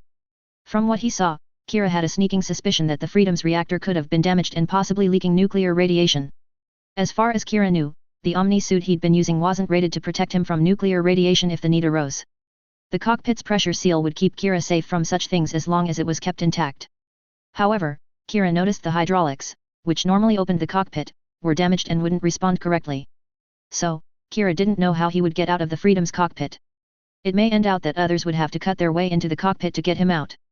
Then Kira heard a bang from his left, which after a moment, he assumed was someone hitting the outside of the Freedom. Kira, came Tyler's muffled voice, if you can hear me, bang against the side of the cockpit to acknowledge. Kira stretched over to his left and hit the left display as Tyler had asked to show he'd heard him. Okay, you will need to wait a moment while the radiation levels outside are lowered, Tyler called. Apparently, the Freedom's reactor was leaking, and the emergency crews are almost done shutting it down. Once they get that done and purge the radiation, I will tell you what you'll need to do. Kira banged against the side of the cockpit again to say he had heard Tyler and understood what was going on. Tyler heard the second bang and took that as Kira saying he acknowledged what he'd told him about the current circumstances. Less than a minute later, Tyler heard the mechanics working on the Freedom's reactor shout it was shut down. Tyler had his left arm control pad scan radiation levels again. They had leveled off but still were in the orange range, thus still dangerous without protection. Then Tyler heard the Eternal's chief mechanic call for purging the hangar of the radiation. That was followed by an alarm and lines of light passing through the hangar area, which was the radiation being lowered. Tyler waited as the process proceeded since it would take a few minutes to complete. When a dinging sounded 3 times in a row, Tyler had his arm panel scan the radiation levels again. This time the return showed the hangar was in the green, which was safe for any without protection. Tyler turned back to the Freedom and banged on the torso's side. Okay, Kira, he began, listen to my instructions. You will need to unbuckle your restraints if you haven't already. Then look up toward the cockpit hatch and reach in that direction. There will be handles on either side of the hatch right below it. Grab them and pull them down toward you until you hear an audible click that signals they are where they need to be. After that, you will need to swing those handles forward 90 degrees, which will take a good amount of force. That will break the cockpit seal and release the hydraulics for those of us out here to get to you. Kira looked upward and couldn't see what Tyler was talking about. He reached up, felt around, and touched the handles that Tyler had been referring to. Kira grasped the handles, pulling them down to where they blocked the edges of the hatch. There was a click from both handles before they felt locked into place. Kira pushed against the handles, but they were firmly stuck where they were. He took a deep breath, positioned himself to have better leverage, and pressed against the handles. There was a creaking, and the handles slowly began moving forward. Kira kept pushing, employing his strength to move the handles which were resisting his force. But Kira got the handles to the position Tyler had stated he needed for those outside to help him after putting forth the effort. He heard a clunk outside the cockpit and the rush of air around the space he was in. Tyler had moved away from the Freedom, watching for the signs of Kira having done what he'd instructed. Some mechanics had suggested that he go to the medical team waiting to enter the hangar. Tyler had refused that straight away, saying he wouldn't leave until he saw Kira out of the Freedom's cockpit. Even when others had insisted since he looked injured with how he clutched his right side off and on with Tyler being stubborn. However, the loud clunk got all to turn to the Freedom as steam began pouring around the torso. Mechanics moved forward and began moving the forward bulkhead down to reveal the cockpit hatch. It only took a few minutes more before the Freedom's cockpit was opened, and Kira came out. Kira quickly glanced around the hangar, hoping to have some sort of sight that would imply good news. The Aurora wasn't far from where the Freedom was but was in a much different state than when it had left for battle. The same could be said for the Freedom, it was worse than the Aurora. The Regenerate was also in the hangar, and a black CGUE were in docks. It brought Kira comfort to know Lakis had made it back okay, he'd been worried about her. Yet, it was less comforting to understand that Sakura was on the Eternal for Kira. He doubted Tyler would be any more pleased or happy for Sakura to be on the ship. But then, Kira's gaze fell on Tyler, who was far from the freedom. Others nearby asked Kira if he was okay, which drew attention to them. He answered them that he was okay as he had no standing injuries. Tyler looked over at Kira, and his friend appeared okay at first glance, which was a relief. He'd already taken a hit to help his other best friend, so a madman didn't potentially kill him. Tyler had hoped he would be given a break after doing it a second time for Kira. Not that Tyler would hesitate to act in order to save his friends, he'd proven that today twice alone. But should there be a choice in the matter, Tyler would prefer not to be required to put his life on the line to do that. Tyler's attention was snapped back to the present as the burning in his side spiked, causing him to grab his side. He needed a doctor to extract the shrapnel soon before things became more complicated. So, Tyler went forward to check on Kira before finding the help he needed. "You good, Kira?" Tyler asked in greeting. Kira stared at Tyler, who physically seemed okay, but the way he was breathing didn't agree with that assessment. There was a patch on his left shoulder that hadn't been there before the battle, which was worrisome. Then there was also a much larger patch over the right side of Tyler's suit around the abdomen, and Tyler had clutched it a moment ago. Kira floated over to Tyler. "We both made it back," he began, "but are you okay?" Tyler winced slightly as the burning swelled at his side. "Well, it would be wise of me to see a doctor when I can," he admitted. "I've had a few issues from the battle that left marks on me, which will likely need medical work done to help them with recovery." Kira was worried to hear Tyler say he needed a doctor to look at him. The last time such happened was horrid. Tyler had been closer to death than Kira in any way liked. Tyler glanced toward the door to the anteroom, then back at Kira. "Shall we head in that direction?" Kira nodded and followed Tyler as he headed toward the hangar's exit. He would ensure Tyler would be okay before letting the relief take hold of him. The medical team was waiting outside the anteroom after they had arrived. The bulkhead seal was still in place, so the hazard in the hangar hadn't been dealt with yet. After what felt like an hour, the bulkhead slid out of the way, revealing the door to the anteroom. Sakura had to grab Lakis by the shoulder, so she didn't rush forward. Lakis did attempt to move forward to check on Kira and Tyler. Sakura gestured to the medical team to go in, and they did so. Lakis twisted around to glare at her older sister. "Why are you holding me back?" she demanded. Sakura sighed. "Because you will be a hindrance to them right now," she stated firmly. "The two need to be looked over by medical professionals." Sakura matched her sister's glare, "And last time I checked, you aren't a medical professional nor have more than the most basic first aid skills to work with. They will need skilled people before those who will hover over them, peppering them with questions. This is one of those times you will need to put logic before emotion," Sakura insisted. "Be patient, Lakis. It will work better in the end as you will get to see them faster if you do." In her mind, Lakis knew her sister was right, as much as she didn't want to admit it. It would be better for Tyler and Kira to be looked over medically before anything else. While she wanted to see them immediately, she couldn't do much to help them if they were hurt. Lakis would still see them, but their health and safety were more important than relieving the painful feeling in her heart. So, she stopped struggling against Sakura, silently admitting her older sister was right. Lakis didn't want to wait, but it was the best thing to do for the two. Sakura was proud that Lakis had calmed down, as she'd clearly been stressed. Tyler and Kira were more than halfway to the anteroom's entrance when the medical team came out of it. Kira waved down the doctors and pointed at Tyler. "He needs some help," he said. Tyler would have countered about needing help, but at this time, such would be detrimental, so he kept his mouth shut. He needed medical attention for both the gunshot wound and more for the shrapnel in his side. So, Tyler didn't resist as the doctors surrounded him and let them direct him onto the stretcher they had with them. The burning of his side was getting worse, and Tyler's shoulder was also throbbing more. He felt his body being strapped to the stretcher and then was being moved toward the infirmary. There was chatter from the anteroom, then a group came out, not stopping around Sakura and Lakis. Sakura spotted a stretcher in the middle before the group vanished, heading toward the infirmary. She hadn't seen who it could be on the stretcher, but it could be anyone in the hangar. Depending on the hazard they had been dealing with, injuries were expected with members of the emergency crews. The environmental hazard hadn't been specifically defined by what Sakura had heard. But she thought she'd heard alarms ZAFT ships used to warn of the hangar being purged of something dangerous before the bulkheads had gone away. However, she didn't have time to ask what had been happening inside the hangar. That was because another came into the lounge, and Lakis shot toward them, slamming into them. Sakura blinked and looked again for a longer period so she could see what was going on more accurately. Before her eyes were her baby sister, hugging the boy she'd been around several times before now. And it wasn't that Sakura had an issue with hugging per se between the two if it was on a friendly basis. But the way that Lakis was embracing Yamato was more than friends would normally do. If things had ended there, Sakura would have been forgiving and said little about the gesture she'd seen. The hug could be passed off as relief driven for both of them to be alive, and Sakura could give the two that. Yet, her baby sister locked lips with the boy, raising Sakura's eyebrows. Sakura was forced to wonder just how close the two had become in the time since she'd seen them together. They hadn't been this close the last time she had observed them. Sakura was more than concerned Lakis was getting so close to another she didn't fully approve of. She vetted any that got close to her baby sister, and it was for her good and safety. Sakura folded her arms as the two stopped kissing, and since when were the two of you close enough to be locking lips? Lakis turned to look at her sister's icy tone. She'd said that line in. Kira was her boyfriend, and she'd chosen him herself. Sakura would accept that. Lakis hadn't missed her sister's efforts to protect her from those who would potentially take advantage of her. There had been several people Lakis thought could be her friend, but Sakura scared them away before things went too far. Lakis had talked to her sister about that but never got much of an answer from Sakura as to why she would do such. Sakura would only say she protected Lakis from those who would use her for their selfish desires. Kira wouldn't take advantage of her, and he cared about her as she did him. Thus, Lakis gazed back at her sister with determination on her face. It isn't any of your business, Sakura, she stated. Sakura paused at the unexpected reply from her baby sister. Lakis hadn't talked back against her much before now.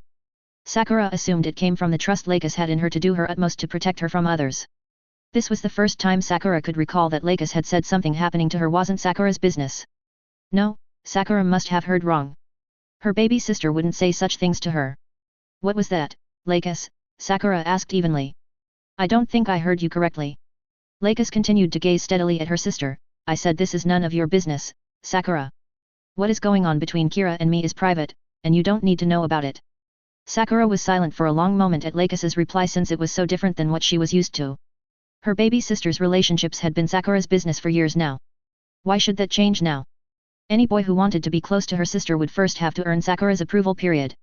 Sakura would chase them away without hesitation if they didn't earn that. She'd done that several times before fools tried to court Lakis to take advantage of her. The boy may be her beloved's friend, which was good, but even Yamato would have to earn her approval. So, Sakura's glare shifted to Kira, who shivered as it came onto him. Kira didn't like Sakura glaring at him as he could feel the glare directed at him, saying she wasn't okay with him and Lakis. It most certainly is my business who is around and associates with you, Sakura remarked. Any guy that wants to be close to you has to earn my approval. If they can't, I chase them away since they aren't worth your time. Lakis wouldn't let Sakura chase away Kira, not after all the work she had put in to get as close as she was to him now. She and Kira would have a relationship, and not even her sister would get in the way of that. So, Lakis clutched Kira to herself. This is my choice, Sakura, she stated firmly. You've arranged and chosen a lot of things in my life before now. And while I don't blame you for what you've done for me, there comes a time when I need to take charge of my own life. I finally began making my own choices during my time away from the homeland. Lakis pressed herself against Kira a bit. Being together is our decision, and others will have to accept that. Sakura would applaud Lakis for making her own choices since she should be doing that. However, there were some decisions that Lakis wasn't informed enough to make wise ones yet.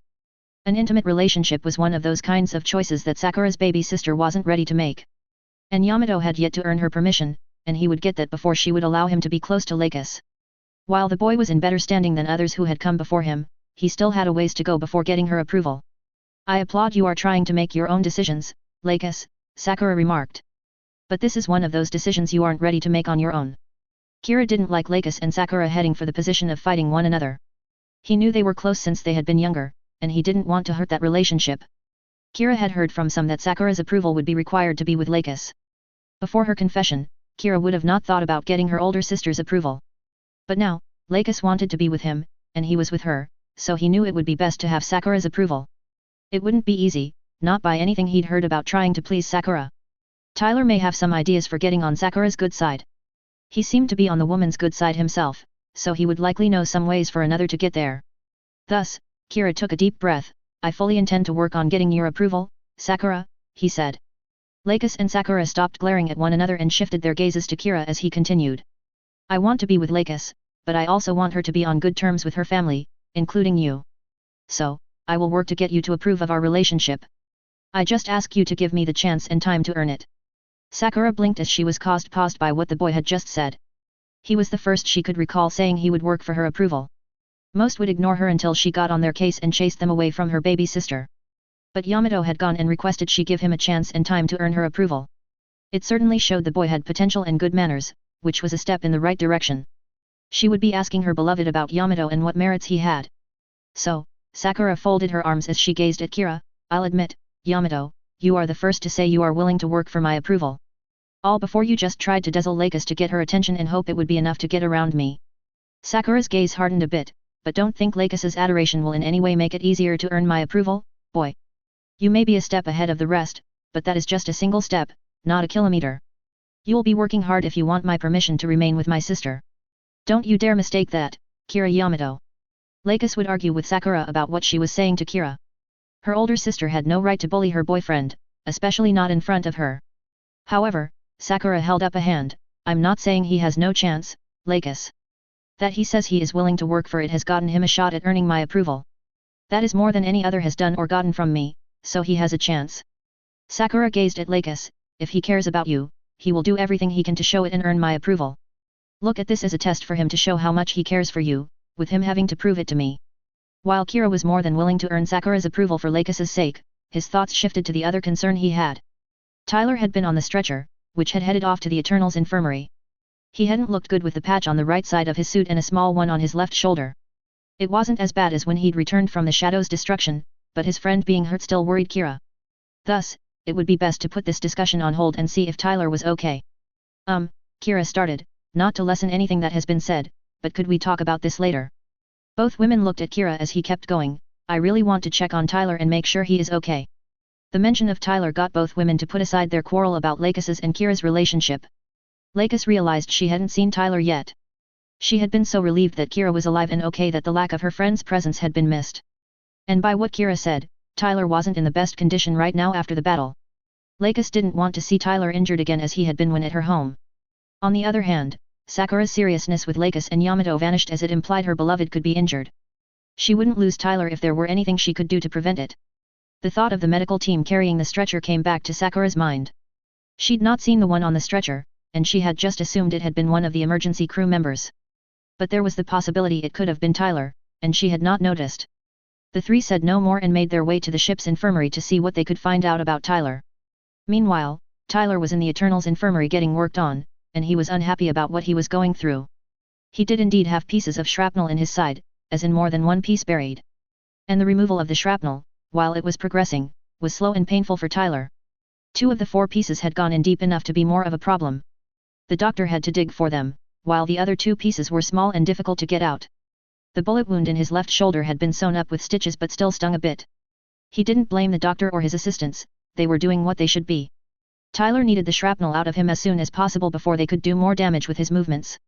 He tried to keep in the curses that wanted to come out inside, but an amount escaped him as the doctor went digging for the shrapnel. Tyler had been offered medication but refused such, as he didn't want to be knocked out for hours while things were still going on. He was given painkillers, but they only blocked an amount of the pain, leaving the rest for Tyler to deal with. He'd watched 2 smaller pieces of metal extracted from the long and large gash they had made with their fellows entering. While the pieces weren't terribly large, they were worrisomely jagged, so did damage going in. Tyler suspected the burning he'd been feeling was due to the shrapnel cutting the areas they had been around. The burning had been lessening somewhat as the pieces had been removed, but the burning was still there. Tyler had to work to not move unnecessarily from the pain coursing him. Thus, Tyler was still cursing at the pain as the 2 larger shrapnel pieces were fished out by what the doctor said as he worked. The 3 worried about Tyler reached the area the infirmary was around by that point. They heard Tyler's voice from the other side of the infirmary door as he was spouting curses. Lakis didn't wait, she just pushed the button for the infirmary to door open and moved inside with Kira and Sakura behind her. Nurses quickly noticed the 3 and moved to have them to wait outside. There were already enough bodies in the infirmary without adding more. Lakis didn't want to leave until she knew Tyler was okay and saw that with her own eyes. However, Sakura pulled her baby sister back and essentially dragged her out of the infirmary. Kira bowed in apology and followed the 2 women out of the room to let the medical staff work. Tyler was so focused on dealing with the pain he didn't register that others had come into the infirmary, let alone that they were 2 friends and his stalker. The doctor was working on digging out one of the 2 large shrapnel pieces, and Tyler felt it moving toward the surface. Each shift of the metal burned and caused a sharp increase in the pain, which got Tyler to curse in response. He knew things would improve for his health once the 2 large pieces were removed, but the process was anything but pleasant. Nurses were holding him still as they could as the extraction continued, with help from Tyler holding himself from thrashing around. Still, colorful words came from Tyler's mouth as the operation continued. He was glad his mother wasn't here to hear what dirty words he was spouting. Ellen Blass was willing to take the time to clean out her son's mouth with soap. Tyler had that done once, and he didn't want his mother to do that again anytime soon. Outside the infirmary, the three worried about Tyler waited for more information about him. Sakura had to keep a hand on Lakis's shoulder to keep her from rushing into the infirmary. All three heard Tyler cursing as they waited to know what his condition was. Kira was shocked after a few minutes of listening to the curses as he didn't know Tyler would use such colorful language. Sure, Kira knew Tyler could and did swear during hard situations. He'd heard some of that language but had said nothing to Tyler about it nor held it against him. What worried Kira was Tyler didn't curse as he was unless he was dealing with a great deal of pain. He remembered Tyler mentioning he had gotten shrapnel in him, but little more than that. But by the sound of it, the shrapnel was more of an issue than Tyler implied it was. Kira glanced in the direction Lakis and Sakura were observing Lakis struggling against her sister to get into the infirmary. Kira could understand Lakis's wish to be inside the infirmary, and he wanted to be in there himself. Yet, he knew there was nothing he could do for his friend right now as much as Kira wanted to be able to. Tyler cursed heavily as the first of the two large pieces came out of the gash since its jagged edges dug in as it was pulled. The burning pain lessened with all but one piece of shrapnel, and Tyler hoped it would be more so after the last piece was removed. There would be stitching to close the gash as there had already been with the bullet wound on his shoulder. It took another 10 or so minutes for the last piece of shrapnel to be dug out. Tyler cursed during that time, though he managed to hold back some and muffle a few of those so the infirmary staff wasn't treated to more foul language Tyler knew. The pain lessened with the shrapnel out of his side. It had become a dull throb, which Tyler could deal with. The doctor moved on to stitch up the gash on Tyler's side, and the painkillers blocked out the needle, stabbing him as he was sewn up. Tyler was looking forward to when the doctor was done, and he could go and work on recovering from the consequences of his choices. Time passed as Tyler's side was sewn up, though he couldn't figure out exactly how much time as the pain made it hard to tell. But he could feel the gash in his side closing slowly but surely, which was progress. Once the doctor finished, he had nurses wrap both Tyler's left shoulder and his torso around the gash. One of the nurses mentioned to the doctor there was some waiting outside, and they had expressed worry about their patient. So as the nurses continued dressing Tyler's injuries, the doctor moved to the entrance of the infirmary. Outside, the doctor found Miss Klein. Mr. Yamato and another woman were waiting. It was a moment before the doctor realized the other woman was Commander Klein, holding Miss Lakis from rushing forward. The doctor cleared his throat. Commander McGregor is having his wounds dressed, he said. We managed to remove the shrapnel that had entered his body without much further damage being incurred. To hear that Tyler was going to be okay was comforting for Kira since he'd been worried about his friend. Tyler had protected him from Kruzet's machine detonating and had been hurt in doing so. Kira wouldn't be able to forgive himself should Tyler be hurt or killed for something that involved him. Sure, Kira knew Tyler was tough. His friend had proven it over and over during the years he'd known him. But Kira knew that even Tyler wasn't invincible, so he could be hurt or killed in his work. Thus, with Tyler going to recover fully from the injuries he'd received during the battle, Kira was relieved. The battle had been important. Kira saw the logic and need of it to save the human race from destruction. Yet, many went out to fight and hadn't returned, making the ultimate sacrifice. Kira was glad Tyler wasn't among those numbers. Sakura still held Lakis back from rushing into the infirmary as she was trying to do. She was worried about Tyler and his condition since he was her beloved. The doctor coming out of the infirmary implied that Tyler was doing better than when he was carried in. If he recovered, things would work out in the long run. However, as Sakura thought about it, Tyler's recovery allowed her to spend time with him. She could imagine many opportunities to help Tyler get back to good health. And with him recovering, he wouldn't be as resistant as he normally is. She had been denied and stopped from getting time with her beloved because of the war and what it involved. But now, hopefully, with the war heading toward a peaceful end, there would be time for her to spend with Tyler. She needed time off from military service since she hadn't gotten any for some time now. And spending time with her beloved would be an ideal way to use vacation time in Sakura's mind. Lakis was struggling against her sister to attempt to get into the infirmary and ensure Tyler was okay. He had been in the infirmary for more than an hour now, and she was beyond worried about him. From what Kira had said to Lakis and Sakura, Tyler had something wrong with his right side, but he admitted he knew nothing more. Tyler had told Kira that he had a few issues that left marks on him, which would need work done. For Tyler to admit he needed medical help was rare. He would grin and bear the issue normally. And the cursing that had been heard wasn't encouraging nor leaning toward the possibility of Tyler being okay overall. The battle had already done enough damage that it would take months, if not years, to get over for all involved. Lakis didn't want to add a friend in bad condition to that battle cost. The doctor finished his summary of Tyler's condition by saying Tyler would need to take it easy for a time for his recovery. The three who had been waiting entered the infirmary and gazed at the main work table where Tyler was. He was sitting up as nurses were wrapping up his lower torso. Kira also noted that his friend's left shoulder was also in bandages with padding in the front under the wrapping. The bandages around Tyler's torso made sense as he had been clutching his side, saying something had been causing him pain. But the shoulder was odd, and Kira didn't doubt there was a story to what had happened, which he hadn't heard anything about. However, out of the three, Lakis moved forward to be directly in front of Tyler as his bandage wrapping was being finished. Tyler, Lakis started, what happened to you? Are you going to be okay? Tyler blinked both at the questions being asked and the fact that Lakis was standing in front of him. Yes, he'd seen the regenerate in the hangar, which meant Lakis was on the ship, but for her to be here was weird. True, he'd been worked on, but that was currently being wrapped up, so he would be fine. There was no reason for others to worry about his health as it would improve given time and less stress for him. That would mean Sakura would give him space and not hover over him for a period of time. If Lakis could do that, then he would be recovered in no time. He also wanted to know what was going on since the battle should have been going toward an end with Genesis gone. Tyler wanted to make sure things were settled, and the fighting was done for the time being. He was a hard worker, not wanting to stop until a job was done to a credible standard. To answer your second question, I will be okay given time and rest, he replied. The nurses backed up once they finished their wrapping. Tyler moved his arms and rotated his shoulders to ensure they were doing okay. His left shoulder was sore but wasn't throbbing as it had been before. Tyler's right side was uncomfortable but was manageable for the time it would take for his recovery. The stitches and the cream that had been put in would move things along if Tyler rested well for a time. Tyler glanced around the room and saw Kira and Sakura. Kira being here was fine.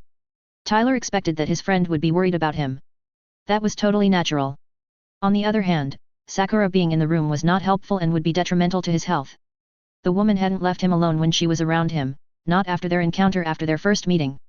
The last thing Tyler's health/recovery needed was Lakis's older sister hovering over him and demanding his attention in whatever ways she desired. As to what happened to me for the marks I have currently, Tyler paused for a moment, is a long story, to put it mildly. He sighed heavily, forgive any curses you may have heard. The pain of having the shrapnel removed was beyond unpleasant, and it wasn't because of the doctor's efforts. The metal was jagged and did the damage as they were extracted from my right side.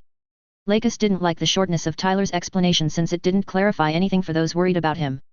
He had been hurt during the battle, but he wasn't giving any detail as to how he got injured as he was. It was somewhat classic Tyler, and Lakis didn't like that he wouldn't give details about what happened to him. Lakis grabbed the sides of Tyler's face and forced him to look at her. You didn't answer my first question, she stated. What happened to you for you to be injured as you are? The tone told Tyler he would unlikely be able to get his friend to leave this subject alone as he'd hoped. But he didn't want to have an uncomfortable conversation in the infirmary, which would worsen the non-nice situation. You aren't going to leave this alone, are you? Tyler posed. There is no need for the details to be public knowledge or iterated. Lakis shook her head firmly. You were hurt, and your friends deserve to know how that happened, she insisted.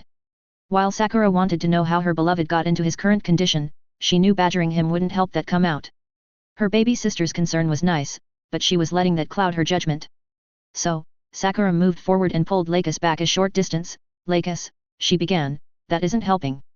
Lakis spun around to glare at her sister for pulling her away from Tyler. She wouldn't let Tyler get out of telling them what happened to him for him to be hurt enough to be wrapped in bandages.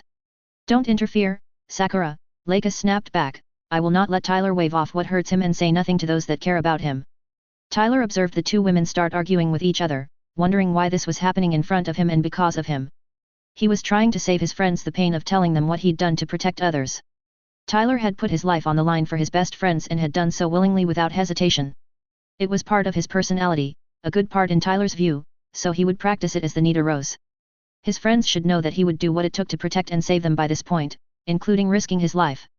There were a lot of things he did they never knew about, and it was better that way in the end. Tyler did things that weren't seen well but believed it necessary sometimes. He felt it better that his friends were ignorant of the more horrible things he sometimes did to protect others. It was the same stance the Federation's military had with its citizens. It was done, and the lengths trod to defend them from those who would threaten them. Tyler's gaze shifted to Kira, and he tilted his head at the pair of women expressing an expression to say, really? Kira understood what Tyler was saying, even if non-vocally. The fight between Lakis and Sakura had a little point to it from the view of those watching. Kira hadn't seen the two argue like they were for years now, but it was rare for them to be around each other since the war started. So, Kira shrugged, not knowing a better answer to Tyler's unvoiced question.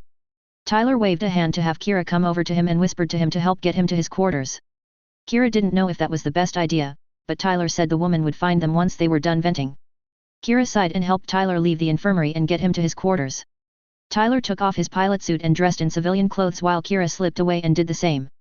Kira returned after changing and found Tyler horizontal on the bed. So, Kira started, how did you get the injury on your left shoulder?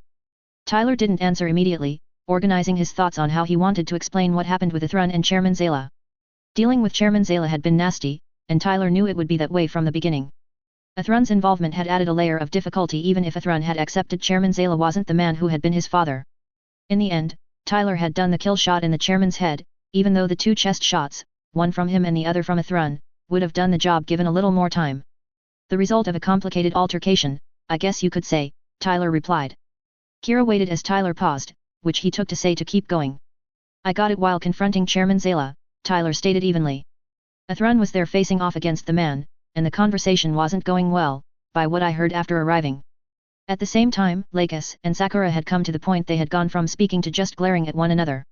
Their argument had gone back and forth, Lakis saying Tyler needed to stop keeping things in and not sharing. Sakura countered her with the point that Tyler was in a military organization and so likely did things the public wouldn't be told about for a good reason. Lakis argued that friends weren't the public and so could and should be an exception to that expectation. She whipped around to get Tyler to agree with her, but she could only blink. Tyler had been on the infirmary's main bed but was missing now. Sakura also noticed that her beloved was gone from the infirmary. He had disappeared without either woman noticing. Both noted that Kira was also absent as well. The two boys had vanished while arguing, and now who knew where they were? Lakis twisted to the door and floated out of it to search for the two. The two women looked around the Eternal and ended out finding the two in Tyler's quarters.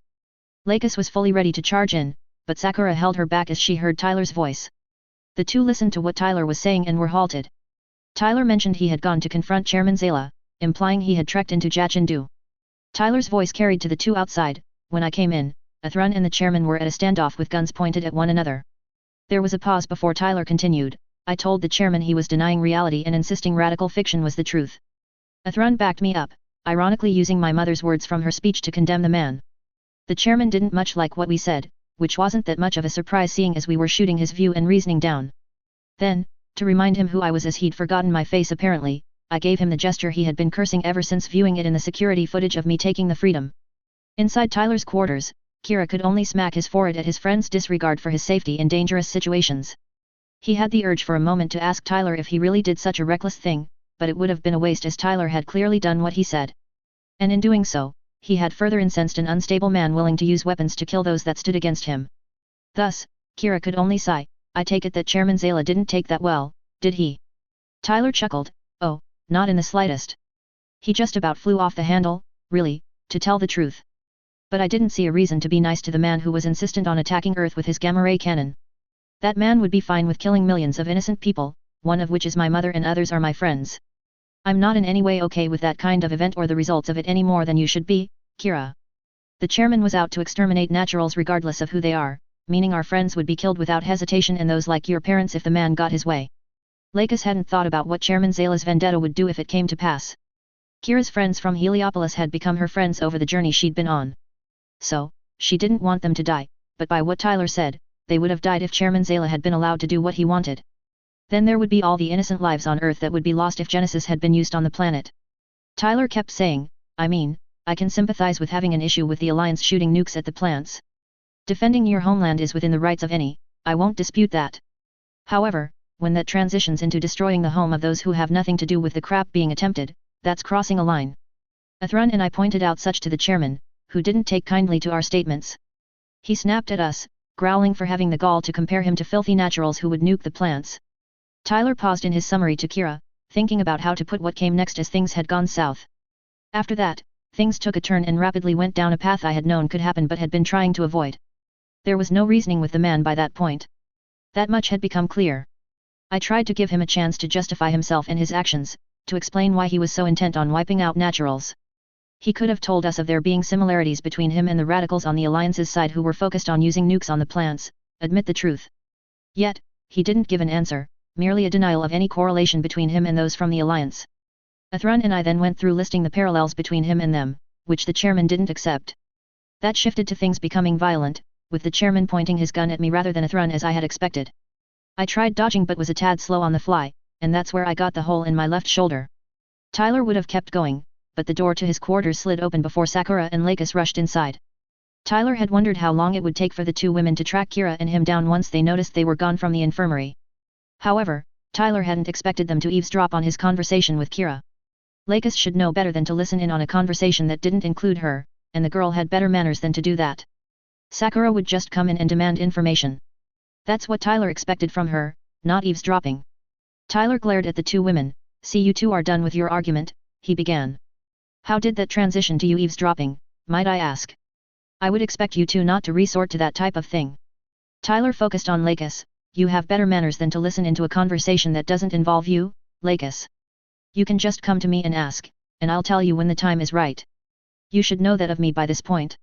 Tyler then shifted his attention to his stalker. As for you, Sakura, you listening in is odd, as you just come in without any invitation and demand information from me. And that is normally done with you invading my personal space with your affections you insist on giving me. Lakis lowered her head, as Tyler had a point with her. Eavesdropping was not a thing she should have been doing. On the other hand, Sakura didn't let what her beloved said to distract her from what was on her mind. He'd said the chairman had shot him, which wouldn't stand with Sakura. Zayla shot you, she growled, he will pay dearly for that. Tyler blinked as he processed what Sakura was saying. She wanted vengeance on Chairman Zayla for shooting Tyler, though that was impossible as Tyler's actions had ended the man. You're a little late to do that, Sakura, but let me continue where I was before you two burst into the room. Tyler took a breath. I missed with the shot I sent at the chairman, but a Thrun nailed his hand, making him let go of the gun. The man grabbed the gun again and aimed it at a Thrun, yet I shot the gun and made him drop it again. I gave him one final chance to give up and live for another day when I tried to arrest him, but he refused. I ended out shooting him and making a lethal shot to the man's head. And even if I hadn't made that shot, the 2 shots in the chest would have done the job given a tad more time. Thus, Sakura, the man you want payback on, is already dead, so you can do nothing to him. Sakura blinked at being told Chairman Zayla was dead by the efforts of her beloved. She was frustrated that she wouldn't be able to make Zayla pay for the crap he'd done, which she had to deal with. It was poetic that the man was dealt with by his son and her beloved. Yet, she still wished a bit that she'd been the one to finish the man with all the annoyances he'd caused her. She wasn't pleased that Zayla had shot her beloved, but with him dead, there was little she could do to repay the man. He is lucky that you dealt with him, Sakura grumbled. I would have made him suffer before killing him. Tyler sighed as he expected Sakura to want vengeance on the chairman, both for what he had done while on the defense committee and what he did to Tyler. Instead, Tyler went into coming upon Kira, fighting Cruzat before he jumped in to help his friend. Kira wasn't looking so good when I got around the fight, and the rat was ranting off on a crazy tangent. So, I took on the masked man in order to protect Kira, so he didn't get killed by the rat that had some sort of twisted interest in him. Lakis gasped at hearing Kira had been in danger while fighting Cruzat. She had been afraid of potentially losing Kira, but she hadn't understood how close she had been to losing him. And while I managed to get the rat off him, Cruzat is no easy opponent. I can attest to that, Tyler continued. The masked man ranted as we fought, and said rant was grating, to put it mildly. It showed his view of humanity was beyond low. He disparaged the whole race, natural, and coordinator alike. Of course, Kira and I disagreed with the rat and made that vocal. My response seemed to irk the rat more than Kira's, but I can't say why exactly. The rat attacked me more aggressively after I said that hope and faith are what keep humanity from being destroyed. Tyler shrugged. Cruzat then went off about the trap he set up with Genesis. Little did he know that I had discovered it and had done alterations to make it backfire and destroy the weapon instead. He didn't believe me when I told him I had wrecked his plan. But then he saw the display I told him about, and his whole persona changed. I only wish I could have seen his face to see his twisted expression. Of course, the rat tried really hard to end me, and he admittedly got pretty close to doing the deed. If not for Kira running him through, then Cruzat could have succeeded in killing me. Tyler paused for a moment, although the rat's defeat caused another issue even when we needed no more of them. Kira's strike caused the rat's reactor to detonate after a bit of time. The Freedom was in no condition to protect Kira from a nuclear explosion. Thus, I used the Aurora, which was in better condition to shield the Freedom, which is why my machine ended out looking the way it does. Kira looked at the floor. You risked your life to save mine and fought against Cruzat, he remarked flatly. And you even got injured during the process, all to protect me. Kira didn't know what else to say to his friend about what he had done to save him. While Kira knew Tyler would do a great deal for him and had said as much, to risk his life for him was beyond what Kira thought Tyler would do. Or at least, Kira hadn't thought Tyler would be put in the position he would need to risk his life for Kira. It had been as likely Tyler wouldn't survive protecting him as surviving, if not more likely, he would die. So, he was grateful for what his friend had done, but he didn't have the words to express his gratitude. And if not for the blue Gundam coming by, Tyler would have likely been in worse shape before getting doctors. Tyler waved a hand in dismissal. And you worry too much. I would step in and defend you if called upon, Tyler replied. All I need is rest, and I'll be right as rain given time. Lakis moved forward and gently hugged Tyler. not happy that he had been hurt. She now understood better why he'd done what he had, but she didn't like him risking his life even to save others he cared about. Why do you insist on risking yourself for others? Lakis questioned in close to a sob. Tyler smiled softly. My mom has asked me that question several times in the last 2.5 years. She asks why I jeopardized my life, worrying her that she will get a report that I died in the line of duty. Tyler paused for a moment, and I tell her in response, sorry, Mom, I don't try to do such things. But circumstances just so love putting me in the position that I put my life on the line for others, and I would add especially for those I care about. Tyler sighed as Kira pulled Lakis back a bit. If I have other options, I tend to go with those, but there are times that isn't what hand I get dealt, as the old phrase goes. Sakura hadn't been listening actively after her beloved had said he needed rest and time to recover. That certainly sounded to her like nursing, and Sakura was more than willing to do that task for Tyler. She would even dress the part if that would help and not be the least bit embarrassed doing so. It would give her the perfect opportunity to spend time with her beloved Tyler and be less likely to be rejected by him. As Tyler said, he needs rest to help his recovery along, she stated to Kira and Lakis, so move along and get some sleep, you two. Sakura paused for a moment and pinned the two with her stare, and I don't mean you two sleeping in the same bed or even room. Go to your own quarters and get the needed sleep. That's not a request, you will do it, now go. Tyler was kind of surprised at this change in his stalker, Sakura. She was being almost responsible and mature in what she was instructing his friends what to do. He agreed that the two needed sleep and were not in the same room or bed while doing so.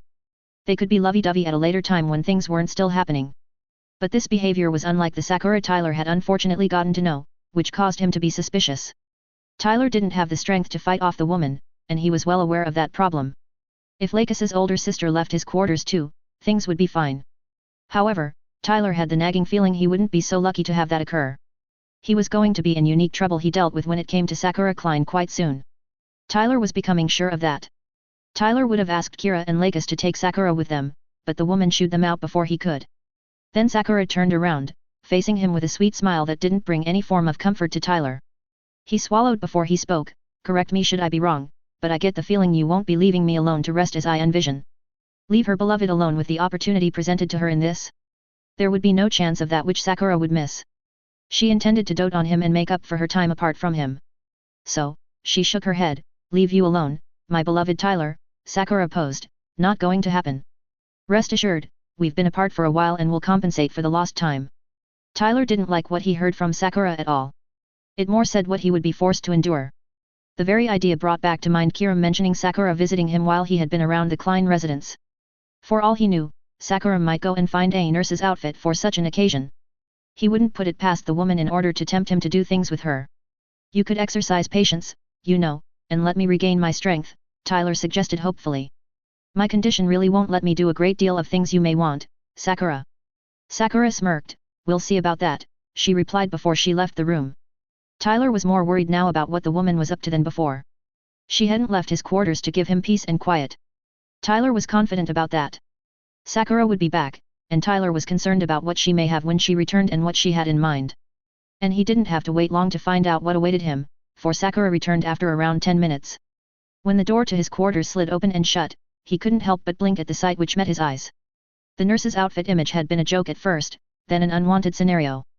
But in front of Tyler was Sakura Klein in a short white nurse's outfit, complete with a nurse's hat on her head and medical tools at her hips and around her neck. And honestly, Tyler had to admit Sakura looked amazing in the outfit, for she was working it. The woman filled out the uniform and seemed unembarrassed with it, more like she was enjoying it. Having her beloved staring at her was wonderful for Sakura. She wanted him to look at her. It made wearing the outfit more than worth it since he would be the only one to see her in it. And even if others saw her in the nurse's uniform, it wouldn't matter. It was all for her beloved Tyler. She would nurse him back to health while looking at the part and would enjoy every moment of the experience. So, Sakura bowed, I'm here, Tyler, to nurse you back to health. You will leave everything to me, and I will have you feeling better in no time. Tyler's voice wasn't responding to his commands with the scene in front of him. Sakura floated forward to the bed before she continued, I promise you will be feeling the best you have in a long time. For a moment, Tyler was fully committed to flat out refusing this woman and what she was implying. However, his exhaustion washed over him, and he didn't have the energy to argue with the woman that was his stalker. She won this round, and he didn't much care about it though he would likely later. Thus, Tyler sighed, I'm too tired to argue with you right now, Sakura. Do what you want, but no sex or anything like the idea. You do that, and I will find the strength to toss you out of this room and lock the door so you can't get to me. While Sakura would like to be physically intimate with Tyler someday, she could be patient. So, his terms were acceptable as they weren't a rejection for her to spend time with her. I can work with that, Sakura returned. Tyler resigned himself to Sakura's treatment while he was left to think. The battle for the future of humanity had essentially come to a conclusion, and it wasn't the worst-case scenario. It didn't feel like there was a side that won exactly in Tyler's view. Many people who hadn't needed to pay the price had lost their lives in this battle on all sides of this conflict. All three factions felt the effects of the second battle of Jachindu, both what had brought it and what had ended it. The physical evidence of what came out of the fight was both agonizing and horrifying to view. It was as a glaring example of what blind hatred of differences that existed produced: destruction, ruin, and death. There was a field of debris, wreckage, and scattered remains of ships. Mobile suits and other metal structures floated in front of the plants around the area that Jachindu once occupied. The event and the view it made were painful for many, humbling for others, and sobering for most. The leaders of the coalition fleet were directing the cleanup of the battle. The same was being done on Earth, with Federation leaders leading the charge. The plants were in upheaval, which had started just before the battle with Jachindu. Enough of those in the governing body had listened to the people they represented and said enough was enough. Maria Liliths was reinstated after 60 days after her removal from the head of the Justice Department by the Administration and Legislation Committees. Once she was back in the position, Maria got down to work, and within hours, those in the Justice Department had documents ready and signed to get things moving. They nullified the orders and authority of Patrick Zala and his position as Council Chairman. Most members of the Supreme Council sided with the Justice Department's action and overrode those who did not. Eileen Canaver, as the Deputy Chair of the Council, took charge and even forced the National Defense Committee to stand down. During the time that things were being calmed down, the coalition fleet was making sure that fighting did not break out. Any differences that had stood between those within the fleet before its formation were ignored as they worked together. ZAFT mobile suits, alliance suits, and Federation machines worked side by side in the cleanup effort and the ongoing work of preventing further losses. The scene of so many working together brought hope for a bright future for humanity. For the soldiers and mobile suit pilots, their shifts were staggered so that none exhausted themselves. Even with the battle over, there was still much to do for the horrors of the battle to be put into the past for everyone. A/N. And I'll leave off right there and pick up in the next phase. Okay, quite a bit to talk about in this phase. First, this is the first of 4 phases that will cover the last bit of the original Phase 25 and all of Phase 26. I say that to set the stage of the path of transition toward destiny. I give fair warning to those who have watched the anime or read the manga, which is canon, the story is going off on a tangent.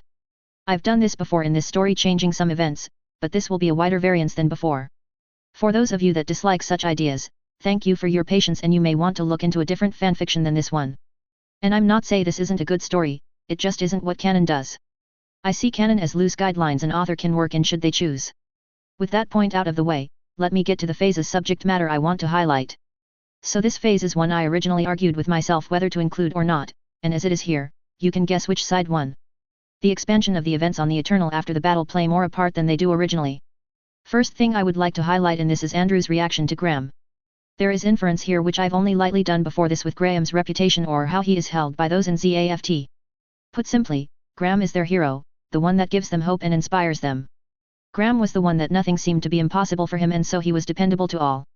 So, Andrew's reaction is normal for those in ZAFT as Graham was thought lost to the war with his disappearance. Next, I would point out Tyler was injured in a way he wasn't in the original version, which plays into this. Second, I honestly wanted to give screen time to Lakis and Sakura.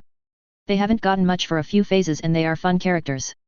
The two women have what one might call a moment between them. I've implied that Lakis is compared to Sakura by others. Sakura is the warrior and the strong one of the clans, so is seen as the example of what they can do if not diplomacy. Lakis had till this point been holding in her frustration of being compared to her sister to herself. But in this she lets it out, which helps the two talk and make up somewhat. I like this scene as it shows Sakura has been where Lakis stood and was compared to another. Sakura was compared to their mother when she was young, much as Lakis is compared to her. And Lakis can get the jealousy and frustration off her chest and be listened to by Sakura. These two don't get many chances to talk and have moments they can be close, so hope you enjoyed it. Moving on to the boys and their part in this phase.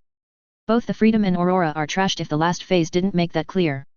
The girls are denied for a time seeing the boys, but I felt that after what the two mobile suits took from battle. I want to point out that there are spacesuits which protect from nuclear and other types of hazardous radiation. However, pilot suits commonly used by ZAFT and Omni don't fall into that category. Federation pilot suits have radiation protection built in standard, as Tyler states. It is another reference that the Federation has been designing their equipment for more function than what the other factions do. That transitions to Tyler having to be carried off to the infirmary. The next scene is one of the two that make this phase interesting if you ask me. I'm of course, talking about Sakura finding out about Lakis and Kira being together. I would hope you readers saw this coming at some point. I think I've foreshadowed this for a time now. Sakura is extremely protective of Lakis through her vetting any around her little sister. Thus, Kira would have to face her at some point should he want to be with Lakis. Nor is Lakis blind to what her sister does with those that come around her. But I also wanted you readers to see Lakis stand up for herself specifically against her cold warrior older sister. Plus, is it cute how Lakis is protective of Kira? Now I want to state for the record, that Sakura isn't being mean or petty with what she does for Lakis. Sakura is really trying to protect her baby sister from those who would try to use her for their own gain. Understand, Sakura has been looking after Lakis since their mother died, when Lakis was around 5 or so. The shift to the infirmary where Tyler is being worked on. My main character just has a hard time catching a break, am I right? A bullet through the shoulder and shrapnel in the side. Can any of you readers blame Tyler for cursing with gusto from the pain he's in? Anyway, the more important part of this scene is Lakis's insistence that Tyler give details as she hasn't done that before now. The other point I would highlight is what comes out of Tyler's conversation with Kira. He gives a general summary of what happened with Ithrun and him inside Jachindu. This eventually goes to my favorite part of this phase. Now I had a few of you suggest jokingly of having Tyler have an incident with Sakura. I hope my delivery is to your liking. I just couldn't help but do this after Kira joked about Sakura in a nurse's outfit, it was just too darn tempting. But I say don't take Tyler's acceptance of Sakura's actions in this as him throwing in the towel. My boy ain't going to give in that easily, I tell you. Plus, it would be a lot less fun if I couldn't use the interaction between Sakura and Tyler as comic relief. You have to say these kind of things are quite funny when they come, at least I do. In conclusion, sorry for this closing note still being longer from previous phases. There is just so much to go over with the changes that I make, it is hard for them not to be long. And as I said earlier, this is one of 4 phases thus far that will transition to Destiny. The next 3 will over time, which the original phase 26 did, but don't use that as a template. And the reason I mentioned the updates are going to 3 weeks instead of the 2 I've been sticking to is for a few reasons. First, I work full-time and am going to school, which sucks up writing time, it's the truth. Second, these phases at least for the next 3, are more than half written from scratch, if not the majority. Writing from scratch isn't as easy as many might think, at least if you want it done well. And third, I'm restructuring things ahead to flow well, which takes times, thank you very much.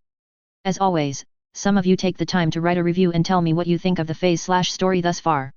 I appreciate those that do write them as I do read them and reply as I can. The next phase is titled, Path Towards Peace. See you in around 3 weeks for that, peace out. Chapter 55, Phase 58, Path Toward Peace. A/N. Here is Phase 58 for you readers. I hope you enjoy it. Phase 58, Path Towards Peace. October 4th, 71 CE. In the week that went by, the cleanup of the battle and the build-up of both ZAFT and Omni were worked upon. The active work was done in 8-hour shifts, followed by pilots, crew, and other personnel getting 16 hours to do what they would. Pilots would work their active shift doing patrols or being on watch, helping with the cleanup or disarmament of nuclear weapons. The job involved all armed forces from all 3 factions, as 2 of the factions had nuclear arsenals. Any influence of the radical element the Alliance and ZAFT had were rooted out or arrested. The undertaking of cleaning up the effects of the attempted nuclear standoff and shootout was extensive. However, it was a united effort that helped humanity move forward away from the near cliff it had rushed off. There was also accounting for the casualty count of those that had gone out that hadn't returned. Most, if not all, knew the cleanup from the battle and the war efforts wouldn't be anything besides messy and horrible. It took a few days for Tyler to recover enough to volunteer to help with the ongoing work and be allowed to participate. Of course, he couldn't use the Aurora with it in the condition it had come out of the battle in. Instead, Tyler borrowed the Regenerate since Lakis stayed on the Eternal helping there. To put it mildly, he knew the Aurora would need repair, more like an amount of reconstruction and an overhaul. Tyler would get the Aurora back to Earth, and Tessway where he would beg those there to do the work. He'd taken a serious liking to the Aurora and wanted to use it for a while longer, or until it was destroyed, or should a newer and seriously better machine be offered to him. Tyler wasn't left to assist with the cleanup alone, he always had a friend with him. Normally, it was either Ithrun or Kira working alongside Tyler to keep an eye on him. His health was still not good enough for Tyler to be left to his own devices for a great deal of time. When Tyler wasn't on duty, he would be close to a ghost, not being seen by the Eternal's crew. He would be glimpsed in the mess when Tyler would stop by and eat a meal. Tyler was dealing with the things which had happened during the battle around Jachindu. Many had died in the battle, one had been his friend and teammate, Alan. Alan had given his life hoping that Tyler would save Earth from being struck by a nuclear weapon. And while Tyler had done that by the end with the destruction of Genesis, it didn't feel right. Tyler didn't want to admit Alan's sacrifice had been necessary to make such more possible. His former teammate had a family, and now they would be told of Alan's sacrifice and that he wouldn't come home again. And Tyler felt it was only right that he, at some point, face Alan's wife and son, telling them the truth and saying how sorry and grateful he was to Alan. Alan's death wasn't the only scene coming back and playing in Tyler's mind from the battle. The altercation with Chairman Zayla also came back, along with the fight with the rat. What had gone down with the chairman could have gone so much better but not too much worse. Tyler had figured confronting the chairman would not go well. The man wouldn't and hadn't listened to reason or facts, he wanted his lies and the garbage he had to justify his vendetta. When Athrun and Tyler had countered him with facts, the chairman had waved them off, saying they were wrong. The man was humankind's true enemy per the full definition, regardless of what he argued against such a claim. Even with the attempt to arrest him so that he could live to see another day had been refused. In the end, the man's death had been necessary, required even to solve the problem the man was causing. Tyler regretted that Athrun had felt the need to help him handle the chairman. His friend shouldn't have had to help against the man who wore his father's face and had his voice. That task should not be expected of Athrun and should have fallen on others to fulfill. Then the memory of fighting against Cruzat was the other collection of scenes that haunted Tyler. Tyler had been trying to save Kira from the rat who was attempting to kill him, but that hadn't happened as intended. Fighting that man before had normally had Tyler having the advantage of using a Gundam against the masked man. In the previous battle, that advantage had been nullified as the rat had a Gundam of his own. The rat's Gundam had remote weapons, which had been difficult to deal with and had cost Tyler. And if not for Kira, Cruzat would have likely nailed Tyler and ended his life. Granted, Tyler had thrown off the rat by telling him about the trap set for Genesis, but that hadn't been enough. Then the rat played the last card he had as he died by detonating his nuclear reactor. While it had ended okay by the finish, the odds of that were low, and things could have gone far south. The times that Tyler got sleep were the few times he didn't have to deal with the haunting memories. He worked hard enough to be exhausted when he reached his quarters. With the exhaustion, Tyler didn't recall any dreams he may or may not have had when he slept. He felt it was a mercy, and he didn't have a lot of those to work with, so he didn't complain about the point. However, Tyler's focus was a form of avoidance of facing the after effects of the battle. The peace talks that were in the works would help humanity heal. Tyler did not doubt that. But a lot of damage had been done by the war, which would take more time after the said talks. There would be some things that wouldn't be able to heal from what the war had done to it. There would be work needing to be done for years for the human race to return to where it had been before the war. In the future, from that point, if it could be reached would be another matter for humanity. The days of work blurred for Tyler, so he couldn't remember a great deal when looking back on the time. He didn't much care about the point as the cleanup job was one Tyler would rather forget. Tyler had gone beyond caring much about what went on around him. That included Sakura's behavior, which Tyler had never thought would happen to him. Sakura didn't push her advantage though she was tempted a bit to push with Tyler as he wasn't resisting like he normally did.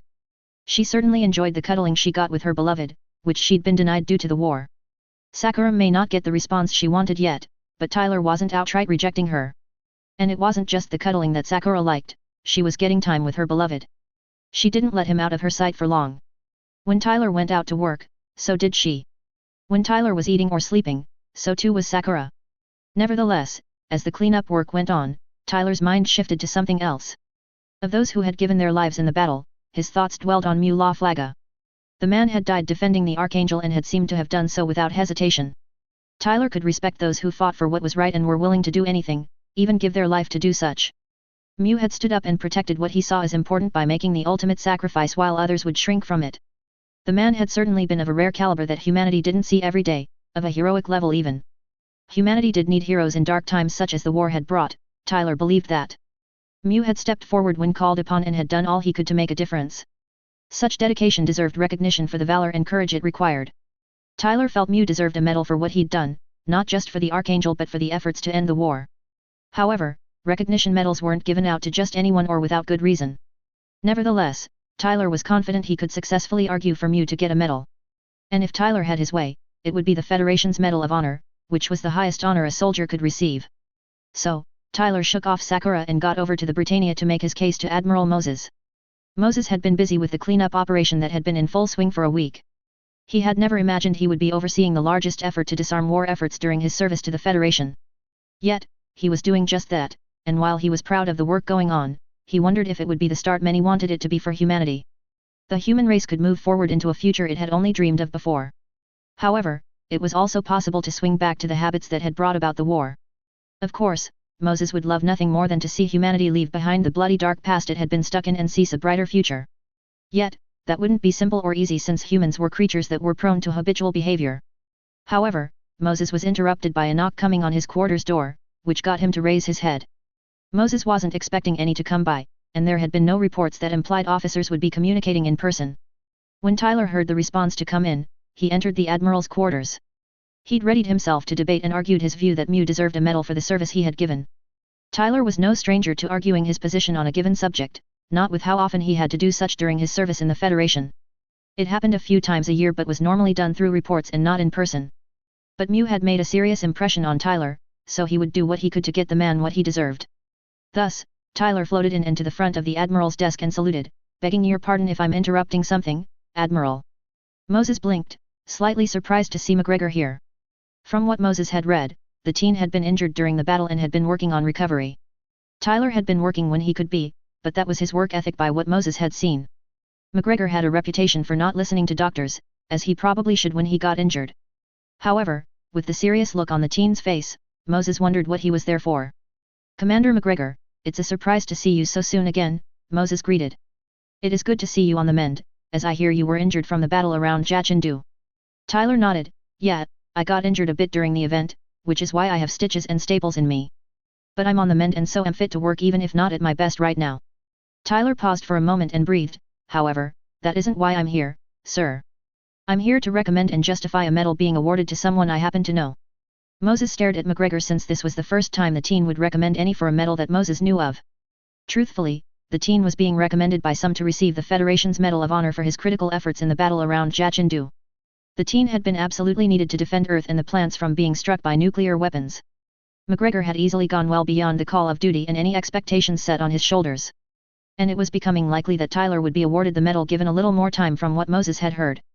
Still, Moses would be interested in hearing who McGregor wanted a medal to be awarded to, which medal, and why. "I can make time, McGregor," Moses returned. "More so, as this is the first time I know of that you want to recommend another receive a medal for anything." Tyler was glad the Admiral would make time to listen since he felt his argument would be a bit of a long one. Yet, Mew certainly deserved to be honored for what he'd done over the current year for not just the Archangel but to help end the war. Tyler took a breath and began, "To start, the person I'm recommending is Omni's Commander Mew Laflaga. The man wasn't the normal expected Omni soldier as I thought he could be upon the first encounter. He quickly proved to me he had the honor and fought for what he believed was right. The values I observed were much like our own, wanting war to end with as many alive as possible.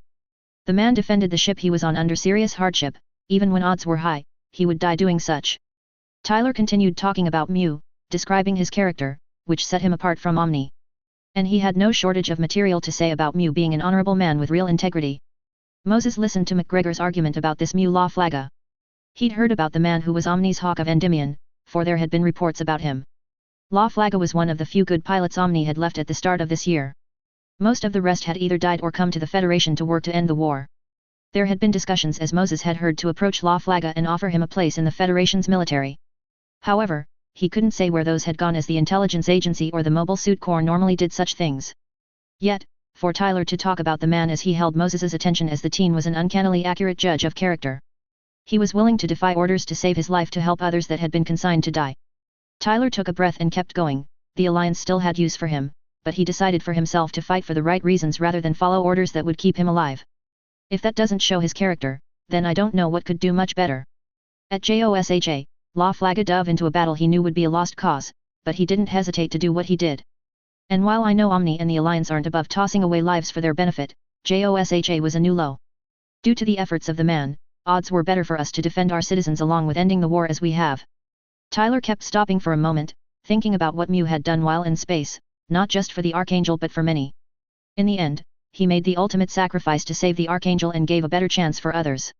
Moses nodded at what had been said. "You have certainly made a good case as the merits Commander Laflaga had. I have no doubt his presence will be missed by many.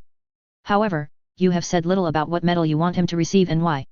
He would be the first outside the Federation to receive a Federation medal, you are aware of that." Tyler breathed in, "Yes," he replied, nodding, "but Laflaga would be a wonderful example of the caliber expected to have a chance of such recognition."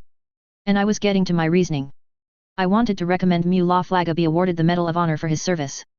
He has met the requirements of the award. He went far beyond the call of duty to save lives and work for the betterment of humanity. His efforts showed the best of humanity and made a difference in ending the war. Tyler paused, knowing there was still one other step he needed to do, the one he wasn't confident with. To get this considered, there had to be not just one person making the recommendation, and there had to be a second who agreed. The one Tyler had in mind for that. He was fairly sure would support the idea of getting Mew the Medal of Honor. But Tyler hadn't asked or brought up the subject with him before this. And Tyler had already put in more than 30 minutes into this debate, so he didn't want that to be wasted. I know I need another to agree with my assessment and support it to be considered. Tyler hesitated, and I would ask you to reach out to Cormac Swift for that. He knew La Flaga far longer and likely better than I did, so he can be an excellent judge in this. Moses considered what McGregor had just put out in his case. The Medal of Honor was the highest honor and wasn't given out to many. McGregor knew what was required for the Medal of Honor to be considered for any. Thus far, he'd met 2 out of the 4. There was still the secondary recommendation that Tyler had already pointed to. The final hurdle was there to be a meeting of 4 admirals to discuss whether it was a good decision. There was already one of those going for McGregor as the teen spoke. Tyler waited for Admiral Moses to speak and give him an answer. I will say, Commander, Moses began, you have given a solid case to be considered. It is clear you have come to respect Commander La Flaga. And with your judge of character, that is quite the compliment to the man. Give me a moment to reach out to Commander Swift to see if he will agree with you and support the recommendation. Moses typed a command on his desk console, and a moment later, a voice was heard, Yes, Admiral, what can I do for you? Moses took a breath, Can you reach out and get Commander Swift on the line so I can talk with him? The response was quick to the request, Certainly, Admiral, one moment. When the call came, Cormac had been off active duty, he'd gotten off a little over an hour ago. He'd been winding down. He was told an officer was asking for him to talk to them about something. Cormac was curious about what an officer would want to speak to him on. He did little wrong or questionable to get called out on things. Normally, he was praised for his actions and performance more than when he worked within Omni. Cormac went to the desk in his quarters to take the call. He was surprised when the face of Admiral Moses came onto the VID screen. The man was the Federation's top admiral, so he had a lot on his plate. For him to take the time to talk to him about something made Cormac wonder what the talk would be about. Admiral Moses, Cormac began, to do I owe the pleasure of you calling me. Commander Swift, Moses started, I have Commander McGregor here, and he requested I talk to you about something he brought up. He has been in front of me making a case for Mew La Flaga receiving the Medal of Honor. Cormac blinked at being told Tyler was in front of Admiral Moses and was making a case for Mew to receive the Medal of Honor. Not that Cormac didn't feel La Flaga deserved recognition for his work. Mew had been one of Cormac's better students while teaching at the Omni Academy. You don't say, Admiral, Cormac mused, and what did McGregor say La Flaga has done to warrant getting the Medal of Honor? Moses gave a summary of what Tyler had told him in order to answer Swift's inquiry. Cormac listened and was impressed by what Tyler had noticed around La Flaga. Sure, he knew Tyler had greater than good observation skills. The kid had shown that to him before. But Tyler had seen things that most missed with La Flaga. It was a shame, as La Flaga was a real good guy and had rare qualities. Cormac could see some of the reasons why Tyler made a case for Mew to get the Medal of Honor. And that led to the reason why Cormac was called, which he now knew was to get a second person to support the case. Cormac had heard that Mew had sacrificed himself to save a ship, and he respected the man for doing that. From what rumor said, Mew had done that for those on the ship he'd been with, which Cormac believed. Once Moses finished, it left Cormac thinking for a moment, I take it I'm being called in as a potential second to support the case, he posed. Moses nodded, indeed, McGregor seems sure that you would support the case for La Flaga being considered for the honor. Cormac could guess some of the reasons why Tyler would think of him agreeing with him to honor Mew. He knew Mew better than many did from the time they had spent around each other at the academy. After a full minute, Cormac spoke again, I can't deny that McGregor makes quite a fine case for the point, Admiral. I can personally say that La Flaga was a rare man, both talented and strong in his convictions. With what La Flaga has done this year alone, he has certainly shown himself to be of a caliber uncommon. His actions in the last battle did go above and beyond any expectations of him, and I will attest to that. In that regard, La Flaga does deserve to be considered for the medal. Cormac paused, when all is said and done, I will support the case to have La Flaga considered for the medal. His actions should be commended and recognized by the world as to what he fought for and tried to help bring about. Tyler had been fairly sure Cormac would see what Tyler had been trying to do in his case. The two had known each other from Omni's pilot academy, so they would be aware of their personality quirks and strengths. And in the end, Cormac had supported Tyler's case, which was what Tyler wanted. The Admiralty panel would still discuss and decide whether Mew would be awarded the Medal of Honor. But to get the consideration to that stage was a challenge as the case had to be argued successfully. That didn't guarantee Mew would be awarded the medal, the panel would decide. It was what Tyler could ask for, and then he could only hope the 4 admirals would agree with his side of the case. With the second supporting my case, Tyler said, I hereby officially petition that an Admiralty panel consider the case. Moses figured McGregor would submit the petition once he got a second to support it. And he would send it to the panel that was discussing McGregor's candidacy for the same medal. I will pass the petition along, McGregor, Moses assured, then he turned to Cormug, thank you for your time Commander Swift, that was all. The video was cut, and Moses looked at Tyler, luckily for you, there is already a panel in session, so I will send it to them for consideration. Tyler hadn't thought his case would be looked at so quickly. He'd hoped it would be done in a timely manner so he could present the medal at Mew's funeral in a few days. If the panel looked at it today, then all the better. However, it made Tyler wonder what an Admiralty panel would be meeting for. It was more than likely for a case or more of medals to be awarded. But it got Tyler to think about who would be in line to receive a medal for what happened in the battle. Not that it is my business, Admiral, Tyler began, but I assume the panel has convened to discuss medals and awards being handed out. Moses nodded, that is correct, so I can have them look at your case. The man paused, considering whether to tell the young man he was under consideration for receiving a medal for his actions. There was no rule against mentioning to a potential recipient they were under consideration. And McGregor rarely got praised for what he did for the Federation and the human race. That mostly came from the missions that McGregor was assigned tended to be classified. And for your information, you are one of those under consideration for being awarded recognition. Tyler blinked at being told he was being considered for some type of recognition by the Admiralty panel. He didn't think he deserved such, but that wasn't his decision. The praise was nice as it wasn't something he often got for what he did in his military service. Tyler had accepted that working in Salas meant his work wouldn't be talked about to the public. And for a lot of his missions, Tyler believed it better most people didn't know about the messes Tyler helped with. So, it was thanks enough for the Federation's citizens to live their peaceful lives without worrying. I appreciate the praise, Admiral, Tyler replied graciously. But for whatever recognition is being considered for me, I just work to make the world and colonies safer places to live. McGregor was always humble and didn't require recognition as some demanded, Moses knew that. The teen had shown himself to be modest, to his credit. Moses assumed the quality was developed by the young man's father, Professor Blass. So, Moses said he would pass along the decision on Tyler's case when it came. Tyler left satisfied with the result and was very hopeful that the panel would side with him on his case. It was more a matter of time, even when Tyler didn't like to wait. The panel was likely busy with all the cases on their plates. He returned to the Eternal and packed up the stuff he would need for a week or two. Then he transferred himself to the Archangel so he could be around for his friends. The price of the transfer was that Tyler wouldn't be helping with the cleanup as much as there was not a mobile suit for him to use actively. It would force him to focus on his health recovery, which he knew he should do. However, it did give him time away from Sakura, and the woman had been far too clingy for Tyler's liking. Yet, Tyler's thoughts moved to realize it had been some time since he'd been on the Archangel, a few weeks at least.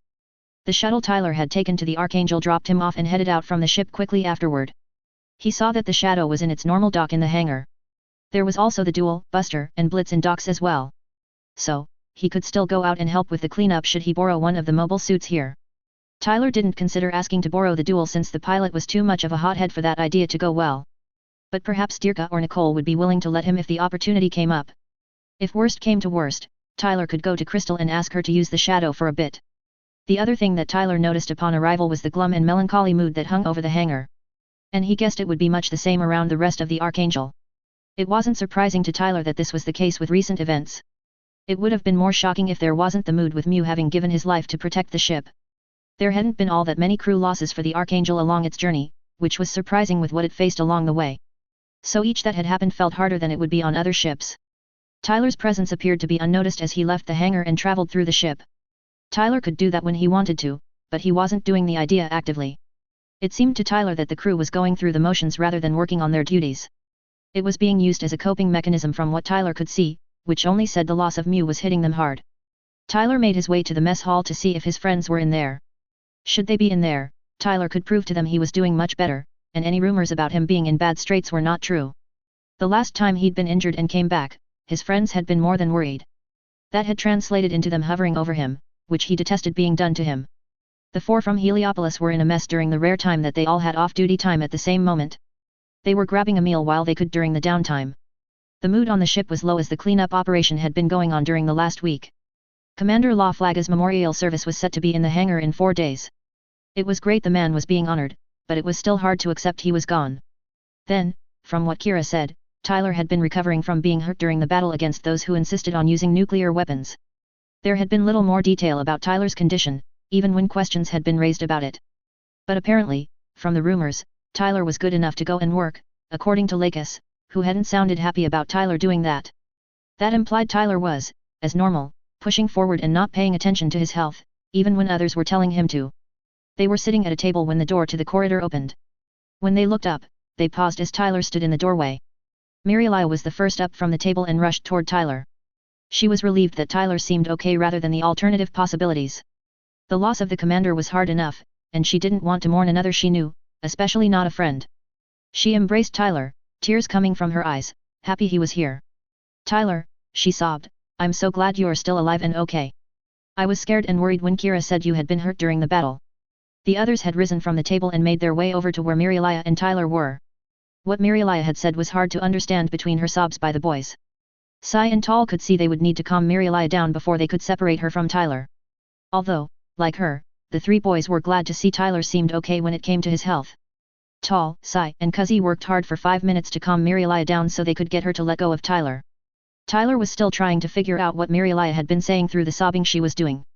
The girl was clearly glad he was okay, but beyond that, he couldn't say the message she was trying to convey. He hadn't thought Mirelia was the emotional type that would break down into tears. The girl certainly knew how to express feelings like frustration and irritation, but other things didn't seem to translate well by what Tyler saw. And Tyler wasn't comfortable watching Mirelia cry as she was. It just didn't feel right. Mirelia, Tyler started, there is no reason to cry, especially about me. Tall did what he could to comfort Mirelia while Sai glanced Tyler over. Kira had definitely stated Tyler had been injured, but he saw no signs of such. Tyler appeared perfectly fine, from what Sai could tell, yet that could mean his injuries may be hidden. Ty, are you okay? Sai asked. Kira said something about you getting hurt or something. Tyler figured that Kira would mention something to their friends from Heliopolis. That was the kind of person Kira was, tell your friends things about another so they wouldn't worry. Not that Tyler had an issue with Kira having told their friends about what happened to him to an extent. They didn't need the gory details about what Tyler had been involved with. They would ask further questions, which Tyler wouldn't be inclined to answer, making things awkward. It was nothing to be concerned with, Tyler remarked. I have several stitches and some staples, but that's all, and those are temporary. Tyler glanced at Mirelia, though I couldn't say what Mirelia was saying as it was hard to tell with her sobbing. Mirelia's attention shifted from Tall, who was trying to calm her down, to Tyler at the mention of stitches. Such things weren't used for nothing to be concerned with, as Tyler said about himself, quite the opposite in truth. Mirelia wasn't normally emotional, especially around Tyler, but he could have died or been shot down during the battle. Believing to have lost him once had been horrendous, she didn't want to face that a second time. She went over to Tyler and began beating his torso with her fists, sobbing about how much of an idiot he was. Tall moved forward just after Mirelia had. She was caught up in her emotions, including her relief that Tyler was here and okay. Tyler glanced at Tall, he started, I'm having a hard time telling what Mirelia is saying between the sobs still. Maybe you, Tall, or one of the others can translate for me. She's trying to say something to me, and I want to answer if it is a question, as I owe you all that. If she's cursing me, which I kind of doubt, I want to know what she's cursing me for, at least. From what Tall had heard, Mirelia had been worried about Tyler. He believed she had been saying how worried she'd been between the sobs. With the loss of Commander La Flaga, the Archangel's crew had been down about how the battle ended. They had thought they'd lost Tyler once before, and that experience had been so unforgettable due to the pain it brought to them. I believe Mir has been saying she's glad you're here and okay. There have been many shot down and killed during the fighting. Tall paused, like Commander La Flaga. What Tall said made sense to Tyler even if that hadn't been what he'd taken from what sounds Mirelia had been making. Thus, Tyler nodded slowly, so that's what she was saying. It was hard to tell between the sobs, sorry to say, so I wasn't quite sure. Tyler paused to recall how many stitches and staples the Eternal's doctor said he had put in. And I got out of it with, I believe, 80 stitches and 30 staples in total, if I recall the doctor saying correctly. For those listening to Tyler didn't know how to react to Tyler saying he had so many stitches and staples. Stitches would imply he'd been injured enough that he'd been in danger for a time, and he hadn't said anything to that effect. For staples to be needed to help Tyler to heal and recover said his injuries had been serious. Stitches were normally used for deep and slash or wide gashes and cuts to assist their healing. Staples were used to hold and help with long gashes or complex injuries closed to the open air.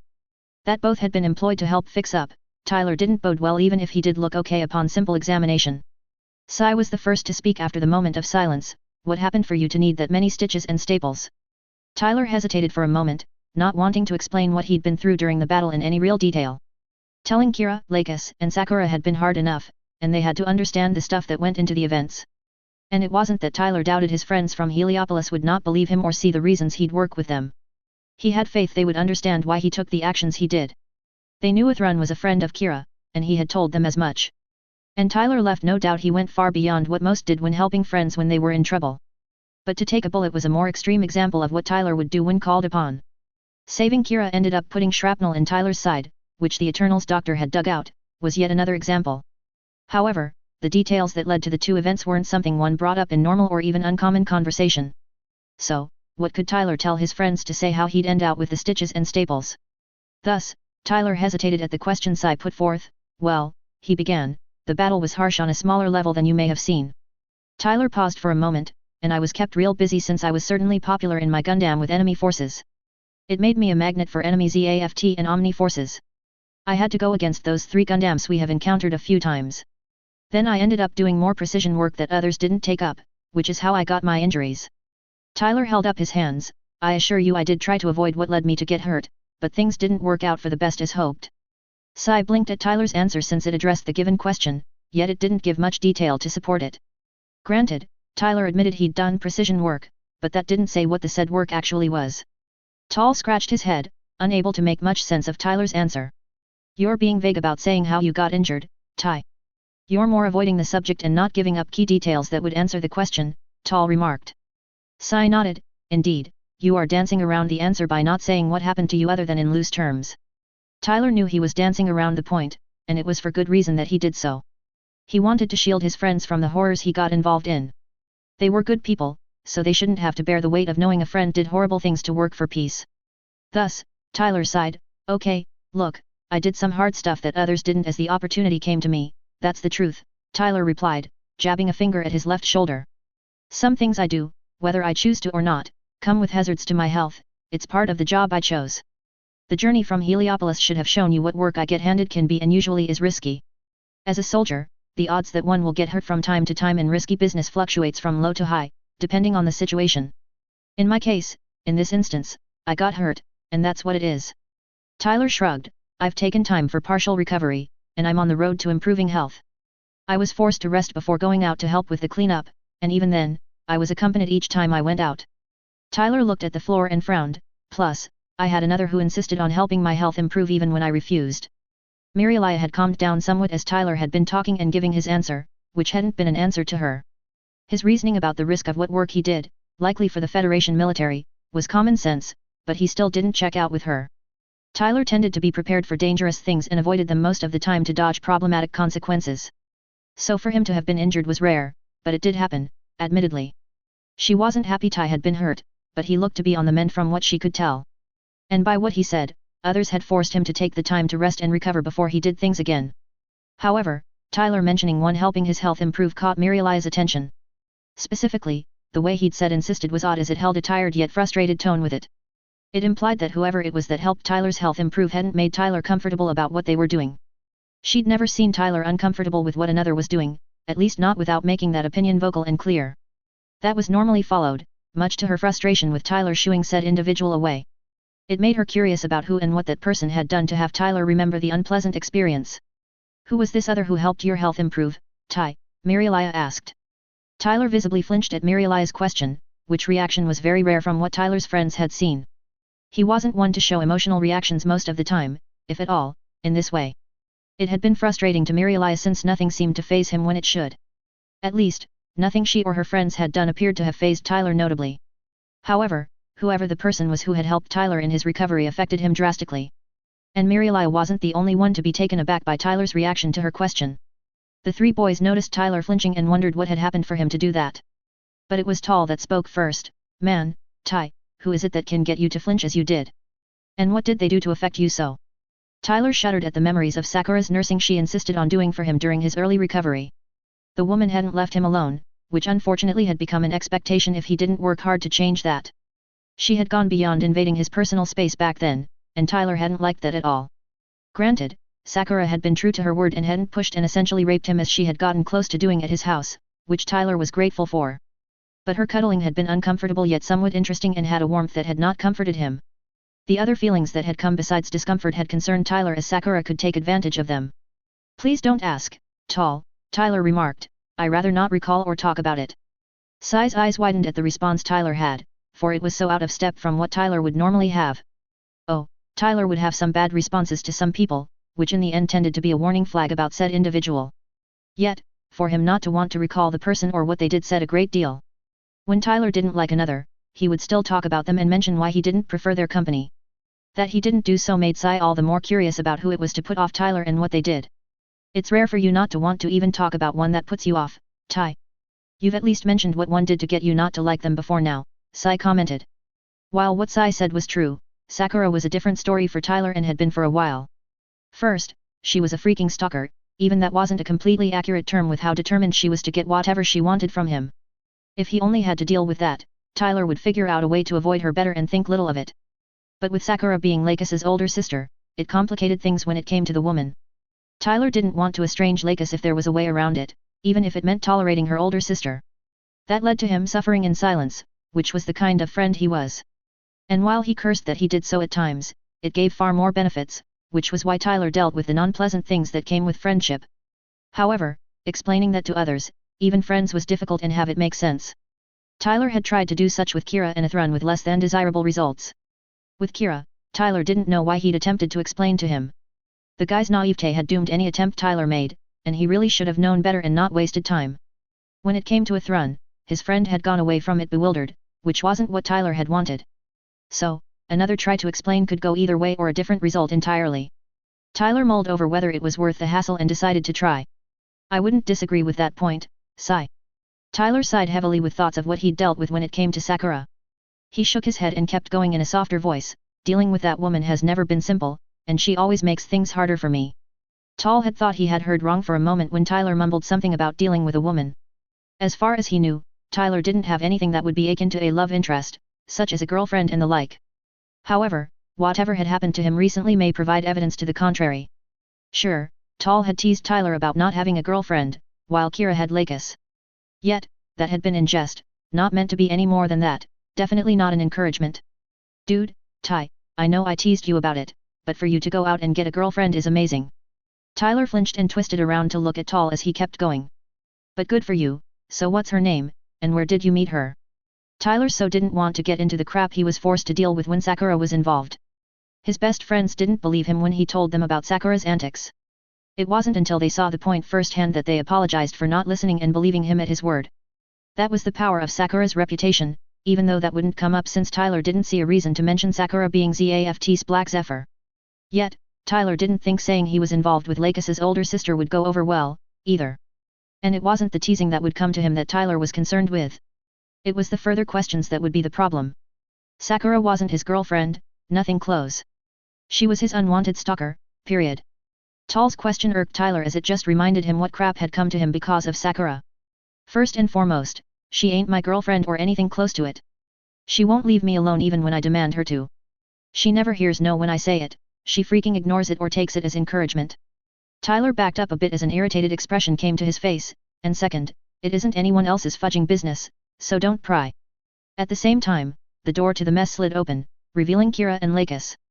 The two stopped taking in the scene of Tyler facing their friends. Tyler was clearly not happy about something which the conversation was about. Then, the last two lines which Kira and Lakis had heard implied very strongly that he was referring to Sakura. From what Lakis and Kira had found out, Sakura had hovered over him during his recovery, much to Tyler's ire and frustration. Lakis hadn't found out what had gone on between her sister and Tyler yet, though she'd tried doing some research on the subject. She hadn't gotten around to asking Sakura, but that also felt awkward to ask her older sister about her potential relationship. Instead, Kira and Lakis moved forward and worked at helping Tyler get out of the conversation about Sakura. Their friends did try to get more information about the woman Tyler had been dealing with. Lakis made sure not to mention or imply that the woman being referred to was her older sister. She didn't know how the others would react if they knew Tyler was being pursued by Sakura, who was related to Lakis. Plus, Lakis didn't want her sister to be seen as some sort of stalker. Sakura was a really nice person at heart, the war had just scarred her, and that shouldn't be held against her. It took time, but those from Heliopolis were sated for the time being and didn't inquire further about what Tyler had been going through. Over the passing 4 days, Tyler stayed on the Archangel while Kira and Lakis went between there and the Eternal. There was preparation going on for Mew's memorial ceremony. Tyler had heard that the event was to take place on the Archangel in its hangar. He hoped to have Mew's award, which Tyler was confident would be approved by the Admiralty panel. Tyler felt if he could present the medal at Mew's memorial, it would show not just the respect Tyler had for the man but how his actions would be remembered by many. Also, Tyler had heard that several from the Dominion would be attending the ceremony. And for Mew, Tyler would not prod Natarl as he would be shocked if she wasn't there. No matter how tempting the woman could make prodding her, he would resist the temptation. The day before the memorial, Tyler retrieved the medal he planned to present to Mew. And with the few days he spent on the Archangel, he could observe a few things. Members of the ship's crew took Mew's death in varying ways and degrees. Of course, Mura was taking the man's death the worst out of all on the Archangel. Tyler hadn't missed the subtle signs the two had been in a relationship, likely a romantic one. If they had been romantically involved, it would make more sense why the woman was so glum. A close second to Mura was Crystal, as she wasn't taking Mew's loss much better. Yet, from what Tyler had learned and read, Mew and Crystal had been friends and fought alongside each other for much of the war. Out of all those that had been with the Archangel, Tyler could understand dealing with the loss of a teammate or comrade. Tyler had faced losing teammates, mostly those he didn't know much. And with Alan's death, he was dealing with the pain of losing a friend who had been a teammate currently. Tyler had observed crew members try to comfort the two women, but none succeeded in their attempts. He couldn't blame the tries to help the two women and others that were suffering from Mew's loss. Tyler hadn't made any attempts to help any get past or accept Mew's death himself. Tyler wasn't the most elegant with words and wasn't too proud to admit that shortcoming. His mother had the gift with words far more than him. She'd proven it more times than Tyler wanted to count in the years he'd been growing up. He hadn't inherited that gift from her, though he'd been told he had his moments he could have a way with words. Thus, Tyler kept his mouth shut and just watched those on the Archangel. His contribution would come at the memorial in awarding Mew the Medal of Honor Tyler had argued for the man to get. When the day came, Tyler actually dressed in his formal uniform. Yes, Tyler had formal clothing even though he rarely wore it since he disliked putting on such things. He had considered just wearing his normal Federation uniform for a moment but decided against it. However, Mew had earned the respect of Tyler, so he would show that wearing the formal uniform he saved for specific occasions. He knew that he would get odd and surprised looks for his clothes, but Tyler would take those. The ribbons he'd earned were over the left breast of his uniform in the form of 2 rows of 3. His Bronze Star ribbon was the first on the top row, followed by his Basic Training Honors and Salas Training ribbons. The second row had Tyler's Distinguished Service ribbon, followed by his Good Conduct and Joint Exemplary Achievement ribbons. Tyler ensured his uniform was nice and neat as this was one of the few times he chose to wear it, not because it would be prudent of him to do so. Once ready, Tyler grabbed the box that contained the medal and made his way toward the hangar, as the memorial would start soon enough. As Tyler went along, he could see others heading in the same direction as him. There were those he did know as part of the crew of the Archangel. However, there were some that Tyler had never seen before now. He assumed that the unknown people were likely people from the Dominion. None really seemed to notice Tyler as he was moving along, or at least none showed a form of acknowledgement. Not that Tyler felt the need for any of that since he was going to the memorial to honor Mew. With his current clothes, he would look out of place, and the crew wouldn't recognize him at first glance. Athrun was with those that came from the Kusanagi to the Archangel. They were on the ship to attend the memorial of Command La Flaga, who had given his life for the ship. Athrun had seen the man cared about the Archangel and its crew. La Flaga had fought hard for the crew to protect them from those who attacked the ship. Athrun wanted to at least honor one who had fought for what he believed in, much as he did when he'd found his way. Plus, coming to the Archangel allowed checking on Tyler. Kira had said Tyler had transferred to the Archangel from the Eternal after some time for recovery. Kira hadn't said much beyond Tyler getting injured during the battle enough that doctors had to do work on him. Athrun worried that something had happened to Tyler after they had parted once leaving Jachindu. And he was worried about his friend as he'd heard nothing after he had returned to the Kusanagi. Athrun had even gone back out once the Justice was repaired somewhat and resupplied. But there had been no sign of the Aurora while the battle was being concluded. As his group was heading down the mid-deck towards the lift that would take them down to the hangar deck, Athrun spotted Tyler. Yet, he was forced to pause momentarily as his friend was in a Federation officer uniform. It was odd to see Tyler in formal wear since he didn't wear such things whenever Athrun was around him. However, he appeared to be visibly okay and not injured, which comforted Athrun. "Tyler," he called out. Tyler turned at the sound of his name and found himself looking at Athrun and others who looked to be from the Kusanagi. "Oh, hey," Tyler replied, "I assume you are here to honor Mew La Flaga." Kagalai, who was in her Orb Admiral's uniform, nodded at Tyler in reply. She had also noticed Tyler was in a Federation officer uniform with the shoulder markings of Commander. It was the first time she'd seen the guy in anything other than casual clothes or the Federation soldier's uniform.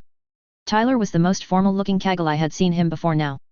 She also saw something over the left breast pocket that looked like some award badges or something similar. But it was Kisaka that spoke first. Indeed, we are here to attend Commander La Flaga's memorial. He assisted Orb in its time of need and helped the Kusanagi when we needed help. Tyler nodded. I can understand doing that, he returned. The man did more than any could have expected of him, in Omni or outside of it. Athrun found the use of his voice at that point. Tai, I have been wanting to ask you something, he started. You seem to avoid wearing formal stuff, why is that? It was something Athrun had noticed before now about his friend. Tyler seemed only to wear what most would consider formal attire when another Tyler absolutely forced him would follow. Athrun had never figured out what reason Tyler made an effort to avoid such things. Tyler didn't do things without reason, that was a quality Athrun knew of him without a doubt. Tyler was forced to pause at the question as it was on a subject that he didn't get into. His younger days when he had to attend parties that his mother hosted haunted him. Those events had been horrible and were bad memories for Tyler. He detested all the cooing and similar treatment he'd received back then. Women especially had fawned over him when he'd been stuffed into a child-sized suit for those parties. His cheeks had stung after all the pinching he'd endured. Those memories had made wearing formal wear something to avoid for him. There were just too many bad memories associated with suits and the like for Tyler to wear such things willingly. Oh, there's a reason I don't wear formal stuff, Tyler answered. I was forced to wear suits when I was younger and made to go to events by my dad and mom. In those places, I was forced to take cooing and other similar treatment from guests at the parties. I didn't like any of that treatment, so formal wear is registered with those bad memories. Athrun's gaze moved to the board of ribbons on Tyler's uniform's overcoat. He could see 6 distinct ribbons on it, meaning the Federation had recognized Tyler for 6 different things. Athrun didn't know what ribbon meant, but military recognition was earned, not given for little to nothing. And what recognition do your ribbons represent? He asked. Tyler glanced down at the ribbon board he had on his uniform, which Athrun had pointed out. With Athrun being in a military organization, he would understand military ribbons and what type of things they were awarded for. Yeah, these, Tyler remarked, gesturing to his ribbons, which the rest of the Kusanaga's crew were now looking at. They are for the recognition I've earned during my service in the Federation's military. Tyler pointed at his Bronze Star ribbon. This is my Bronze Star I earned 15 months ago after a dicey operation, which I can't give details on. Tyler moved to his 2 training ribbons. This one was given for me being at the top of the class with basic training. And the other is given for passing SALAS training and doing so above average, which isn't easy, I'll tell you. He pointed at the second row. The first on this row is for distinguished service, which I earned at the same time as my Bronze Star. The next is for good conduct and judgment, which I got just before coming to Heliopolis. And the last is my joint exemplary achievement ribbon, which I earned in the operation after the one I got my Bronze Star. Athrun was surprised by the recognition that his friend had earned during his service in the Federation. Tyler had confirmed he was in the Federation's SALAS. Athrun wasn't sure Tyler had been serious when he mentioned being in the organization. His friend didn't often exaggerate things, but there were times things Tyler said were hard to believe. That Tyler had earned a Bronze Star bowled Athrun over. In ZAFT, earning what was equivalent took something more than notable. Not that Athrun doubted Tyler could do amazing things, he'd seen his friend do such things. Yet, Athrun recalled the other question he wanted to ask Tyler now that he had his attention. Are you okay, Ty? Athrun asked. Kiram mentioned he had to have a doctor do some work on you. Tyler had to think for a moment about how to answer Athrun's question. He didn't know what Kira had said to Athrun about what he had gone through. Athrun knew about him being shot in the left shoulder but hadn't been around when shrapnel had ripped into him. It had been to save Kira, but Athrun may not know that. I had to have my shoulder patched up from the bullet going through it, as you may guess, Tyler remarked. However, when I bailed Kira out of a serious jam, that ended out having shrapnel go into my right side. Doctors had to dig the pieces out of me before wrapping me up. Athrun blinked at what Tyler had just said. He didn't like hearing Tyler was further injured before the battle had ended. Tyler appeared fine as Athrun glanced him over again. And what did you bail Kira out of? Athrun questioned. Tyler shrugged at the thoughts of fighting the rat and how that event had gone. The fight could have gone better, but it could have gone far worse, as Tyler thought about it. Both had survived the event, but that was questionable at the time. Tyler still had the stitches for his injuries, which could be removed in around 2 weeks by the timetable the doctor had given. However, knowing Kira being as naive as he was, he wouldn't have given Athrun details about what happened. Tyler sighed. Kira didn't give you details, did he? Tyler posed, to which Athrun shook his head. Kira hadn't given much detail to him on what events had involved him and Tyler when he told him about Tyler being injured. Tyler shook his head. Of course, that naive fool would forget to say key details. Why should we expect him to do that when most would? He probably would say you shouldn't worry and so didn't tell you what exactly happened. Tyler paused for a moment. After we separated outside Jachindu, I went looking for Kira, as I implied to you. I found him after a little searching. Unfortunately, he was going against the rat, Cruzit. Kira hadn't said anything about being in a fight with Cruzit when he had talked about Tyler being injured. Granted, Athrun had noticed Commander Cruzit had a worrisome interest in the machines that Kira had been piloting. But he hadn't thought it had gone to the point where his friend's life would be in the balance. It was silly looking back to think that Athrun knew it, yet he'd hoped things wouldn't come to that. Athrun's head lowered a bit. I take it that Kira wasn't doing the best against his opponent, he posed. Tyler shrugged. Not the best, no. As much as I detest the rat and what he represented, I have to say he has piloting skill, and he ain't a novice, Tyler commented. Even when I jumped in, I was forced to take the masked man seriously, or I would have lost in a short period. I managed to get the rat off Kira, and the two of us beat the punk in the end. However, the rat pulled a dirty trick at the very end and had his nuclear reactor detonate. Just before the explosion, I used the Aurora to shield the Freedom from the detonation. The Aurora took a lot of damage in that action, and that did cause shrapnel to rip into my side. Doctors have dug out the metal scraps and stitched me up with 110 stitches as a result. Athrun sighed as Tyler explained what had happened with him and Kira. Tyler had always been the reckless one of their trio of friends. It left no doubt that Tyler would risk himself for Kira and Athrun. And in the last battle, Tyler had proven it to both Kira and himself by risking his own life for them. It made Athrun more grateful that Tyler was his friend than ever before. Plus, Athrun was glad Tyler was okay even if he'd been injured, he was recovering and would be fine given time. That explains more than what Kira said, Athrun returned. Tyler joined up with those from the Kusanagi and continued to the hangar where the memorial would take place. When they entered the hangar, Tyler noticed that pretty much all the Archangel's crew were there, his friends included. He saw Natarl was there, but as he had promised himself, he would not go and prod her. He and she hadn't parted ways the best last time. No, it had been much worse than they usually did. Natarl had accused him of being a traitor to the Archangel, which had been expected. Much had changed since then, but there were still awkward feelings between Tyler and Natarl before their mutual displeasure with one another. So, Tyler would not be around her as his way to respect Mew and not make light of this memorial.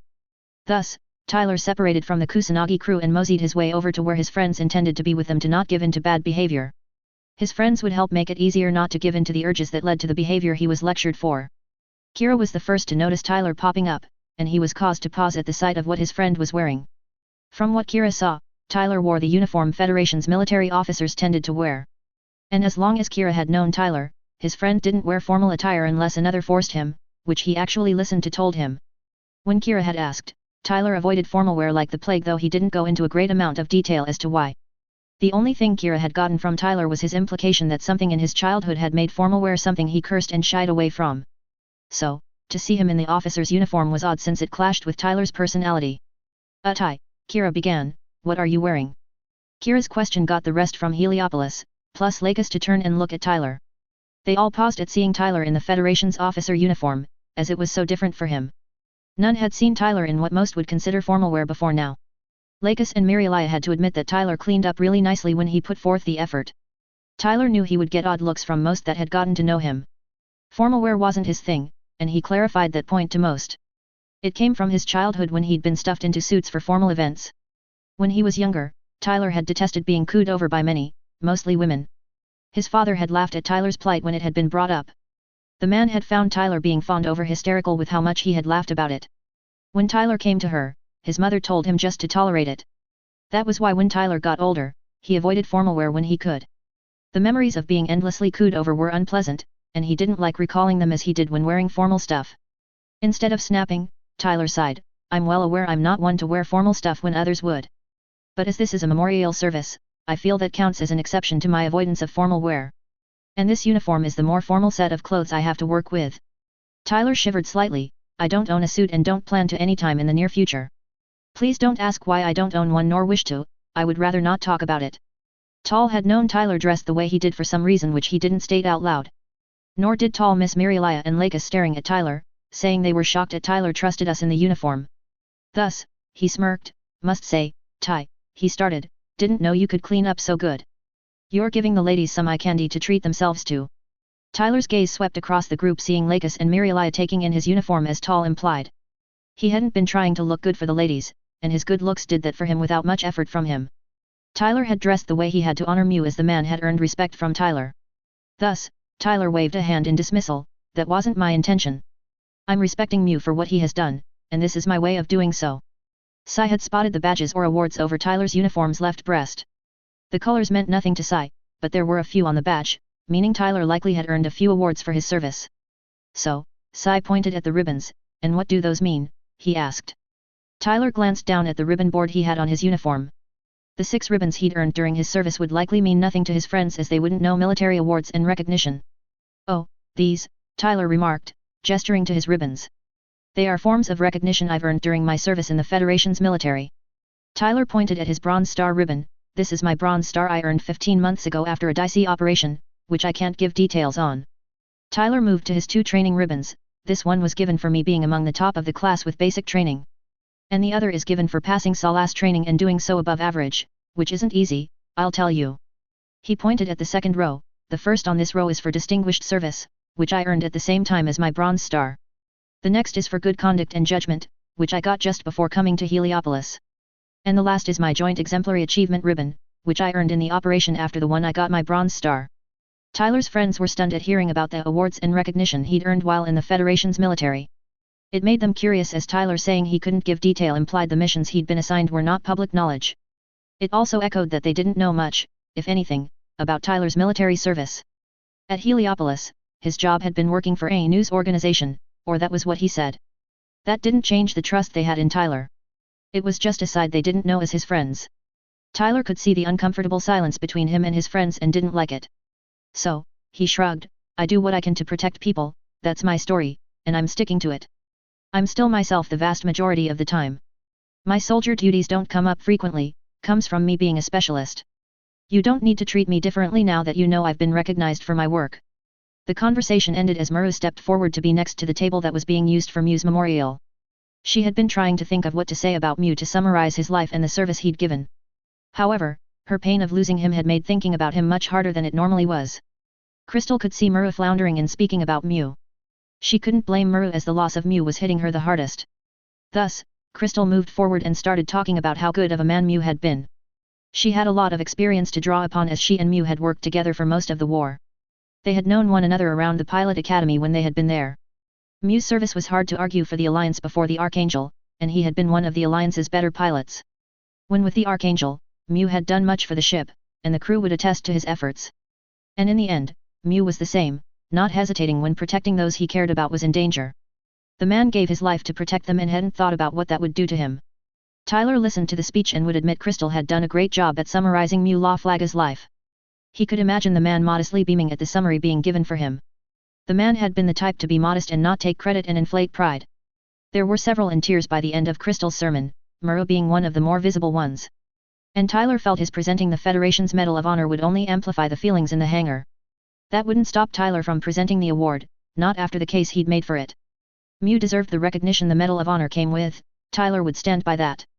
So, after a minute of silence, Tyler moved forward. Pardon me, Captain Ramius, Tyler said, if I may, I would like to add something, please. Mer could think of nothing that Tyler could add to the memorial. That the teen was in what appeared to be an officer uniform, even if a Federation one was something she didn't think she would see. Tyler McGregor had been one that wouldn't wear a uniform or a spacesuit that he didn't want to. The teen had proven that during the journey from Heliopolis beyond a shadow of a doubt. So for the teen to be in a uniform, let alone a formal one, was significant. She believed it was Tyler's way of showing respect for Mew. That was unexpected from Tyler as he had shown little in the way of respect to any on the Archangel until recently. But if the teen wanted to add something to Mew's memorial, Muru couldn't deny him. So, she nodded and took a step back to allow Tyler to do what he wanted. Tyler slowly walked forward toward the table where things related to Mew were sitting. He could feel the stares of all in the hangar on him as he moved slowly forward. That wouldn't stop Tyler in the presentation he would make for Mew. Tyler owed the man for protecting the Archangel and, through those efforts, defending his friends. He respected the man for doing such a thing by his own choice and without hesitation. Tyler pulled out the box that contained the medal he'd gotten from Mew. He placed the box on the table and opened it to reveal the medal within to the view of those in the hangar. Muru gasped at seeing what the box contained. From what she could see, inside was a Federation medal, which was made of a gold star with a circular wreath around the edge of the star. She'd never seen the particular medal in the box, but by its detail, it was no ordinary one. Muru wasn't the only one gazing at the medal Tyler had brought and set on the table. Natarl was looking at the medal intently, studying it. There was something about it that was naggingly familiar to her, but she couldn't place what the feeling was pointing to. The elegance of the medal suggested it was one rarely given out. And as Natarl hadn't seen it that she could recall among Omni or Alliance awards, she assumed it was a Federation medal of some kind. Yet that raised the question of how Tyler could possibly get such a thing from you. The Federation wasn't the type to hand out medals for little reason to their own that she knew of, let alone outsiders. From what Natarl had understood, those who received medals or recognition from the Federation earned such. However, much of what she knew was based on rumors or things her father would say about them. Crystal was in a state of shock at seeing the medal Tyler had brought out. She'd seen something similar but not the exact same as the one she was looking at. She was a teenager when she'd seen a similar medal and was told it was a silver star. From the explanation given had said the star was awarded to those who went above the call of duty and saved lives. There was supposedly only one award of higher honor that the Federation would potentially award their soldiers or consider for outsiders, which was their Medal of Honor. And with the medal Crystal was seeing, she would bet it was the Federation's Medal of Honor. How Tyler had gotten such from you was beyond any comprehension Crystal could come up with. As far as Crystal knew, none outside the Federation had ever been awarded their Medal of Honor that she knew of. Tyler set the box as the centerpiece before he moved back a bit. He took in a deep breath before speaking. Commander Mula Flaga, you have shown courage and valor, rare and uncommon. You have gone well above the calling of the duties that you have chosen to bear. Tyler paused for a moment. For displays such as yours, I am proud to be here to award you the Human Federation's Medal of Honor to recognize your efforts to protect and serve. Tyler then gave a proper salute. The first he'd given to any from the Archangel and the first since Halberton who were from the Alliance. You've set the bar high for those who come after you, going to infinity and beyond. It has been an honor to serve alongside and get to know you, Mula Flaga. I know I'll never forget you for as long as I live. The officers in the hangar that had served on the Archangel were stunned. Both at what Tyler had just added and his actions that had come with it. The Federation's highest honor wasn't given out for nothing, they all knew that. Historically, their Medal of Honor had never been given to someone outside their military or faction. None could guess how Tyler had managed to get the Medal of Mu. Then, for Tyler to salute was close to unheard of for the Archangel officers. The select few times Tyler had saluted, it had been a loose version or an almost insulting salute. Natarl had never thought she would see Tyler do a proper salute in her presence. And yet, she had just seen the teen do so for Mu. As the cleanup around Lagrange 5 was going on, Murida Azrael was taken to a Federation holding facility. He had been brought here after being apprehended by the Federation's Salas team to await trial for his crimes. Beyond that fact, he had no idea where he had been taken or what would happen to him. From the few things he'd heard, the battle had ended with the Federation winning. However, Azrael got nothing much more than that from the talk he could listen to while he waited in the cell he had been placed in. He had been forced to dress in a blue jumpsuit. His wrists had cuffs around each, with a long loose cord going between the two cuffs. There was also an ankle bracelet around his right leg to trace him wherever he went at all times. And to top it off, 2 guards were posted outside the cell door, and more were down the corridor. Inside the cell, he was simply left to his own thoughts while waiting for whatever the Federation had in store for him. The stories of what the Federation supposedly did to those they arrested came to Azrael's mind from time to time. Rumors weren't in short supply and were anywhere from reasonable to ridiculous. The only fact that could be proven was that those who were arrested and tried vanished and were never seen again. At least, none that Azrael had heard of had ever been spotted after the Federation had gotten a hold of them. Other memories that were coming to Azrael were the times his mother told him there would be hard and bad days in his life. And how right she'd been, as there had been a number of those in recent days. It was hard to believe that mere weeks ago, Azrael had been at the top and had nothing but good things ahead. He was director of the Alliance's National Defense Industry Association and pretty much ran the leadership of the Alliance. Everything had been lined up almost picture perfectly to end the war with the Alliance as the victor. Ships and mobile armor had been refitted to carry nuclear missiles to deliver to assigned targets. All of them had been on their way to take them to the plants to blow them to Kingdom Come. The finish line had been in sight, within reach, there for the taking. All the work that had been put into ending the war would have been justified with the plant's destruction. But just before things could happen as they should be, it was snatched away the step before the climax. And why was everything that had been stacked for the rightful end taken before it could occur, some might ask. It was all because those in the Federation and its accursed military couldn't mind their own business and stay out of others. The Federation claimed to be noble and have the best interest of humanity with their decisions. It was hypocritical as far as Azrael was concerned, and he would debate that with any who disagreed. The Federation had not been obedient and waited their turn to be dealt with when it came to their grievances. History may say they were the good guys, with them holding to their views and principles of righteousness. It was sickening and infuriating to Azrael with their excuses of why they wouldn't do their duty in ending the war as the Alliance was doing. If only his father, Bruno Azrael, could see him now in the dank prison cell. He would laugh at his failure, telling him he was a good-for-nothing son who wasn't related to him. Or else would hit him and say how disappointing he was at coming so close and yet tripping and messing up just before crossing the finish line. However, what was irking Murata Azrael the most as he sat and fumed in the cell was that he had come so close to succeeding and yet had been foiled. He had been so close to achieving the main goal of Blue Cosmos, so near it that he had been tasting victory. Nonetheless, due to a few actions and the interference the meddling Federation's military had made, the plans still stood. Their rifles had cheated the Alliance of their nuclear victory. All of the horrible hourglass-shaped colonies remained. All the effort and work, all the planning and dreams had come to naught due to the actions of the blindest of fools and the dumbest of idiots. To say that Azrael was angry and frustrated was a huge understatement. Azrael was beyond mad and enraged, beyond bitter and resentful at those that had contributed to cheating him of his greatest desire of wiping out all coordinators. And now he was going to stand trial for the crimes he was supposed to have committed. From what had been said to Azrael, his trial was set for a week from when he arrived at this place. Said trial would not be fair in Azrael's mind in any way for him, nor would he have much of a chance to dismiss it, not with the Federation running it. Azrael wouldn't have freedom after the trial if stories and rumors were true. He would unlikely see Alliance territory ever again in his lifetime. Things were indeed grim for Azrael, and he couldn't see any viable way to get out of his situation or circumstances. Before now, Azrael had always had a backup plan, a way to worm his way out of the consequences of his actions. Yet, the Federation hadn't left any loose ends Azrael could use to get out of this. As the days ticked by toward the time of the trial, Azrael fumed in his hatred and rage. On the day of the trial, Azrael was brought out of his thoughts when the sound of heavy footsteps echoed down the long corridor the cell was down. Azrael brought up his head and saw 6 armed soldiers outside his cell. The door slid open, and the soldiers came in and surrounded him. Azrael didn't react to the soldiers, but he stood when they commanded to him. He said nothing to them, no curses as none would be enough, no obscenities, for there were none strong enough to be fitting. 5 soldiers formed a half-circle in front of him and pointed guns at him. The other stepped forward. "Hold out your wrist shackles, prisoner," the soldier ordered. Azrael held a deadpan expression as he gazed at the soldier before slowly raising his arms.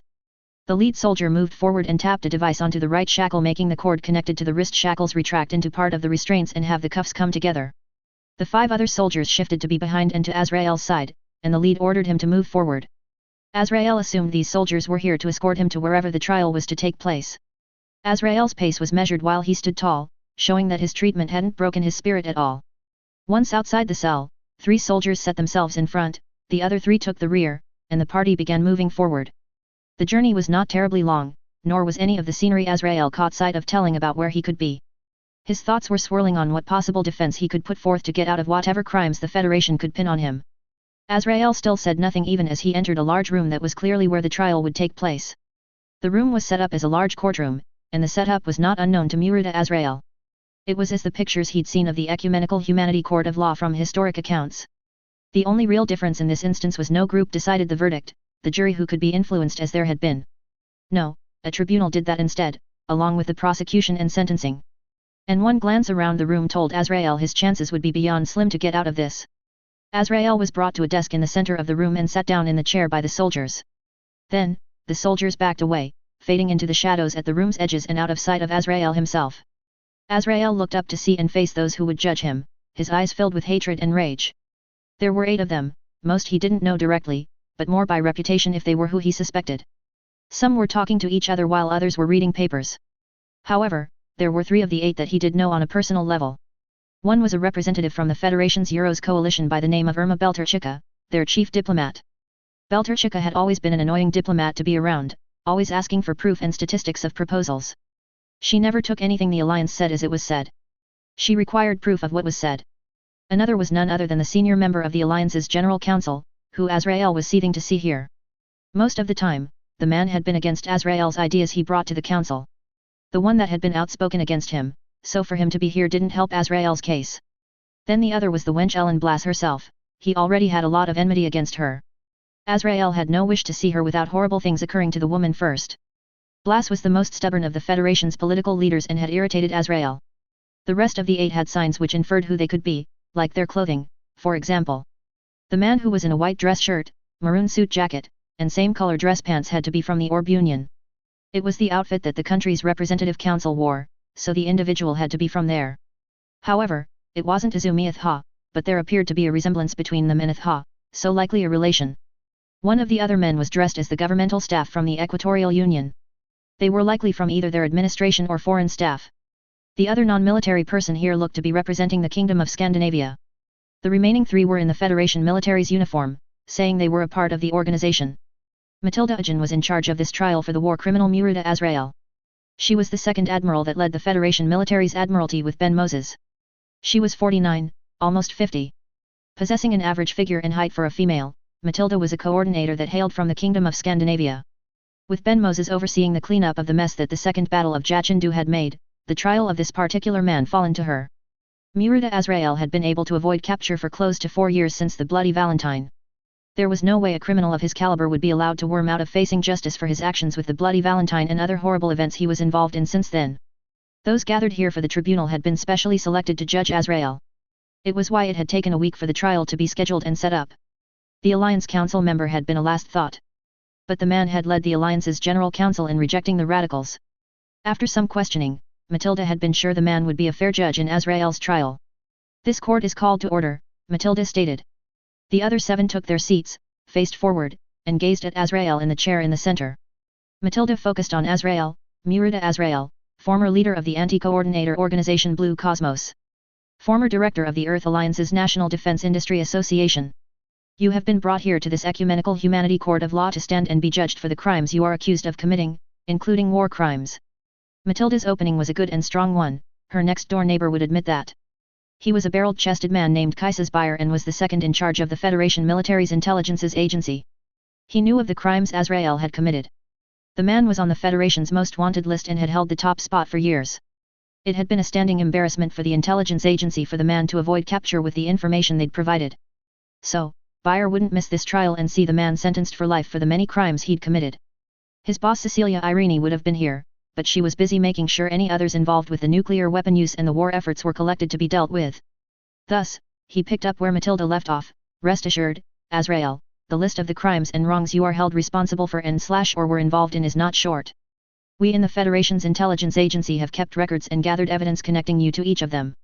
Bayer took up the collection of papers in front of him, which was evidence that stated just what Azrael had done. It had been compiled by many within the Federation's intelligence agency branch as Azrael was a high-profile criminal. Bayer didn't hesitate and began reading the list of crimes, summarizing some of the more horrifying ones. Hearing the list and summaries was terrible for those there to judge and sentence Murida Azrael. The wrongs that Azrael had done that the public suspected of him were bad, but there were more events that Azrael had a part in that the general accusers had little to no clue about. The Alliance Councilman knew of more of the crimes than most there as he had been kept informed of Azrael's activities. The most condemning achievement Azrael had made was his involvement in the planning and carrying out of the Bloody Valentine incident. It was that and the attempted nuclear strike on the plants, which were Azrael's main war crimes, that made him a war criminal.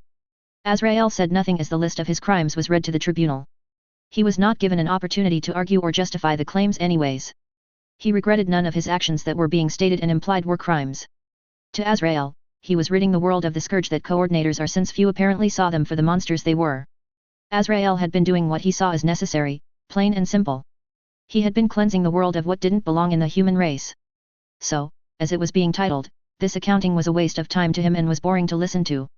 Azrael would rather have these fools give their verdict and decision on what punishment he would be forced to face and get this over with. However, that is not how this event was going. Azrael was being treated to hearing the drivel of the monster-loving idiots.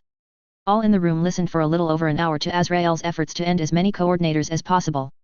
It had been going on for close to a decade with Azrael, and it had built to the nuclear strike on June 7 in year 66 of the cosmic era. The trail of blood he had left in his wake, even before becoming an active member of Blue Cosmos, was not only vast, but much of it had been buried and hidden from the public. Nonetheless, none on the judge bar saw or noted any reaction or form of regret from Azrael as his accomplishments were repeated and moderate detail supplied. So, it was more procedure that Azrael would be given a chance to give a defense for himself upon wrapping up the reading of the crimes. "Now that your actions have been revealed and iterated," posed Matilda. "Is there anything you wish to add, whether in your defense or any other reason?" Azrael stood up at the question, and every other sound in the room faded as he did. All attention was focused on the man here to face the consequences of his actions. "I do not deny any of the events which have been stated. Nor will I take back any of it that I helped along," he stated evenly and with little to no emotion.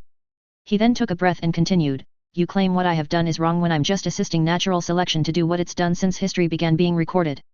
The human race has survived up to the modern era because of survival of the fittest without any other interference from science, religion, or any other idea any cares to mention.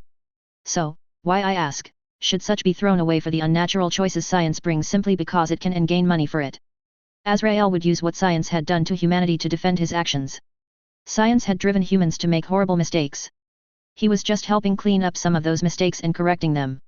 So, Azrael looked directly at his accusers as he continued, what has genetic manipulation and alteration science has made possible brought the human race as a whole? The reaction from some looking at Azrael said that his question was unexpected, so he continued. How is choosing the exact appearance and qualities of one's child doing what's best for them? Isn't it more the dreams and greed of the parents that drive them to get their child's genes designed? That greed and those dreams are what has brought about the evil you speak of.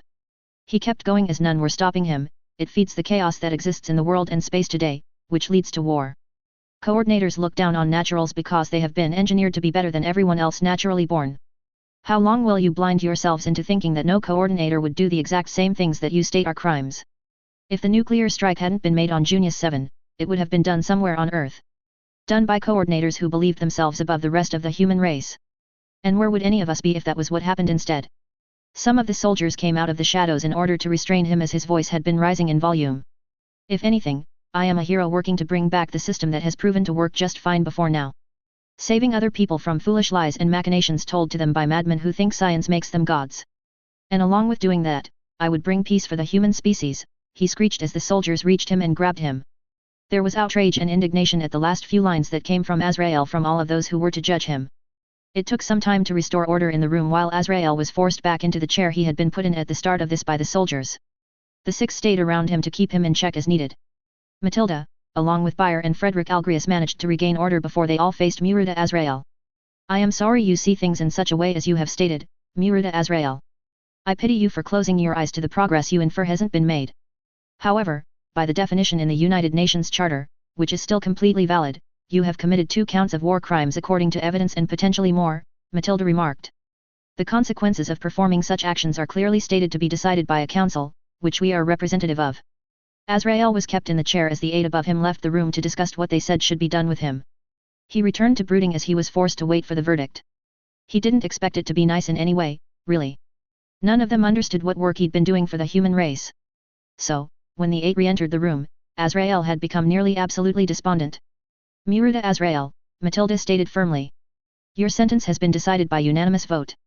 You will be taken to the Federation's Tartarus containment facility located on Mars, and there you will remain for the rest of your days doing manual labor.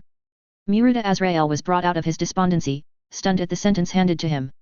Granted, he didn't entertain any hope that he would have any real freedom from now on. That had been a given to him once either of the other 2 factions captured him. Azrael was convinced ZAFT would have killed him and been done with things. The Federation wouldn't have gone that route, they were too noble to do that. But to never return to Earth again as part of his sentence was out of the blue. Then, for there to be a colony on Mars was a metaphorical slap in the face for the Alliance and even ZAFT. It proved that the rumors of the Federation having colonies elsewhere were correct. Still, imprisonment for life was what Azrael had suspected he would receive from the Federation. It didn't mean he liked the outcome, but he knew there was nothing he could do to change it. Peace talks were arranged and scheduled for close to 6 months after the battle around Jachindu and the following ceasefire. The talks were set for March 10 of year 72 of the Cosmic Era. They were arranged to take place at the lunar Serenity City, which was classified as neutral. The lunar city was the other major city on the moon other than Copernicus City, even if it was the majority of the construction was done by the Human Federation. The city was built at the historical site that in the past was the first landing humans made on the moon with the Apollo space program. It was influenced by the Federation with its Luna base a short distance away from the city and had connections to it. However, Serenity City was independently governed by a council and governor. The Federation oversaw security as a show of cooperation between the independent leaders and a partnership between the 2. Yet, due to the city's reputation for neutrality through its independent government, the decision to host a peace talk there was seen as best. The selection of personnel that would represent each faction was carefully done by the leadership of each faction. These talks would determine a great deal of policy going forward, and there was no doubt about that. The Alliance and ZAFT had lost an amount during the war and wanted back what had been taken. But they knew the Federation would have the heaviest vote on what would be done in that regard. And for the peace talks, each faction would be permitted 3 main representatives to speak for them. For each chosen representative, some staff, such as secretaries and the like, would be allowed. There would be 2 mediators to help the peace talks, but those had already been selected before any faction had the time to choose their representatives. The mediators were Siegel Klein and Reverend Malchio, and none of the factions stated any objections to them. For the Alliance, the senior general councilman and 2 Omni top brass were there to represent them. The plants sent their Supreme Council's acting chairwoman Eileen Canaver, Linus Tries, and Maria Liliths, to speak for them. And the Federation had Uzumi Atha, Foreign Minister Linderman from the Kingdom of Scandinavia, and the Euros Coalition's Irma Belterchika. Once all participants were there, the talks, which were being done in the form of a convention, started. The first thing done was a summary overview of the damage the Alliance plant war had done to Earth, the Moon, and the colonies.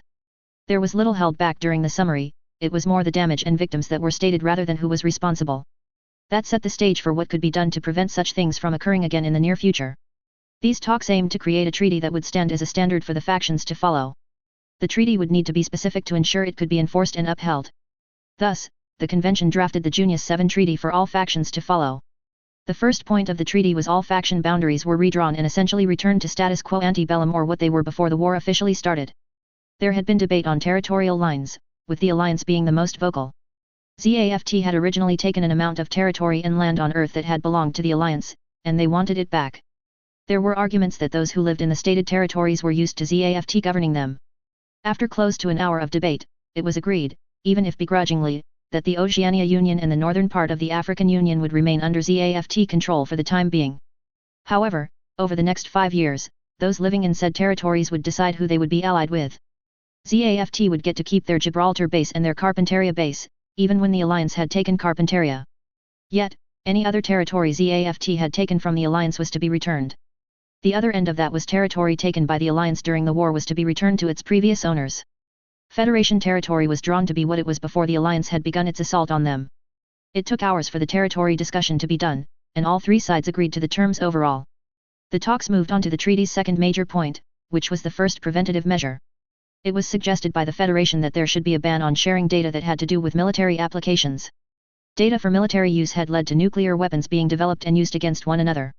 And the provision was specifically stated as military data so that it wouldn't include scientific data that could be used to improve quality of life. The difference in living conditions contributed to the war coming about. Thus, if those conditions could be improved for the majority on average, there would be less of a chance of people complaining and swaying by hatred. The next 3 provisions of the treaty that were put on the table did cause a heated argument to start. The first point was about nuclear technology and its uses. The treaty was to prohibit any further military use for all sides. This included enjammers and enjammer cancellers or any device that performed the same functions as either the jammer or its canceller. That meant no further development of nuclear tech, either with weapons or mobile suits. It also would include no construction or amass of nuclear arsenals by any factions. That essentially meant that nuclear missiles and other nuclear weapons would be banned from use or possession. Nuclear weapons were not to be built to avoid another incident like the Second Battle of Jachindu or Bloody Valentine. The Alliance was not the most pleased by that provision, even if it was an expectation. The second provision on the table was limiting the size of military buildup for all factions. The non-military representatives reasoned that military buildup had made the war far worse than it could have been. By putting limits on the size and type of forces, each faction could have by the rule of the treaty would help prevent wide-scale conflict.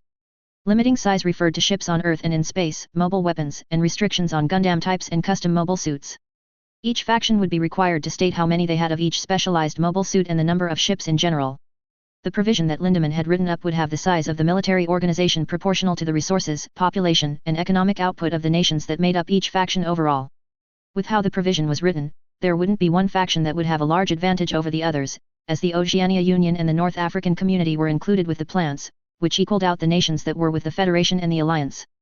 The third provision, which did pass by a majority vote, with one of the Omni top brass voting against it, had to do with stealth technology. The Federation had possessed the advantage during the majority of the war, and the Alliance demanded that change. ZAFT wasn't against standards being put into place for the use of stealth tech. The use of Mirage colloid invented by the Alliance was banned outright. The arguments from the Alliance were struck down by the show of how the tech had already been used. The Federation's military's use and employment of stealth tech were not to be used in specific areas and places. And it wasn't just the Federation that the standard was set for but for all of them. The areas were seen as neutral and so not to be turned into battle zones. These places were on Earth and in space, though they were clearly defined so that no mistake as to where they were being referred to was made. Other demands and exchanges were also discussed at the convention, aside from the Treaty of Junius 7. Yet the treaty itself was carved into a black marble monument that would be placed among the ruins of Junius 7. This was done for 2 reasons: first, as a way to help keep a remembrance of the new peace and pledge to uphold it, and second, to honor those who had lost their lives in the colony's collapse.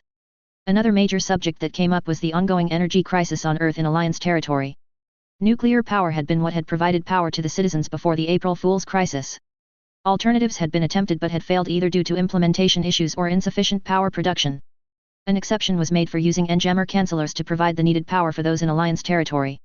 Nuclear power plants on Earth were fitted with N-jammer cancellers so that they could resume energy production to fill the needs of the severely crippled economies of Earth, which helped in the short term.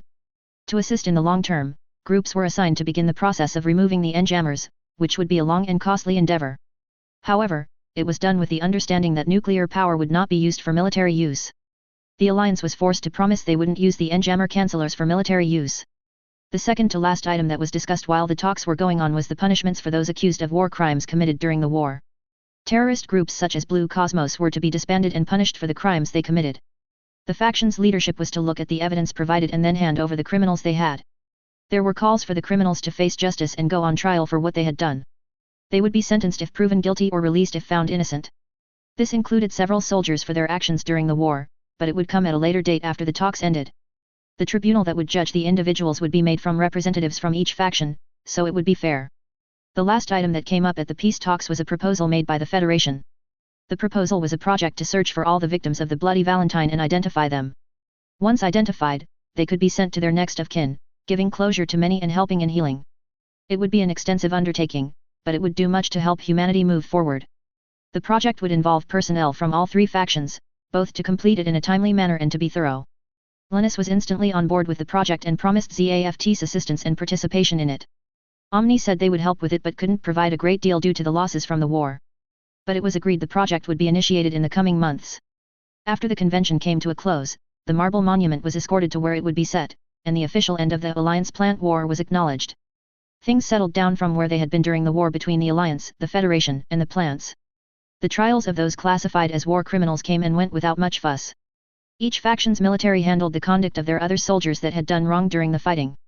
Of note, Athrun Zala and Dirka Elsman were charged with desertion, and where Dirka took a rank demotion. Athrun took an official discharge, though it was recorded as an honorable discharge due to the defense others provided. Those who used unnecessary force were punished according to the judgment of the leaders of ZAFT. A/N. Okay, that will be where I'll leave off for this phase and pick it up in the next one. Now on to the part where I highlight and point out things for the phase, which there are some things in this one. This was the last part of the original phase 26. For those who read the original already, you would likely have noticed that. But on to the highlights for this phase and me staying on task for this. So, the first scene is a review of the battle's results by Tyler, of course. I'm sorry if it was kind of boring, but I felt it helped set the scene in this phase. I say this with the contradiction of hating the recounting episodes the anime had, and I skipped those admittedly. Now remember, that Tyler is still recovering from the gunshot wounds and the shrapnel he took. I did change he only had stitches to having staples too, and I felt that was more realistic with his injuries. Plus, he's dealing with Sakura, which he doesn't like any more now than before. But that will be put on hold for the moment and be looked at later, wink wink. Moving on to Tyler's actions for Mew with Admiral Moses, as I want to get into that. Okay, so in the original, I summarized this scene in paragraphs. Yet, I expanded it and did so not just for my satisfaction but for your entertainment. I want to point out that the remark about Tyler not recommending another for a medal before this is significant. It shows more Tyler's judge of character combined with the respect Mew earned from him. I know I'm implied Tyler doesn't respect just anyone just because. One has to earn Tyler's respect, and that task isn't easy to do, as should be clear by this point. And that is noticed by some of those who know Tyler, some of his superiors included in that. I will get back to Tyler's medal shortly, as I want to focus on Tyler's case for Mew first. Now, as has been shown with Athrun at least, Tyler is a heck of a defender one could ask for. This scene is yet another example to prove that point. There are the highlights of the Archangel's journey, focusing on Mew's actions. Tyler is pulling to get Mew the Federation's Medal of Honor, which is the highest on in the Federation. I want to repeat what is said in the phase, none outside the Federation has earned it or any other medal at that time. So, Tyler's case would be the first to argue for the point to be considered by those in the Federation. Tyler believes Mew would be an excellent bar to judge others by in the future, and I would agree. There are qualifications for the medal, of course, which I mention in the phase. Tyler fulfills 2 of them and directs Moses to the 3rd, which comes in the form of Cormug. So, I know I don't go into detail about Cormug until latter in the original, but I say why not.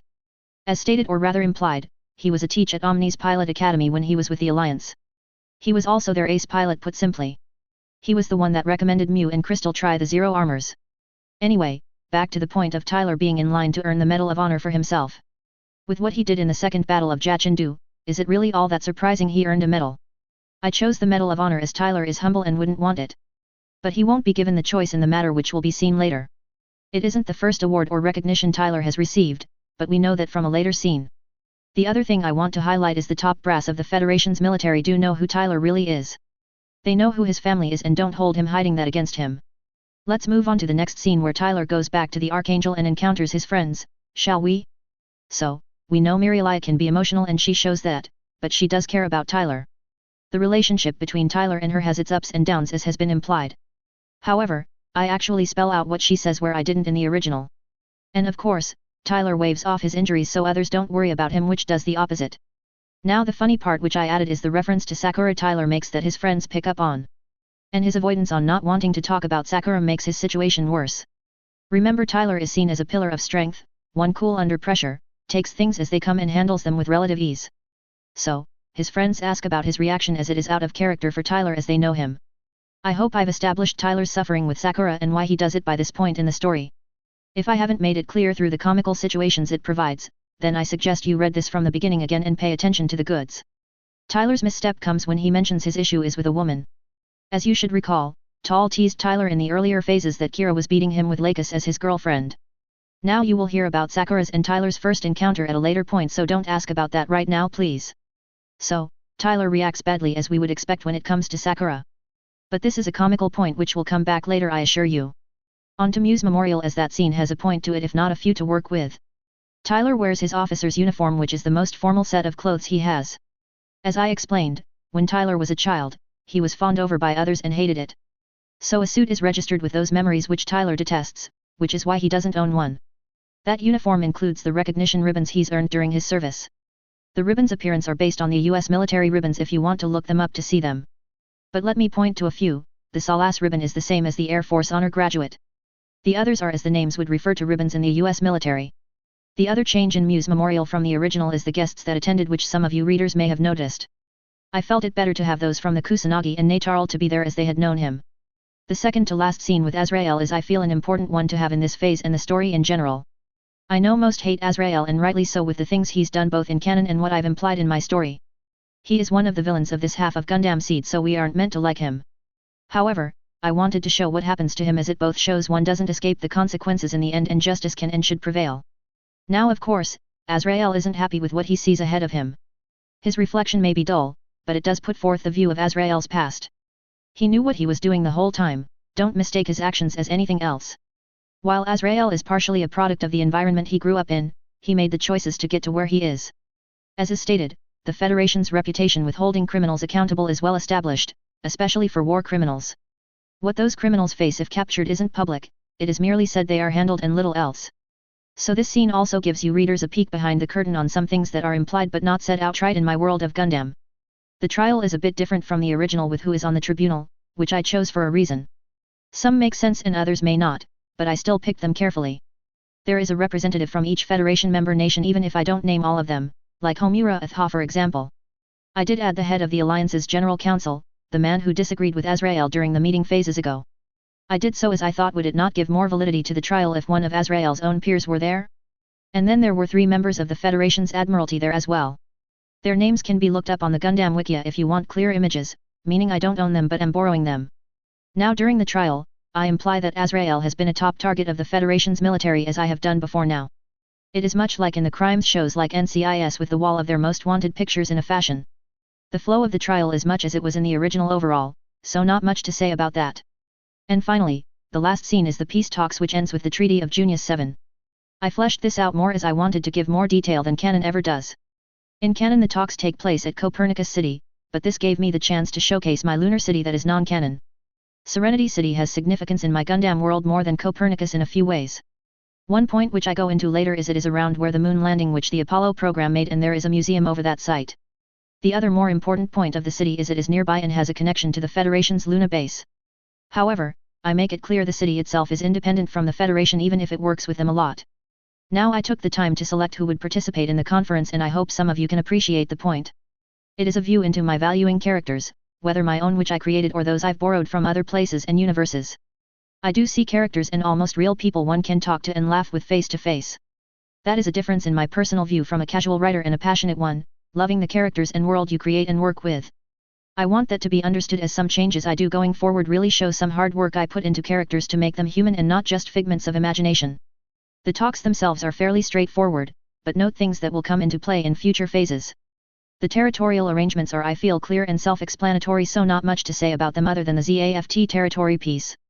So, in canon, the Alliance got back territory from ZAFT and there was little argument which caused lots of issues. In my telling, those lands are given 5 years to choose and transition to whichever faction they want to. The major changes with the talks is the expansion of the preventative measures the treaty sets out. Sharing data which could be used for military applications was an obvious idea to include, even though the Federation already had that idea in place for themselves. However, there is exception made to improve quality of living. That is meant to help the Alliance with their energy crisis by allowing nuclear energy to be used. That is the simple provision which most agreed upon, though some didn't like it at all. The other 3 main provisions are anything but agreed upon by most, and it is telling on what some want. Of course, nuclear tech is to be banned in future military development. That doesn't mean the Gundams which had nuclear reactors are banned, but they are few, so that was taken into account. It was meant to make future nuclear weapon development was to stop and not progress. The next provision is a new one I put in with the limiting of military buildup. This one came to mind for a few reasons and they made sense even though we know this provision won't hold up for long. So the equation which this provision uses is per nation or state's economic output and population, they get a percentage of military forces to protect that. That translates to each nation adding to the faction they are a part of has to work with. This was created with the idea of if military buildup was curtailed, war and the like was less likely to happen. I know it is stupid or foolish for any to think this will work forever, and I'm in that camp too honestly. But this treaty is being made in good faith, so it includes things that will not likely last. The third and final provision of the treaty is about stealth tech, of course, which I bring up for a reason. Before this the Federation had the advantage of stealth technology and had used it to great effect. Make no mistake, the Federation will still have that advantage going forward, but it won't be as present as it was before. Now, there is one other point the talks bring which I want to point out as it is a foreshadowing of what is coming. The project with the ruins of Junius 7 will be done, that is essentially what the next phase will be about. And please understand, there are 2 events I'm going to be adding, which the project is one that will be part of the transition to Destiny's timeline. This is the major reason I've gone to 3 weeks between posting phases, as I'm writing 2 of them from scratch. It is my hope that once they are done and things are back on track I can get back to posting every 2 weeks.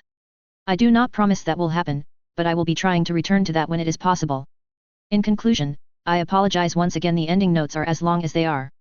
There is just so much to explain and highlight with the phases as they are becoming. I certainly hope you readers are enjoying the changes and the story as it is coming. The time it takes to do this is hard to come by these days. Working full-time and doing overtime off and on lately hasn't been helping me work on this. Nor has school been assisting with giving me time to write as I would like. Now, as always, please some of you take the time to write a review and tell me what you think, ask questions of me, or criticize as you like. I read it all and comment as I'm able to those that do such for me. The next phase is titled, Returning Home, and is coming along, and so hopefully will be ready in 3 weeks. Peace out until then. Chapter 56, Phase 59, Returning Home. A/N. Okay, I don't normally say a lot in the beginning notes, but this phase is slightly different. I put forth a warning that this phase has one scene, which is borderline M. So, please, no one go reporting this story and get it taken down. There is no explicit stuff, just heavily implied ideas, you readers have been warned. With that out of the way, enjoy the phase. Phase 59, Returning Home. March 20th, 72 CE. Shira, the Republic. Tyler had been given some well-deserved time off after completing the cleanup. But relaxing was difficult for Tyler to get into, even around home. He was grateful at least that Sakura left him alone when he went back to Earth. The woman had gotten on his nerves during the cleanup period. And with the peace talks having produced good results, the conflict between the factions ended. He agreed with what had come out of the talks, though some things could be done better. The territory arrangements were about what Tyler would have expected. They were returning to what they had been before the war started. It was nice that the lands in question would have a period of time to decide who they would be under. The treaty's provisions would have been a mix of results if Tyler had given his opinion. The banning of military data sharing Tyler was fully on board with. The Latinan Protocol essentially did the same, preventing many war problems from worsening. It would also settle any arguments about the Federation giving data to the other 2 factions. Tyler would have been shocked if nuclear development weren't banned in the treaty. Nuclear weapons had come very close to bringing the end of the human race. He assumed that some hadn't been happy with the provision, but seemingly, they had been overruled. The article on limiting the size of military organizations was a mixed bag to Tyler. And it wasn't that he didn't agree with the idea of being able to help. It was Tyler who didn't believe all would heed or follow the provision. The equation used to determine organization size would be lied about by those in either the Alliance or ZAFT, Tyler could see that. Limiting Gundams and custom models was a good thing but only partly effective. The last provision was good and bad in a couple of ways. The regulation of stealth tech was something Tyler knew would come at some point. Banning Mirage Colloid was a start, but he didn't think it would last. There would be those who would secretly use it for their own goals, Tyler didn't doubt that. Non-stealth areas were fine, should all follow that rule, but only time would tell on that. What caught Tyler's attention when he learned about it was the project that would be done. Identifying all the victims of the Bloody Valentine was a task massive in scope, which was why none had attempted it before now. But from what info Tyler had seen, the monumental attempt would be made to do just that. If the project could succeed, then perhaps, an amount of healing could happen for many. Tyler wanted to believe that the project could help humanity in a way little had for a long while. And if he could help with the project, Tyler could keep his promise to his dad and sister to bring them home. Not only could Tyler help his family get closure, but others as well, since he knew others that had been on Junius 7. If that wasn't a worthy task to put his efforts and skills into, Tyler couldn't think of a better one to work on. However, technically, Tyler was on leave, so he couldn't use methods he knew to get assigned to the project. At least he couldn't do so and not get caught quickly, pulled off, and disciplined. That led Tyler to conclude that he would have to face his boss should he want to work on the Junius 7 project. While he didn't like interacting with the woman, in this instance, Tyler would grin and bear it. It was for his father and sister, along with others, he would do pretty much anything for his family. With that in mind, Tyler didn't put off the point and called into Echo Oz and asked to speak to Admiral Rain. It took a bit to get to where he wanted to, those he went through had to be told who he wanted to get to at least 2 times. That wasn't unexpected with Admiral Rain's reputation, most didn't want to talk to her directly. However, Tyler knew his best chance to get put on the Junius 7 project was with his boss's permission. With his boss's permission, few, if any, would argue Tyler being involved. The majority of the Federation's military didn't want to be on the bad side of Admiral Rain, and Tyler could understand the reasoning. Angelia was reviewing the list of needs that the Junius 7 project, as it was being called, would require. The project's tasks may be few in number, but they weren't simple or easy to complete. The project would be time-consuming to complete successfully in the way it was stated. Angelia was impressed that all 3 factions of humanity would participate in this endeavor. It was certainly the first event she could think of, which was a common goal. The list had come to her as there were subpoints of some of the tasks specialists would best do. There were requests for specific types of specialists for the work Salas could supply. She could choose from several agents to assign to the project. Some agents would be better suited than others for working on the project for the time the project would take. Nonetheless, Angelia was brought out of her thoughts when her secretary told her she had a call waiting. She didn't have any that would be calling her at this time, so Angelia was curious as to who was trying to contact her. She opened the comm channel and found herself looking at the face of one of the agents she got the flak for. McGregor was supposed to be on leave for the time being for another few weeks, as far as she knew. The teen had earned it time off with the work he'd done to end the war, Angelia would admit it. She'd even agreed that McGregor deserved his receiving of the Medal of Honor, as she had been on the panel deciding that. The boy had done the tasks in the Second Battle of Jachindu that few would or could have done. However, Angelia knew McGregor enough to know the teen didn't do something without reason. And with his avoidance, he worked on when it came to her, it was odd for him to contact her directly in some form. Thus, for McGregor to call her and said he had something specific in mind to address with her. McGregor, Angelia began, I assume you are calling for a good reason? You are supposed to be on leave, and so, not my issue until you are back on duty. Tyler swallowed before he gave his measured reply, oh, I have a reason for calling you boss. Tyler avoided his boss when he could, but she could get him on the Junius 7 project better than others. From what Tyler read, the project would need specialists, and Tyler was definitely one of those. Not only that, Tyler knew several that had been on the Junius 7 colony, so he could help with identification. Granted, Tyler had personal reasons for wanting to be on the project, but he would only reveal that if he had to. So, Tyler took a breath, choosing his words carefully, I am well aware that I'm supposed to be on leave for a few more weeks, ma'am. But I happened to learn about the Junius 7 project, and, Tyler hesitated, I wanted to volunteer to be a part of it. I don't doubt that the project would need specialists for parts of the job. Tyler put his hands together, and so, boss, I'm asking you to put me on the Junius 7 project. I will give the work my best effort, and I promise you will believe me in whatever way you want me to. Angelia considered what McGregor had just said and essentially made it into a plea. Technically, she should tell him no and ask again once his leave was complete. However, she had the sneaking feeling that the teen would try to get onto the project in other ways if she didn't permit him. Yet, she wasn't just going to give in to this boy's request without knowing why he was asking for it. That's quite a request from you, Angelia started, but you will have to justify yourself better than that to get me to consider it. Tyler figured he would have to give more than just his request to get his boss to think about doing what he asked. He was prepared with reasons he could use to get his boss to consider putting him on the project. Tyler would give professional reasons first and then personal ones if he had to. The project needs specialists, Tyler stated. One such would be data system specialists, and I'm one of the better ones you have at your disposal. If any data systems still have information, I can get to it and extract it. I have better than average knowledge of the layout of Junius 7, which would be helpful to the search and identification of the victims. Tyler paused for a moment. This project is important, Admiral. Perhaps more important than most operations during the war, for its results will stand in history for the good humanity still has in it. Angelia wouldn't deny that McGregor had a fair argument about how he could help with the Junius 7 project.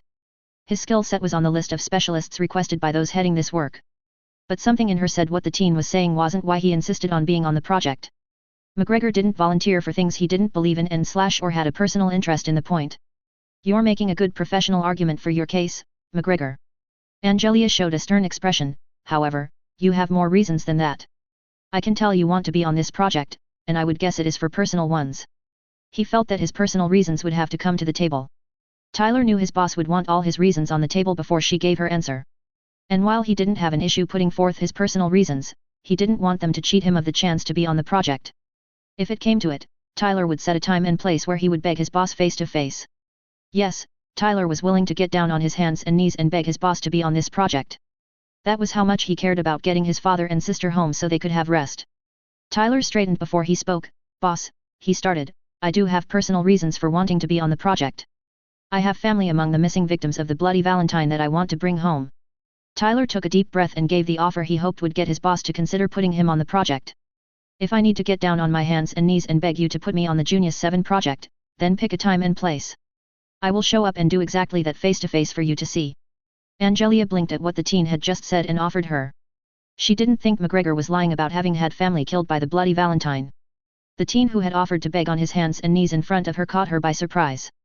Angelia was no stranger to breaking individuals of their pride, she'd done the idea several times. Yet, McGregor had proven to be one of those stubborn and steel-willed kinds of people. Like most, the teen may fear her, but he had never backed down from her when she pressed hard. However, he offered to get on his hands and knees and beg her to get on the Junius 7 project if that was what she wanted. For a moment, Angelia was tempted to take McGregor up on his offer, mostly to see if he would really do it. But the look in his eyes told her he would do exactly what he said he would should she ask it of him. As Angelia considered the idea, McGregor's expertise would help with the project. His skill set would be of great assistance in identifying Bloody Valentine victims. And by the sound of it, McGregor could have knowledge that could help identify victims. He was certainly a prime candidate for the specialists that were being requested. Angelia had considered McGregor an option, even with him on leave. She would have just had a special recall order for the boy and had him get to work, which just required paperwork. The kid was one of her better agents, even if she got the flack for things he did. His performance was one of the reasons she didn't come down on him as hard as other agents would. Angelia folded her arms. That's quite the offer, McGregor, she returned. Why would you go so far to be on this project? Tyler didn't answer right away as this question was extremely personal to him and close to his heart. Having some who are family, Tyler hesitated. I can understand why those whose loved ones never came home feel as they do. I know the aching felt with those taken. The wish for closure but denied it since the Bloody Valentine and the war that followed. Tyler gazed directly at Admiral Rain. This project can and will give those who have been denied closure to be given that finally. It won't bring back those lost, but it can help those who have been held back by the Bloody Valentine move forward. Tyler looked away as tears came to the corners of his eyes. I want closure, and I doubt I'm the only one who yearns for it. And it is long overdue for those who died because of the hatred of a few. They should be honored after the unintentional martyrdom they were forced into. Angelia was impressed at McGregor's reasoning as it was not something most would have. The Bloody Valentine was the era's event directed toward war. The Reconstruction War had been different as it started before the era officially started. More than 6 years had passed while the Alliance Plant War had gone on. All because there had been those who hated coordinators who had attacked a colony filled with innocent people. What better way to bring the horrors that had haunted the human race through the war than to identify the victims of what started it all and get them to their families? That was the mindset behind the Junius 7 project, and Angelia agreed with it. McGregor was clearly going to be a part of it whether she gave him permission or not. Thus, it would be better for her to give permission. The boy may be more inclined to listen to instructions given by her. Angelia sighed. I will put your name on the list, McGregor. That is all I promise for you. Such doesn't mean you will be assigned. It merely means you will be considered. It may not be exactly what Tyler hoped with his plea, but it was certainly better than nothing.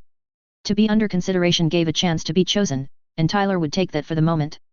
He would do what he could to behave and get selected for the project. Tyler would be the model Salas agent to impress his boss if he had to. He'd promised his dad and sister he would bring them home when around the ruins of Junius 7. Tyler fully intended to keep that promise and see their bodies home so they could be properly laid to rest.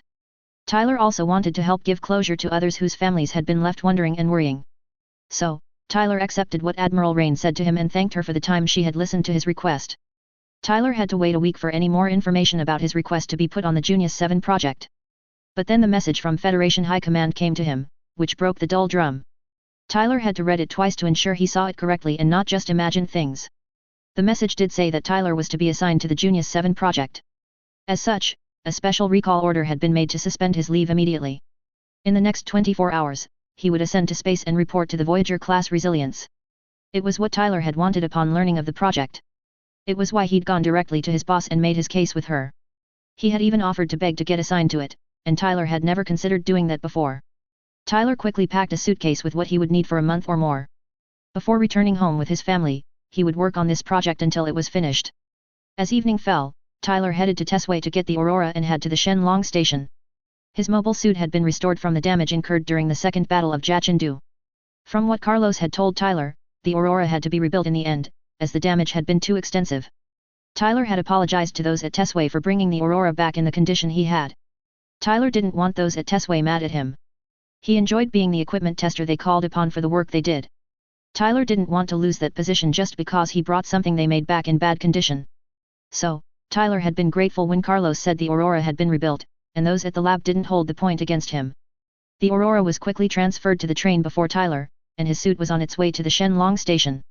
Upon arriving at Shenlong station, the Aurora was moved to the waiting shuttle. Tyler grabbed his stuff and got in line to board the shuttle as he wasn't the only one who would use it to ascend to space.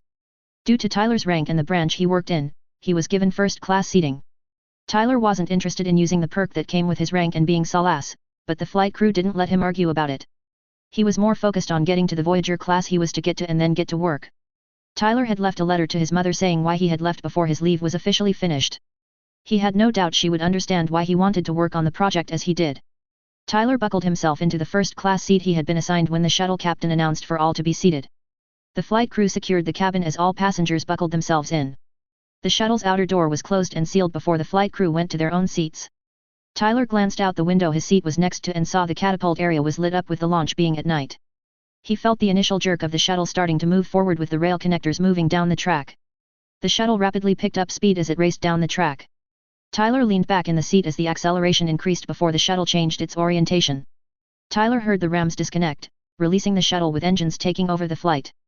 The shuttle ascended up from Earth and headed to a set point in the debris belt. It was a few hours before the shuttle arrived at the specified point in the debris belt. Tyler looked out his window and saw several Federation vessels around the area the shuttle came to. There were also ZAFT ships and some Alliance vessels around the place in the debris belt. From what Tyler had read on the project, those involved would be from all three factions as part of the Treaty of Junius 7. The project area was larger than what ruins the Archangel had gone through a year ago. It was nearly 5 times the size of the ruins the Archangel had traveled through, if not a bit larger. The area of the debris belt that contained all the ruins of Junius 7 was one of the reasons the project was so work-involved. There were other reasons why the idea hadn't been attempted before, but it was being done now. Tyler dismissed the shiver that went down his spine at being around the ruins. The memory of finding out his dad and sister were gone came back to him, but Tyler pushed it to the back of his mind. This project was to help give closure to the victims and their families. It would help Tyler and others who had lost loved ones move forward from the haunting memories. It was a reason that Tyler wanted to work on this project and see it through to completion. Tyler figured this project would go on for a month or likely more. It would depend upon how many worked on it and the amount of effort the workers put into it. However, Tyler didn't care how long this project took, it would be done and finished before he left it alone. The shuttle arrived at the Voyager class at the edge of the group of vessels surrounding the ruins. It was taken into the ship's hangar before the passengers were let off the craft. Upon exiting the shuttle, Tyler learned the dreadnought he was on wasn't the ship he was assigned to for the project. He would need to have the Aurora offloaded from the shuttle's cargo bay and then launch out with it to go to the Resilience. And the Aurora coming off would take time as it would be done after the passengers were off along with their things. So, Tyler had to wait while the others on the shuttle exited. He didn't leave the hangar as he intended to board the Aurora when he could and head out. Tyler wanted to get to whatever quarters he would be given, drop off his stuff, and then get to work. It was around half an hour before the Aurora came out of the shuttle's cargo bay and was moved to a spot in the hangar. The shuttle left to return to Earth while smaller ship-to-ship shuttles were ready to take passengers to their destinations. Tyler floated over to the Aurora, opened the cockpit, and raised the seat. Tyler moved into the seat, clutching his suitcase, and had the seat lower to the cockpit. The Aurora was moved to the linear catapult, and Tyler launched out. He shifted his machine into its flight mode and got down to searching for the Voyager he was looking for. It didn't take Tyler all that long to find the Resilience and get a channel connected to them. He asked for permission to come on board for his assignment for the project. The ship's captain permitted Tyler to come onto the ship and told him to report to the commanding officers. Tyler lined the Aurora up, changed it to its suit mode, and proceeded along the linear catapult. He came into the Resilience's hangar and moved the Aurora to the dock. He was directed by the ship's mechanics. Tyler popped out of his cockpit before he began walking toward the ship's bridge to report to those in charge. He'd never met the captain of the Resilience, but the man seemed reasonable to work with from the file he had pulled up while on the shuttle. Tyler introduced himself to the captain and his first officer before asking where he was to bunk while on this project. He was assigned a set of higher-ranked officers' quarters, meaning he wouldn't have to share with anyone. Tyler wouldn't have minded sharing while working on this project, but as a specialist, he figured he would get his own quarters. He might need high-level access to the information network that the normal crew wasn't supposed to have, so it made sense. Once settled in, Tyler got on the information network to see how the project was being run. Tyler found that the ruins were being divided into the quadrants where the colony had originally been organized. It made sense logically, and each area would have certain types of people, which would help narrow down the potential identity of victims. And with where the Resilience was, Tyler would start working with others in the agricultural quadrant first. However, as Tyler headed to the hangar to get on the Aurora and head out, he was handed different orders. He was to go to where Junius 7's control sector had been and see if he could extract any data from what servers could still be intact. He would be working with some from ZAFT and Federation engineers on the task. He grabbed an extended oxygen tank for the shift he would be working, as it was essentially required for specialists, if not most workers. Tyler launched out and slowly began crossing the ruins toward the control sector wreckage. The colony ruins were still eerie as Tyler was making his way through them. It wasn't as bad as when he was last here, since groups were working that Tyler could see along the way. Ship-to-ship shuttles and cargo craft were intermixed in the groups, and from Tyler's glimpses, they were loading bodies. They were also loading what appeared to be things that could assist in identifying victims. It was far better than watching others gather water and either avoid looking at victims or flinch at seeing the horrors that befell the colony. Tyler didn't blame those from the Archangel for such reactions, and he would have been surprised if they hadn't done so. When Tyler reached where he would be working for the next 10 to 12 hours, he parked the Aurora by a corridor entrance. Specialists like him worked longer shifts than most working on this project. It was because of the unique tasks they were expected to do, which Tyler wasn't against.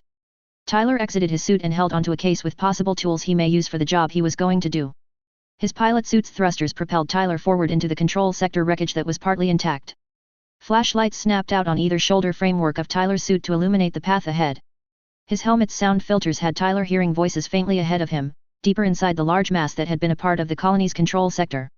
Tyler shortly met up with the ZAFT and Federation group and told them who he was and why he was there.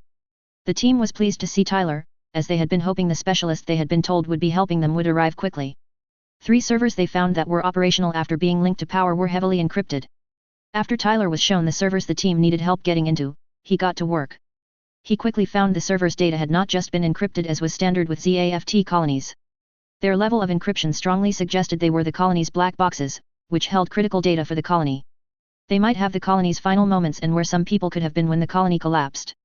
The ZAFT tech trying to get to the data said they were fairly sure the 3 servers were the black boxes. They hadn't had luck getting through the encryption for nearly 2 hours they had been trying. Tyler was told something about some sort of emergency lockdown in place. The explanation made Tyler think it was ZAFT's means or protocol to keep sensitive data from Omni. Tyler had to admit the encryption wasn't simple nor half-assed, it was high-grade within minutes of looking it over. The security was made up of multiple levels, each level had its own encryption style and pattern used for it. The encryption wasn't on the same level as the Federation's information network. However, it would take Tyler time to get to the data and not have any possible system defenses and / or traps that may be on the servers. The potential data on the servers was too valuable to rush getting it. Unlike Omni, ZAFT did take precautions to guard data as they could. And if the sensitive data couldn't be protected, they would have it fragmented and corrupted so enemy forces couldn't use it. So, Tyler focused on his task while the rest of the team kept searching for more data storage devices. It was 2 hours before Tyler saw any of the team pass back by where he was working. He'd been working on one of the servers and had peeled away 2 of the 5 layers of security. Tyler had slowly been working and had not triggered any failsafes or traps that would affect the data he would get to. The data he'd seen thus far hadn't been much new information, but it had given some detail that could help in victim identification. None of it was what Tyler had been hoping for, like specific people's locations, but he figured that would be behind the fifth and final layer. But he'd gotten helpful general travel logs, as they say, those registered could have been when the colony broke apart. More data needed to be sifted through, but that wasn't Tyler's job. He was just to get the encrypted data from the storage devices. That data was to be transferred to the storage device the team Tyler was working with had brought with them. During his first 11-hour shift, Tyler managed to get into one server, past all 5 layers of security. Tyler had to admit he was impressed by ZAFT's security model and structure.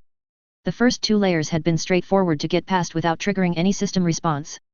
The third layer had been a more delicate matter to work around without the system defending itself or destroying data. The fourth layer had been even more of a challenge to sneak around. It certainly beat the majority of Omni systems Tyler had gone against. The fifth layer was the hardest and most time-consuming. Tyler would say it was equivalent to a Federation system of moderate to confidential level system security. The fifth and fourth layers had taken 7 hours, if not more, to get past. But once getting to the data behind layer 5, the work was instantly worth it. The duty rosters and itinerates were as gold as they could pinpoint some victims with where they were. It would likely take 10 hours or more for Tyler to do the same with each of the other 2 servers. But should they contain similar data as the first server, it would be well worth the time spent. Any info that could place people in specific quadrants of the colony when it collapsed would make the project easier. There were still around 200,000 people that were never identified. This project, Tyler was sure, would leave none missing. The record would be updated to have every person on Junius 7 identified and sent to their next of kin. That was the project's overall goal, as summed up by the peace conference. Tyler was one of those who would ensure it would do just that, no matter how long it took. At the end of his first shift, Tyler returned to the Resilience and used his downtime to sleep and eat. It would prepare him for the next shift, which would be much the same as the one he just did. Tyler knew he would be doing what he had and other tasks for the coming days and weeks. And while he normally didn't prefer tediously repetitive work, the Junius 7 project was different for him. Every contribution Tyler could do this work was something he was proud to do.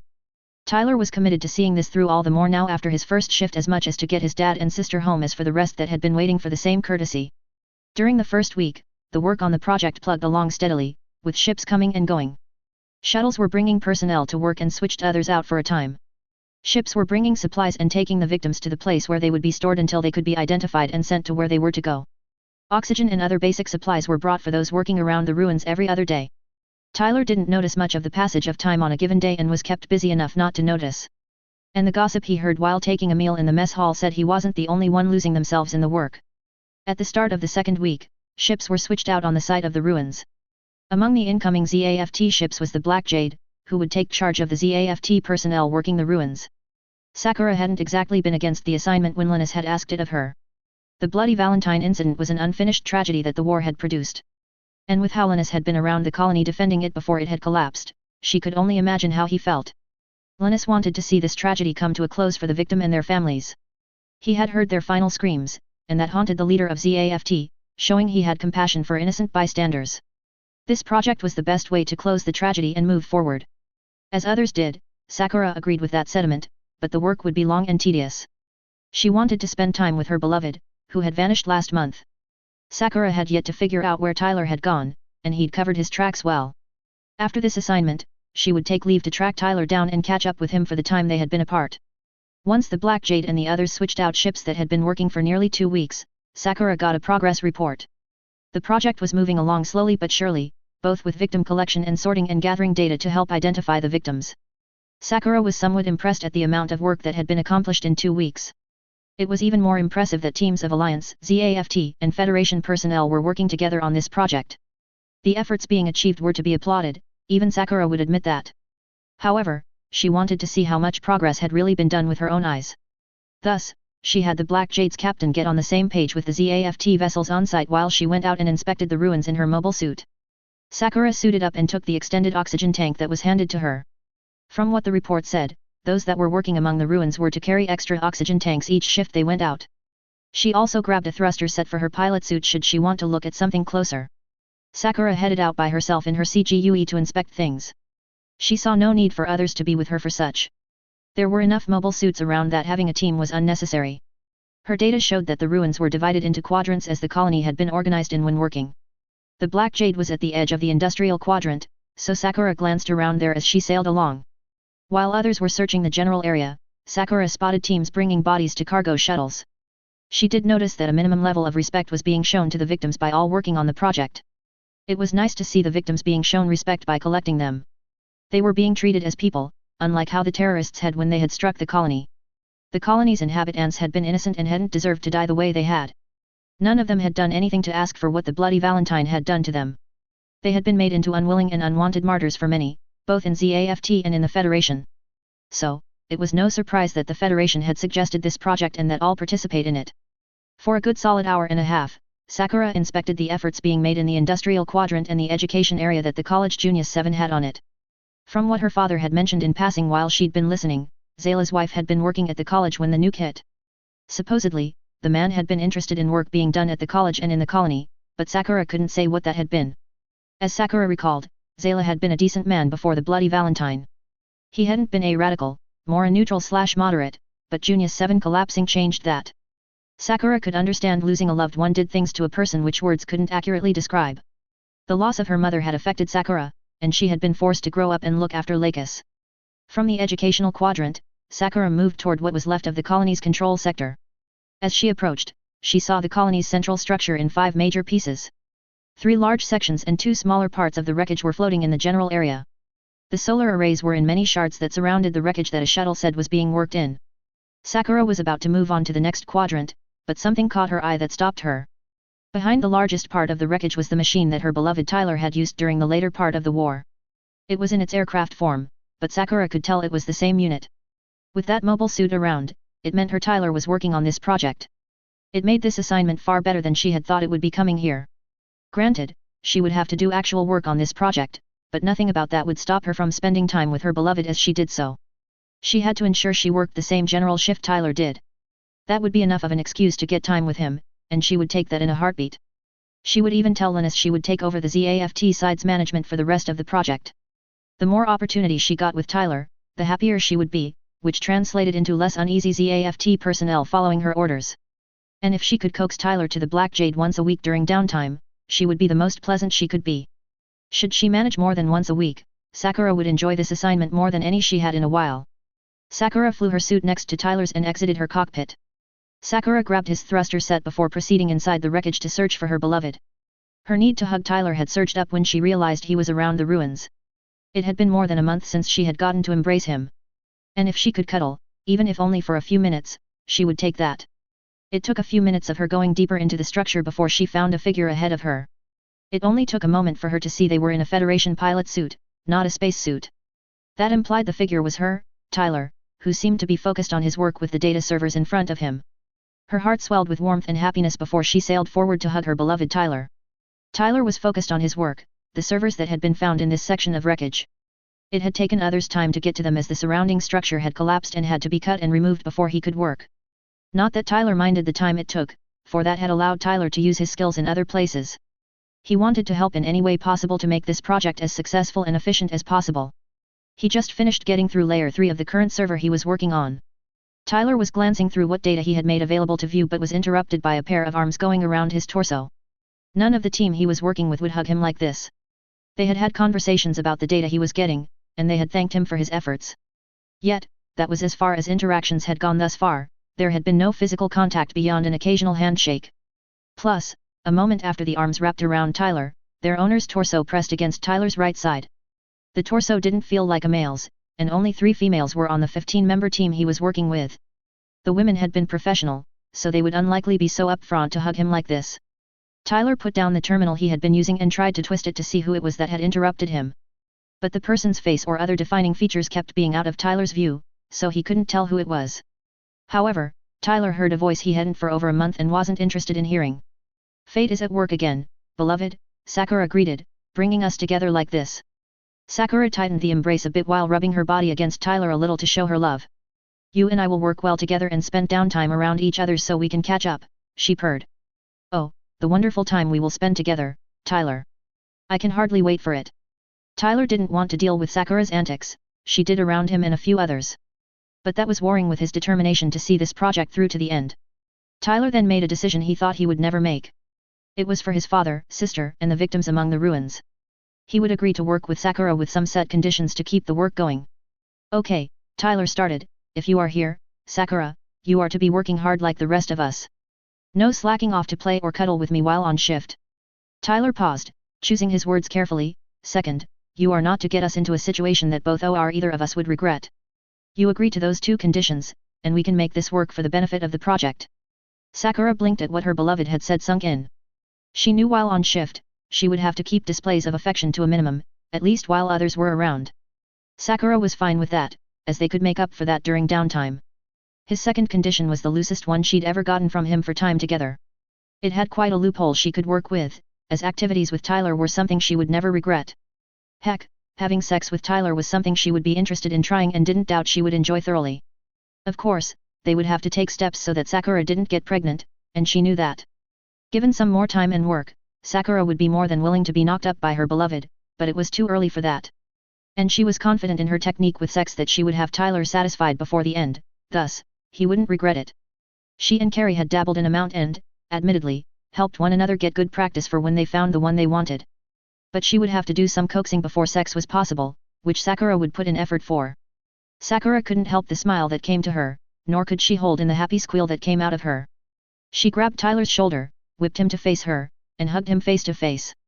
I'm willing to work with those conditions, she replied enthusiastically. Then she pressed her helmet's visor to Tyler's. It's just too bad that we are required to have helmets on right now. If that weren't the case, I would kiss you vigorously and show you how good I can French. Tyler swallowed as Sakura continued in a sultry purr. I guess it will have to wait for late when our current shifts are done, won't it? Sakura let go of Tyler and began heading back toward her CGUE, waving sweetly as she went. Tyler had to control his breathing pattern with what had just happened between him and Sakura.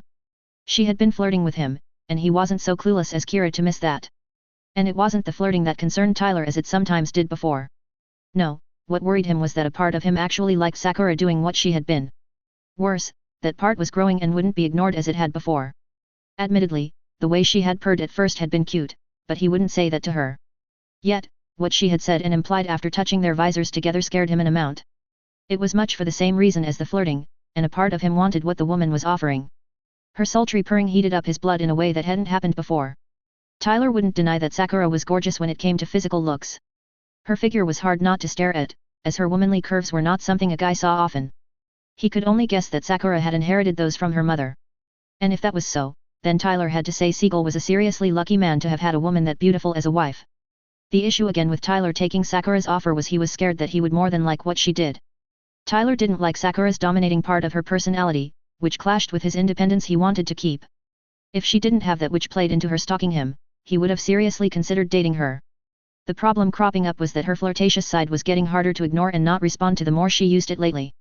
That was all before his friends may say when they found out about him and Sakura. The mess had gotten close to being revealed before Miu's funeral. That had taken some fast thinking and firm refusal to prevent on Tyler's part. What worried Tyler the most right now was that the downtime Sakura had mentioned would likely make it harder to refuse Sakura's flirtatiousness. Thinking back, he should have worded his second condition better not to give her a loophole. He had said it to say they shouldn't do something they or he may regret. Tyler had thought that would cover the worst things, but with Sakura's response, he felt he had opened himself for complicated issues. If Sakura got him involved in something that he might refuse at first but got him to enjoy by the end, condition 2 didn't count. Tyler focused on the work he'd been doing before Sakura appeared, trying to distract himself from what could be ahead. When Tyler's shift ended, he returned to the Aurora to leave before Sakura found him. If he could get back to the Resilience, it would be harder for the woman to get to him without others being obstacles. He started back toward his assigned ship but never made it out of the control sector area. A black CGUE came out from behind the wreckage and grabbed the Aurora. The CGUE tugged, which transitioned into it, dragging the red machine back toward the ZAFT vessels.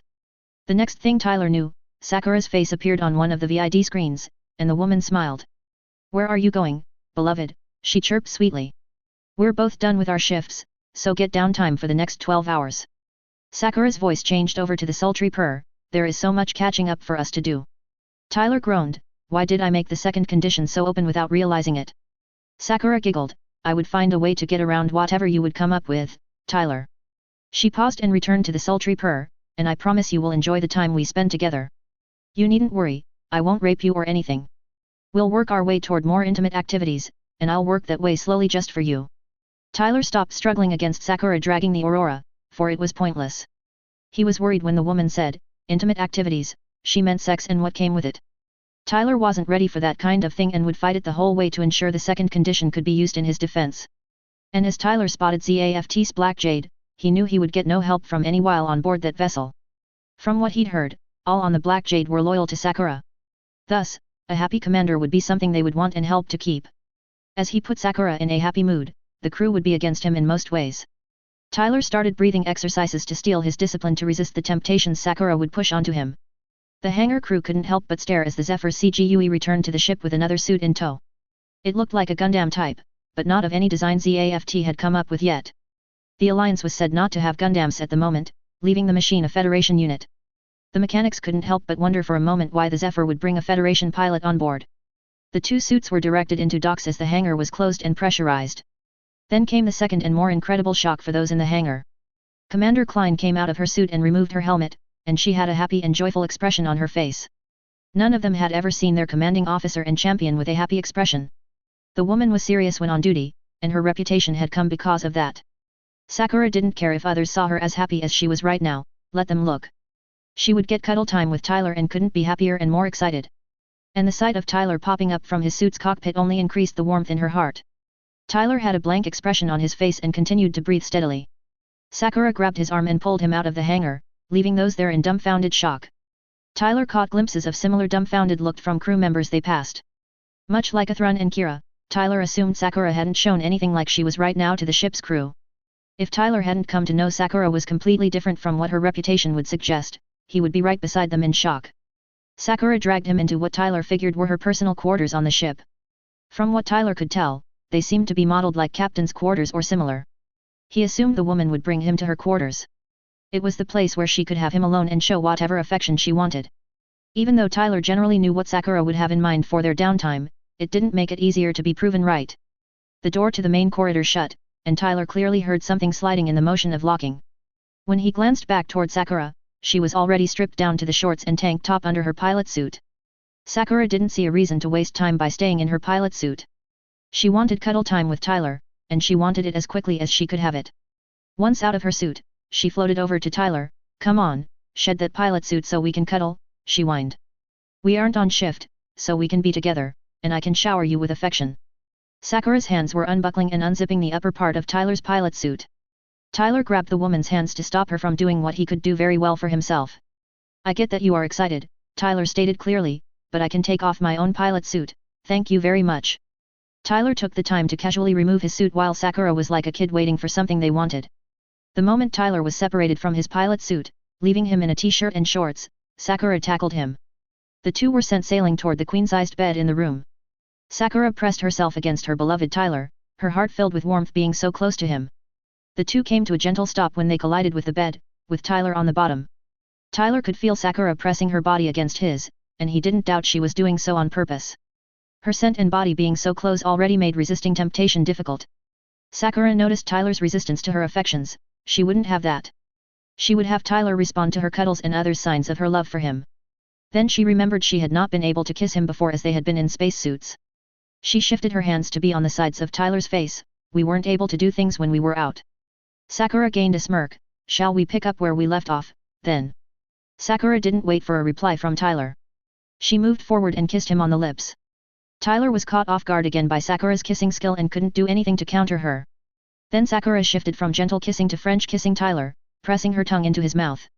Sakura's advances were much harder to say no to when she started Frenching him. Sakura was pleased Tyler's resistance seemed to falter with her kissing him. She continued making out with Tyler, pressing her body against him and rubbing up and down. Her contact with Tyler was ecstasy to her, better than any drug she had read about. If it were possible during this project, Sakura would do what she could to convince Tyler to do much more with her. Intimacy was a need she had with Tyler, and it would be an addiction to her with what she felt. And the odder thing in this, she had no issue with such an addiction or dependency as she would have in the past. No, she felt the urge and need would do more for her to move forward from what the war had done to her than anything else could. As the days and weeks went on, the project did make progress toward the intended goal. On the other hand, Tyler kept busy during shifts, but the downtime was not so helpful. Sakura essentially managed that time every other day, if not most days. Tyler tried to push back against her actions, but like when she stalked him, she didn't listen. No, she dragged him off, though it couldn't be considered dragging as Tyler had resisted less as the days passed. The woman would also push for a little more from Tyler with each period they spent together. It had started with just kissing, which Sakura clearly enjoyed doing. Tyler couldn't say he hated kissing since Sakura seemed so good at the idea. When all was said and done, the hugging and cuddling weren't that bad, either. It did end out with Tyler being trapped in Sakura's bed as she clung to him as she slept. Those activities weren't horrible, and Tyler didn't refuse them as something in him wouldn't allow him. He had come to crave the emotional comfort, and Sakura was willing to give it to him. Being around the ruins of Junius 7 had been a reminder of what he'd lost because of the bloody Valentine. The aching in his heart with the longing to see his dad and sister was hard to ignore. And for reasons Tyler couldn't logically explain, Sakura's affections were calming the aching and lessening the pain. During this period, Sakura was not being the stalker who pursued him. Her actions were to show she cared. Right now, that was more helpful and comforting than pretending things were fine. As much as Sakura had annoyed and irked Tyler before this, he couldn't help but be grateful she would show she cared. If she had kept things that way, Tyler would have said her behavior had improved and was on its way to a better place.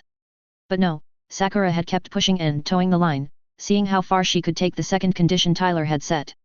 First, the cuddles had morphed into snuggling, which was more intimate than cuddling.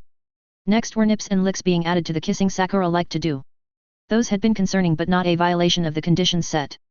The changes were approaching the line where they could, but they didn't go over it. Tyler had taken the additions as Sakura showered him with her affections. But things took a turn at the end of week 4 of them both working on the Junius 7 project. When Tyler woke up trying to remember what had occurred from when he'd gotten off his shift till now, things were hazy in his brain, which was odd and problematic. Tyler could recall getting led or rather pulled along by Sakura to the Black Jade. That had become routine over the weeks that Sakura had been around. And glancing around, Tyler found he was still on the Black Jade, which wasn't exactly a problem. He'd awakened in Sakura's quarters before now, and things had been fine. However, two things were problematic as Tyler took more of the current situation. The first thing which he saw as an issue was Tyler had no clothes on, not even underwear.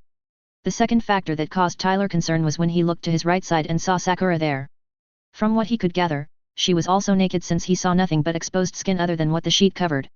Tyler couldn't help but swallow as things sunk in, and the possibilities began spinning around his head. With both of them naked, there was a good chance they had done intimate things. The very thought of such concerned Tyler beyond Sakura's stalking. He couldn't remember much of what occurred after getting to Sakura's quarters. Random images were floating around his brain, which lent credence that they had done the deed. Tyler didn't want to believe it and would deny it happened if anyone should ask. With Sakura still asleep, Tyler slipped out of bed, got his clothes back on, and left the room. He got off the Black Jade and returned to the ship he was assigned to in an attempt to escape the woman. He didn't want to face her if they had just done the deed. Tyler feared she would hold it over his head and insist on doing such again. On week 6, Tyler was moved to work in the education quadrant. He had done what he could with the data storage devices which had been found. It made the best sense with Tyler's statements that he knew people around what had been the college. The days of that week had been among the hardest for Tyler. It was mostly because he had to see faces he'd known, and it was more than just his dad and sister. Tyler was glad to help identify victims, that was one reason he was insistent on being on this. However, it still hurt to see people who he had talked to when he'd been at the colony previously. Some were students who had been studying under his father. Others were students whom Tyler had merely met and gotten to know during his trips to Junius 7. There were also college staff and other teachers his dad had introduced him to that Tyler spotted while going through the area. And this time, Tyler couldn't ignore the victims as he had the last time he'd been around here. Seeing the familiar faces hurt Tyler though he didn't let that be seen by those he was working with. It brought home just how much damage the bloody Valentine had done and how many lives it had affected. There was a difference between talking about the numbers and seeing them yourself. Yet, while the horror wasn't completely gone going around the ruins, it had lessened. The eerie feel had changed to one of hope with the respect toward the victims, which was being shown. Those who had died could go home to their loved ones at last. And Tyler silently apologized that it had taken as long as it had to get that to happen. All the victims here had deserved better than they had received until now. Tyler couldn't help but think of the old phrase that it was better late than never. On the 5th day of the week, Tyler returned to the office he had visited around a year ago. Both his father and sister were floating where they had been the last time. Tyler gained a slight smile. "Hey, you two," Tyler started, "I'm here just as I promised to take you home. Mom has been waiting for you both. I wouldn't doubt she has a place prepared for you to rest that is better than here." Tyler moved over to Lana. "Come on, let's get you and Dad home," he whispered with tears coming to his eyes. The team which had been with him came into the room, getting Tyler to turn to them. "The man over there," Tyler said, pointing at his dad, "is Lance Blass. He then pointed at Lana, and this is his daughter Lana Blass. There was nodding in response to Tyler's identification of the two bodies. The team moved forward and put the bodies in bags for transport to ships. From there, they would go to the place where the victims' bodies were being held to be sent to their next of kin. Tyler knew those working on the Junius 7 project were closing in on finishing gathering all the victims' bodies. With the data he and others had acquired, the identification shouldn't take more than 2 weeks, likely less. Thus, it was early May before Tyler packed his things to head home. The project took around 2 months to complete, which was less than many had estimated it would. Tyler would say those working on it had been motivated to work as efficiently as possible, ending the project sooner than expected. He felt it showed that humanity could work and coexist given the proper motivation and lacking nasty and poisonous influences. Tyler would be on the shuttle, which would be going to the Republic after its descent to Earth. The Aurora would be on it too, but the 15 boxes the shuttle had secured in its cargo bay were the more important things it carried. In those boxes were the victims that were citizens of the Republic who would be returned home. Other soldiers beside Tyler would be the escort for the lost being given back to their families. With the body, a bouquet of flowers would also be given to the families as a sign of respect. Tyler would be the one who would do that for his family, even if any watching would unlikely understand that. He would be wearing his formal uniform to look his best, all his recognitions pinned to it. Tyler changed into it before the shuttle began its descent down to Earth and mentally prepared himself for what duty he would do. Meanwhile, Athrun was boarding an aircraft at Orb's Kagaya Airport. He was going with Kagalai and her father, who was heading for the Republic for a few days. By what Kagalai said, Tyler's mom Ellen had invited them over for some event that would happen soon. Athrun asked what kind of event, but Kagalai replied she didn't know, her father hadn't given details. That was odd, but Athrun hadn't asked further as he was lost in his own thoughts. Ellen had contacted him and requested he come with Lord Uzumi and Kagalai. She hadn't said specifically why but had made it clear it was something she felt was important. Whatever it was, the way Ellen had worded it, Athrun had the impression it could also be significant to him. Athrun had come to Orb after facing the consequences of his actions during the war.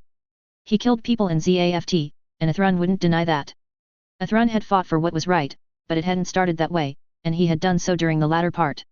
He regretted following orders under Cruzat but hadn't known what he'd learned from Tyler and others. Then when given the justice, he had gone against orders before leaving ZAFT to fight for what he believed. Athrun would do that again if someone gave him a chance, as he felt he had done the right thing.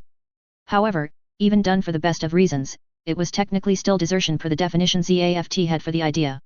Desertion had consequences set to them, a court-martial at which the soldier was judged for their decision. The hearing was fair, Athrun wouldn't deny that as he had been heard before judgment was handed down. Athrun wasn't alone in facing what he had for his choices.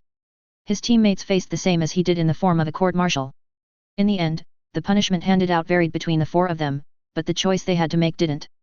Athrun and the others were to choose a rank demotion and leave of duty for a time, or the other choice was discharge from ZAFT.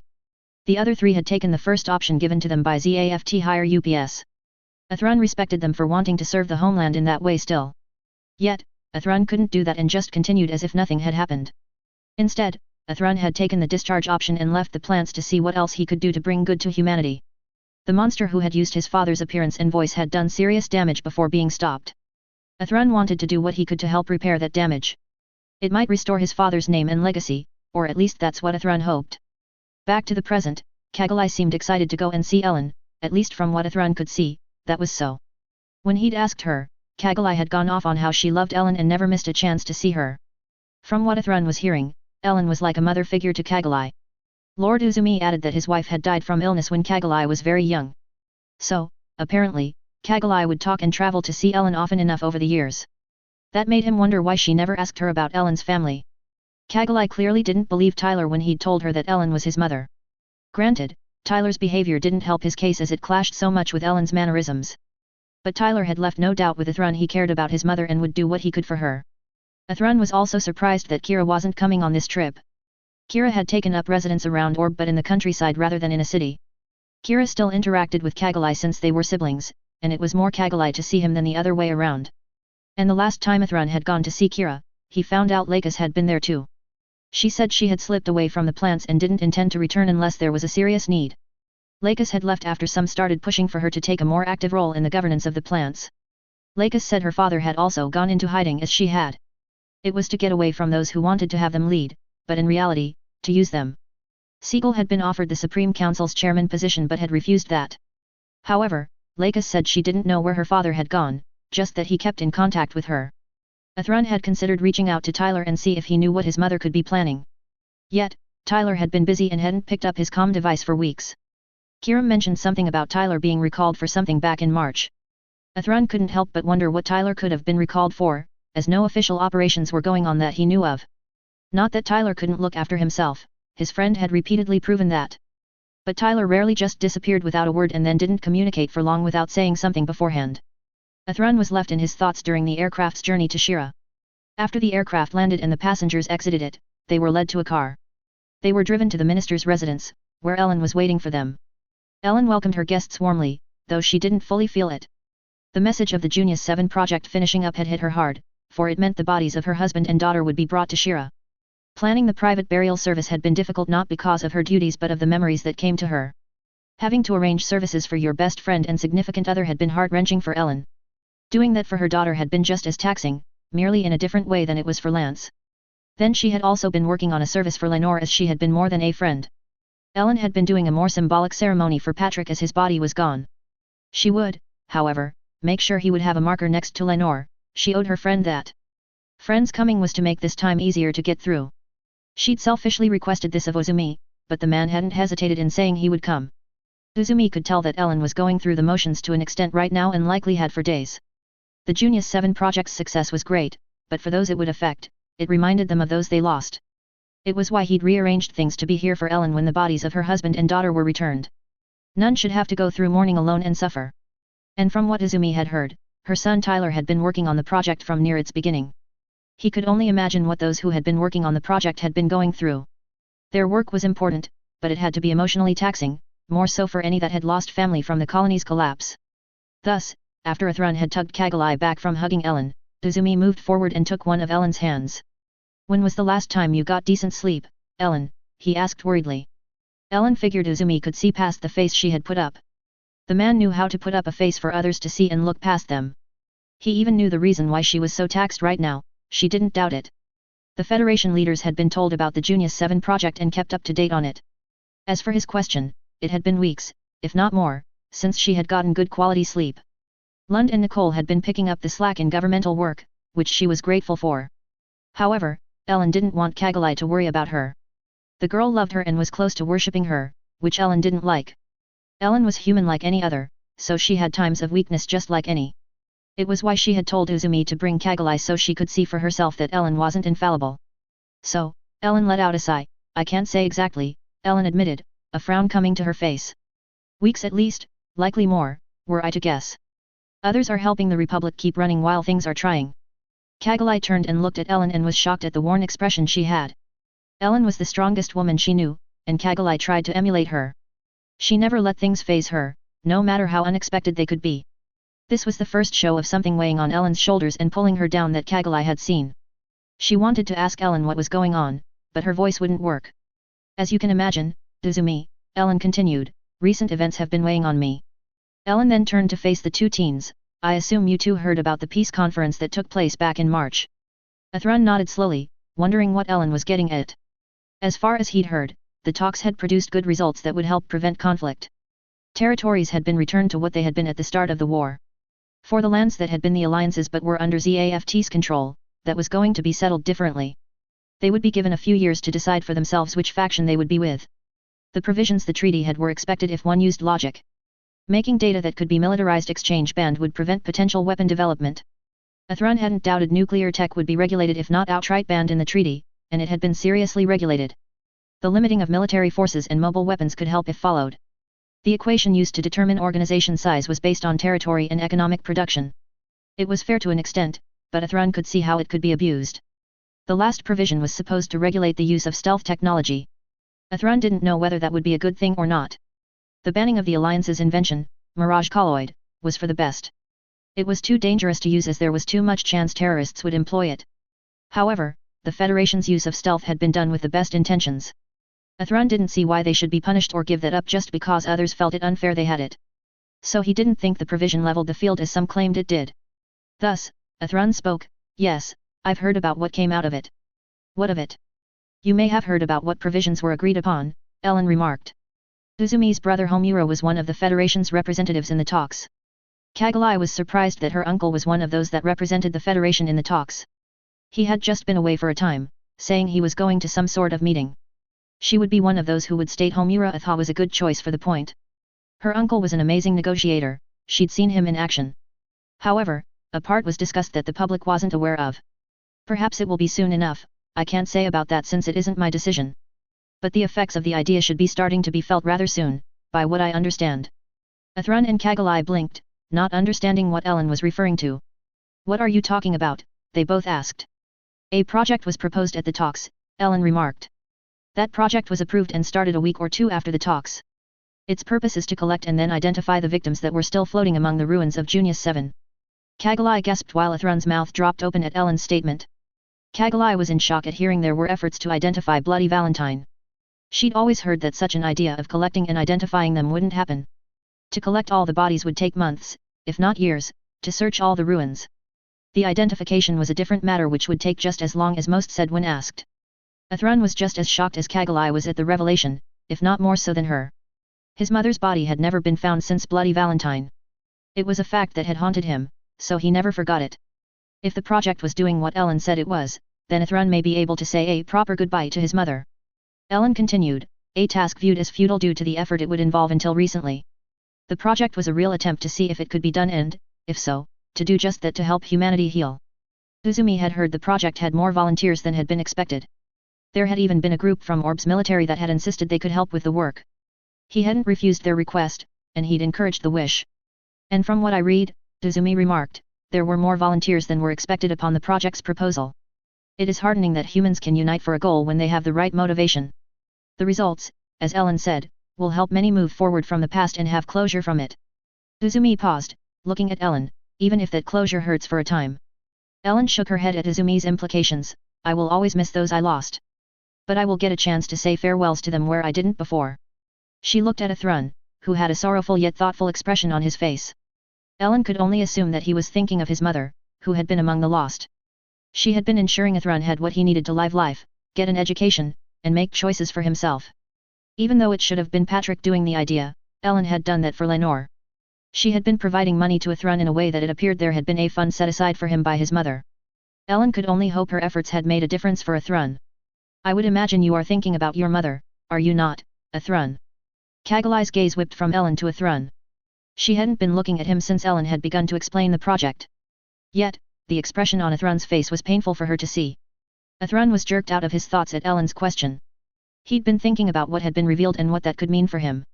If Ellen was telling the truth, and there was no reason to believe she wasn't, then there was the very real possibility he could see his mother's body. He had never gotten the chance to say goodbye to his mother when Bloody Valentine had occurred. Had Athrun known about the project, he would have volunteered to help with it. But that thought potentially answered a question that had been bouncing around his brain. Tyler hadn't been reachable for weeks or longer from what Athrun knew with his own experience and from what Kira had said. Should Tyler have been working on the Junius 7 project, then him being so busy that he couldn't talk much would make sense. And Tyler would have his own personal reasons for wishing to work on such a project with his father and sister among the victims. However, Athrun ended out sighing, I suppose so, he replied. Junius 7 is just a sore subject for many, myself included. The conversation was put on hold for the midday meal. However, the conversation wasn't continued after the meal as Ellen had her guests move toward a waiting vehicle. The shuttle, which would be bringing the Republic citizens from Junius 7's ruins, would be landing soon. Ellen was expected to be there to greet those escorting lost citizens home, it was traditional. And that was before taking into account that members of her own family were coming home. Her guests would be more than welcome to come and respect those returning home from the ruins of Junius 7.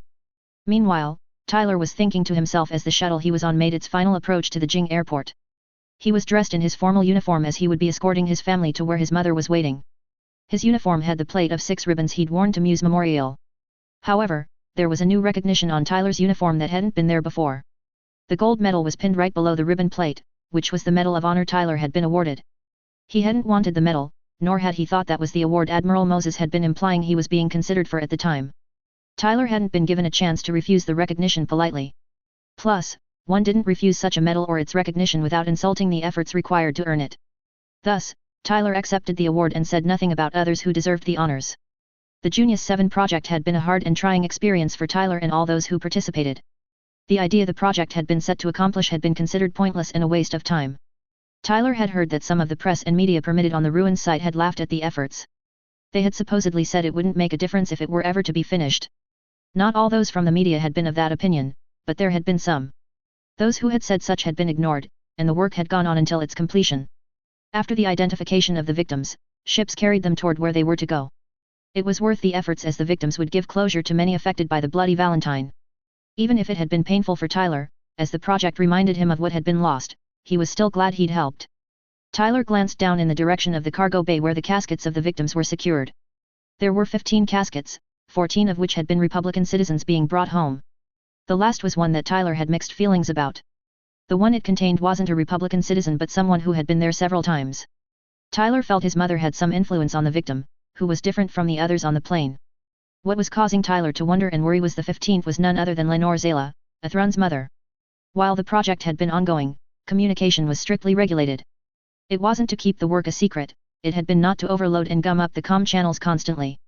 Tyler could understand wanting to tell and inform those who knew about the victims found. He'd been the one who had identified Lenore Zayla. And when he'd seen Athrun's mom, Tyler had wanted to reach out and tell Athrun so badly it had brought a sharp pain to his heart. Tyler didn't know what he could say to his friend about his mom coming to the Republic. He figured Ellen had something to do with the point. Tyler knew his mother and Athrun's mom had been more than just friends. From his mother's stories, Tyler assumed the two women confided greatly with each other. Ellen had stated she'd met Lenore during their teenage years, and the two had clicked. Tyler even remembered his mother saying something about introducing Athrun's parents on a blind date or something similar. Thus, it wasn't a stretch that Tyler's mom would want to pay respects to her friend Lenore. It was just rare for Ellen to use privilege to get something to happen. She normally just put in work for a possibility and let fate decide how things would happen. From what Tyler had been told, he was to escort his family members and Lenore Zayla to his mother. Not that those giving the orders knew the first two were his family members.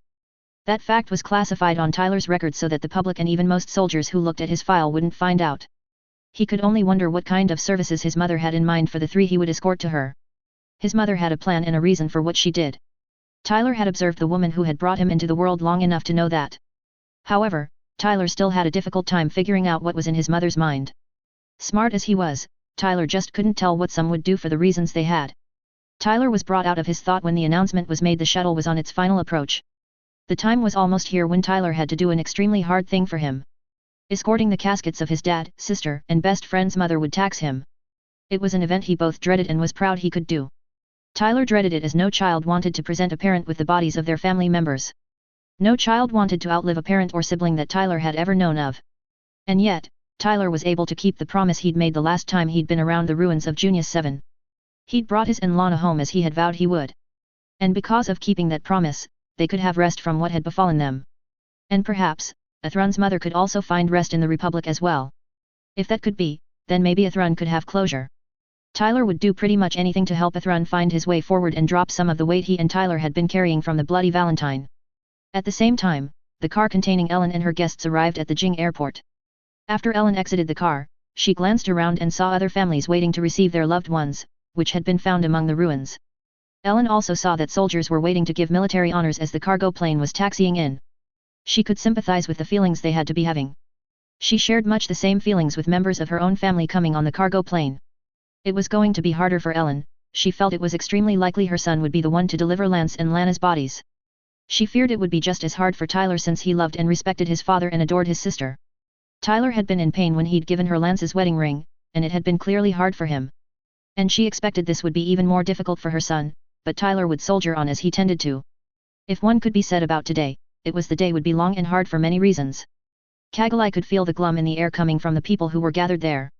It bothered her as the times before when she'd come to the Republic, it had felt like a good place. And if what Ellen said about Junius 7 victims was correct, those people here were waiting for the victims' bodies. That thought humbled Kagalai since it reminded her of when she and her father lost her mom, Lady Atha. Her father had taught her the value of family more by example than anything. He'd always made time for her should she need him for something or any event she was involved in. Kagalai had been grateful and treasured that her father had made those efforts. But in events such as the current one, Kagalai didn't exactly know what to think or do. As the cargo plane opened and its ramp dropped, all attention shifted to the widening opening. The soldiers who were there to do a military honor stood at attention, waiting for the first casket and escort to exit the plane. Military honors were displayed with every casket that came out of the plane. Every family who received a loved one's body was also given flowers as a way to show respect to the fallen. Ellen watched as families received the lost and could only share in the sorrow from a distance. Her turn would likely be last, so Ellen was steeling herself for when that came. Tyler gradually got to the front of the cargo hold as others escorted their caskets off the plane. His throat was dry as the service he was about to do drew closer. He had to keep face and make it look like he had no direct relation to his mother to all those watching. Although this would be a private thing, there was the possibility some may let slip his connection to his mother. That would make all Tyler's work over the years wasted and moot. There would be those in the alliance who would be more than willing to pin the blame for things they suspected Tyler of on his mother. The two could properly grieve in private outside the public eye. But this ceremony was a requirement, so Tyler would have to make it seem there was no relation between him and his mother. So, Tyler had set a straight face as he came into the daylight with the 3 caskets rolled behind him. Other families were leaving after receiving their caskets, but Ellen kept her gaze straight ahead. She had spotted Tyler coming down the plane ramp with 3 caskets rolling behind him. Watching his approach made it clear to her that Tyler was forcing himself not to let anything show. Ellen knew he was doing this not to let their relationship be discovered. She hadn't liked her son making efforts to distance connections between him and her. However, she understood the reasons why he did such. He wanted to shield her from any potential flack that came his way from affecting her. Lance did similar when others in the scientific community railed against his theories. He made sure all grievance was directed at him, and none at her, and Ellen had appreciated her husband for doing that. But it hurt to see her son having to put up a mask at a time they should be receiving their lost family members together. Tyler came to a halt in front of his mother before he straightened and saluted. "Madam Prime Minister, Commander McGregor," he began, "it is an honor to escort and deliver Lance and Lana Blass along with Lenore Zayla from the ruins of Junius 7. Tyler took a breath before he continued, "May you receive them for whatever service you see fit. Their sacrifice will never be forgotten nor wasted for what hope it can give." Tyler then handed his mother the bouquet of flowers and bowed his head. Ellen nodded in response, "Thank you, Commander McGregor, for bringing them home. Your service is appreciated." Athrun had seen Tyler doing his utmost to be professional and not let escorting his father and sister show. Yet, Athrun had been taken aback when his mother's name was mentioned in reference to the 3rd casket. With what Ellen said about the project to collect and identify the victims of Junius 7, there was a good chance his mother would be found. However, Athrun had assumed her body would be sent back to the homeland to be buried. So, he was confused as to why his mother's body would come to the Republic instead of the plants. But before he could ask Tyler, he turned around and walked off to where the other soldiers were.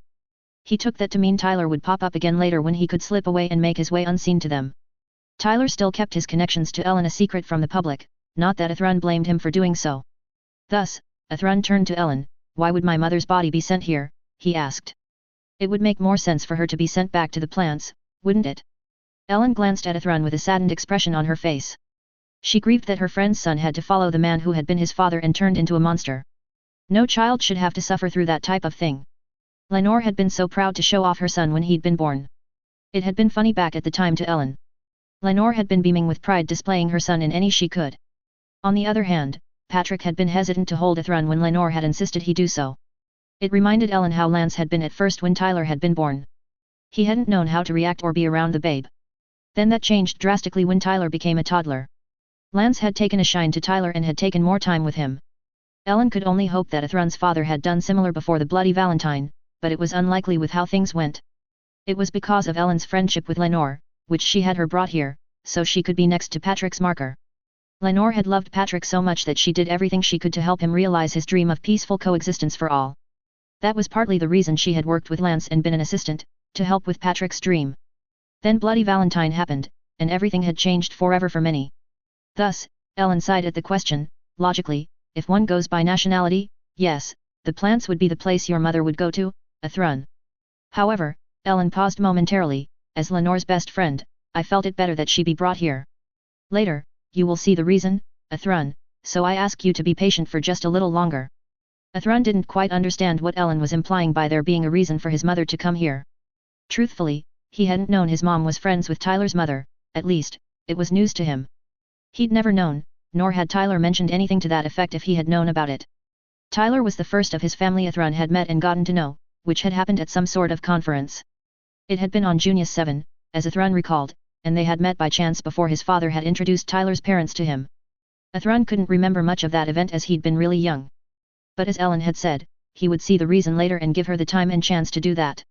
Maybe Tyler had more of a hint as to why his mother had been brought to the Republic. Meanwhile, Tyler took the time to slip away from the soldiers that had been doing the honor guard. His heart was heavy and hurt from bringing the bodies of his father and sister. It had taken a great deal of emotional control for Tyler to keep the mask he had put on up. Yet Tyler had managed to do that and not let others see the potential connection to his mother.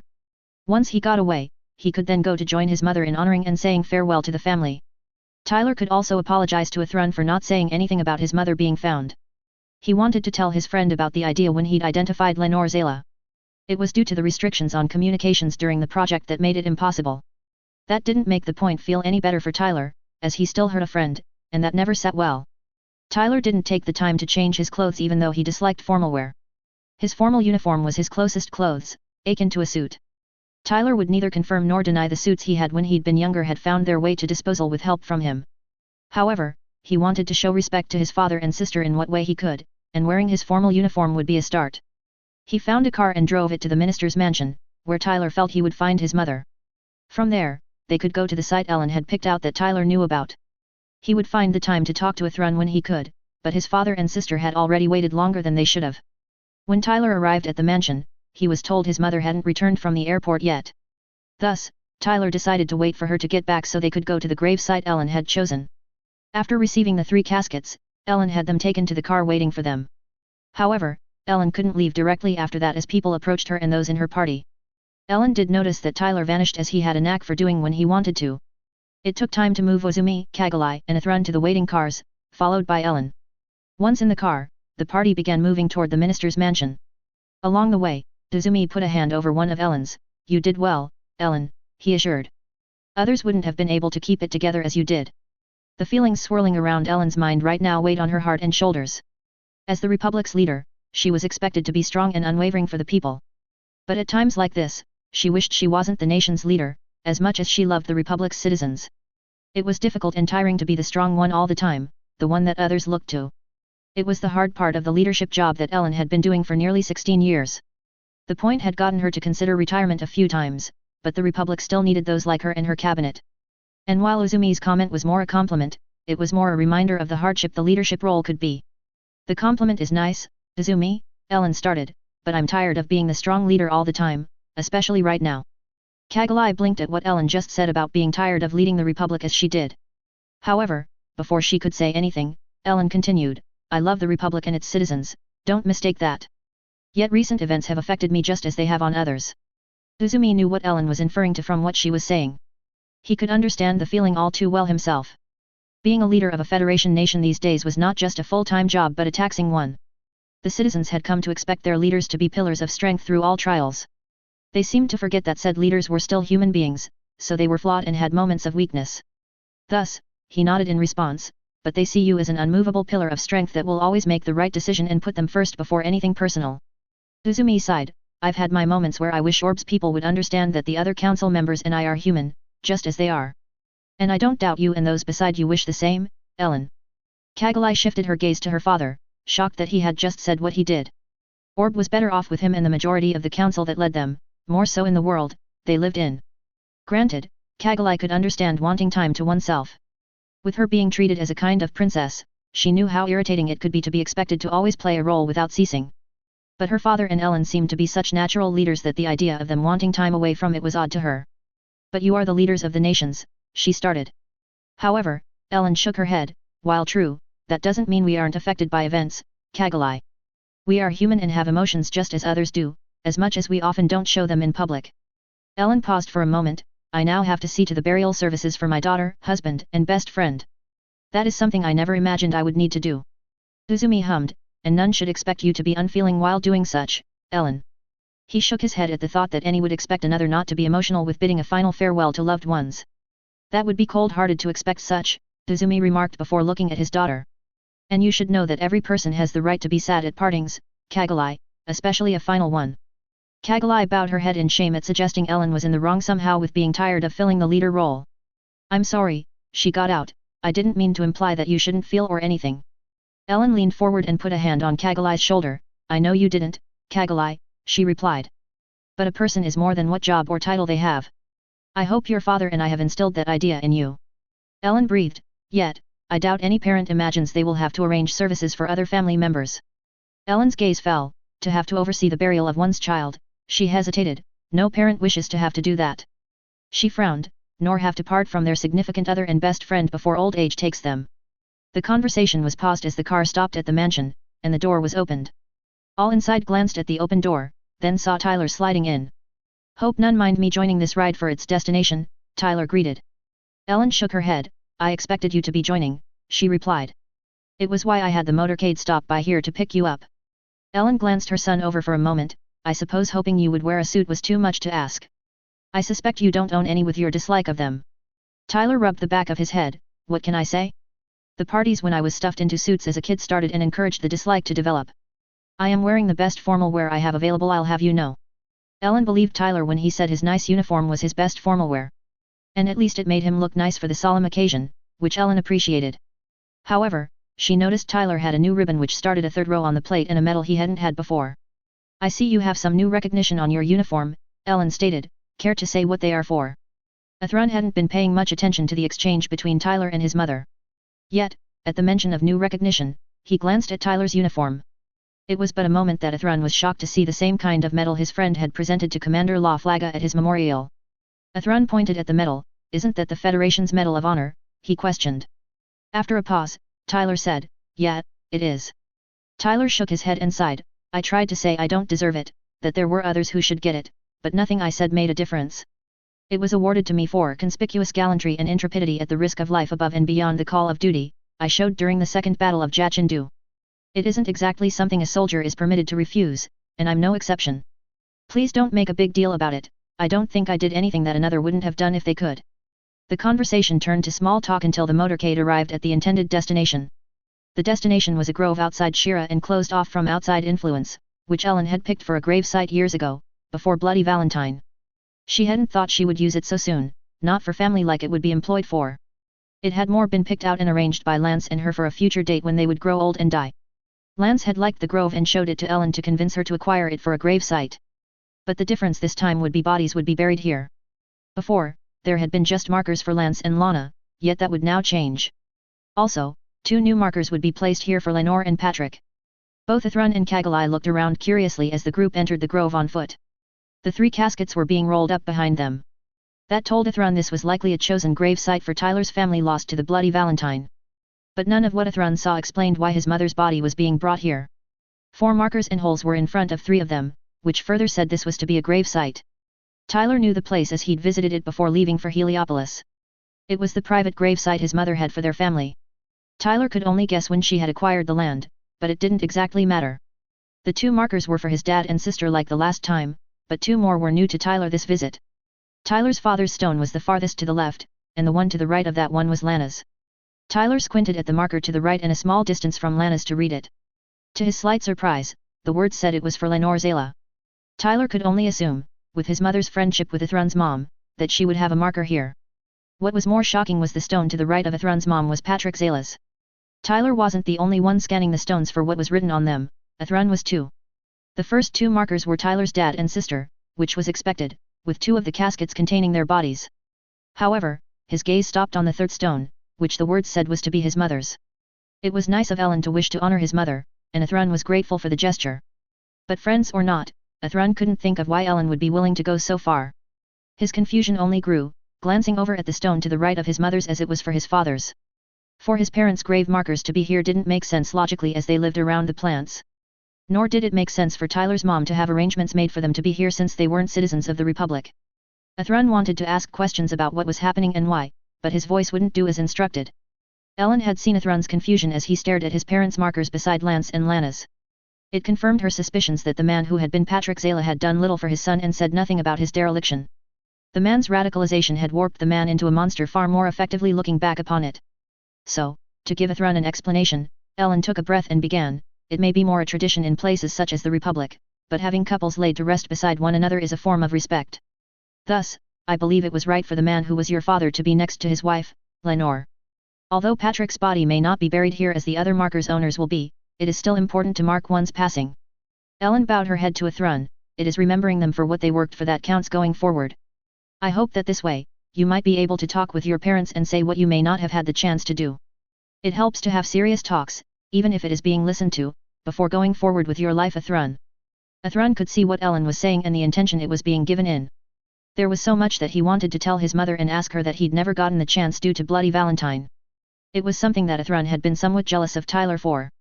His friend had his mother to talk to about things, and Ellen would put aside time to listen. Athrun hadn't had that with his father for years, it had been that way shortly after the Bloody Valentine. Because of that, Athrun had dealt with problems himself and did not rely on the adults around him. Friends he'd made had helped Athrun through hard times, but it wasn't the same as a parent. So, the offer to converse with his parents was extremely tempting to him. However, the sentence about remembering his parents for what they worked for caused Athrun to pause and have difficulty. His mother wasn't the problem since Athrun had good memories of her few as they were. On the other hand, Athrun's father didn't have the best record for the years Athrun had been growing up. Athrun's earliest memories were good but weren't the clearest anymore. The memories which he could recall were horrible the more recent they happened. Remembering Athrun's good times with his father after the Bloody Valentine was difficult. And the man had been working toward the extermination of naturals slowly but surely since the war began. Athrun felt his body shake at Ellen's offer as he thought about it. Yet, after a few minutes, he found the use of his voice. The monster tried to kill every natural-type human by destroying the ancestral home that all humans share. It used my father's appearance and voice enough it is hard to recall the good times I had with him. Athrun held his head in his hands, so, how can I remember the man I once knew when the monster's actions keep coming to my mind? At the same time, Siegel and Linus were making their way to the grove. They had been invited to come and honor Patrick and his wife. Siegel had been a tad surprised when Ellen Blass had reached out and told him about making markers for Patrick and Lenore. Her explanation of her being Lenore's friend made sense though he hadn't known about it personally.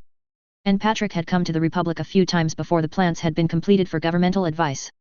However, after some thought, Siegel felt it better for Patrick not to be given a grave around the plants after what he'd done after being lost.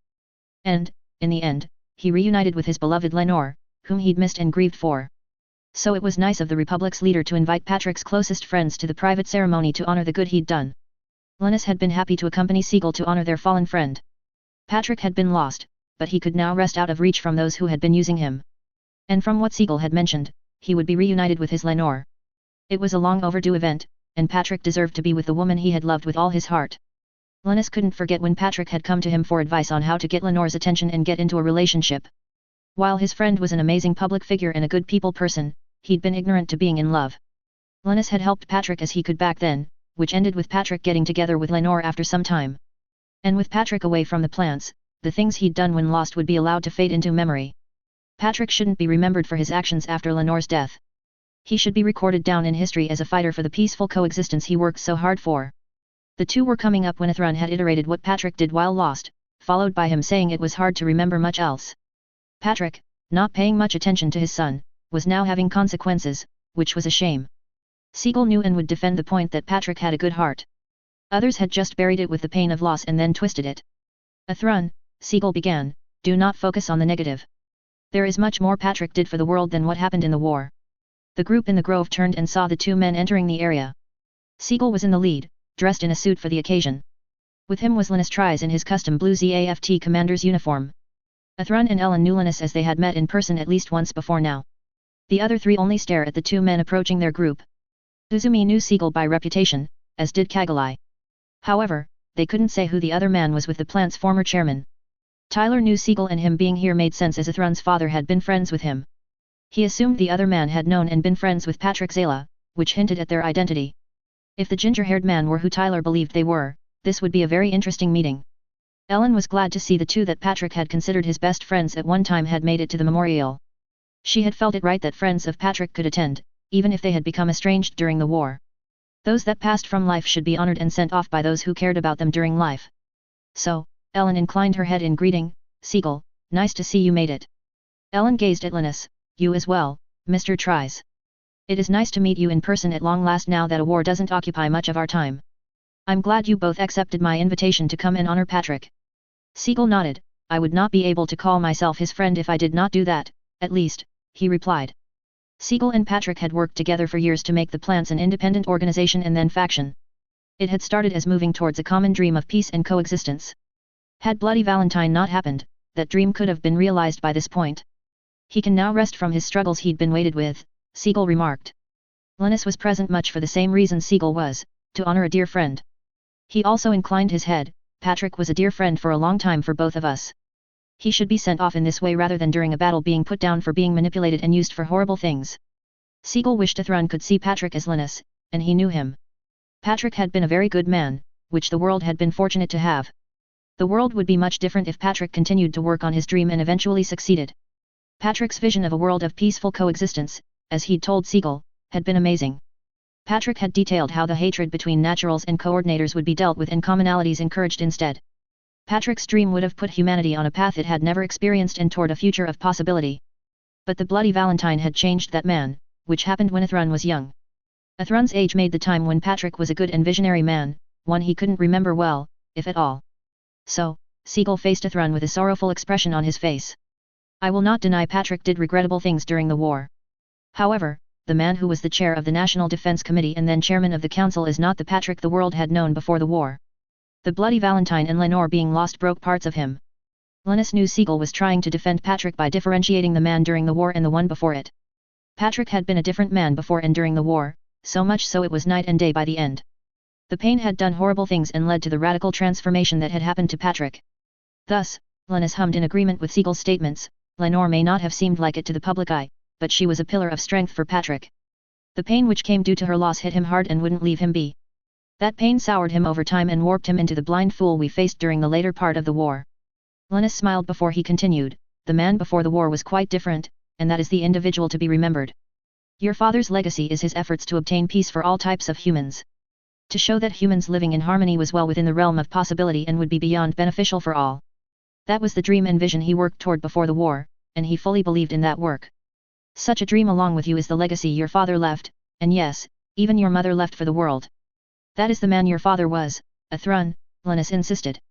That is Patrick Zala that the world should remember. Not for what he did while he became lost, from the pain of losing Lenore. Athrun was blown away by the things Siegel and Admiral Tries had just said about his father.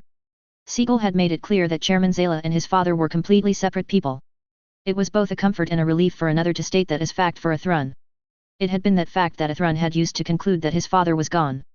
Nonetheless, what the Admiral had said almost floored Athrun and made him shaky at the knees. Tyler had to come and firmly grasp his shoulder as Tries had described the Patrick Zala he knew. Athrun had always been told his parents were close, but not that his mother had been a strength for his father. It did explain why his father had been so despondent right after the Bloody Valentine. To be told his father had been not just a dreamer but wanted to see humanity unite and walk forward together was shocking. There had been nothing of that during the times Athrun could recall being around his father. But Athrun wanted his father to be the man the Admiral described as that individual was one Athrun wanted to emulate. To hear about the kind of man his father had been from those who arguably knew him the most as his friends brought a different perspective. Ellen was happy the two men who had known Patrick Zala so well were telling of the man she had met years ago. Athrun should know better than any what his father had been trying to bring about for humanity as a whole. They are right, Athrun, Ellen commented, your father was a good man and was working for a dream the world had never seen before. That dream is still possible, and the world is better off with you still in it. Ellen paused, deciding to tell Athrun about how she'd supported him in his path. And to help that hope along, I have been providing funds for your education and what you chose for a profession. Athrun was taken aback at hearing and comprehending that Tyler's mother had been providing for his education and training in the ZAFT military. His father provided for him hadn't made much sense with how little interest he showed in what Athrun did. In his last year of formal education, Athrun had suspected another was providing funds for him. Athrun had looked into the idea but had found no evidence of it other than the mysterious payments that seemed to come from nowhere. He'd thought he could find more out after some training in ZAFT. However, Athrun had never found out where the funding came from as it always used some method that couldn't be traced. It had never once occurred to him that Tyler's mother, of all people, could be assisting him. Even if she was friends with his mother and he was friends with her son, it didn't make logical sense to him. Tyler was a bit shocked that his mother had been helping Athrun provide for him. He would have done so had he known there was the need in a heartbeat. It wasn't like Tyler was hurting for money, not with the salary he earned from Salas. Tyler had seen no sign or even a hint that his mother was providing for Athrun's education and chosen occupation. And with Tyler being akin to an intelligence agent with how often they wanted to borrow him, that was saying something. Not that Tyler had an issue with his mother helping his friend. Athrun was like a brother to him with their friendship and what they'd been through. The private memorial for the four markers was simple yet meaningful to those involved. All were invited back to the minister's mansion for dinner before any parted ways. However, as the meal was being prepared, Tyler snagged Athrun and pulled him aside to converse. Athrun, Tyler started, before you go back to Orb and wherever from there, I think we should have a conversation first. Athrun blinked. What about? He asked. Tyler took a moment to organize his thoughts into a logical pattern. I don't want us to lose touch like before, and I mean between Kira, you, and me. That, I believe, contributed to the miscommunication, which caused problems for us before we sorted out things. Tyler paused, and while I hope the peace obtained last for a good period of time, he hesitated, I fear it won't. So, I want to set expectations for you and me, which I will deliver to Kira when I see him next. Athrun had been considering making a fresh start and doing something different than before. Yet, this conversation made him take stock before coming up with plans. He didn't intend to disappear or go off the map, so his friends didn't know where he was for long. But Athrun did think it wise that he was not on the radar of ZAFT or any of the plants for a time. He may have parted on fair terms, yet there may be those who would want him to come back to help with the skills he had. Athrun wanted to avoid that possibility for the time being and not get tangled up in undesirable things. So, Athrun gave Tyler his attention as his friend continued, "First, don't you dare go vanishing completely and not let some of us know a way to reach you if needed. In other words, keep in touch occasionally, it will help those of us who care to worry less about you." "I get that time to think and meditate is helpful," Tyler shrugged, "but you know our naive friend, Kira, won't stop worrying about you." Athrun had planned to ensure that Tyler knew where he could be and how to contact him if needed. Tyler would be responsible enough to tell those who need to know and not spread the information around. His friend also understood the need for time to think and reflect upon things. Thus, Athrun nodded in response, "Okay, that's reasonable." Tyler wanted Athrun to know he wasn't alone in dealing with his own problems. That he had a place to come to should he need, no matter what mess he could be in or what issue he was dealing with. Athrun was like family to Tyler, and he wanted that point made crystal clear so he wouldn't ever forget it. Come what may, Tyler wanted his friend to know he could always ask for help he needed. "Lastly, I want you to know you will always have family here in the Republic with my mom and me." Tyler smiled, and Kira would tell the same thing in his own way, as cheesy as it would be. "So, should you ever require good company, you know where to find some. Other than that, all I can think to say is, good luck, and I wish you well, my friend." Tyler thrust out a hand to Athrun to shake on things and wish him luck in whatever Athrun would do. Athrun was grateful that Tyler had said he was there for him if he needed support. He felt the need for advice or company would come up at some point in the near future. So, Athrun took Tyler's hand firmly and shook it. "I'll keep all of that in mind, Ty," Athrun returned. "I feel there will come a time when I'll need to take you up on the offer somehow. I just hope it will not be for a problematic issue." The two parted ways that night when Athrun boarded a plane back to Orb along with Uzumi and Kagalai. Tyler watched his friend go, wondering what lay ahead for Athrun, Kira, and himself. The three of them seemed to attract crap during the war, and Tyler felt that wouldn't go away all that soon. Not to say Tyler didn't have confidence in Athrun managing his life and moving forward. Tyler knew Athrun would do just fine even if he hit bumps along the way, which made things harder. Tyler just hoped that peace would last long enough for things to get back in order to be ready for whatever would come. A/N. Okay, I'll leave off there and continue in the next phase from there. There is a great deal to discuss and highlight in this phase. I know this isn't action-filled, but this phase was more character development than action.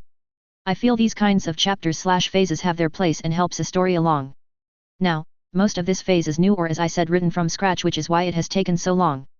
But, I hope you reader have enjoyed the work that has gone into this phase, which is part of the transition to the next half of the story. Let me start with the main point of this phase overall, which I wrote it in mind. This phase helps Tyler's development and helps give a little closure for him. Some of you may remember that Tyler made a promise when around the ruins of Junius 7 to come back and bring his father and sister home. So, this phase helps show Tyler is human and goes through hard times just as any do. The first scene is Tyler going to his boss, which has been stated he avoids as he is worrying of her for several reasons. However, he is willing to face the woman for those he cares about. Tyler is even willing to humiliate himself to have a chance to bring his family home. As you readers should know by this point, Tyler isn't one to normally to bow himself down to another. Now, on to the comical piece of this phase that has been an ongoing and growing thing through the story. Sakura coming into this phase wasn't by chance, I had planned for it to happen from the beginning. The relationship between Tyler and Sakura has been a wonderful comic relief that I bring up from time to time. I admit that in this phase the line between comic and M-rated stuff, but I don't write erotic stuff, sorry, just don't do that. I also ask you not judge Sakura on some things she mentions about experimenting when it came to sensuality. I imagine that with the more open genetic orientation that this universe has, there are other subjects that are more open and not condemned. Anyway, moving on to the next scene to highlight. The second to last scene with Tyler coming home and being met by his mother and the others. I feel it is important to point out that Athrun comes with Kagalai and her father to the Republic. This phase is character development for Athrun like it is for Tyler, which canon doesn't do. I mean, the guy's world had been turned upside down by the war and its results, so I would ask if any would be perfectly fine after that. And Athrun isn't the only character that gets highlighted in this phase, as Tyler's mother Ellen is another. She is seen as a giant in the political world, never shows weakness to other which could be taken advantage of. In this phase, I wanted to show her much like Tyler is human and so feels emotion and shows it from time to time in certain crowds. This is more for Kagalai as she idolizes Ellen and so doesn't always see her as a person like she is. The last scene at the gravesite is significant for a few reasons. First, it gives closure for Tyler and Athrun from the Bloody Valentine. Second, Athrun gets told about who his father was, not Chairman Zayla, which I have separate. I think both points are important for development for both of them. And finally, the parting conversation Tyler and Athrun had before going their separate ways. Tyler didn't want what happened in the last war, like the misunderstandings and miscommunications, to occur anytime soon again. Tyler also wants Athrun to keep Kira and him in the loop of what is going on with him. In conclusion, this phase's ending notes are more as they used to be, but that I fear will be a fluke. I hope you readers are enjoying the changes in the story as it is coming, for there is still going to be more. There will be at least 2 more phases before getting into Gundam Seed Destiny, and yes, I will be going through Destiny for those who have asked. Now, as always, please some of you take the time to write a review and tell me what you think, ask questions of me, or criticize as you like. I read it all and comment as I'm able to those that do such for me. The next phase is titled, An Unexpected Operation, and is coming along, and so hopefully will be ready in around 2 to 3 weeks. Peace out until then. Chapter 57, Phase 60, An Unexpected Operation. A/N. Okay, here is Phase 60, and I know it is somewhat shorter than they have been recently. However, the reason for that, this and the next phase were originally going to be one phase, but it was becoming too long. Anyway, hope you enjoy the phase. Phase 60, An Unexpected Operation. February 25, 73 CE. Hulun Lake Area, Republic of East Asia. Tyler looked out the window of the aircraft he was on to see the Hulun Lake to the left.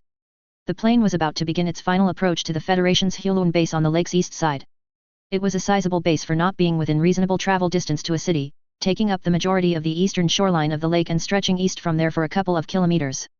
It was one of the 2 military bases close to the Republic's northern border facing the Alliance's Eurasian Federation. Hulun and the Mongol TUR base closely watched Eurasia's activities to ensure the Alliance didn't make a successful surprise attack on the Republic. The network of sensor equipment between them ensured the Alliance wouldn't sneak past them. Tyler's thoughts returned to the message he'd received to head for the Hulun base for an important mission. The orders didn't paint a good or clear picture to him when he'd read them over. The mission was, in essence, to make a precision strike against an Alliance facility in the Siberian area of the Eurasia Federation. The scarce detail attached to the orders was the facility made dangerous weapons for the Alliance. There was mention of the tip about the base coming from a protected anonymous source. The specific wording of the informational source made Tyler wonder several things. A protected source normally meant they were either a part of or had been working or the ones the target belonged to. Defectors were usually fine in Tyler's book as they dared to stand up and leave the bad people they had been around. However, keeping the source anonymous suggested there was more to them than just working for the Alliance. There was a nagging feeling in the back of Tyler's mind that this mission was going to be anything but straightforward or simple. The source wasn't the only point of the mission Tyler was going to be on that bothered him to an extent. Special Forces ground teams would also be going in for this, along with mobile suit squadrons. The mobile suit squadrons wouldn't be exactly a shock if the target were an Alliance weapon production facility. If planned right, such could get in and out quickly and destroy the facility with little serious issue. Yet, the Special Forces ground team strongly implied this was more than a taking out of a production facility. It made Tyler think there was something inside the target facility that higher UPS wanted to be extracted before the Alliance facility was destroyed. And what possibly was inside that higher UPS wanted bothered Tyler, since there were no details on that. He'd been on enough missions that the briefs left out certain details that caused problems during the operation. Of course, Tyler hoped that whatever mission he was going to be a part of would go okay, but he wasn't confident in that. He hoped he would get more information to fill in the holes the orders left when he arrived. The aircraft came down to land at one of the Hulun base runways, bringing Tyler out of his thoughts. Tyler grabbed his 2 duffel bags and exited the plane as the others who had been on it did. The equipment Tyler had brought he'd chosen when he had read terms extremely dangerous and tactically complex in the orders. It could explain why Special Forces personnel were being brought in by what Tyler could figure. Such still didn't explain what the mission would fully entail, but the meeting Tyler would attend would hopefully help with that. He had no issues with missions that could be considered risky. Tyler just preferred to have details to plan on contingencies and see potential problems with the operation. He was even keener to get details of the orders left out, as he would be working with the ground forces rather than the mobile suit squadrons. Tyler dropped off his duffel bags in the assigned quarters for the mission's duration. He then made his way to where the meeting for those who would be in the ground forces would discuss the operation. Tyler's orders hadn't given any hint as to who he would be working with other than them being from the Special Forces part of the Earthbound Defense Forces. He'd worked with some from the group during a couple of his missions against the Alliance, but he didn't interact with them often. Sure, Tyler had made a friend or two in the group due to the crap they had gone through together. But the likeliness of any of those being on this assignment was beyond low, and Tyler didn't kid himself about that. And Tyler didn't have a problem with Special Forces covering his back, and he doing the same for them. Tyler came into the meeting room and saw it was filled with soldiers in groups talking with one another. There was a group at a large round table which Tyler figured were the ones that would take charge of the operation. One scan around the room didn't bring any faces that Tyler recognized, which he expected. With him being in Salas, Tyler didn't interact with others' groups directly often. He was often called in as a specialist and left to use his skills to accomplish what was needed. It was part of the reputation Tyler had worked on changing. He was a loner when he did work. Tyler could work with a team, but circumstances tended not to allow or put Tyler in the position to do so. However, Tyler was brought out his thoughts when a voice spoke, "Are my eyes deceiving me, or is that you lucky loco?" Tyler turned to see a man who was a head taller than him. His skin was slightly darker than Tyler's own. The man had a marine-type haircut, short on top and stubble on the sides. The guy was muscular, as would be expected of a solid soldier. Tyler recognized the man after a moment, not for his appearance but for how he referred to Tyler.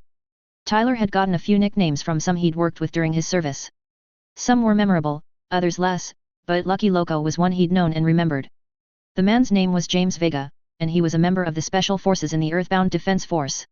Tyler had met him on the mission that had earned him his Bronze Star. He'd found the guy a dependable ally, and they had become friends during the week that operation had taken place. According to James, he gave Tyler the nickname because he did crazy things yet came out on top. "Your eyes are working just fine, James," Tyler replied. "It is nice to know I will know someone on this operation." James closed the distance and clapped Tyler's shoulder. He had taken a liking to Tyler shortly after they'd met almost 2 years ago. The kid wasn't anything like the stories and rumors suggested. Yeah, the kid was younger than most enlisted, but Tyler had earned his position and label as a specialist. Yet, what stood out the most had been the kid went into crazy situations and somehow came out on top when others wouldn't. During the time James had been around him, the mission had been crazy. The Alliance had been bearing down on the group James had been with, and calls for Allied reinforcement had gone unanswered. Then Tyler had shown up out of nowhere in a vehicle and bailed the whole group out. He'd gotten them to the extraction point to leave the battle zone without a single soldier lost. Because of Tyler's actions, lives were saved which would have been lost. James hadn't questioned Tyler if he said he could do something since then. The mission ahead felt like a mess waiting to happen, that was the vibe James got from it. So, a lucky soldier like Tyler would put James's mind at ease.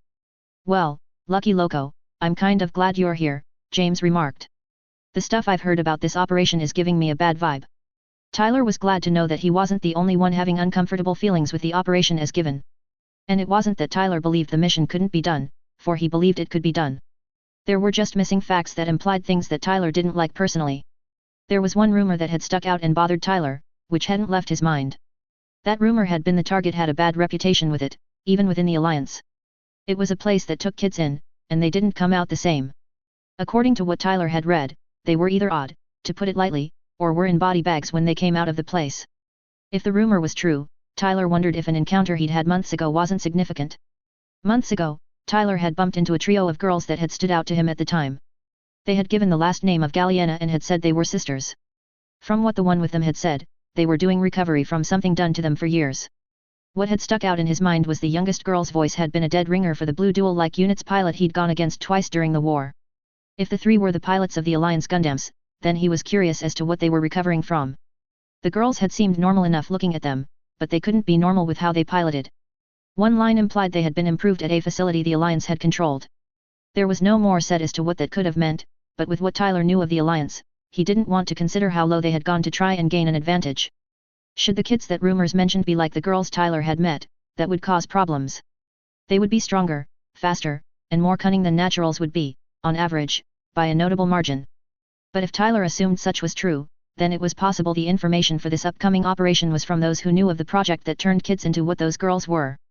That group would likely know if other facilities could alter children and make them into what the Alliance wanted.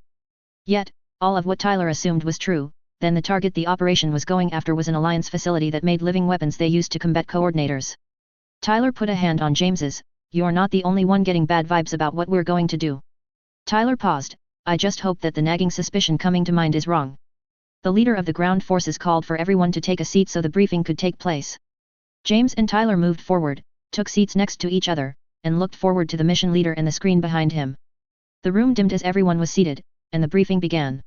"Welcome to you all," the leader started. "This will be the main briefing though the mission won't begin for 36 hours. The screen lit up, and a map of the historic Siberian area in the Eurasian Federation's territory. "Our target for the operation is a facility deep in Alliance territory. At this time, the weather conditions will play in our favor as the winter season will give us cover along the approach. The image changed to a closer view of the facility the briefing was on. This complex and the area it takes up is the operations target. The leader glanced over those listening. Make no mistake, this isn't a strike and destroy mission. It is an extraction mission with its goal. Any that impede it are to be dispatched efficiently, and then you are to move on. Tyler sat and listened to the briefing that continued. The facts being given didn't dismiss Tyler's suspicions about the complex being a place that produced those like the girls he'd met. If anything, the information from the network said the complex was decadently defended and could call upon help. If they called for reinforcement, then it would take around 15 minutes for Alliance forces to arrive. Meaning this operation would have to be time-conscious, and time would be against them. And the Alliance forces on site wouldn't just stand by and let themselves be attacked. The mobile suit squadrons would help deal with the enemy forces that were around the complex. And from what Tyler heard from the mission commander, the mobile suit squadrons would be made up of forces from the Pacific nations. The new HFS T-25 Hanzos and HFS T-29 Durandal fighter models would be employed in the operation. There would also be orb units joining the mobile suit squadrons. The general plan for the operation was the mobile suit squadrons would go ahead and clear out enemy forces. The blizzard that would be going on in the area would cover the approach of the squadrons. The stealth systems the mobile suits had wouldn't be needed for the final approach but would simplify the approach. They would clear landing zones for the ground forces, which would come in a short distance behind them. The ground forces would then assault the complex. There would be demolition experts with them to get past the armored entrances with specialized equipment. The ground forces would gain access to the complex and work on taking control of the facility. A team would go deep into the facility and search for the kids that were supposed to be there. Once the kids were found, they would be extracted along with any people there who weren't Alliance personnel. Tyler didn't have any issues with the outline of the plan the operation would use for success. There were still some points that could spell trouble if the Alliance countered in an unpredictable way. However, the Alliance was still fairly predictable as far as the information Tyler had read stated. The end of the war had changed some things, but the behavior outside the public eye of some in the Alliance wasn't one of them. The operation would be more likely to succeed if communication could be scrambled before the attack started and the Alliance did not notice. The brief had filled in holes that Tyler had been concerned about before. The point of interest to Tyler was the new Earth-use mobile suits the Federation had developed, which would be used. The other thing was the new aircraft that would carry the ground forces to the target complex. The Pelican dropships had several advantages over helis and other aircraft carrying troops. First, it could hold up to 45 people, an increase from the previous craft. Next, it didn't use turbines or propellers of any sort, it had 4 twin thrusters to give it lift and flight. The other difference is the Pelican payload capacity, which was substantially larger than the previous hovering aircraft. Depending on the situation, the craft could get in and out quickly or do precision strikes. Tyler could see the real potential the Pelican dropship had in military operations. It would be an advantage over the Alliance and ZAFT should or when the need came. The final equipment that would be employed in the operation that was unusual was the newly made exosuits. From the brief explanation that was given, the suits would increase the user's speed and strength. It did so by reading the muscle movements and nerve signals and amplifying the response through mechanical enhancement. The stated details didn't make a great deal of sense to Tyler as he wasn't a science type. Tyler was willing to give the suit a shot as long as it did what was claimed and didn't have notable negative consequences for the assistants. Since he would be with those taking fire from the Alliance soldiers that would be at the facility they would be attacking, he would take the help he could get. The other thing the suit had going for it was the impact gel, which was mentioned by the presenter. Supposedly, the gel could disperse impacts, including bullets to an extent. It was stated that taking a barrage of bullets wasn't recommended as the gel was limited on how much it could stop without a break so it could reform the layer it made. If it could do what was advertised, the gel layer was better than having light or no armor. Tyler would rather have such when going into a firefight than not. The general part of the briefing came to a close, and then it turned to the selection of ground team leaders. Tyler wasn't all that interested in who would be chosen for the team leader position. He would be assigned to the team as a specialist, which would most likely need his skills. His bet was the team that would go deep into the Alliance complex, as his knowledge of Alliance systems would come in handy. Tyler hadn't been put on team missions regularly, though he could do them when required. Sure, Tyler had led the small investigation team at Heliopolis and done a fair job with the assignment. The assignment hadn't ended well, but that had been due to bad circumstances. Tyler wasn't a large team leader material if any were to ask him to do the job. He would do the job if forced to, but it wasn't something that his expertise tended to fit. From the description the briefing gave, James didn't like some of the circumstances the mission involved. He would still participate in the operation and not complain about what came from it in the end. Yet, James would feel much better if Tyler led the team he was going to be on. His name hadn't been mentioned, likely because the kid had the reputation of being a solo act most of the time. So, James raised his hand to nominate Tyler as a team leader. The one who had been running the briefing noticed a hand being raised. After a moment, the man saw it was Lieutenant Vega raising his hand. Vega wasn't known to question much about a mission during his service by his profile. You have something to add, Vega? The mission leader asked. James nodded. You are still deciding on the leader for the infiltration team that will go deep into the complex, right? The leader nodded as there was still discussion going on as to who would lead what team. He would head the first team that would go for the control center of the complex. There would be the team that would hold the entry area and make sure the Alliance didn't block exit paths. The last ground team would venture into the facility and search for the children and scientists who were supposed to be there. The anonymous source that had given much of the information this mission was using had been insistent about children and scientists being there. They had said the Alliance was likely threatening them to keep them in line. The infiltration team would have to go against the most resistance of the three teams. Thus, the leader would have to be calm under pressure and have good judgment. These qualities were what made the selection of the infiltration leader difficult. That's right, Vega, the mission leader replied. What of it? James smiled. I would like to make a nomination for the infiltration leader. The mission leader blinked as there was already a pool to select from for the infiltration leader. Unless the one Vega would nominate stood out, the nomination would be of little consequence. Okay, there are already several being considered, but who is it you wanted to nominate? The mission leader posed. James pointed at Tyler. I want to nominate McGregor for the position. Tyler's head snapped up at hearing James' nomination for him to be a team lead. Yet, if he were called upon for the job, Tyler would do it. However, he hadn't volunteered for the idea as James had done. Wait a moment, Tyler began. I figured that I would be on the infiltration team but not as its leader. Tyler glanced at James for a moment. Not that I would decline the idea if it was determined I would be the best choice.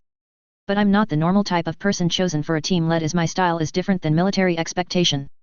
The mission leader said nothing immediately after Vega put forth the nomination. He'd heard of Tyler McGregor much as most in the Special Forces, whether in the Earthbound Defense Forces or the Space Forces. The kid had a reputation for getting tasks done, even if by unexpected methods others wouldn't use. Yes, he was young, as files on him said, which made some rumors about him hard to believe. McGregor had leadership experience, according to files on him with a couple of previous missions. His skills as a specialist had been called upon as he had skills and experience against the Alliance more than others tended to. McGregor was going to be assigned to the infiltration team due to his abilities, but more as a special member rather than the leader. I will consider your nomination, Vega, the mission leader returned. The briefing was concluded, and those in the ground forces went their separate ways. Tyler glared at James. What in the hell were you getting at, James? Tyler challenged. Why did you nominate me for leading the infiltration team? Tyler pointed at himself. I'm a specialist, meant to do unique tasks that others don't. I'm not the leader type for this kind of mission unless there is a real need for someone to get things done is called upon. Tyler sighed. I appreciate I can go into a situation and come out of it with those around me when others would be hard-pressed to do the same. But I feel this mission will be hectic and need those who will be a good team lead. James kept a small smile and shrugged. I believe you would do a great job being the team lead. And with what we may face, I would rather you leading the way, Lucky Loco. Tyler exhaled heavily at his friend's response as if it was a compliment, but not at the same time. It was nice to be told he would do well in a harsh situation. Yet, in the team lead position, they were responsible for the rest under them. Tyler had no issue getting himself into crazy crap, but he did have a problem when others came with him and did not volunteer for the point beforehand. He stood by his behavior when questioned, but Tyler didn't like when others had to suffer for something he did or was involved in.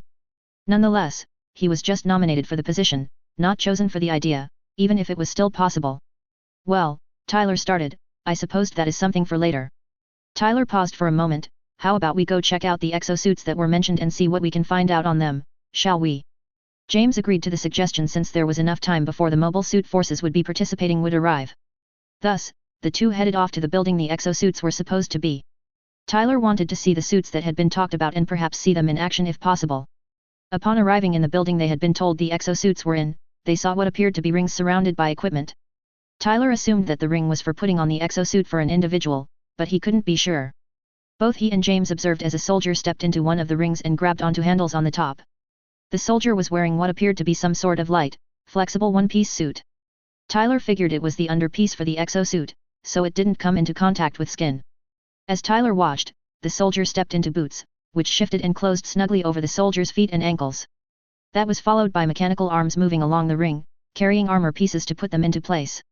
The process continued, and Tyler was getting a tad more confident in the suit as it covered the majority of their body.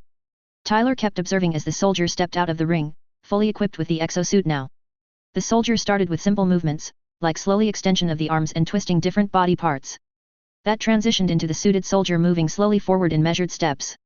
Tyler was left to wonder about the measured movements. He couldn't help but be curious if there was something about the exosuit that made movements different or needed concentration. The first time Tyler had worn the Federation's pilot suit, it had felt odd with the dynamic frame it had built in. If it was a similar experience, Tyler wanted some practice with the exosuit before using it on the mission. As the soldier began doing more involved movements, James whistled. "Got to say, that looks interesting," he remarked. "I wonder what it will be like to do that ourselves." James glanced at Tyler. "What do you think, Lucky Loco?" Tyler hummed in response. "It is indeed interesting, I'll admit," he stated carefully. "I think I'll have more to say once I get in one and try it out for myself, I think." Tyler stopped there, not wanting to say any more as he was considering getting in an exosuit right now if he could. James clapped Tyler on the shoulder, bringing him out of his thoughts. "Well, no time like the present, right Lucky Loco?" James said. Tyler would have told him he would go and ask when he was good and ready. However, James pulled Tyler with him as he moved forward toward the building staff. After coming up to the staff, James said that Tyler wanted to give one of the suits a go and get experience with how they worked. None of the staff saw a problem if Commander McGregor wanted to get into one of the suits and try it out. Tyler didn't appreciate James essentially pushing him into getting into an exosuit and trying it out. However, observing the suit's performance only answered a few questions and left others. So, instead of arguing, Tyler followed two staff members, leading him off to get one of the undersuits on. The outfit was form-fitting but was able to flex with Tyler's movements without restricting movements. There was padding around the major parts of his body, especially where the armor had been placed. Once the flex suit, as the staff called it, was on to their satisfaction, Tyler was led back to the complex floor. He got into one of the rings, putting his feet onto the boot bottom. The boots were closed and snugly fit Tyler's feet as he took the handles at the top of the ring. Mechanical arms slid along the ring, bringing armor pieces for his arms and setting them in place before putting them together and securing them. The armor for the legs was being attached at the same time as the arms were. The ring shifted and oriented to have Tyler at 45 degrees with the floor, but hanging onto the handles prevented him from falling. Tyler felt an armor piece push against the back of his upper torso and a second part set on his lower back. Armor parts were set on Tyler's front, a heavier piece on the upper torso, while a multi-piece was placed on his abdomen. The ring was reoriented to have Tyler upright. Mechanical arms were supporting the armor that Tyler was now in as he was upright. He glanced up as something caught his eye, and Tyler saw a helmet being lowered down. The mechanical supports retracted for his arms, and Tyler reached up and grabbed the helmet. The other mechanical supports released and retracted, freeing Tyler to move on his own. Tyler measured his movements, not wanting any surprises he would have to deal with. The weight of the armor wasn't more than Tyler could handle. With his muscle build from his military service and other activities, he could deal with the weight without much negative effects as a result. The undersuit, combined with the armor, was having an effect as Tyler could feel the response to his movements.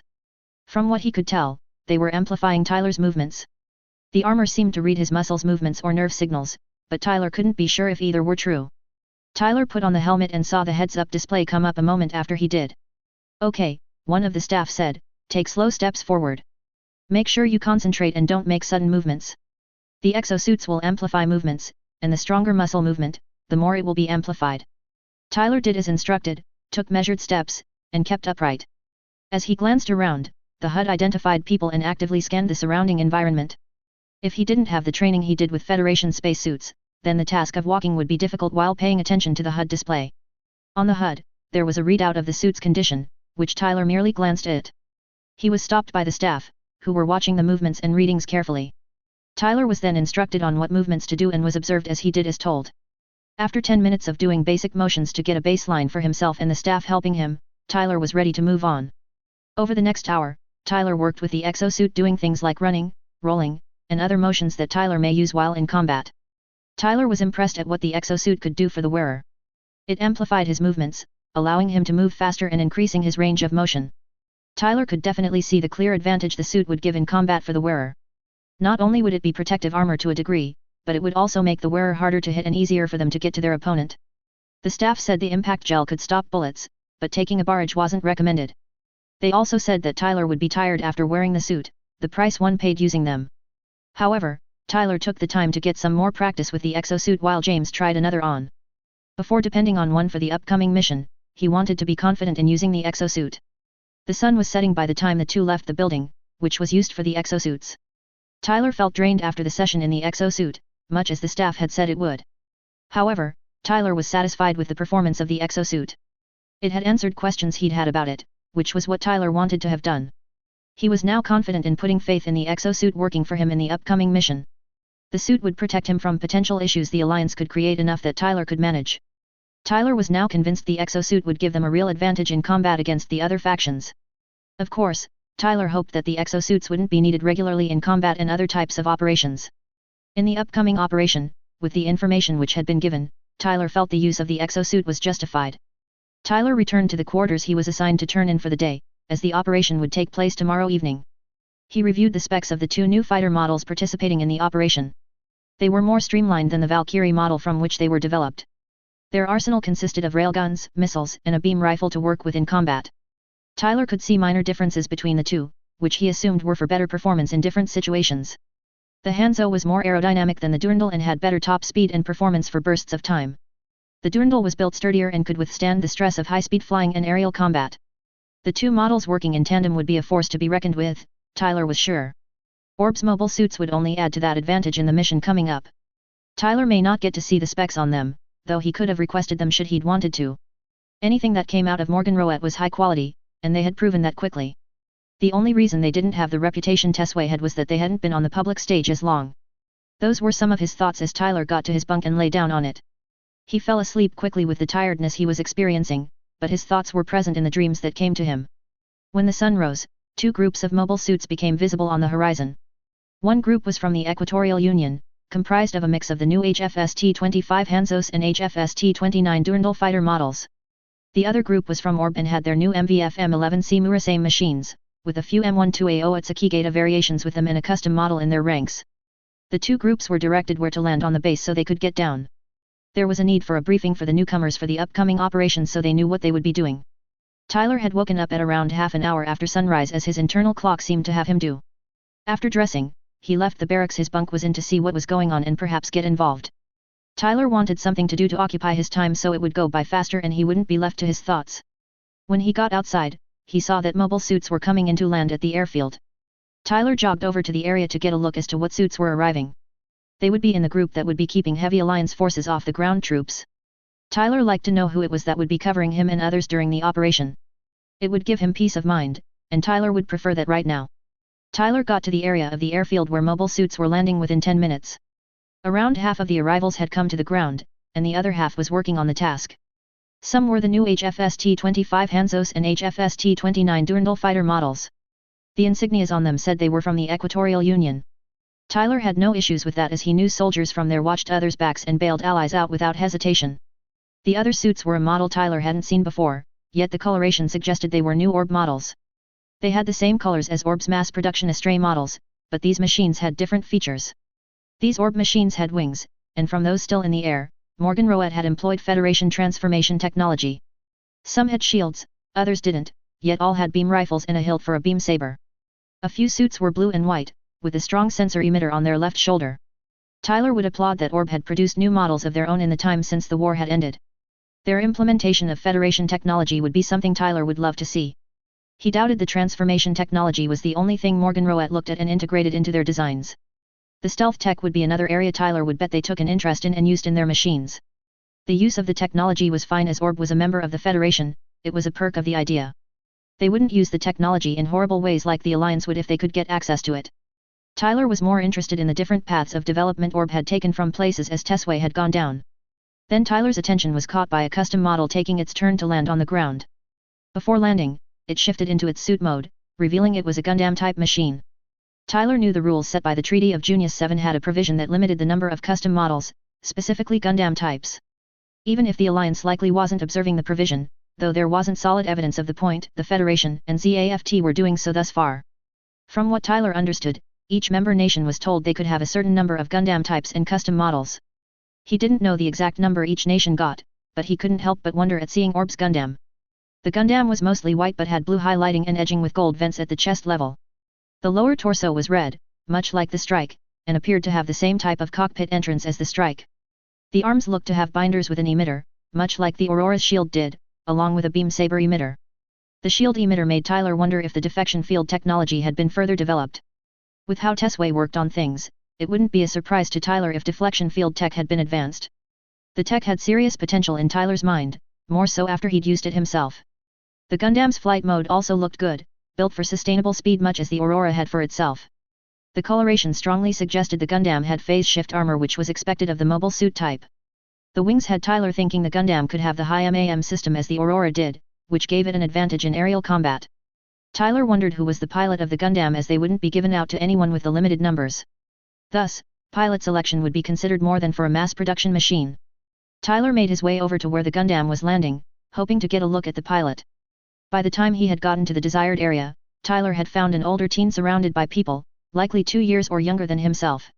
It took a moment for Tyler to realize some in the crowd were badgering the teen. Others were defending the kid, but there were more badgerers than defenders. The kid was a few inches shorter than Tyler, but that was something Tyler wouldn't hold against the teen. His eyes were yellow, which was a rarer color but not a designed color exclusively. The teen's messy hair was much the same as it was blue, which naturals normally didn't have, but it was possible.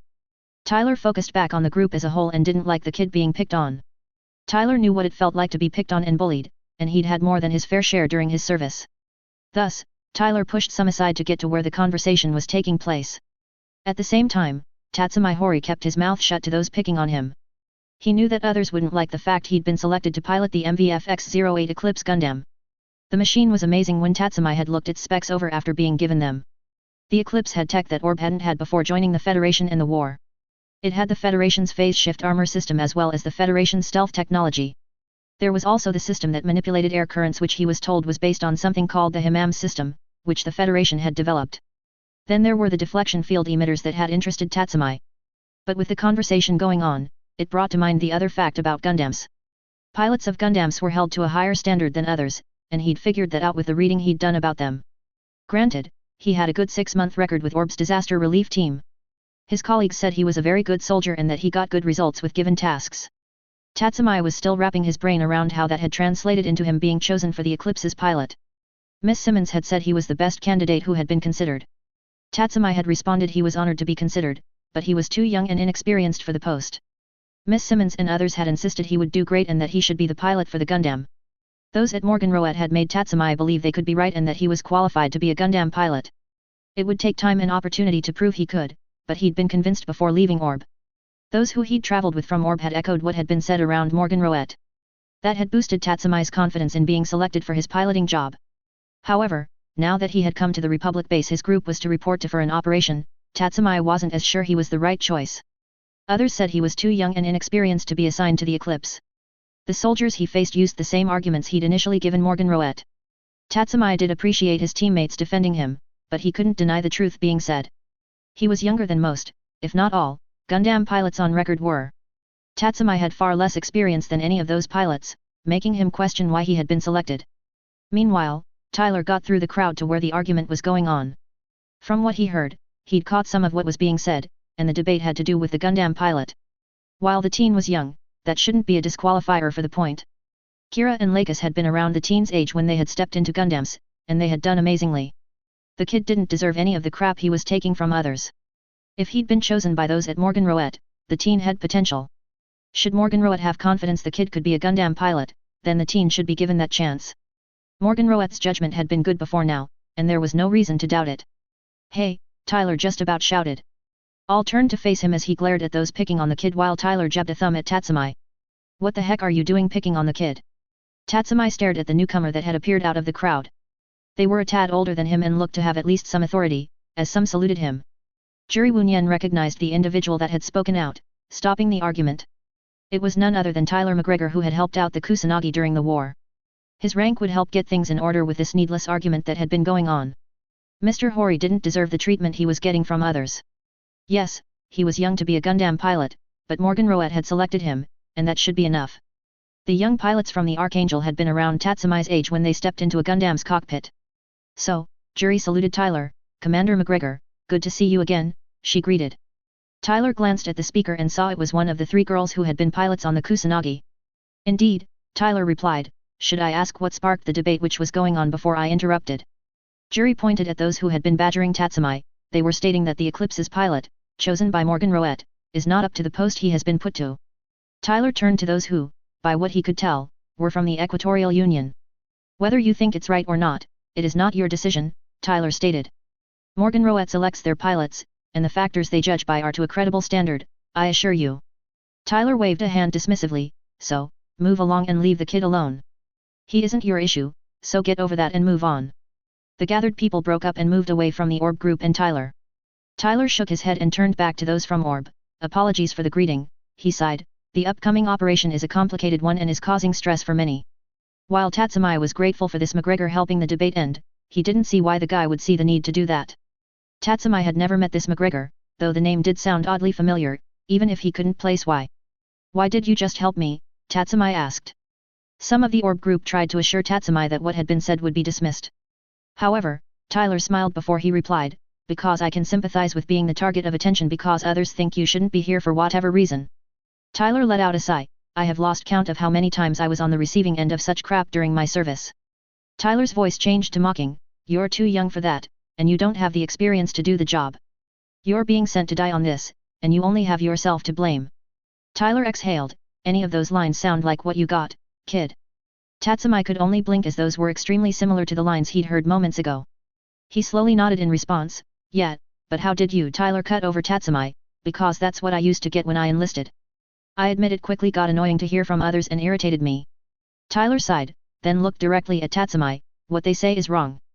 You are here for a reason, and it is important, kid. Don't dare doubt that point or let what others say to sway you away from that fact. Those at Morgan Roet chose you for a reason, and it wasn't pity, social standing, or because of your looks. You were chosen as a Gundam pilot because those at Morgan Roet felt you would be able to grow into the role effectively. Tyler closed the distance and jabbed a finger on Tatsumai's chest, Gundam pilots aren't chosen for their record or rank. They are selected because they have shown qualities which say they can be of the caliber needed for Gundams to make a difference. It was nice to meet someone who understood what it was like to be looked down upon because of stupid reasons. What Commander McGregor said had restored a good amount of the confidence Tatsumai had before landing. But Tatsumai was curious how this guy knew so much about Gundams, as he implied. How do you know about Gundam types? Tatsumai questioned. Tyler scoffed, wow, rare is it that just hearing my name doesn't get most to salute and treat me differently. Tyler patted Tatsumai's shoulder, it is refreshing to be treated as just a person instead of a war hero as some do with me. Tatsumai blinked, and then it clicked in his mind. He now knew where he'd read the name McGregor. It had been on reports from the final official battle of the Alliance plant war. McGregor had been key in ending the battle, which had gotten him the title of a war hero, as a few had. It didn't explain how he knew about Gundam types unless he'd used one during the battle, which was possible. Tyler noticed Tatsumai's eyes widening, meaning the kid had heard of him. Now, don't go being all formal with me, not my thing, thanks, and I don't care for it. As for how I know about Gundams, I've piloted 3, though one was only for a short period. Tyler pulled back and put a hand on the kid's shoulder, so, I can assure you no one is prepared to pilot a Gundam before they are put in the position they are to do so. I certainly wasn't prepared for the first Gundam I got into, and it had issues I had to deal with to get it working how I wanted. Those from Orb listening were grateful to Tyler for what he was saying to Tatsumai. The young man was a member of Orb's disaster relief team, which wasn't simple. The ODR was a team that handled crisis situations of all kinds, and members earned their spots on the team. Yet, Tyler wasn't done giving advice to the kid. He would give the teen the advice he'd wished he'd received in his first year of military service. Let me give you some advice I wish I'd gotten when I started military service. The fastest way to shut up the critics is to prove their views of you wrong. Show them you can do what is expected and more. Ensure they know you were selected for a reason, and that selection was the right one for Morgan Roet to make. If you do that, those who say you can't do something will shut up themselves, or others will do that for you. Tatsumai was floored at the advice he was being given. It made sense, but he hadn't thought about it as it was stated. He'd always been told to do his best in any given task, and he'd done just that. Tyler continued, you will be with those that will be covering those of us in the ground forces. So, please do what you can to keep Alliance mobile suits off us and disable the target's defenses. You do that, and you'll be fine and show you are the choice for a Gundam. Tyler shrugged, should you be able to do more, all the better and wait to prove others are wrong about you. Don't stress yourself over what others say about you, use it as motivation to prove them wrong. As Commander McGregor had put it, the task was much clearer than what the mission brief he'd been present for back in Orb. Much of what had been said was the mission was going against an Alliance facility which had been brought to the attention of the Federation. The facility was deemed dangerous, though little had been said about what made it so. The other thing stated was that resistance from the Alliance was to be expected during the operation. Tyler paused in what he'd been saying, realizing he didn't know the kid's name even though he'd been familiarly talking to him. You'll have to forgive me, Tyler said, but I got so wrapped up in what I was saying that I didn't ask for your name. Tatsumai blinked at the commander, saying he didn't have Tatsumai's name. It hadn't come up in conversation yet when Tatsumai thought back. "It's Tatsumai, sir," he returned, "Tatsumai Hori." Tyler offered a hand. "Well, I and others will be counting on those like you to cover us on the ground. I don't doubt you'll keep the alliance off our backs enough for the operation to go well." Tatsumai shook the offered hand. "I'll do my utmost, sir," he replied. Tyler left the group as they began making their way to get an operation briefing that Tyler got yesterday. As the sun dropped behind the mountains to the west, orders were given to prepare for the mission to begin. The ground forces had all been equipped with an exosuit for whatever they would face during the operation. There had been a second briefing for the mobile suit squadrons who would participate since half had arrived earlier the same day in the morning. The pilots had confirmed they understood what their part in the operation was to be. They would first break through enemy defenses and draw enemy mobile suits away from the facility. When they did that, the ground forces could move in, get into the complex, and get to work. The mobile suit squadrons would be given around 7 minutes to finish their initial task or nearly so. With that in mind, the squadrons would head out before the Pelicans carrying the ground forces would. Enemy communications would be blacked out, so they couldn't call for help right away, but that would only buy time. According to intel, this facility reported to Alliance Command regularly. Thus, when the complex didn't check in with the Alliance, they would know something was going on. And that was why it had been pointed out that timing was key in this operation. Tyler was making his way to the Pelican he would board to travel to the enemy facility. He had what equipment he could foresee using in this operation. He had switched out his trusty SMG for the Mk45 sidekick he owned for weapons. Tyler also had his Mk15 Mammoth assault rifle, which he kept for dicey or harsh situations and operations he was put on/in. The gun was based on the historical FN F2000 bullpup assault rifle made by the FN Herstal Company. The rifle may not have as quick an auto mode as the Federation's Avenger assault rifle, but it made up for that in a different way. It had a higher caliber of rounds than the Avenger rifle, and the rounds were standard Piercer type rounds. Those kinds of rounds were the next level of armor piercing from what had been historically. They could penetrate more efficiently and made current body armor effectively useless against them. Tyler had been told hours ago that he had been selected as the infiltration team leader in the operation. He still didn't see what made him better than the others who had been considered for the job, but Tyler hadn't argued the point. There wasn't the time to refuse the post as the operation had been hanging ahead. So, he would be responsible for 26 other people along with himself during the operation. 2 of those were the demolition experts with slightly weaker armor than the rest. They would need to be protected along the way to the entrance to the complex as they had the means to get inside through the expected blast doors. Of course, Tyler fully intended that not one person on his team would be lost during the operation, but he couldn't guarantee that at the moment without knowing what would happen. It was expected that the Alliance forces defending the facility would not make things easy for the ground forces mission. The data from the information network was not as detailed as Tyler would like about the place. There were no informants inside, at least, not any longer since the one which had been there had died in an accident. It was assumed the Alliance had killed the informant for something. The place was similar to a fortress and so had decent defense and would be hard to assault conventional. The doors to the outside from the inside were heavy and would take heavy explosives to get through. It was also possible that there would be just as heavy doors further in the facilities.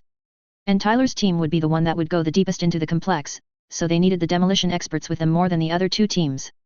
Tyler encountered James as he was heading for the Pelican he was assigned to. He saw he was also in an exosuit though his was dark blue, while Tyler's was a neutral blue with white stripes along the shoulders. Tyler noted that James had what looked like a shotgun on the back of his hips and an assault rifle on his back. "Good to know you will be in charge of the infiltration team, Lucky Loco," James greeted. He glanced Tyler over and found he didn't have the gun he normally did on his right thigh. The few times he'd worked with Tyler, the kid had an SMG he liked to use, but Tyler had a sidekick pistol and a Mammoth assault rifle. The pistol was sensible to James as the kid had a knack for good aim, so he normally needed few bullets to get the job done. It was the Mammoth assault rifle that kind of surprised James as the gun didn't fit Tyler's normal style exactly.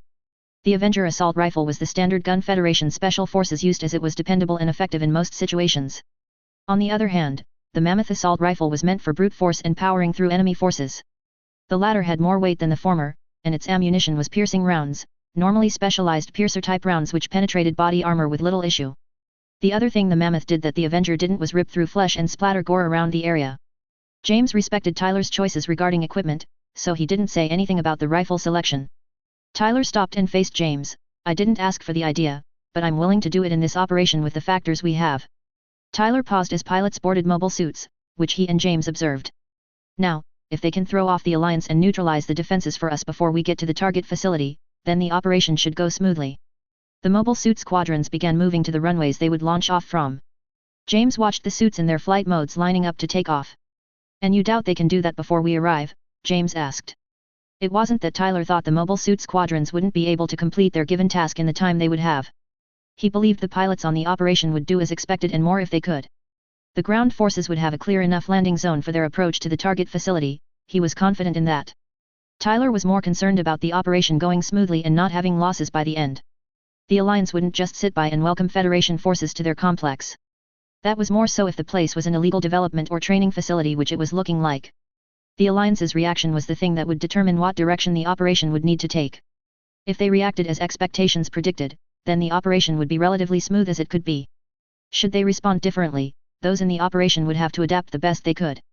The timing factor was the most volatile part of the operation. Acquired information said the facility regularly reported to Alliance Command every 30 minutes or so. Thus, the operation had to take place in that 30-minute window and take a little longer than that. Once the Alliance something was going wrong, it was expected they would attempt to destroy the facility to hide evidence of its activities. Mobile suit squadrons could delay Alliance responses for a time, but it was unlikely to stop them in their attempts to destroy the facility. So, the briefing made it clear there were to be no time-wasting activities during the operation. Every minute counted for this mission, and it was more so as it was being classified as a rescue OP. Lives were on the line, making a difference to those participating in the operation. The Federation took lives at risk more seriously than the other two factions seemed to show. Tyler shook his head in response to James' question. No, they will do just fine, he replied. They will have things ready for us when we get on the scene, I'm confident in that. The more important question is how the Alliance will respond to us coming in, and we don't have a good answer for that at the moment. The problem, as I see it, is by the time we do have the answer, there is little time to change and adapt with the window we have to work with. Tyler gestured for them to get onto the Pelican they would be riding on. Let's board and not worry about what is ahead for the time being. We've done what we can prepare, and that's the best any can do. Tyler and James filed into the line, which had soldiers in exosuits boarding the transport. Tyler glanced around the Pelican interior after coming onto the aircraft. He saw those who were on the infiltration team, which was being referred to as Silver Team. James was taking one of the few empty seats on the right side of the aircraft as Tyler was scanning the interior. He spotted the 3 demolition experts in the center row of seats who would be helping the infiltration team. Those 3 had slightly different suits than the rest on the Pelican, being a bit lighter than the rest of the teams. They would be needed to get through at least one of the facility's outer armored doors. Is everyone assigned to Silver Team here? Tyler asked the hold at large. There were muttering in agreement to the question, which Tyler took as all were where they should be. Thus, Tyler headed to the craft's cockpit to tell the flight crew they were ready. Meanwhile, the base's air traffic control was managing and directing the fighters who were lining up to take off. Timing for the operation, which was about to start, was a heavy determining factor. Everything from time on the ground for those going in to take off and travel time for the fighters had been planned out and calculated down to a 10-second margin. There had even been a communications blackout worked into the operations timetable, so there was the maximum amount of time to work with. 5 runways had been designated for use, with 6 fighters launching per lane. The Gundam would take off from the ground instead of a runway, but they had timing when they did that too. The timetable, as had been figured and set, had been given to all the participants, so they knew the plan. Unless those leading the mission stated adjustments had to be made, the table was to be followed. Tatsumai's heart had been beating faster than normal as he'd been boarding the Eclipse. The operation was straightforward enough that he didn't have any major questions about it.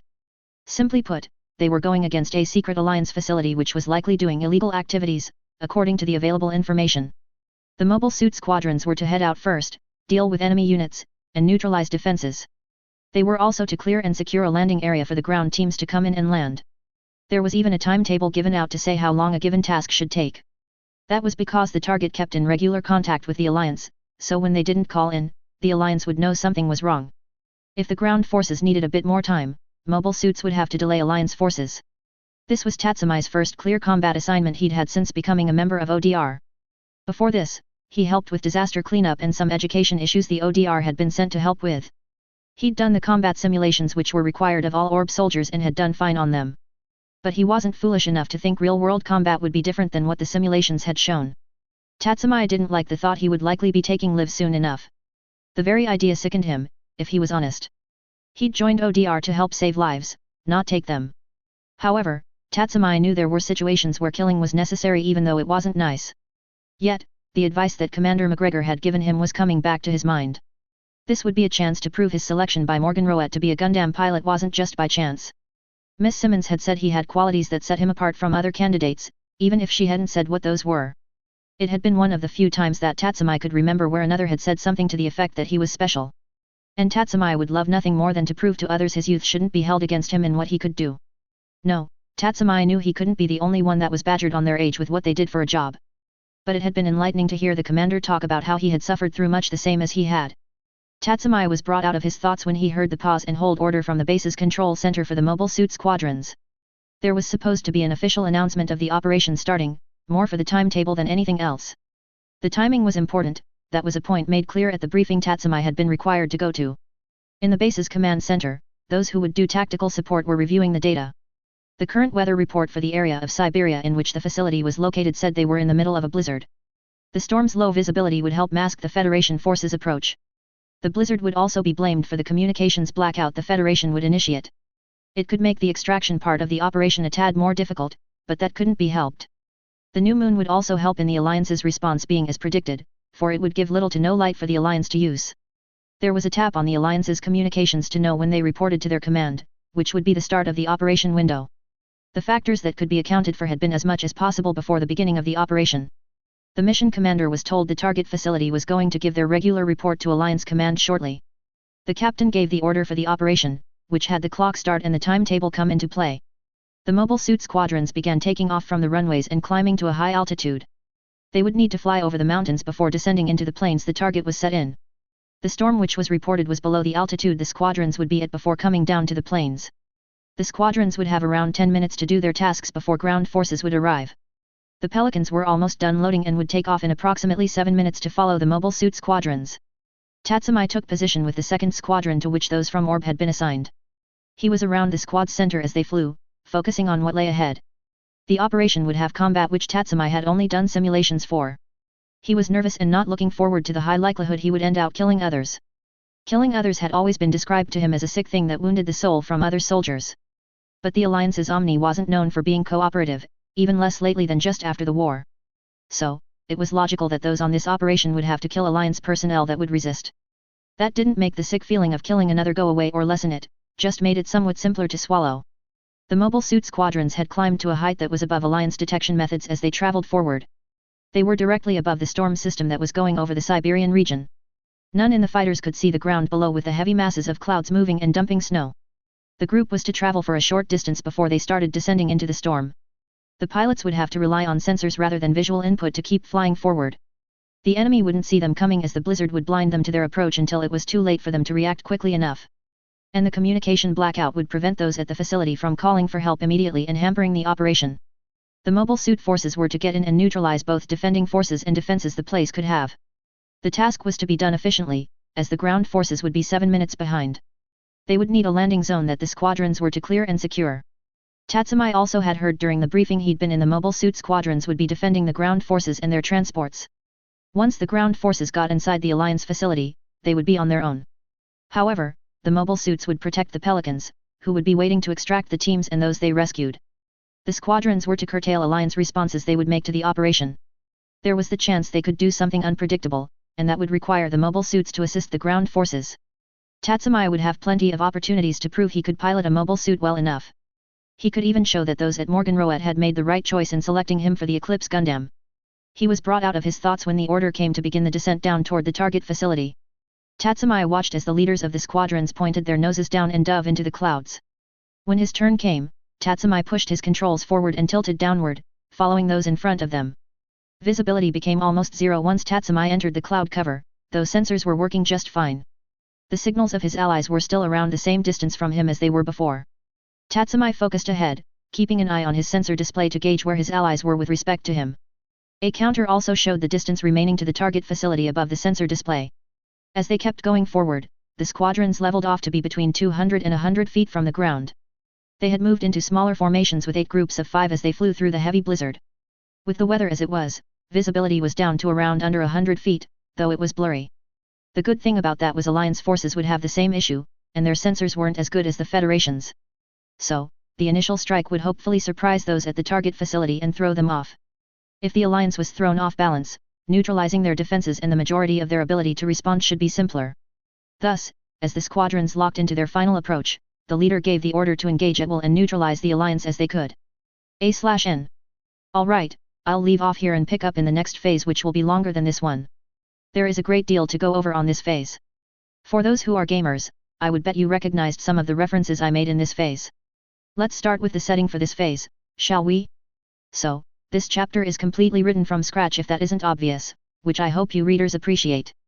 Hulun Lake is an actual place, you can look it up on a map and see it is near the border of China and Russia. I always strive for believability and accuracy in my writing, so the names I use for places can mirror real-world places. The base as mentioned is one of those which watch the border the Republic has with the Alliance's Eurasian Federation. Thus, it isn't a small base nor an inactive one, with the Alliance being how it is. The other point I would point out is the reference implied by anonymous source the mission gets it info. I will go more into detail with that in a bit, but it is important. Moving on to Tyler's view as he is coming to the base and going toward the mission briefing. So as mentioned, Tyler is suspicious about the source for the mission, for rarely does the Federation refer to a source the way Tyler read. And he gives you readers a hint as to who the source is, which will be confirmed in the next phase. Now, Tyler is concerned about there not being some details about the mission. This comes because of past experience Tyler had where missing details had caused trouble for him. But as Tyler is a specialist, he was called for the mission, which is implied but not mentioned specifically. And the details that Tyler did get before coming to the base hadn't been encouraging. However, I would point out that Tyler does admit he doesn't always work well with large groups. I've implied that point before now, but he actually admits it in this phase. So for you gamers, you may know the character I brought into this phase, James Vega, as he was a character from Mass Effect 3. I did a playthrough of the game in recent months and found him to be an interesting character, so brought him in. He fits with a small backstory involving Tyler that I've been considering bringing in.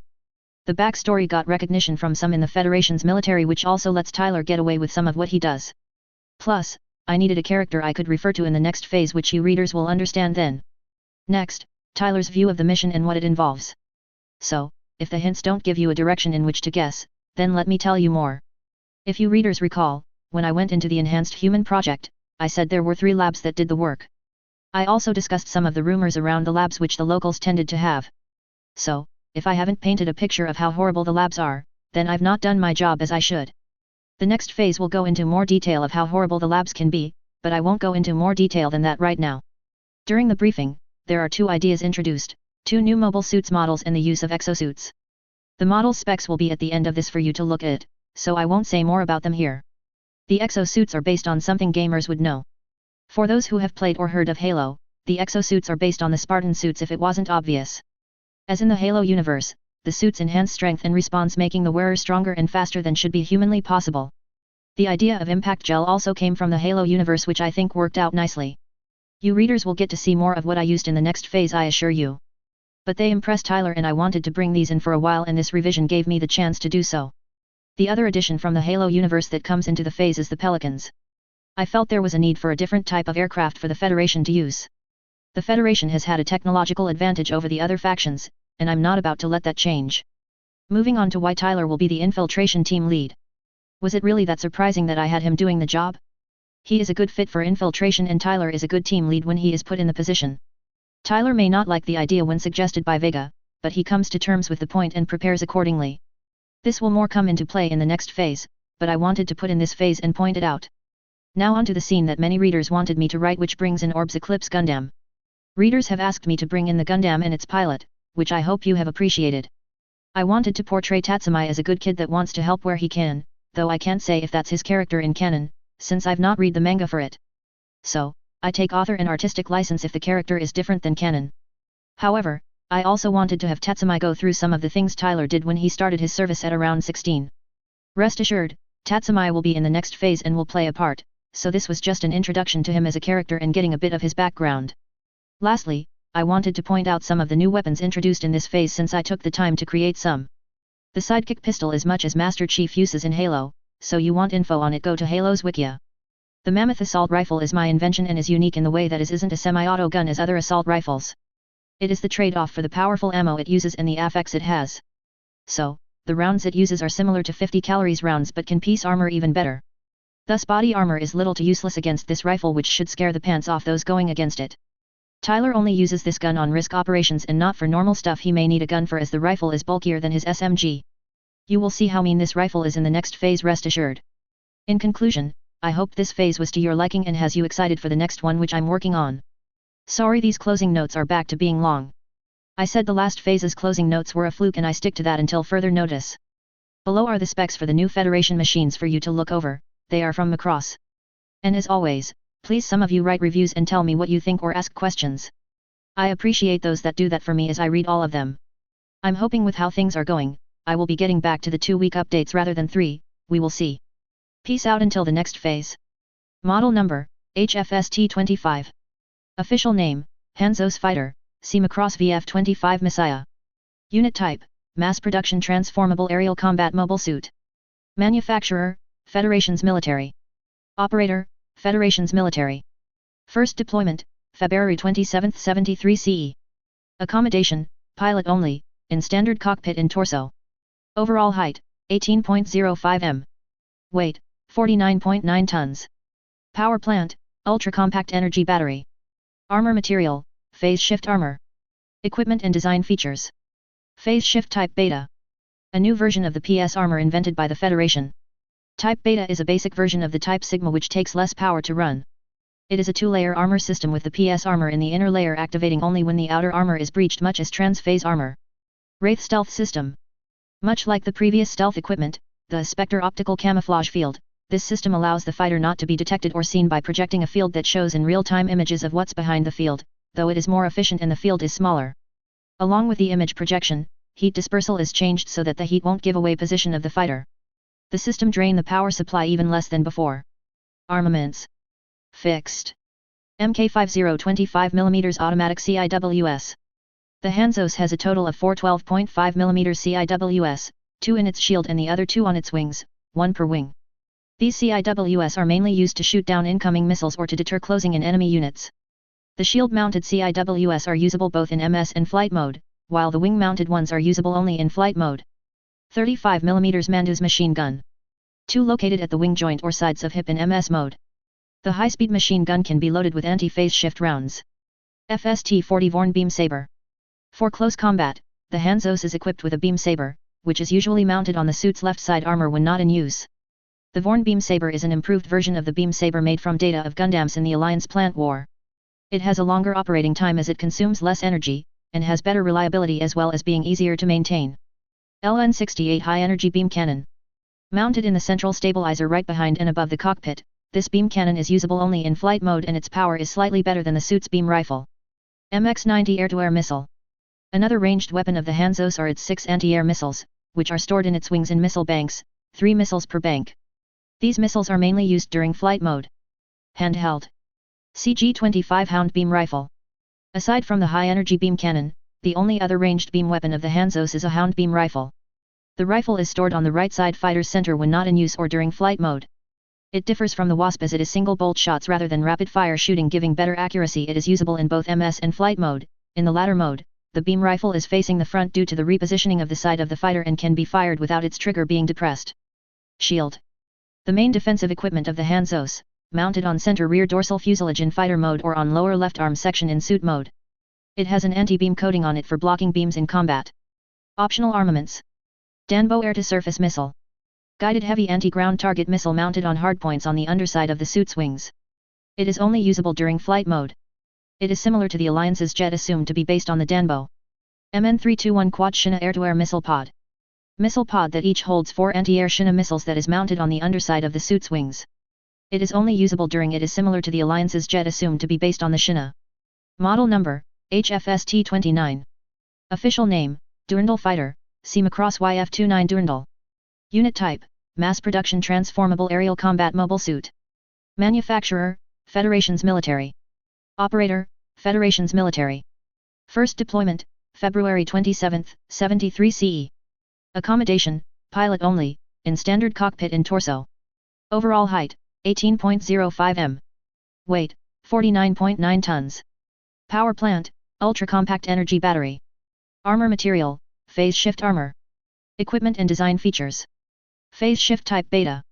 A new version of the PS armor invented by the Federation. Type beta is a basic version of the type sigma which takes less power to run. It is a 2-layer armor system with the PS armor in the inner layer activating only when the outer armor is breached, much as trans-phase armor. Wraith stealth system. Much like the previous stealth equipment, the Spectre optical camouflage field, This system allows the fighter not to be detected or seen by projecting a field that shows in real-time images of what's behind the field, though it is more efficient and the field is smaller. Along with the image projection, heat dispersal is changed so that the heat won't give away position of the fighter. The system drain the power supply even less than before. Armaments. Fixed. Mk50 25mm automatic CIWS. The Durandal has a total of 4 12.5mm CIWS, 2 in its shield and the other 2 on its wings, 1 per wing. These CIWS are mainly used to shoot down incoming missiles or to deter closing in enemy units. The shield-mounted CIWS are usable both in MS and flight mode, while the wing-mounted ones are usable only in flight mode. 35mm Mandus machine gun. 2 located at the wing joint or sides of hip in MS mode. The high-speed machine gun can be loaded with anti-phase shift rounds. FST-40 Vorn beam saber. For close combat, the Durandal is equipped with a beam saber, which is usually mounted on the suit's left side armor when not in use. The Vorn beam saber is an improved version of the beam saber made from data of Gundams in the Alliance Plant War. It has a longer operating time as it consumes less energy, and has better reliability as well as being easier to maintain. LN-68 high-energy beam cannon. Mounted in the central stabilizer right behind and above the cockpit, this beam cannon is usable only in flight mode and its power is slightly better than the suit's beam rifle. MX-90 air-to-air missile. Another ranged weapon of the Durandal are its 6 anti-air missiles, which are stored in its wings in missile banks, 3 missiles per bank. These missiles are mainly used during flight mode. Handheld. CG-27 Wasp beam assault rifle. Aside from the high-energy beam cannon, the only other ranged beam weapon of the Durandal is a Wasp beam assault rifle. The rifle is stored on the right side fighter's center when not in use or during flight mode. It differs from the Hound as it is rapid-fire shooting, giving up some accuracy. It is usable in both MS and flight mode. In the latter mode, the beam rifle is facing the front due to the repositioning of the side of the fighter and can be fired without its trigger being depressed. Shield. The main defensive equipment of the Durandal, mounted on center rear dorsal fuselage in fighter mode or on lower left arm section in suit mode. It has an anti-beam coating on it for blocking beams in combat. Optional armaments. Danbo air-to-surface missile. Guided heavy anti-ground target missile mounted on hardpoints on the underside of the suit's wings. It is only usable during flight mode. It is similar to the Alliance's jet, assumed to be based on the Danbo. MN321 Quad Shina air-to-air missile pod. Missile pod that each holds 4 anti-air Shina missiles that is mounted on the underside of the suit's wings. It is only usable during. It is similar to the Alliance's jet, assumed to be based on the Shina.